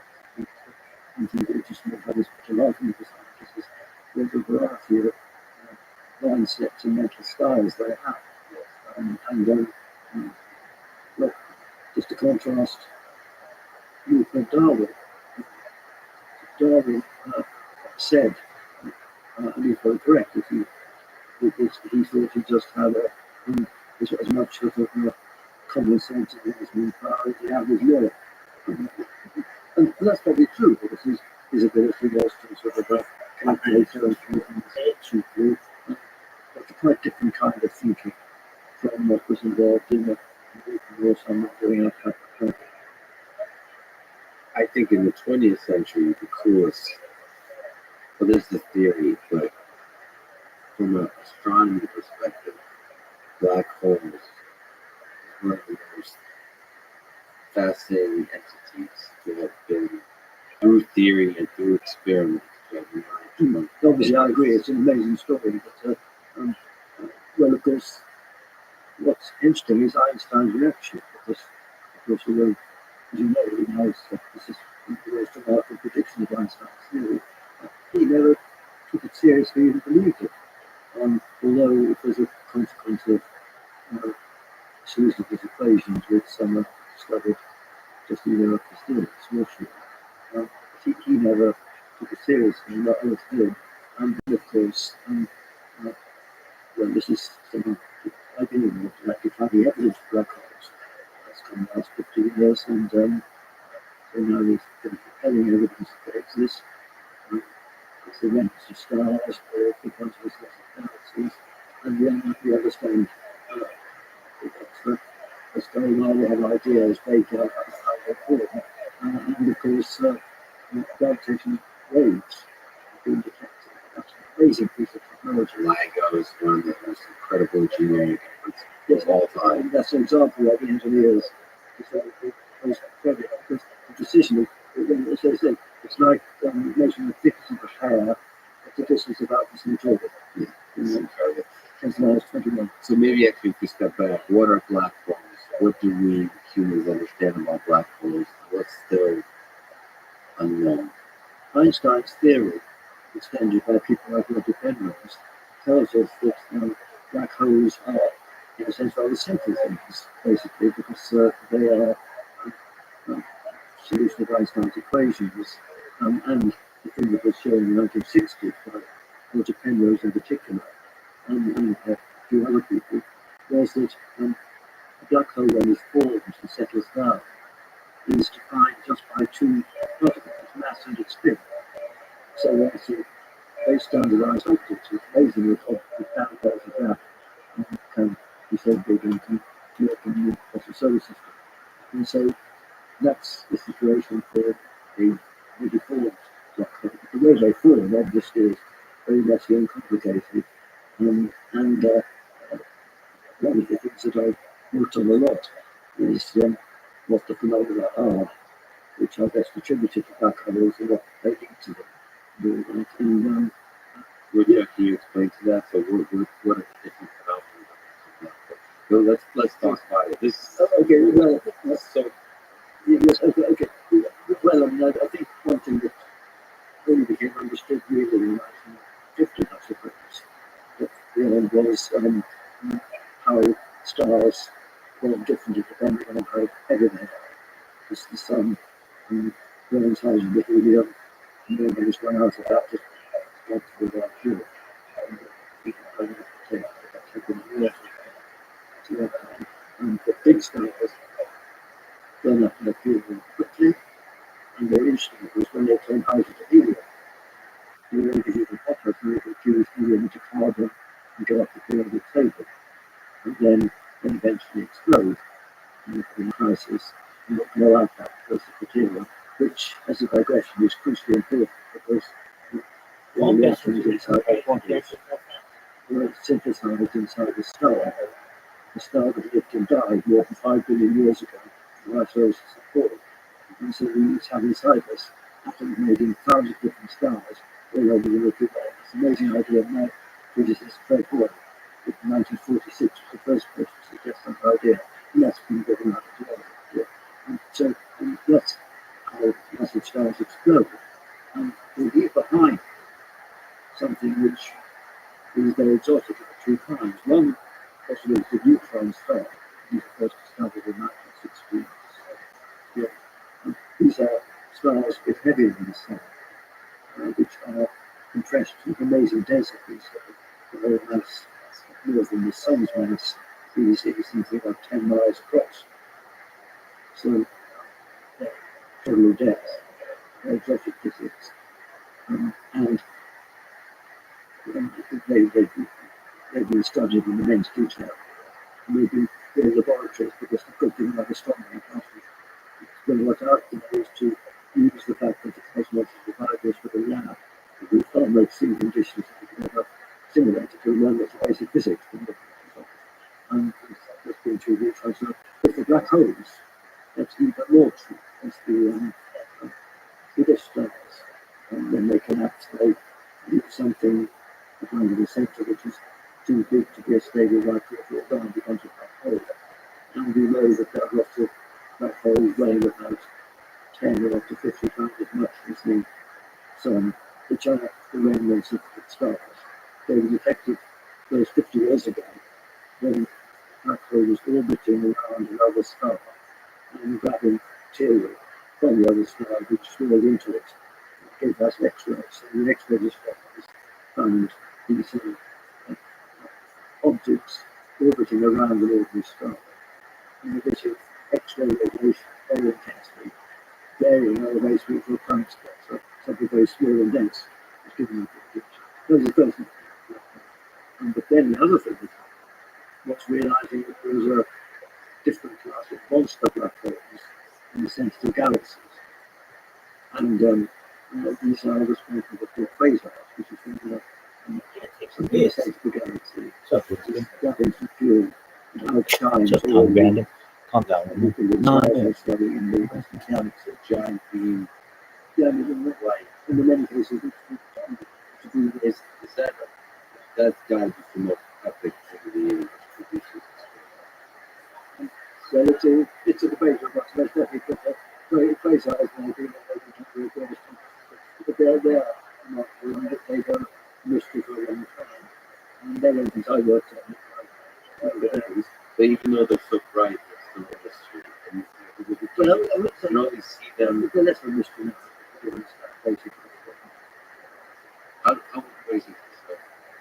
Well, they were discovered when astronomers found things that looked like stars and they were small enough to be a pointer. And that was all fucking mistake. But outshone an entire galaxy. Yeah. And That's it's, suspicious. yes, but then they realized what they were. They were objects which we now know are black holes. And they were black holes were capturing gas. And that gas was getting very hot, but it was producing far more energy than all the stars put together. And it was the energy of the black hole that was lighting up all the gas in the galaxy, so we got a stop to it. So this was something which was realised in the 1970s onwards. And as you say, the other thing we found is that they actually produce these jet out, which are detected in the real wavebands. So it is now a scary picture. Black hole generating jets Yeah, in the center of most galaxies. Do we have a sense of every galaxy has one of these big boys so with black holes? most galaxies have big black holes. They're very size. The one in our galactic centre. Do we know much about ours? We do, yes. We know it weighs about as much as 4 million tons, which is less than some of the several billion galaxies. And we know this one that isn't very large with conspicuous.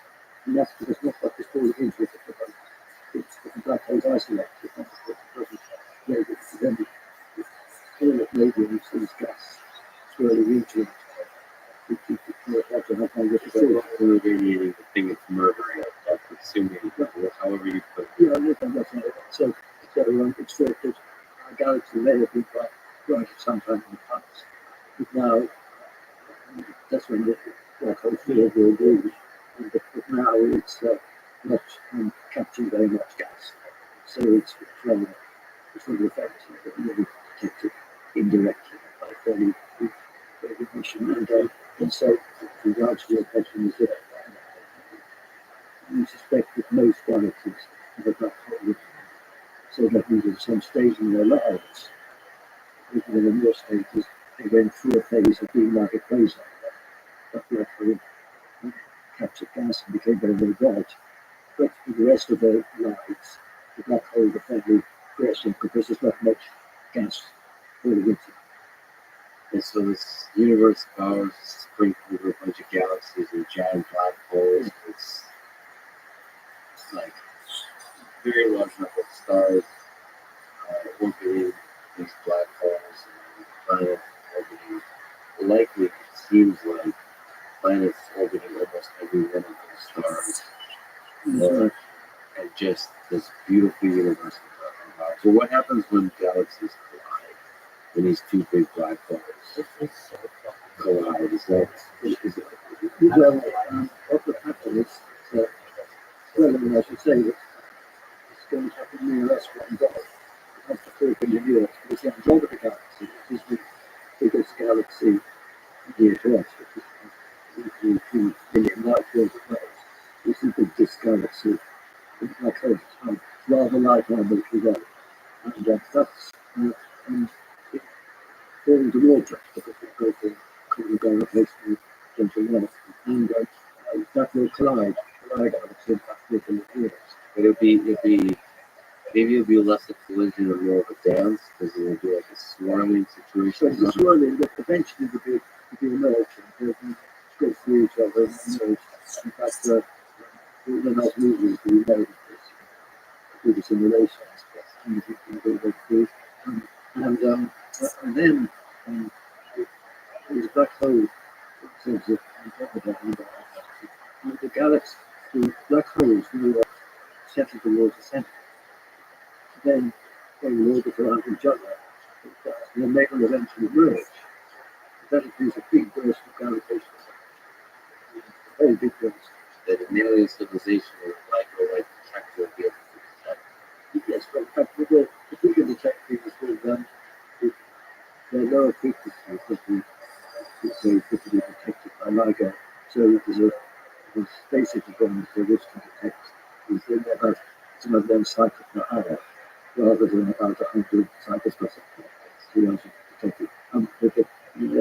That was one. But thinking back to the pattern, to sentence, they'll be okay because the two disc galaxies were built to connect up with sort of amorphous elliptical galaxies. But the stars won't be much closer together than that. It's that we just twice as many stars in the structure almost as big. And so the chance of another star colliding with our sun would still be very small. Because there's actually a lot of space between Indeed, stars and planets. yes, the chance of a star getting close enough to affect our solar system is small. It won't change anything. That would be reassuring. A heck of a starry sky though. Look at Well, it doesn't make much difference to that. Isn't it look kind of beautiful when you're swirling, or it's up as the swirling so slow? Yeah, far away, so we try to spin the stars. Yeah. The pattern changes. The pattern will change a bit, and we won't be the Milky Way, because the Milky Way across the sky is because we are looking at the disc of our galaxy, and we lose that, and because the disc will be so disrupted, and it will also disturb the distribution, and of course many galaxies are like that, and that's probably because they have been through mergers. If you survive 4 billion years, you would likely be able to survive. What's the other thing on the horizon for humans in terms of the sun burning out, all those kinds of interesting cosmological threats to our civilization? Well, I think on the cosmic time scale, because we've got the humans, because even if evolution is very fast and already about the future, in the future, then we're thinking about 6 billion years before the sun dies. So any entities watching the death of the sun, they're still around all these different, not just real slime levels. And the slime levels can still appear to electronics. So in that time scale, we just anything. But I think going back to the human time, then we talked about there will be people on Mars by the end of the century. And within his own perspective, then this century is very special because it may see the transition between purely flesh and blood entities to intellectual cycles. And to get an important transition in between biology and complexity in this century. But of course, the other important listed in the theme of cutting our older books is that this is the first century when one species, maybe our species, has the future the planet needs hands. And that's because of two types of concerns. One is that we're at this more demand of revenge and resources, and therefore we have for the first time change around the planet. Climate change most biodiversity and all those issues. This has never happened in the planet. It's happening about humans. So this is an effect which obviously is going to gender and very rightly so, because we've got to ensure that we leave a heritage that isn't eroded or damaged to future generations. And so that's one thing. There's another thing that worries me more than any people think about it. that's the threat of misuse of technology. So this is particularly because technologies empower even small groups of 11 people or even careless people to create some effect which could cascade globally. And to take an example, a dangerous passage from the pandemic. My worst nightmare is that there could be some small group that can engineer a virus to make it more virulent and more transmissible than the natural virus. This is a gain of functional experiments which were done in the flu virus 10 years ago and can give them progress. And of course, we now know from COVID-19 that we're really so interconnected that the last one part of the world has to compliance about that. It's quite global. So it's possible for a few dissidents who have expertise in biotech could create a global catastrophe platform. And also, I think we need to worry about very large scale disruption by cyber attacks. In fact, I'm quoting one of my books, a 2012 report from the American Pentagon about the possibility of a state level cyber attack on the electricity grid produced in the United States. And it says at the end, this knows the nuclear response. It's scary, that was 10 years ago. And I think now, whatever into the state actor then could be done by a first world group powered by AI. And so there's actually been an arms race between the cyber criminals and the cybersecurity people. Not that it's very winning. But the main point is that as we become more dependent on more integrated systems, then we get more vulnerable. And we have the knowledge of misuse of that becomes more and more reflecting energy environments to biggest concerns. And if we depend too much on AI and complex systems, then just breakdowns of maybe a breakdown and we witness an innocent breakdown and make it hard to mend it.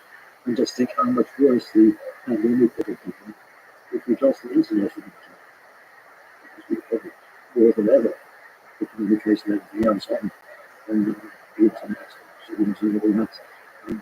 If that would have broken down, it's far worse. And those are the kinds of threats that we need to be more energized, the process of nuclear more energized to minimize.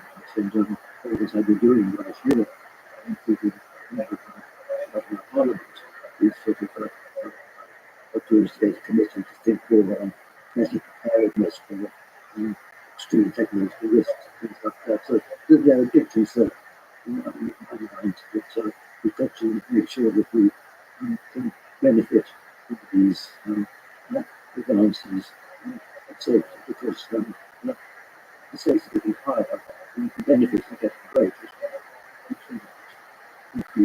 But also these downsides as well. One of the things this war in Ukraine showing are the most terrifying thing outside of the humanitarian crisis is that, at least for me, I realized that the human capacity to initiate nuclear war is greater than I thought. I thought the lessons of the past have been learned. It seems that we hang on the brink of nuclear war with this conflict, and every single day, with just one mistake or bad actor or the actual leaders of particular nations launching a nuclear strike, and all help will go through. So then, out into that picture, cyber attacks and so on, they can lead to confusion and chaos. And then out of that confusion, calculations are made such that the nuclear weapon is launched, and then we're talking about it directs probably 60-70% humans on Earth are dead instantly, and then the rest. I mean, it's basically 99% of human population is wiped out in a period of Well, 5 years. that's how they've been devastated for civilization, of course. And of course, you were quite right, it's very quickly because of information coming in, and it's hardly time for human collected and careful thought. And there have been recorded cases of false alarms, because everyone had been suspected of attacks from the other side. And fortunately, they didn't realize through false alarms and this could happen. And there's a new class of threat, actually, which in our centre in Cambridge, people are thinking about, which is that the command and control system, nuclear weapons and the submarines and all that, is now more automated and could be subject to cyber attacks. That's a new threat which didn't exist 30 years ago. And so I think, indeed, it's always sort of scary, and because things happen faster, and human beings aren't in such direct and immediate control, because they're delegated to machines. And also because the evolution hospital is connected, then some local event can cascade globally, and they've never could in the past. And that's faster. It's a double-edged sword because the interconnectedness brings brings a higher quality of life across a lot of metrics. Yeah, I mean, it can do, but because there again, I mean, because of the supply chains where you get stuff and all that, one lesson we've learned is that there's a trade-off between resilience and efficiency. Resilience to have of inventory and stock and to become more local as well as more efficient to have global supply chains. But the risk there is that breaking one link in one chain. Kicking ass, taking names. It's How you doing? It's already happened. So, Oh, we're we had, you were here when Sue was here. I had to whoop his ass at both golf and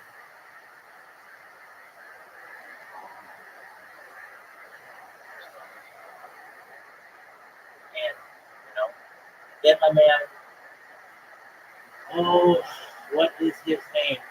Riser came in, and Riser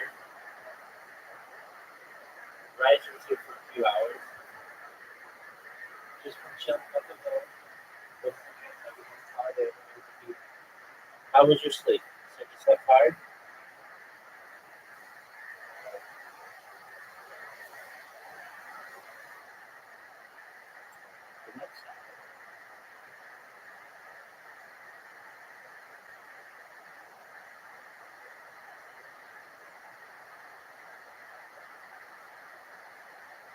Well, it's still early. It's still early. Are you sure you're done with that sleep? It's still early. Are you sure you're done with the sleep? Just enjoy yourself.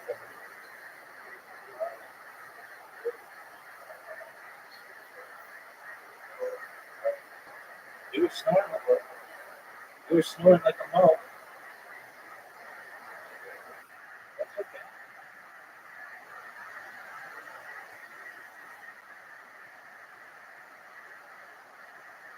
It showed that you were deep in rest.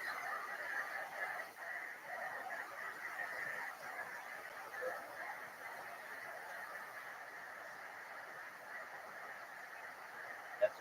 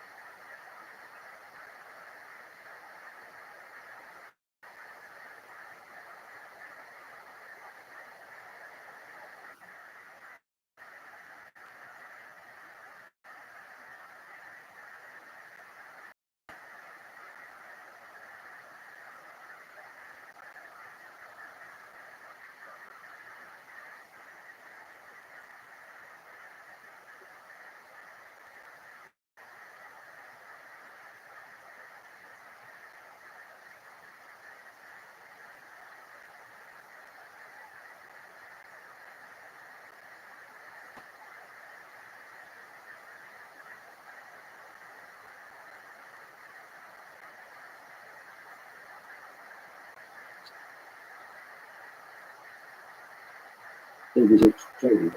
And there are examples. I mean, for instance, the other thing we learned was that very efficient to have 95% of your hospital and intensive care beds occupied all the time.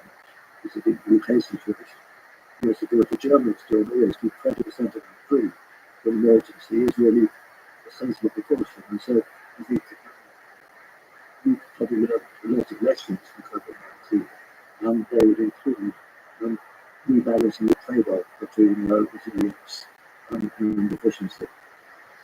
Boy, the fact that COVID-19 pandemic has become a lot worse brought the world to its knees anyway. It could be far worse in terms of its fatality rate. Exactly. So the fact that I mean, it revealed so many flaws in our human institutions. Yeah.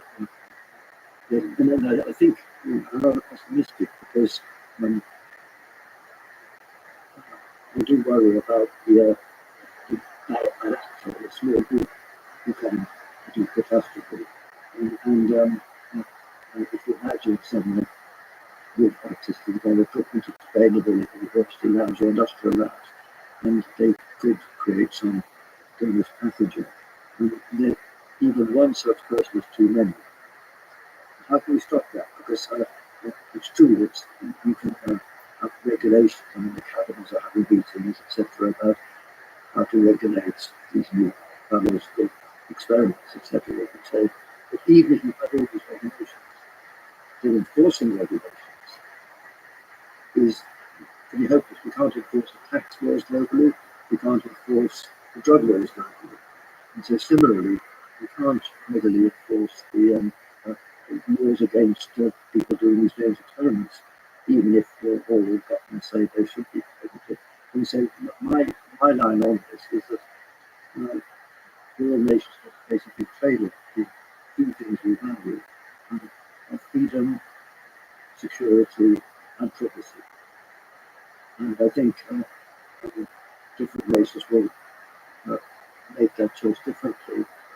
The Chinese give up privacy and give more security, not more liberty. But I think in our countries, I think we're going to have to give up more privacy.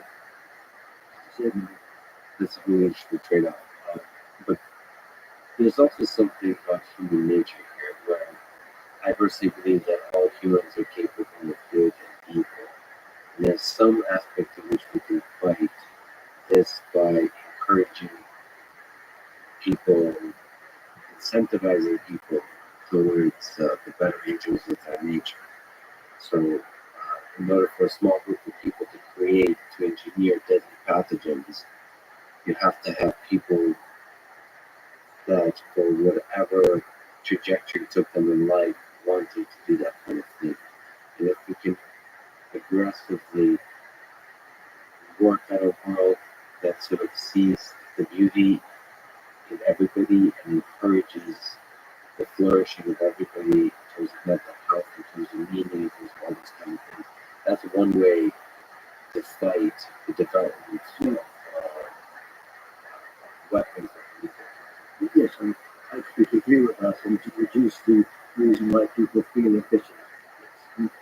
But of course, we've got a long way to go to do that, because if you look at the present world, everyone in Africa has reason to feel embittered, because economic development is lagging behind most of the rest of the world, and the prospects of getting out of poverty trap is rather bleak, especially if the population grows. Because, for instance, we can't develop our beasts and tigers by keep manufacturing to overtime and over. And I say that they will naturally feel embittered by the inequality. And of course, what we need to have is some sort of megaverse with the Marshall Plan of Europe in post-World War II era to enable Africa to develop. That would be not just an altruistic thing for Europe to do, but in our own interest, because otherwise those in Africa will feel massively disaffected. And indeed, it's a manifestation of the excessive inequality. The fact that the 2,000 richest people in the world have enough money to cover the income of the bottom billion. And that's and I project the yes to the world. And this is where my friend Stephen Pinker and I have had some contact. We wrote joint articles on read all that. He writes these books, he's very optimistic about quoting figures about how life expectancy has gone up, what has gone down, literacy gone up, all those things, and he's quite right about that. And so he's just world's getting better. Do you disagree with your friends? Well, I mean, I agree with those facts, but I think he misses out part of the picture, because there's a new class of this, which I know exist now, it didn't have in the past.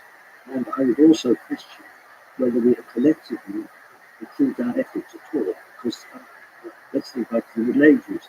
It's true that as the average person was in a miserable state of they are today, for all the reasons we've quantified, that's fine. But in the Middle Ages, there wasn't very much that could have been done to improve people's letting go because of lack of knowledge and lack of science, etc. So the gap between the way the world was pretty visible. The way the world could have been, it wasn't about that better, was fairly narrow. Whereas now, the gap between the way the world is and the way the world could be is far, far wider. And therefore, I think we are ethically more at fault in allowing this gap to get wider. And so I would very much question, the idea that we are unethically in advance of our predecessors. It's collecting a lot of interesting processes in there. But I don't. There, it's a fascinating question. How much is the size of that gap between the way the world is and the way the world could be is a reflection of our ethics, or maybe sometimes it's just a reflection of a very large number of people. Like maybe it's a technical challenge too. It's not just About political systems. Like how many, and we're trying to figure this thing out. Like there's 20th century, trying this thing that sounded really good on paper, collective and communist and different things. It's like turned out at least the way that was done there, at least atrocities and suffering, murder of tens of millions of people. Okay, so that didn't work. Let's try democracy. And that seems to have a lot of flaws, but it seems to be the best thing we've got so far. So we're trying to figure this out as our technologies become more and more powerful, have the capacity to do a lot of good to the world, but also, unfortunately, have the capacity to destroy the entirety of the human civilization. I think it's social media generally, which makes it harder to get a sort of major consensus, because in the old days when people got their news filtered through responsible journalists, such as the BBC and their newspapers, etc., there was nothing that caused extremes.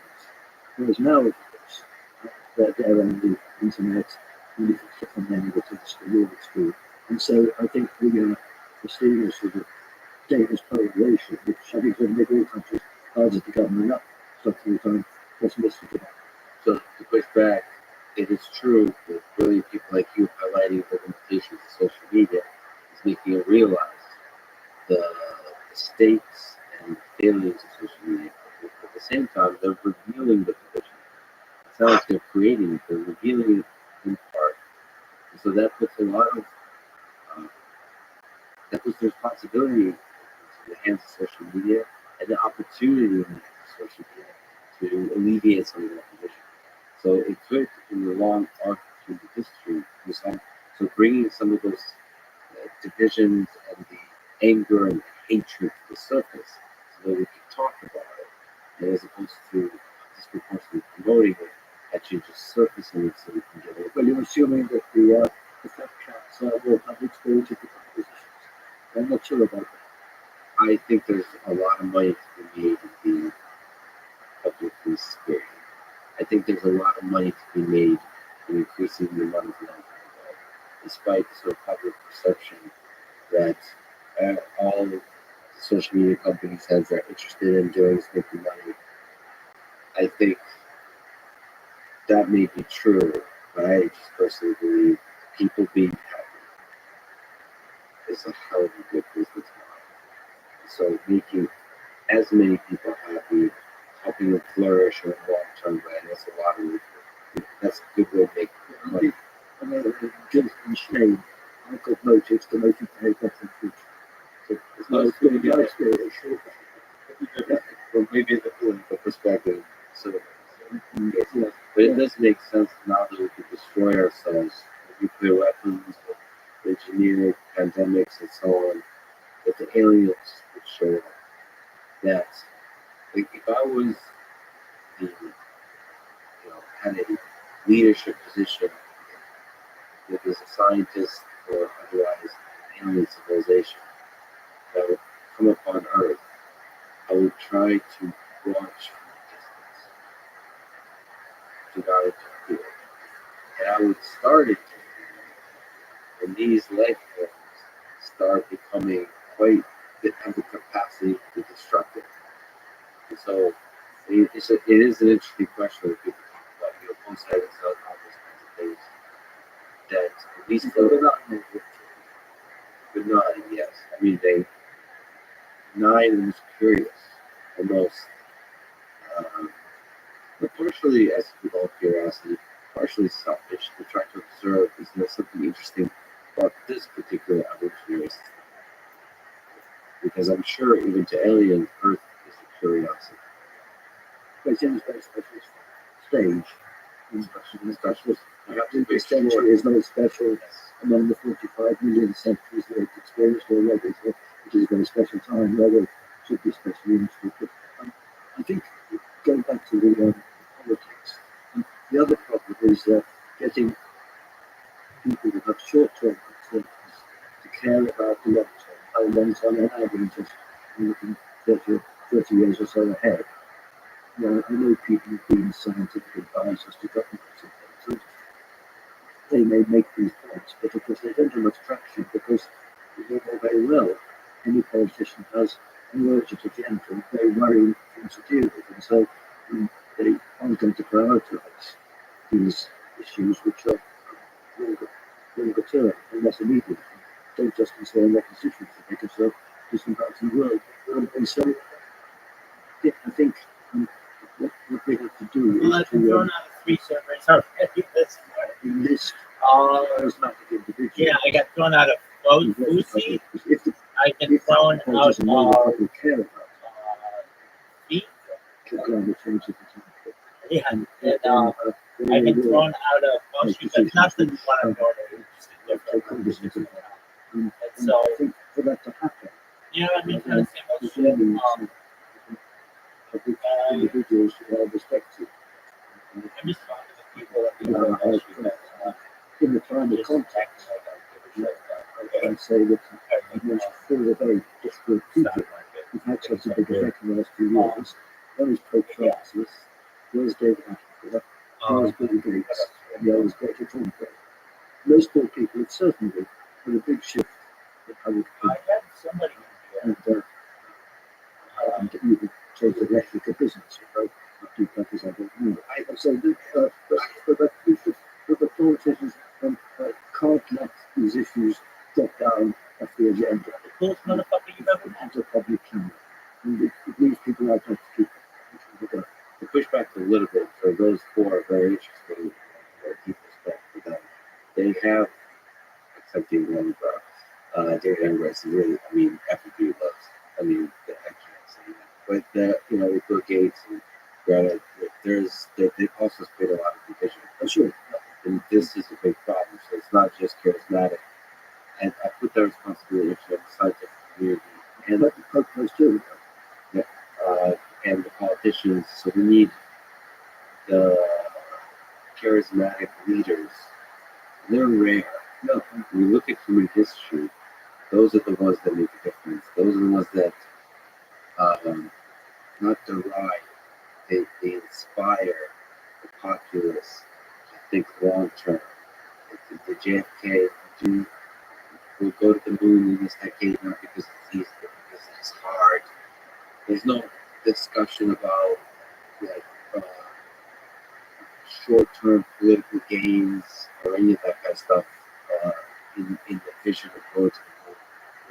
going to Mars, we're taking on gigantic projects, we're taking on world hunger, we're taking on climate change, the education system, all those things that require long-term, significant investment.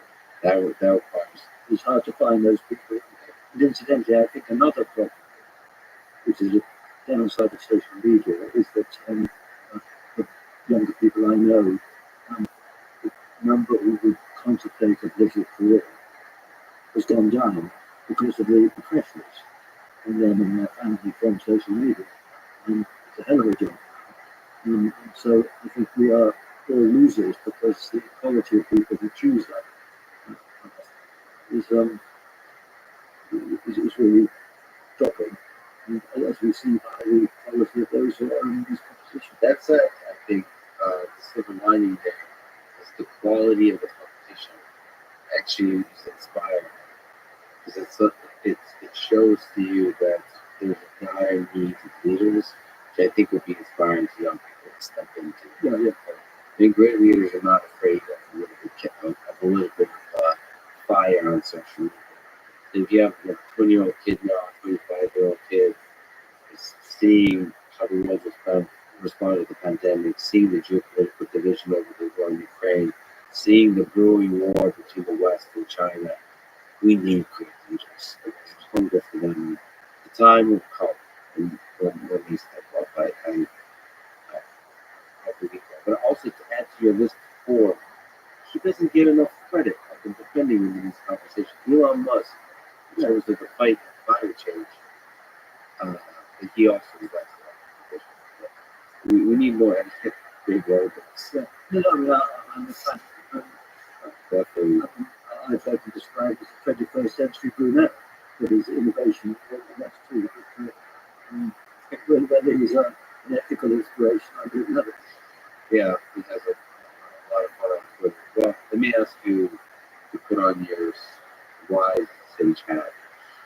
What advice would you give to young people today? Maybe they're teenagers in high school, maybe early college. What advice would you give to a career or of a life that you would? Well, that's very difficult, really. I'm not offering any wisdom, but I think that they should realise that the choices they make at that time are important. And from experience that I've had in many things, many people don't realise that opportunity open until it's too late. They somehow think that some opportunities are only open to rich people, and they don't even try, and they're conscious.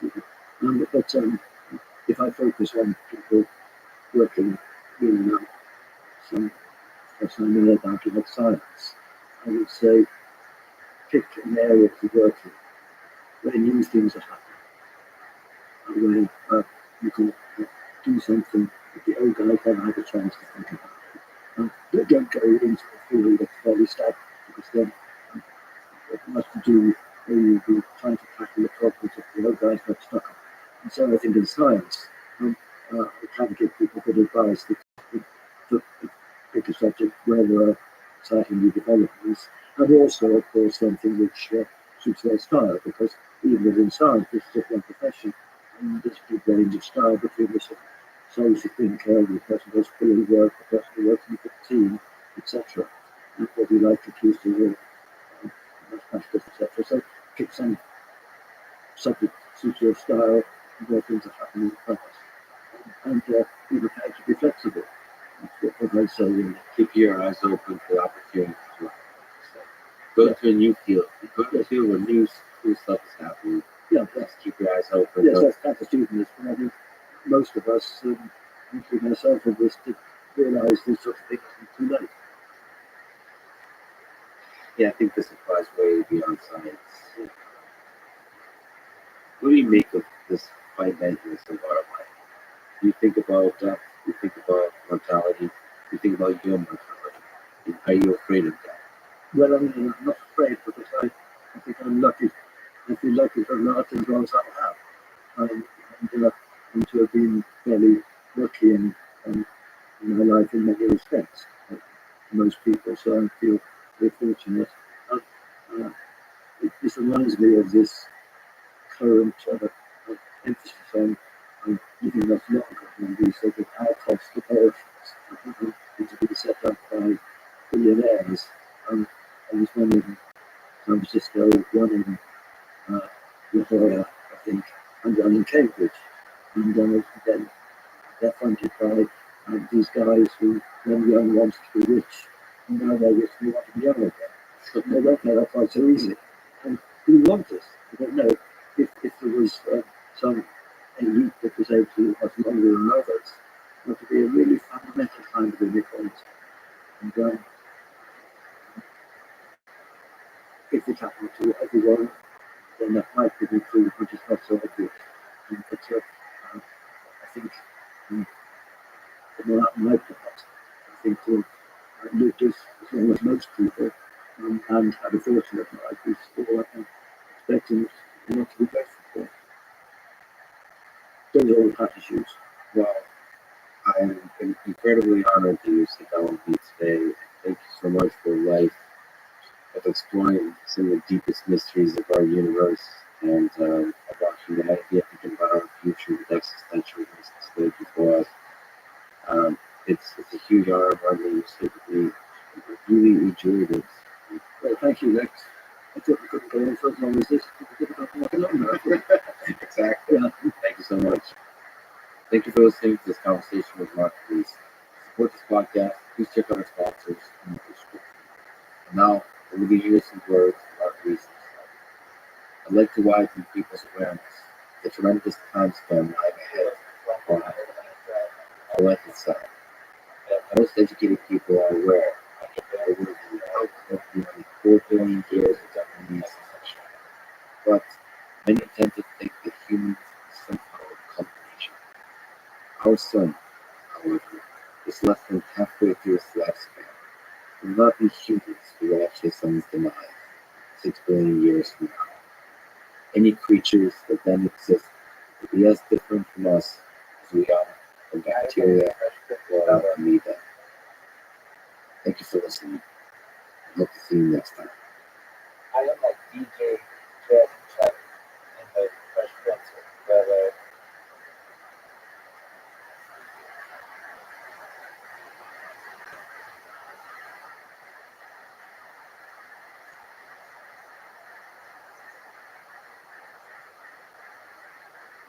When we're beyond good and evil, and all that's left is the will to power, then why are we surprised that the powerful rise and that they use the powerless for their purposes? When we forget ideas like equality and rights, which are grounded in power, why are we surprised that death can't fly?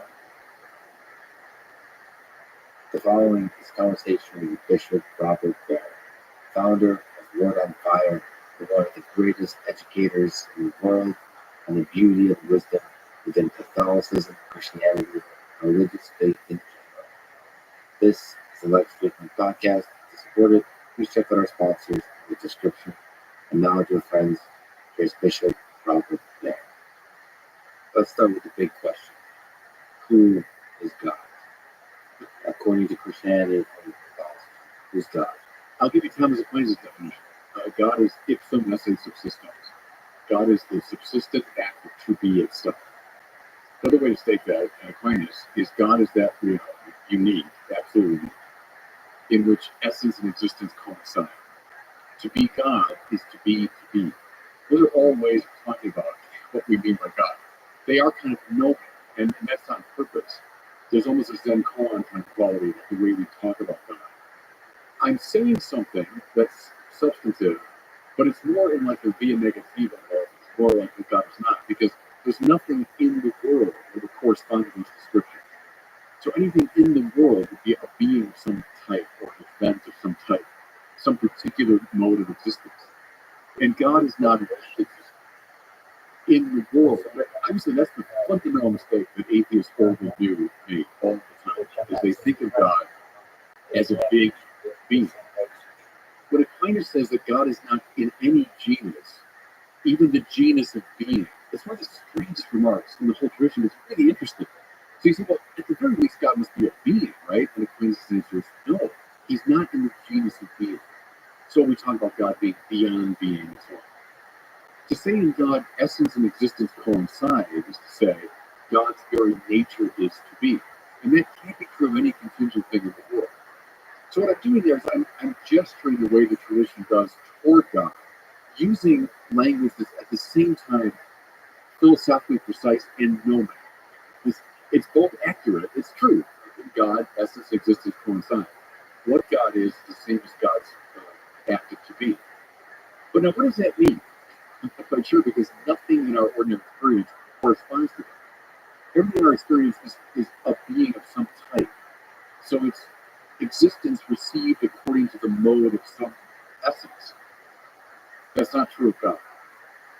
Which is why you can't be bothered with it. And that's, as I say, the fundamental mistake is, well, I guess these are those that believe there's this being alongside the other beings. And atheists say, oh no, there is no such being. And that's precisely wrong. That's just a category here. Jokingly, cites Bertrand Russell to the effect that proving the non-existence of God is a bit like proving the non-existence of a China teapot orbiting between Earth and Mars. No, that's precisely what God is not. Some entity that's sort of hidden among the other entities of the universe. God is the reason why there's a contingent realm at all. So in more theological language, God's the creator of all things. So if God is outside of our world, is it possible for us to visualize, to comprehend, to know God? Not utterly, of course. And I would say our knowledge begins always in this world, begins in ordinary experience. But I think we can, through metaphysical analysis, through philosophical reasoning, can come to some knowledge of a reality which is transcendent to our experience. So we gesture toward it. I always like Aquinas who says the language about God is just analogical. So it's not univocal, meaning what I say about that, can of this bottle, I can say about God. No, that makes God an entity. At the same time, it's not simply equivocal. So if I say, well, that thing is and God is, I mean totally different things. No, I mean something analogous. To be God is to be. So the real meaning of being is the being of God. The being of that thing or this thing, or the being of galaxies or subatomic particles, would be analogous to God's matter of being. So on that basis, I can make some statements. I can theorize, and even at the limit, as you suggest, I can visualize. So we have metaphors for God. The Bible is replete with those, right? God is a rock. God's like a lion. God's like this and that. The Bible will sometimes imagine God as a human being walking around. Now, only the crudest fundamentalists would say that's a univocal, accurate description of God. It's an image. It's catching something of God's manner of being. Then what does it mean to believe in God? So there's a word, we'll have to limit ourselves to human interpretive words today. There's a word called faith. What does faith mean? So we can't really directly know God. We kind of sneak up to the idea of God with metaphors. Better, he speaks up on us. Because I like the language of grace. God's action comes first. So if I stay perfectly within the realm I'm seeking, with my kind of eagle eyes and my inquiring mind, I'm not going to find God that way. I might find a path that opens up. But I would say finally God finds me. And I think then the language of faith begins to make more sense. I read Paul Tillich, the Protestant theologian, said the most misunderstood word in the religious vocabulary is faith. Because he said the way we take it usually is something sub-rational. I have proof of this. I really know this. I only kind of believe that. That's just a personal opinion or impression. But that's to identify faith with the kind of infra-rational. And that's it. And I don't want something infra-rational. I don't want superstition or childish credulity. So authentic faith is the darkness beyond reason, the far side of reason. It's supra-rational, not infra-rational. And it's a very important move. At the limit of what I can know, the limit of my striving and my vision, there's this horizon that opens up. And I think that's true even in ordinary ways of knowing. There's some kind of a horizon that lures us beyond what I've got. Faith has to do more with that kind of darkness rather than darkness prior to reason. The darkness beyond the horizon, prior to reason. First of all, the poetry in your language is incredible. To be. You have a million questions. Yeah, go ahead. I do too. So first of all, let me just jump around. You mentioned to be a few times. Yeah. What does that mean? Well, to be me is to be a human being. Yeah, to be this, to be a table, this, to be a microphone. So I'll use appliances language. It's the act of being poured, if you want, into the receptacle of some essential principle. So it's got an ontological structure. It's an existence. It's a thing that exists, but it's existing in a limited way according to essential principle. God. So, well, what's God? What's God's name? What kind of being is he? We'll go back to Moses' name. What the Israelites asked him, what's your name? What shall I tell him? And he says, famously, I am who I am. But see, Aquinas reads that as a very accurate remark. So Moses is wondering, okay, there's a lot of gods, and there's a lot of things, a lot of entities. Which one are you? You got to be one of them. So tell me your name. In philosophical language, give me the essence that receives your act of existence. Right? And God's answer blows the mind of Moses and the whole tradition. I am who I am. To be God is to be. So I'm not this or that. I'm not up or down. I'm not here or there. God is that whose center is everywhere, whose circumference is nowhere, as the mystics put it. Now, can I get a clear and distinct idea of that? No. And in a way, that's the whole point. If I could, I'd be talking about a being. So to be God is to, Moses, take off your sandals, you're on holy ground. So I'm going to go over confidently and find out what this thing is, this burning bush. I'm going to find out. No.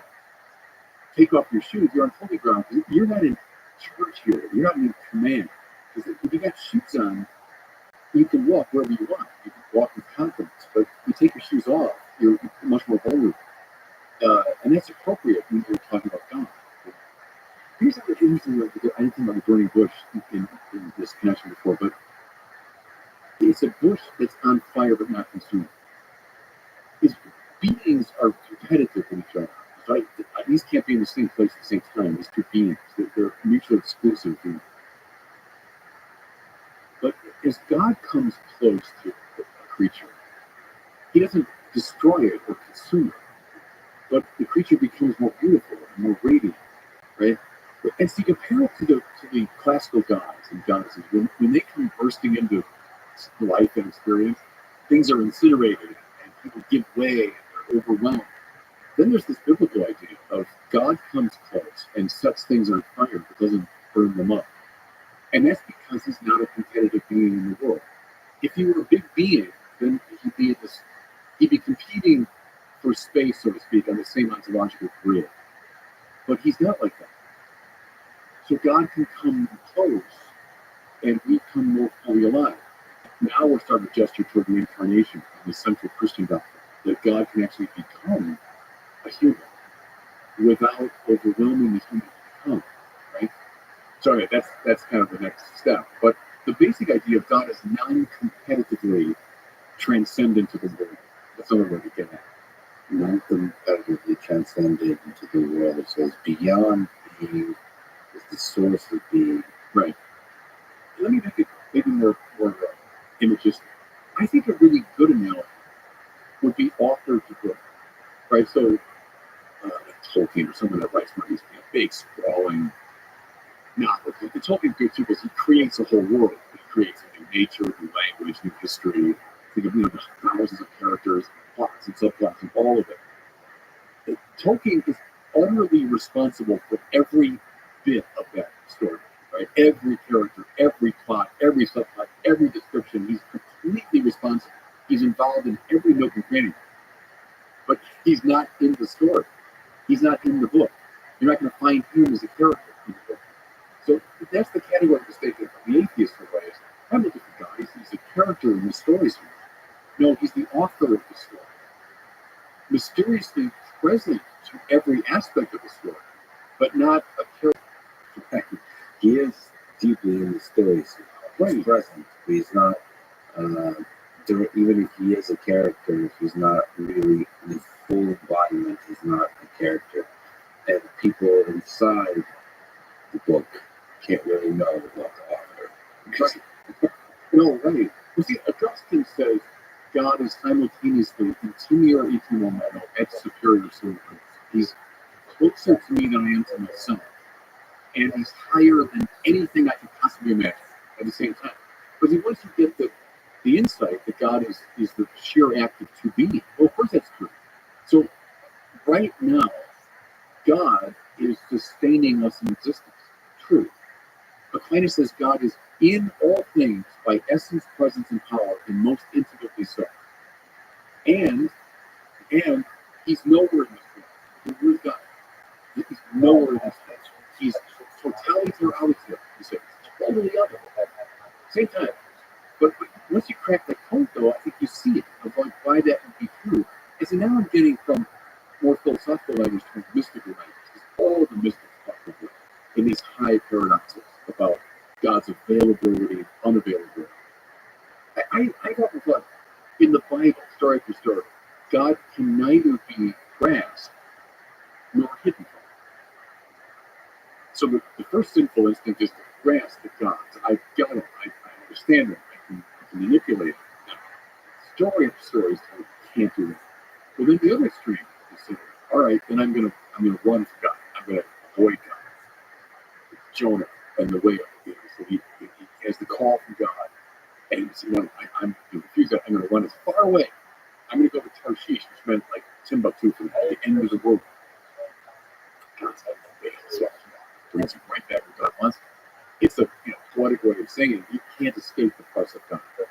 At the same time, Tower of Babel. I'm going to build a tower up to God. I'm going to grab hold of God. So living the space in between those two things, which would be the space of friendship with God, falling in love with God, is neither grasping nor hiding from God. You mentioned, again, a lot of beautiful poetic things. You mentioned grace. Yeah. You mentioned sin. You mentioned incarnation. Is there a philosophical, pragmatic way to start talking about the pillars of Christianity? What are the defining things that make Christianity to you, and broadly speaking, to those that follow the religion? In a way, what we do so far is a necessary perpetuity, because we're talking about God. What makes Christianity distinctive, of course, is the claim of the incarnation. So we come up out of Judaism, we come up out of this great theistic tradition. And, the Bible itself and all the great commentaries within Judaism, I think, would agree with this basic theistic stuff that I've been talking about. We're taking Moses, Maimonides, for example. Now, what makes Christianity distinct? This supremely weird thing that God becomes one. God becomes a creature.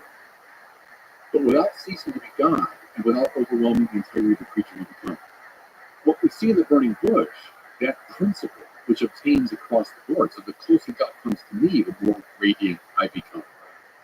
But take that down to the nth degree, would be what we mean by the incarnation of the Son of God becoming a creature in such a way as to make humanity radiant and beautiful.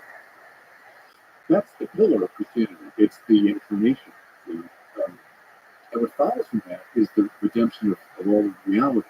So not just of human beings, but in becoming a creature, God divinizes the world. The Greek fathers always said God became human, that humans might become God. And that's a good way to sum up, I think, the essence of Christianity. Why is this such an important thing? So it's a distinctive thing. Yeah. But why is it so important philosophically to what it means to be Christian? What impact did that have on our world, on human civilization, on human nature, on our morals of why live, what to live for, the meaning of it all? Like, why is incarnation so important? I think it's massively important because it's the divinization principle that God wants to divinize his creation in sort of in this concentrated point of Jesus of Nazareth. But then we talk about the mystical body of Jesus. So that goes right back to Paul. As we're grafted onto Christ, we talk about that as the church. cells and molecules in an organism. That's the church. It's not an organization. That's a deformation of ecclesiology. The church is this organism that begins with Jesus, and then he's drawing all of humanity, but ultimately all of nature, all of creation to itself. When the Son of Man is lifted up, he will draw all things to himself. That idea of the gathering in of a scattered creation. So in that way, it's a part of it. And there's all kinds of things. If God becomes human, that means there's a dignity to humanity which goes beyond anything any humanist of any stripe has ever said. Right? Ancient, medieval, modern, contemporary. Christianity is the greatest humanism imaginable. God became one of us in order to divinize us. The goal of my life is not just to be a good person, not just to be, materially successful, not just to be a member of society. The goal of my life is to become a participant in the divine nature. And so I don't think there is a humanism greater than that, even conceivable. So that's where I think humanism is profoundly important. It's just our notion of God as non-competitive to it. It's so important because I think in so many systems, mythology, you have this competitive understanding of God. When Jesus says to his disciples, I no longer call you servants but friends. It's an extraordinary moment. Because every God who's ever been served, well, that's the best we hope for, is to be the servant of God. I try to obey you, Lord. I try to do what you want. But when Jesus says, I no longer call you servants or slaves or the Greek but friends, I don't know. I can't imagine you really becoming God's friend. It's a call to become one with God. It's possible to become one with God. I should mention, you are the greatest religious communicators I've ever experienced in a lot. A huge number of people are fans of yours. You've done a lot of great conversations, Reddit, which is a very unique, bold, brave thing.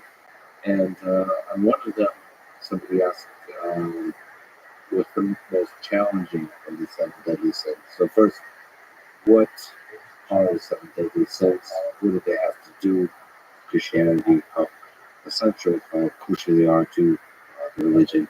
And what's the most challenging in that modern day? Yeah, the name of pride, envy, anger, sloth, avarice, gluttony, and lust are the seven deadly sins. Or called capital sins, capital, they're the head sins from which things tend to flow. The most fundamental is pride. And probably people today, if you talk about vice, if you talk about deadly sin, they don't think about lust. But the classical authors, including Dante, who does this pictorially, that's the least of the deadly sins, is lust, because it's the one that's most sort of dependent upon the body and passions and so on. The most important is pride. Pride is the deadliest of deadly sins. And it's very simple to see why. Pride is Augustine calls it incurvatus in se. I'm caved in around myself. Like a black hole, right? To get into the scientific. But the black hole to me is a great symbol. That it's so heavy, it draws everything, including light. Nothing can escape from it. But see, that's the sinner. That's the moral sin. We're like black hole. That we draw everything into ourselves. So, as a sinner, I'll confess I'm a sinner. The temptation is, okay, this is the bishop's era moment, and I'm drawing you now into my, world and so on. What that does is it kills us off, and it darkens life, and it makes it small and heavy and awful. And it's like, see, compared to the contrasting is when you're lost in a moment. You're not concerned about the impression I'm making. You're not concerned about drawing the world into yourself. You're not concerned about this monkey on my back that's always telling me, look good, sound right. But you're lost in something.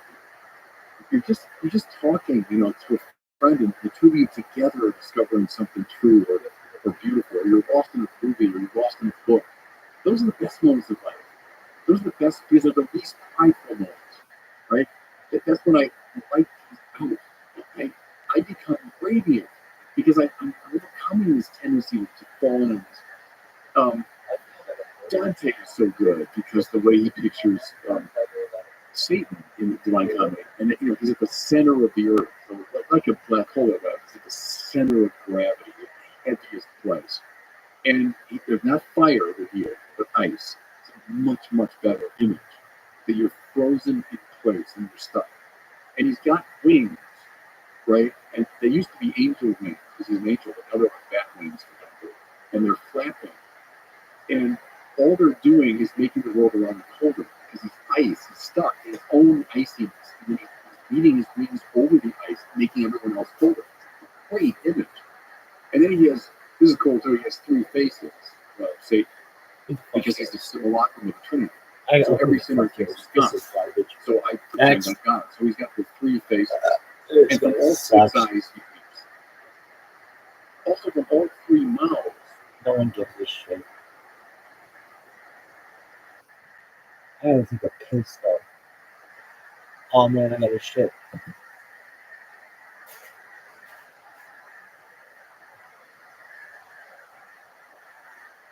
Oh man, I have to shit. Allegedly. The real foundation of Marxist political philosophy was the economic argument that there would be a tendency for the rate of profit to fall.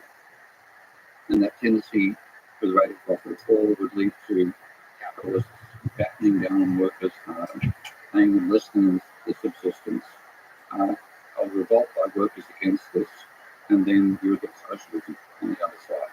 So what he called the tendency for the rate of profit to fall played a critical role in his explanation of why socialism would have to come about. If you look at Marx's own vision of the revolution, it was going to happen anyway. The advanced economies would be first to go through the revolution. The socialists, the primitive economies, would have to go through a capitalist transition. And this is the difference between the Mensheviks and the Bolsheviks. For the Mensheviks, when Hyman Minsky came out of the Menshevik camp, the Mensheviks believed you had to go through a capitalist phase. Russia had to go through a capitalist period before it became socialist. The Bolsheviks believed they could get there in one go. Following this conversation with Steve King, brilliant economist who criticizes much of modern economics and proposes new theories and models that integrate some ideas and ditch others from very thinkers from Karl Marx to John Maynard Keynes to Hyman Minsky. In fact, a lot of our conversation is about Karl Marx and Marxian economics. He has been a scholar of Karl Marx's work for many years, so this was a fascinating exploration. He has written several books I recommend, including The New Economics, the Manifesto, and Debunking Economics. This is the Let's Read podcast. To support it, please check out our sponsors in the description. Now, dear friends, with Steve. Let's start with a big question. What is economics? Or maybe, what is or should be the goal? Let's really understand how human civilization comes about and how it can be maintained. And that's not what it's been at all. And so we have a discipline which has the right name and the wrong soul. What is the soul?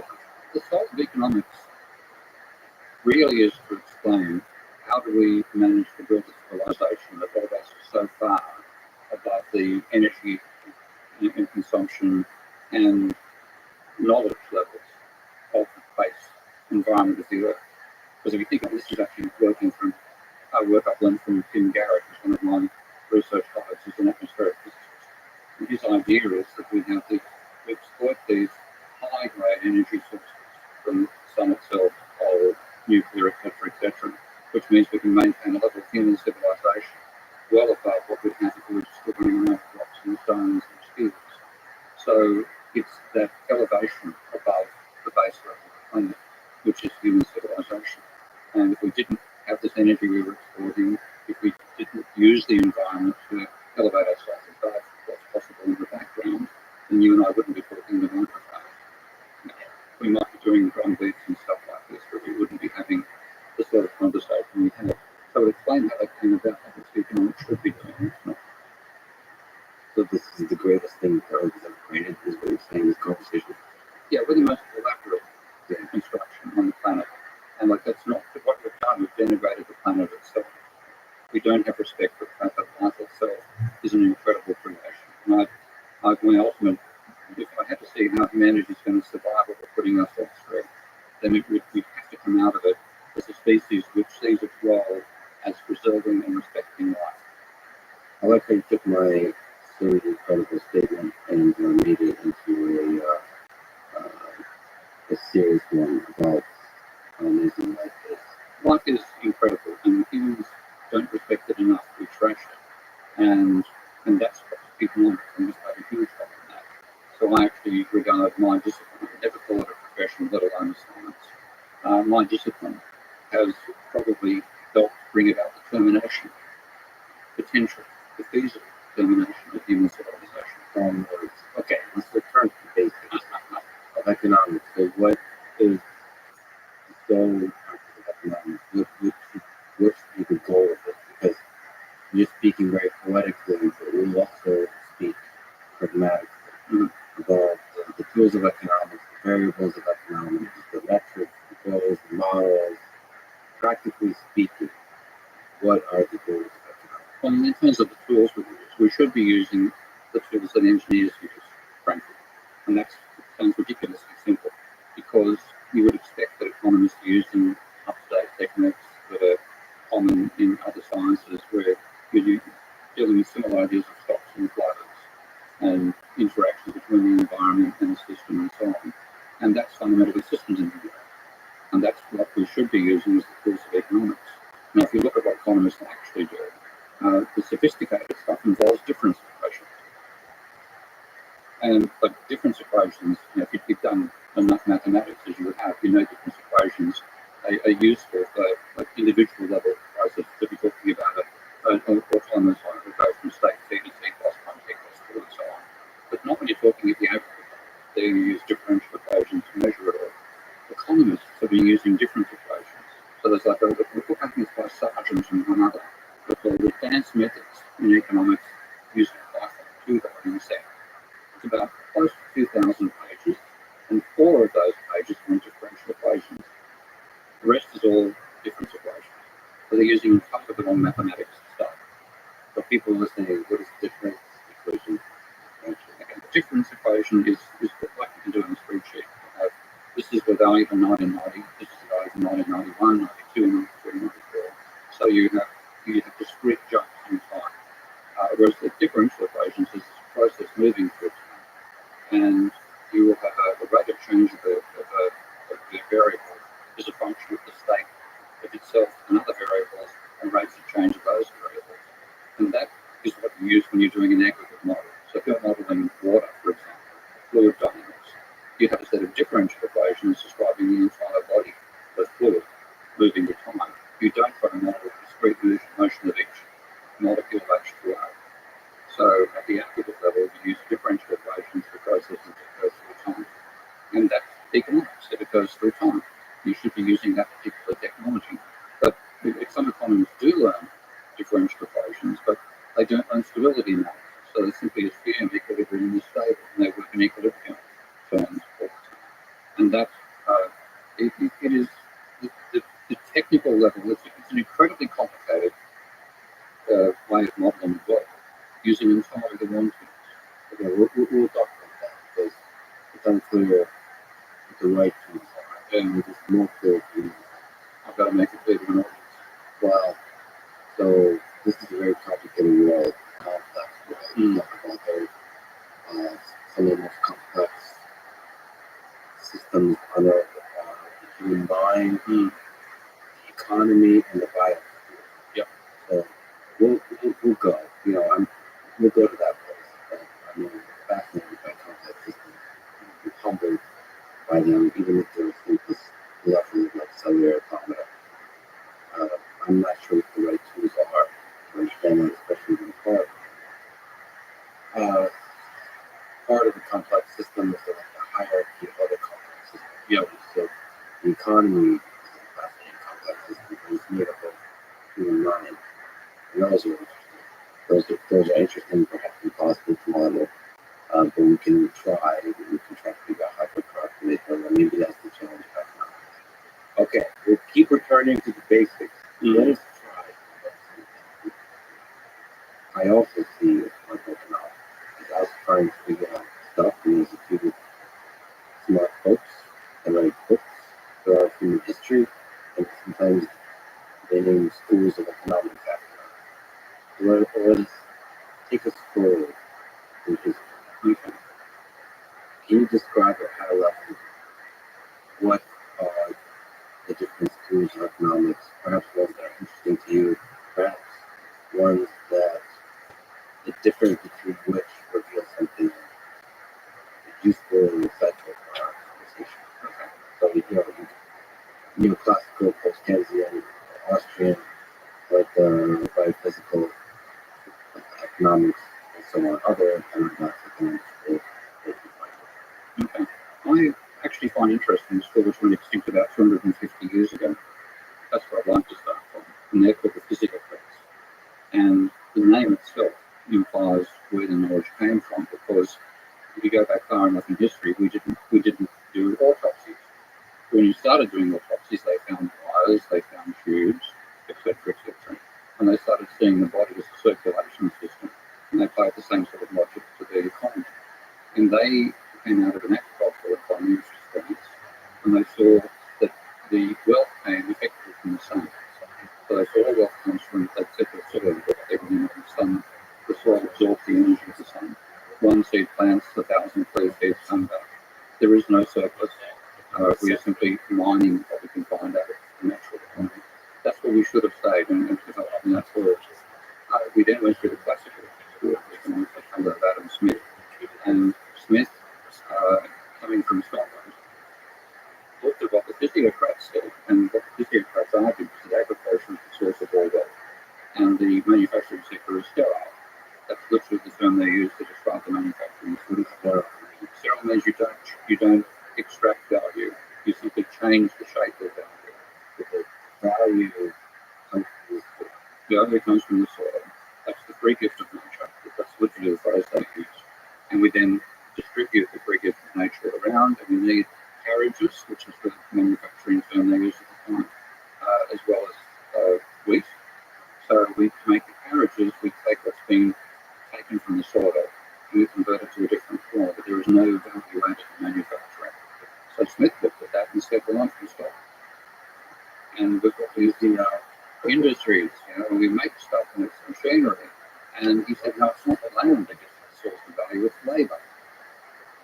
Now, that led to the classical school of thought, and that said that all value comes from labour. That value is objective, so it's the amount of effort you put in, but the price two things will exchange for reflects the relative effort that's involved in the manufacturing. So this computer takes 2 hours to make, and this bottle takes 2 minutes to make, and this is worth 60 times as much as that. And they didn't talk about marginal cost, it was absolute cost. They didn't talk about utility as a subjective thing, they ridiculed subjective utility theory. That led to Marx. And Marx was probably the most brilliant mind in the history of economics. The only other competitor I'd see is Schumpeter, possibly Keynes. In my terms of ranking with intellect, Marx, Schumpeter, Keynes, in terms of the outstanding capacities to think. But Marx then turned that classical school, which was pro-capitalism and anti-feudal, into a critique of capitalism, which led to the neoclassical school coming along as a defense of capitalism. But they defended it using the ideas of the subjective theory of value, so that value does not reflect effort, it's the satisfaction individuals get from different objects that determines their value, marginal utility. It's the market cost that determines how much they sell for. Capitalism equilibrates marginal cost and marginal utility. And the concept of equilibrium and marginal this and marginal that become the neoclassical school. And that's still the dominant school now, 150 years later. So that's the one that everybody learns. And when you first learn economics, if you don't have the critical background that I managed to apply, that's what you think is economics. The marginal utility, equilibrium, oriented analysis of mainstream economics. And for example, they ignore money. And people think economists, you must be an expert at money because you're an economist. When in fact, economists learn literally in the first few weeks of university that money is irrelevant. They say money illusion. They represent people's tastes using what they call indifference curves. And they're like isoquants on a on a weather map. If you look at an answer point, it shows you all the points, same pressure. So you can be here or you can be in Denver, and the air pressure can be the same if you're in the same weather unit. So you store a cell that links together. I do the same thing with utility and say lots of bananas and very few coconuts can give you the same utility as lots of coconuts and very few bananas. And you draw basically a hyperbola running down linking the two. And they'll say, well, look, that's your utility, that describes your taste. And then you have your income, and there's, given your income, you can buy that many bananas completely, or that many coconuts, or a straight line combination of the two. And then if we double the price, nominal price of coconuts, and double the nominal price of bananas, and double your income, what happens? And the correct answer is nothing still. You stay at the same point of tangency between what your budget is and which particular utility curve gives you the maximum satisfaction. So that gets ingrained into them. I don't think anybody who worries about money suffers from money aversion. We will therefore ignore the deep insights of economics if you don't actually know. So you have an entire theory of economics which presumes we exchange through data. And I'll swap you that Microsoft Surface for, I'll take two of those for one of these. We do this bartering arrangement. In fact, that only works if money plays no creative role in the economy. And that's where you find reading Schumpeter, the insight that's the school of thought that I come from that says money is essential. Money actually adds to demand, and we'll talk about that later on. So that's the neoclassical school that ends up being subjective theory of value, non-monetary, as though everything happens in data, and focusing on equilibrium, as though everything happens in equilibrium, or if you get disturbed from equilibrium, you return back to it. And that mindset describes capitalism. Its most interesting feature is that it reaches equilibrium. Now, what planet are we on to believe that? Because if you look at the real world, the real exciting world of capitalism in which we live, change is by far the most obvious characteristic of it. There's no equilibrium. There's no equilibrium. It's unstable. And as a mathematician, it's easy to you work with stability analysis. You work out what the Jacobian is, you work out the operative exponents in a complex system. You're used to the idea that equilibrium is unstable. But economists get fooled into believing that everything happens in equilibrium, and they don't learn stability analysis. So all that stuff is missing. So under the skills of thought, they're treating the economy as an equilibrium system, which was what the neoclassical school did, is what Keynes disturbed. He really disturbed by talking about fundamentally the uncertainty and our decisions about the future. So when we consume, you like Pfizer or whatever particular drink you want to have, the current situation. But to invest, you must be making guesses about the future. But you don't know the future. So what do? You extrapolate what you currently know. And this is a terrible basis on which to plan for the future. But it's the only thing you can do when there is no possibility of solid calculation. So investment is there subject to uncertainty. And therefore, you will get volatility out of investment. You will get fads, of course, booms and slumps coming out of that as people extrapolate forward the current conditions. And that's the normal state of a capitalist economy.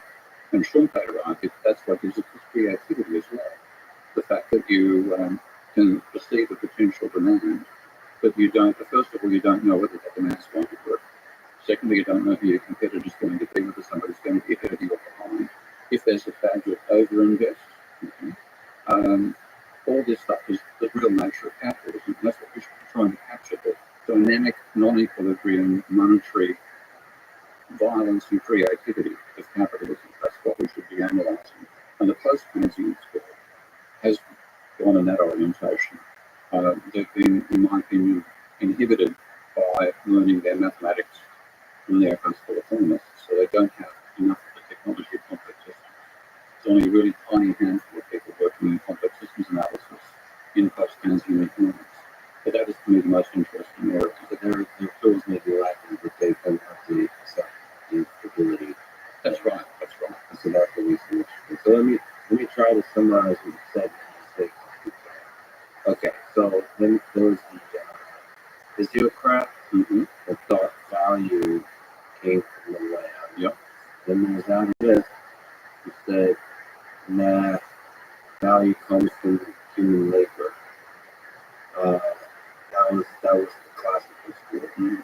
And neoclassical is value comes from bananas and coconut. Human preferences and human happiness, like how happy a banana makes you. Mhm. And then Keynesian and post-Keynesian were like, yeah, we can never. The moment you try to put value to a banana and coconut, you're already working in the past. Yeah. Yeah. It's always going to be chaos, instability, and you're fishing in uncertain waters, and you have to embrace that and come up with things that come out of that way. And also, Joseph Schumpeter, what school did you put him? Was he a Keynesian? Was he Austrian economics? He's an Austrian. That's the intriguing. He's from Austria, but he's not an Austrian economist. There are elements of the Austrian school of thought which are worthwhile. What is Austrian economics? Is this beautiful whirlwind picture and everything? Okay, Austrian economics grew out of the rebellion against the classical school. So you had three intricate, mainly the growth of the neoclassical school back in the 1870s was William Jevons from England, Menger, who's from Austria, and Walras from France. And Walras tried to work out a set of equations to describe a multi-product economy where there's numerous producers and numerous consumers. Everybody's both the producer and the consumer, and you try to work out a vector of prices that would give you equilibrium in all markets instantaneously. And that's his equilibrium orientation. Jevons is also on that equilibrium. He worked more at the aggregate level. So there's the supply curve and the demand curve, and that's what Edward Marshall ultimately codified. Menger was pretty much saying that, well, yes, there might be an equilibrium, but you're going to get disturbed from the borders. You'll be above or below the equilibrium. What came out of the Austrian school was an acceptance of that, for the vision that the market should reach equilibrium, but then said, well, you get disturbed away from the equilibrium. And that's what gives you the vitality of capitalism, because an entrepreneur will see an arbitrage advantage and try to close that gap, and that will give you innovation at the time. And Schumpeter went beyond that and sought for all of money and said that an entrepreneur is somebody with a great idea and more money. Yeah. So to become a capitalist, you've got to get money, and therefore you've got to approach the finance sector to get the money, and the finance sector creates money and also creates the debt for the entrepreneur. And so you get this financial engine turning up as well, and you will get movements away from the equilibrium out of that. You won't necessarily head back towards the equilibrium. So Schumpeter is a rich vision of capitalism in which money plays an essential role, in which you will be disturbed from equilibrium all the time. And that is really a much closer vision of actual capitalism than anything by even the living Austrians, Hayek, etc.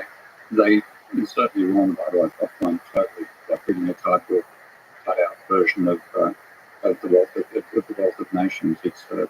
I find this worth trivia. But Schumpeter was rich, but with the same foundations as the Austrians. But because he talked about the importance of money, that took him away from the Austrian vision, which is very much based on the hard money idea of capitalism. Schumpeter said you needed the capacity of the financial sector to create money to empower entrepreneurs. And that's a very important vision. The Schumpeter's argument was the deviation from equilibrium, that's when all this fun happens. Then Yeah. the magic happens. That's the magic of capitalism. And like the Austrians, because they focus on the deviation from equilibrium better than the neoclassicals, but they still have this belief in you'll reach equilibrium ultimately, you'll head back towards it. Whereas they don't have an explanation of capitalism that gets through cycles apart from having a long rate of interest. And so there's no wealth and accumulation of debt over time. So what Schumpeter gave was a vision of the creativity of capitalism being driven by entrepreneurs who are funded by money creation by the finance sector. And that's fundamentally the world in which we live. So there's also kids these days are all into modern monetary theory. Okay. Modern monetary theory is accounting. I want to summarize it bluntly. It's simply saying, let's do the accounting. Because what money is a creature of double entry bookkeeping. And What's double entry bookkeeping? banks, this was invented back in the 1500s in Italy. I've forgotten that particular merchant who did it, based on some Arabic ideas as well. But the thing is, if you want to keep track of your financial flows, then you divide what you, all the financial claims on there, you divide into claims you have on somebody else, which are your assets, claims somebody else has on you, which are your liabilities, and the gap between the two is your equity. So you record every transaction twice on one line. Okay, so for example, if you and I do a financial transfer, you have a bank account, I have a bank account, your bank account will go down, mine goes up. And that's the sum of the operation is zero. Okay. But on the other hand, if I go to a bank and borrow money, then my account goes up. If it's money in my deposit account, the bank's assets go up. And it's still the same sum applies. Assets minus liabilities minus equity equals zero. Now, that's simply saying money is an accounting, a creature of accounting. It's not a creature of a commodity. So if you think about how Austrians think about money, and how gold bugs think about money, and Bitcoin enthusiasts, if there are any left, think about money, what they see is money as an object. And you and I can both have more gold. If we're both going to go to this mine somewhere and dig a few holes and get a few specks of gold out. So there's no competition or no interaction between you and me if money is gold. And I think money is strictly an object, a commodity. But money fundamentally is not a commodity. It's a claim on somebody else. That's money's essence. So when you do it, you must use governmentary bookkeeping to do it. And then when you do, you find all the answers that come out of thinking that money is a commodity are wrong. So, for example, we've got Elon on this one. I want to get this through to Elon, because I saw him making a comment about this a few weeks ago on Twitter. He said that it's wrong for the government. Effectively, it seems wrong for the government to always be in deficit.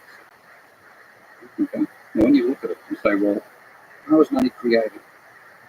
How does money come about when it's not a commodity like gold, which you dig up out of the ground, when it's actually social relations between people that create money? Well, money is fundamentally the liabilities of the banking sector. When you transfer between us, your deposit account goes down, my deposit account goes up. Those are exchanged on the liability side of the banking sector. But if we have a transaction with the bank, then the bank lends us money, its loans go up, its deposits go up. Again, that same balance. So you've got to look and say money, therefore, is fundamentally the liabilities of the banking sector. So how do you create additional liabilities? You must have an operation which occurs both on the liability side and the asset side of the banking sector. So if you and I make a transaction, no money is created. Existing money is redistributed. But if you go to a bank and take a bank loan, then money is created by the bank loan.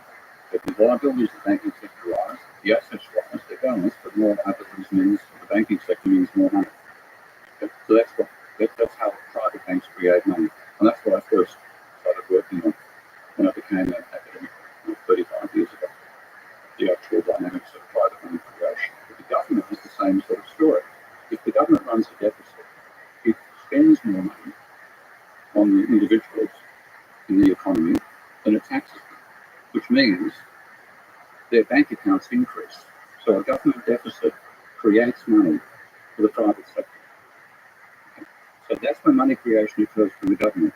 So it puts money in people's, it puts more money into people's bank accounts by spending, by welfare payments, than it takes out by taxation. So that's creating new money. And then on the other side of the bank, the money turns up in the reserve account of the banks, which are basically the private banks' bank accounts at the central bank. So rather than the asset of private money creation being loans, the asset of government money creation is reserves. Okay. Right. Money creation. Money creation. A good thing. So you mentioned about private money creation, the liabilities of banks, how governments doing reserves, blah blah blah. At the end of the day, it's a bunch of interest that you money. What is money? And then you also said the issue, which is social relations between humans. Right? I think my mind was blown several times in the last minute. So it's difficult for me to reconstruct the pieces of my mind back together. Right? Basic question: is money creation a good thing or a bad thing? Money creation is a good thing. because money creation is what I was almost going.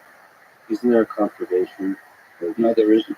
I had a head open as a physicist over this, and it took me a long time to answer. They thought the sum total of all money is zero. Yeah. Okay. It's the sum total of all assets and liabilities is zero. So if you mention your assets minus your liabilities is your equity, and your asset is somebody else's liability, and your liability is somebody else's asset. When we're talking about financial assets, and this is another mind-blowing thing that I've just recently solved for myself. So the sum total of all financial assets and liabilities is zero. Okay, well, I'm going to interrupt you briefly. What are assets? What are liabilities? Assets are your claims on somebody else. So, Specific. Give me an example of an asset. okay, if you have a mortgage for this house, okay, you're renting it. Well, if you had a mortgage, that would be your liability. Okay, the mortgage would be the bank's asset. Okay, if you add the two together, you get zero. That's zero. That's zero. Money is the liability side of banking system. Okay, assets are the assets on the other side can be either created by the banking sector, which is where you get bank loans, or created by the government, where you get reserves. But money is the liabilities. Money is, if you think about protons and anti-protons, in that sense, money is like the anti-proton. It's the negative, the liability. But wait, liability is the negative. Yeah. How's that money? That money is the positive. What is the liability for the banking sector? Is an asset you can make. So that's the Yeah. If you have a bank, you'd have a bank account and you'd have some cash. Okay, those are your assets. But the bank account is a liability for the banking sector, and the cash is a liability for that reserve. okay. So what's money? Well, money is the promise of the third party that we both accept to close our transaction. And this is That's the bank. that's a bank. Yeah, this is one of the most important works I've ever read. Is a work by a wonderful, now unfortunately deceased, tiny Italian economist, Augusto Graziano. And he's the most wonderful personality. Augusto, I met him on a few occasions, is one of the few human beings who can speak in perfectly formed paragraphs. Okay? Superbly eloquent. And what he did was what they called the monetary theory of production. You can find it downloaded on the web. It's much open source. What he said is, what distinguishes the monetary economy from a partial economy?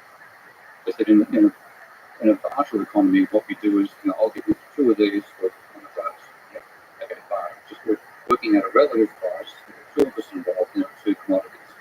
So with money is a triangular transaction.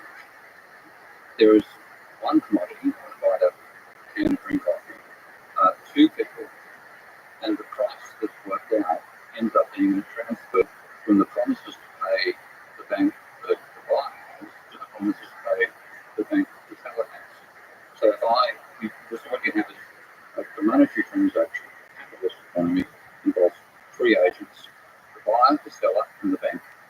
Is the bank or the bank has to be part of it. When I hand you the money, you accept that as you've now got, rather than the bank promising to pay me something, it's another bank promising to pay you something. And we exchange the promises of banks, and that's fundamentally money. So money is fundamentally a three-sum formula. If you would put it, At least from now on, I can use French in this conversation. That's good. that's not French. That's it's a different language. I was only hearing that. U.S. terms are not. Okay. If I can, we'll jump around. That's fine. So you mentioned Karl Marx Mm-hmm. as one of the great intellects, economic thinkers ever. Yes. No, he might be number one. You study him quite a bit. You disagree with him quite a bit. Yeah. But you still think powerful. I think that's in mind. Powerful mind. So first of all, this is just purely human. Why do you say so? What's interesting in that mind? In the way he saw the world, what is the insight that's defined? Marx once described his major work as towards a critical examination of everything existing. So he's a modest bastard. Yeah. So he wanted to understand and criticise everything. And even he wasn't trained directly by Hegel, but his teachers were Hegelian physicists. And what Hegel developed was a concept called dialectics. And dialectics is a philosophy of change.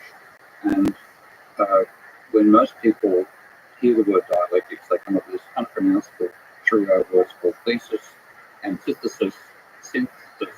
I can barely get the words out myself. And that actually is not Hegel at all. That's another German philosopher. I think. Oh, yeah. No, yeah. Well, I'm not sure. You can mix them up. All Germans. Yeah. But if you look at this beautiful book called Marx Contradiction, one of my great explanation for Marxist philosophy. I forgot the author. I think it's Wilde, W-I-L-D-E, Marx and Contradiction. And he points out the actual origins of Marxist philosophy. I didn't know that when I first read Marx. So I became exposed to Marx when I was a student at Sydney University. And we had a strike at the university over the teaching of philosophy. And what happened was the philosophy department had a lot of radical philosophers in it and a conservative chief philosopher. And the radicals wanted to have a course what they called feminist aspects of philosophical aspects of feminist thought. And the staff voted in favour of it. This is back in the days when university departments were democratic. The professor opposed it. He got it blocked at the high level. The staff leapfrogged over that, and then finally the vice chancellor blocked it. So that led to a strike over the teaching of philosophy at Sydney University, which at one stage over a students' long strike. And economics began out of that. You're teaching of philosophy studies. Yes. That's such a different life to what we're living now. You know, that's the academic milieu in which I developed all my ideas. And I had become a critic. I've gone from being a believer of mainstream economics when I was a first year student to disbelieving it halfway through first year. Okay, and I then spent a long time trying to change it, getting nowhere. And then this philosophy struck, and we took it on in economics, and we formed what's called the political economy movement. And had a successful strike. We actually managed to pressure the university into establishing a department of political economy at Sydney University as well as the Department of Economics. What was the foundational idea? Were you resistant to the whole censorship of why can't you have a philosophy of anything kind of course? Well, yeah, it was much more libertarian in the genuine sense of the word period of time. At the end of the 60s, beginning of the 70s, and the word libertarian has been corrupted since then. But it really was about free thought. And you were going to university to learn. It was about education. I remember having a fight with my father once, where Dad was angry about the marks I was getting on courses.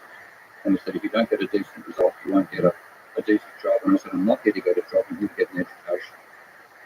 Okay, now the thing is, ultimately, it's been a pretty good job for me as well. This is in Sydney, by the way. In Sydney, in summer, is absolutely gorgeous. And what a bunch of lefties decide to do during the summer to breed colour nights. Yeah, on the beach. Actually, inside the room of the philosophy department at the University of Sydney, in the main quadrangle, the sandstone of a bunch of about 20 or 30 of us reading our way through the was only one couple. And I remember walking off to that meeting with one of my friends. It was the law student. And this was a period of huge construction boom in Sydney. So the whole skyline, which we could see from the campus, was full of what were kangaroo trains, which were an Australian invention. So the trains that can leapfrog over each other to build up a skyscraper. So here you are, reading Karl Marx, looking at the mechanisms of capital. And I looked at those mechanisms, and I knew Marx argued that labour was beyond the source of value. And he said machinery doesn't add value. With the cranes, I'm looking at these cranes and thinking, I want a very good explanation by Marx as to why these cranes don't add value. So reading through the first 7 chapters of Capital, what we found was Marx applying this dialectic. And like the Fichtean stuff is bullshit, but it's not how Marx thought of it. I was reading, trying to find the thesis, antithesis, synthesis, and it's not there at all in any of Marx's works. And I've read everything he's ever written on economics from 1844 to 1894 when his last books were published. There's not one word of mention about what he does talk about is foreground and background, intention. And his idea of the dialectic is that there is say unity will exist in society. And that unity can be an individual, it can be a commodity, anything at all. That the unity will be understood by that society. One particular aspect will be focused upon. So if you think about the human being in capitalism, the focus on the human being as an object is their capacity to work. Your worker, okay? That gets put in the foreground. The fact that you're human and you want to play a guitar and go surfing and make love and all the other things that humans do is pushed into the background. There's a tension between the two of us, and that can transform that unity over time. And that's a beautiful dynamic vision of change. So dialectics is a philosophy of change.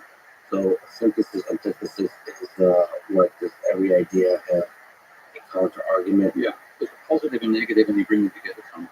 And then Marx has the foreground, background, and foreground. It's all the biggest knowledge and background. That's right. And why is it? well, because you enter the unity, like if you take a human in a pretty brief, if you go back to Cro-Mac, when we're living in caves and we've got to go hunting and cook food and stuff like that, but there's no social hierarchy. This is what we become used to. So you don't get labelled as a worker or a capitalist or just a human in that situation. Then you've got more an integrated view of who you are. And I think that's one of the appeals of a genuine tribal culture, that you get treated for the whole of who you are. You certainly categorise, you're male, you're female, you're young, you're old, you're a hunter, you're a toolmaker, etc. But you're treated as a more integrated object.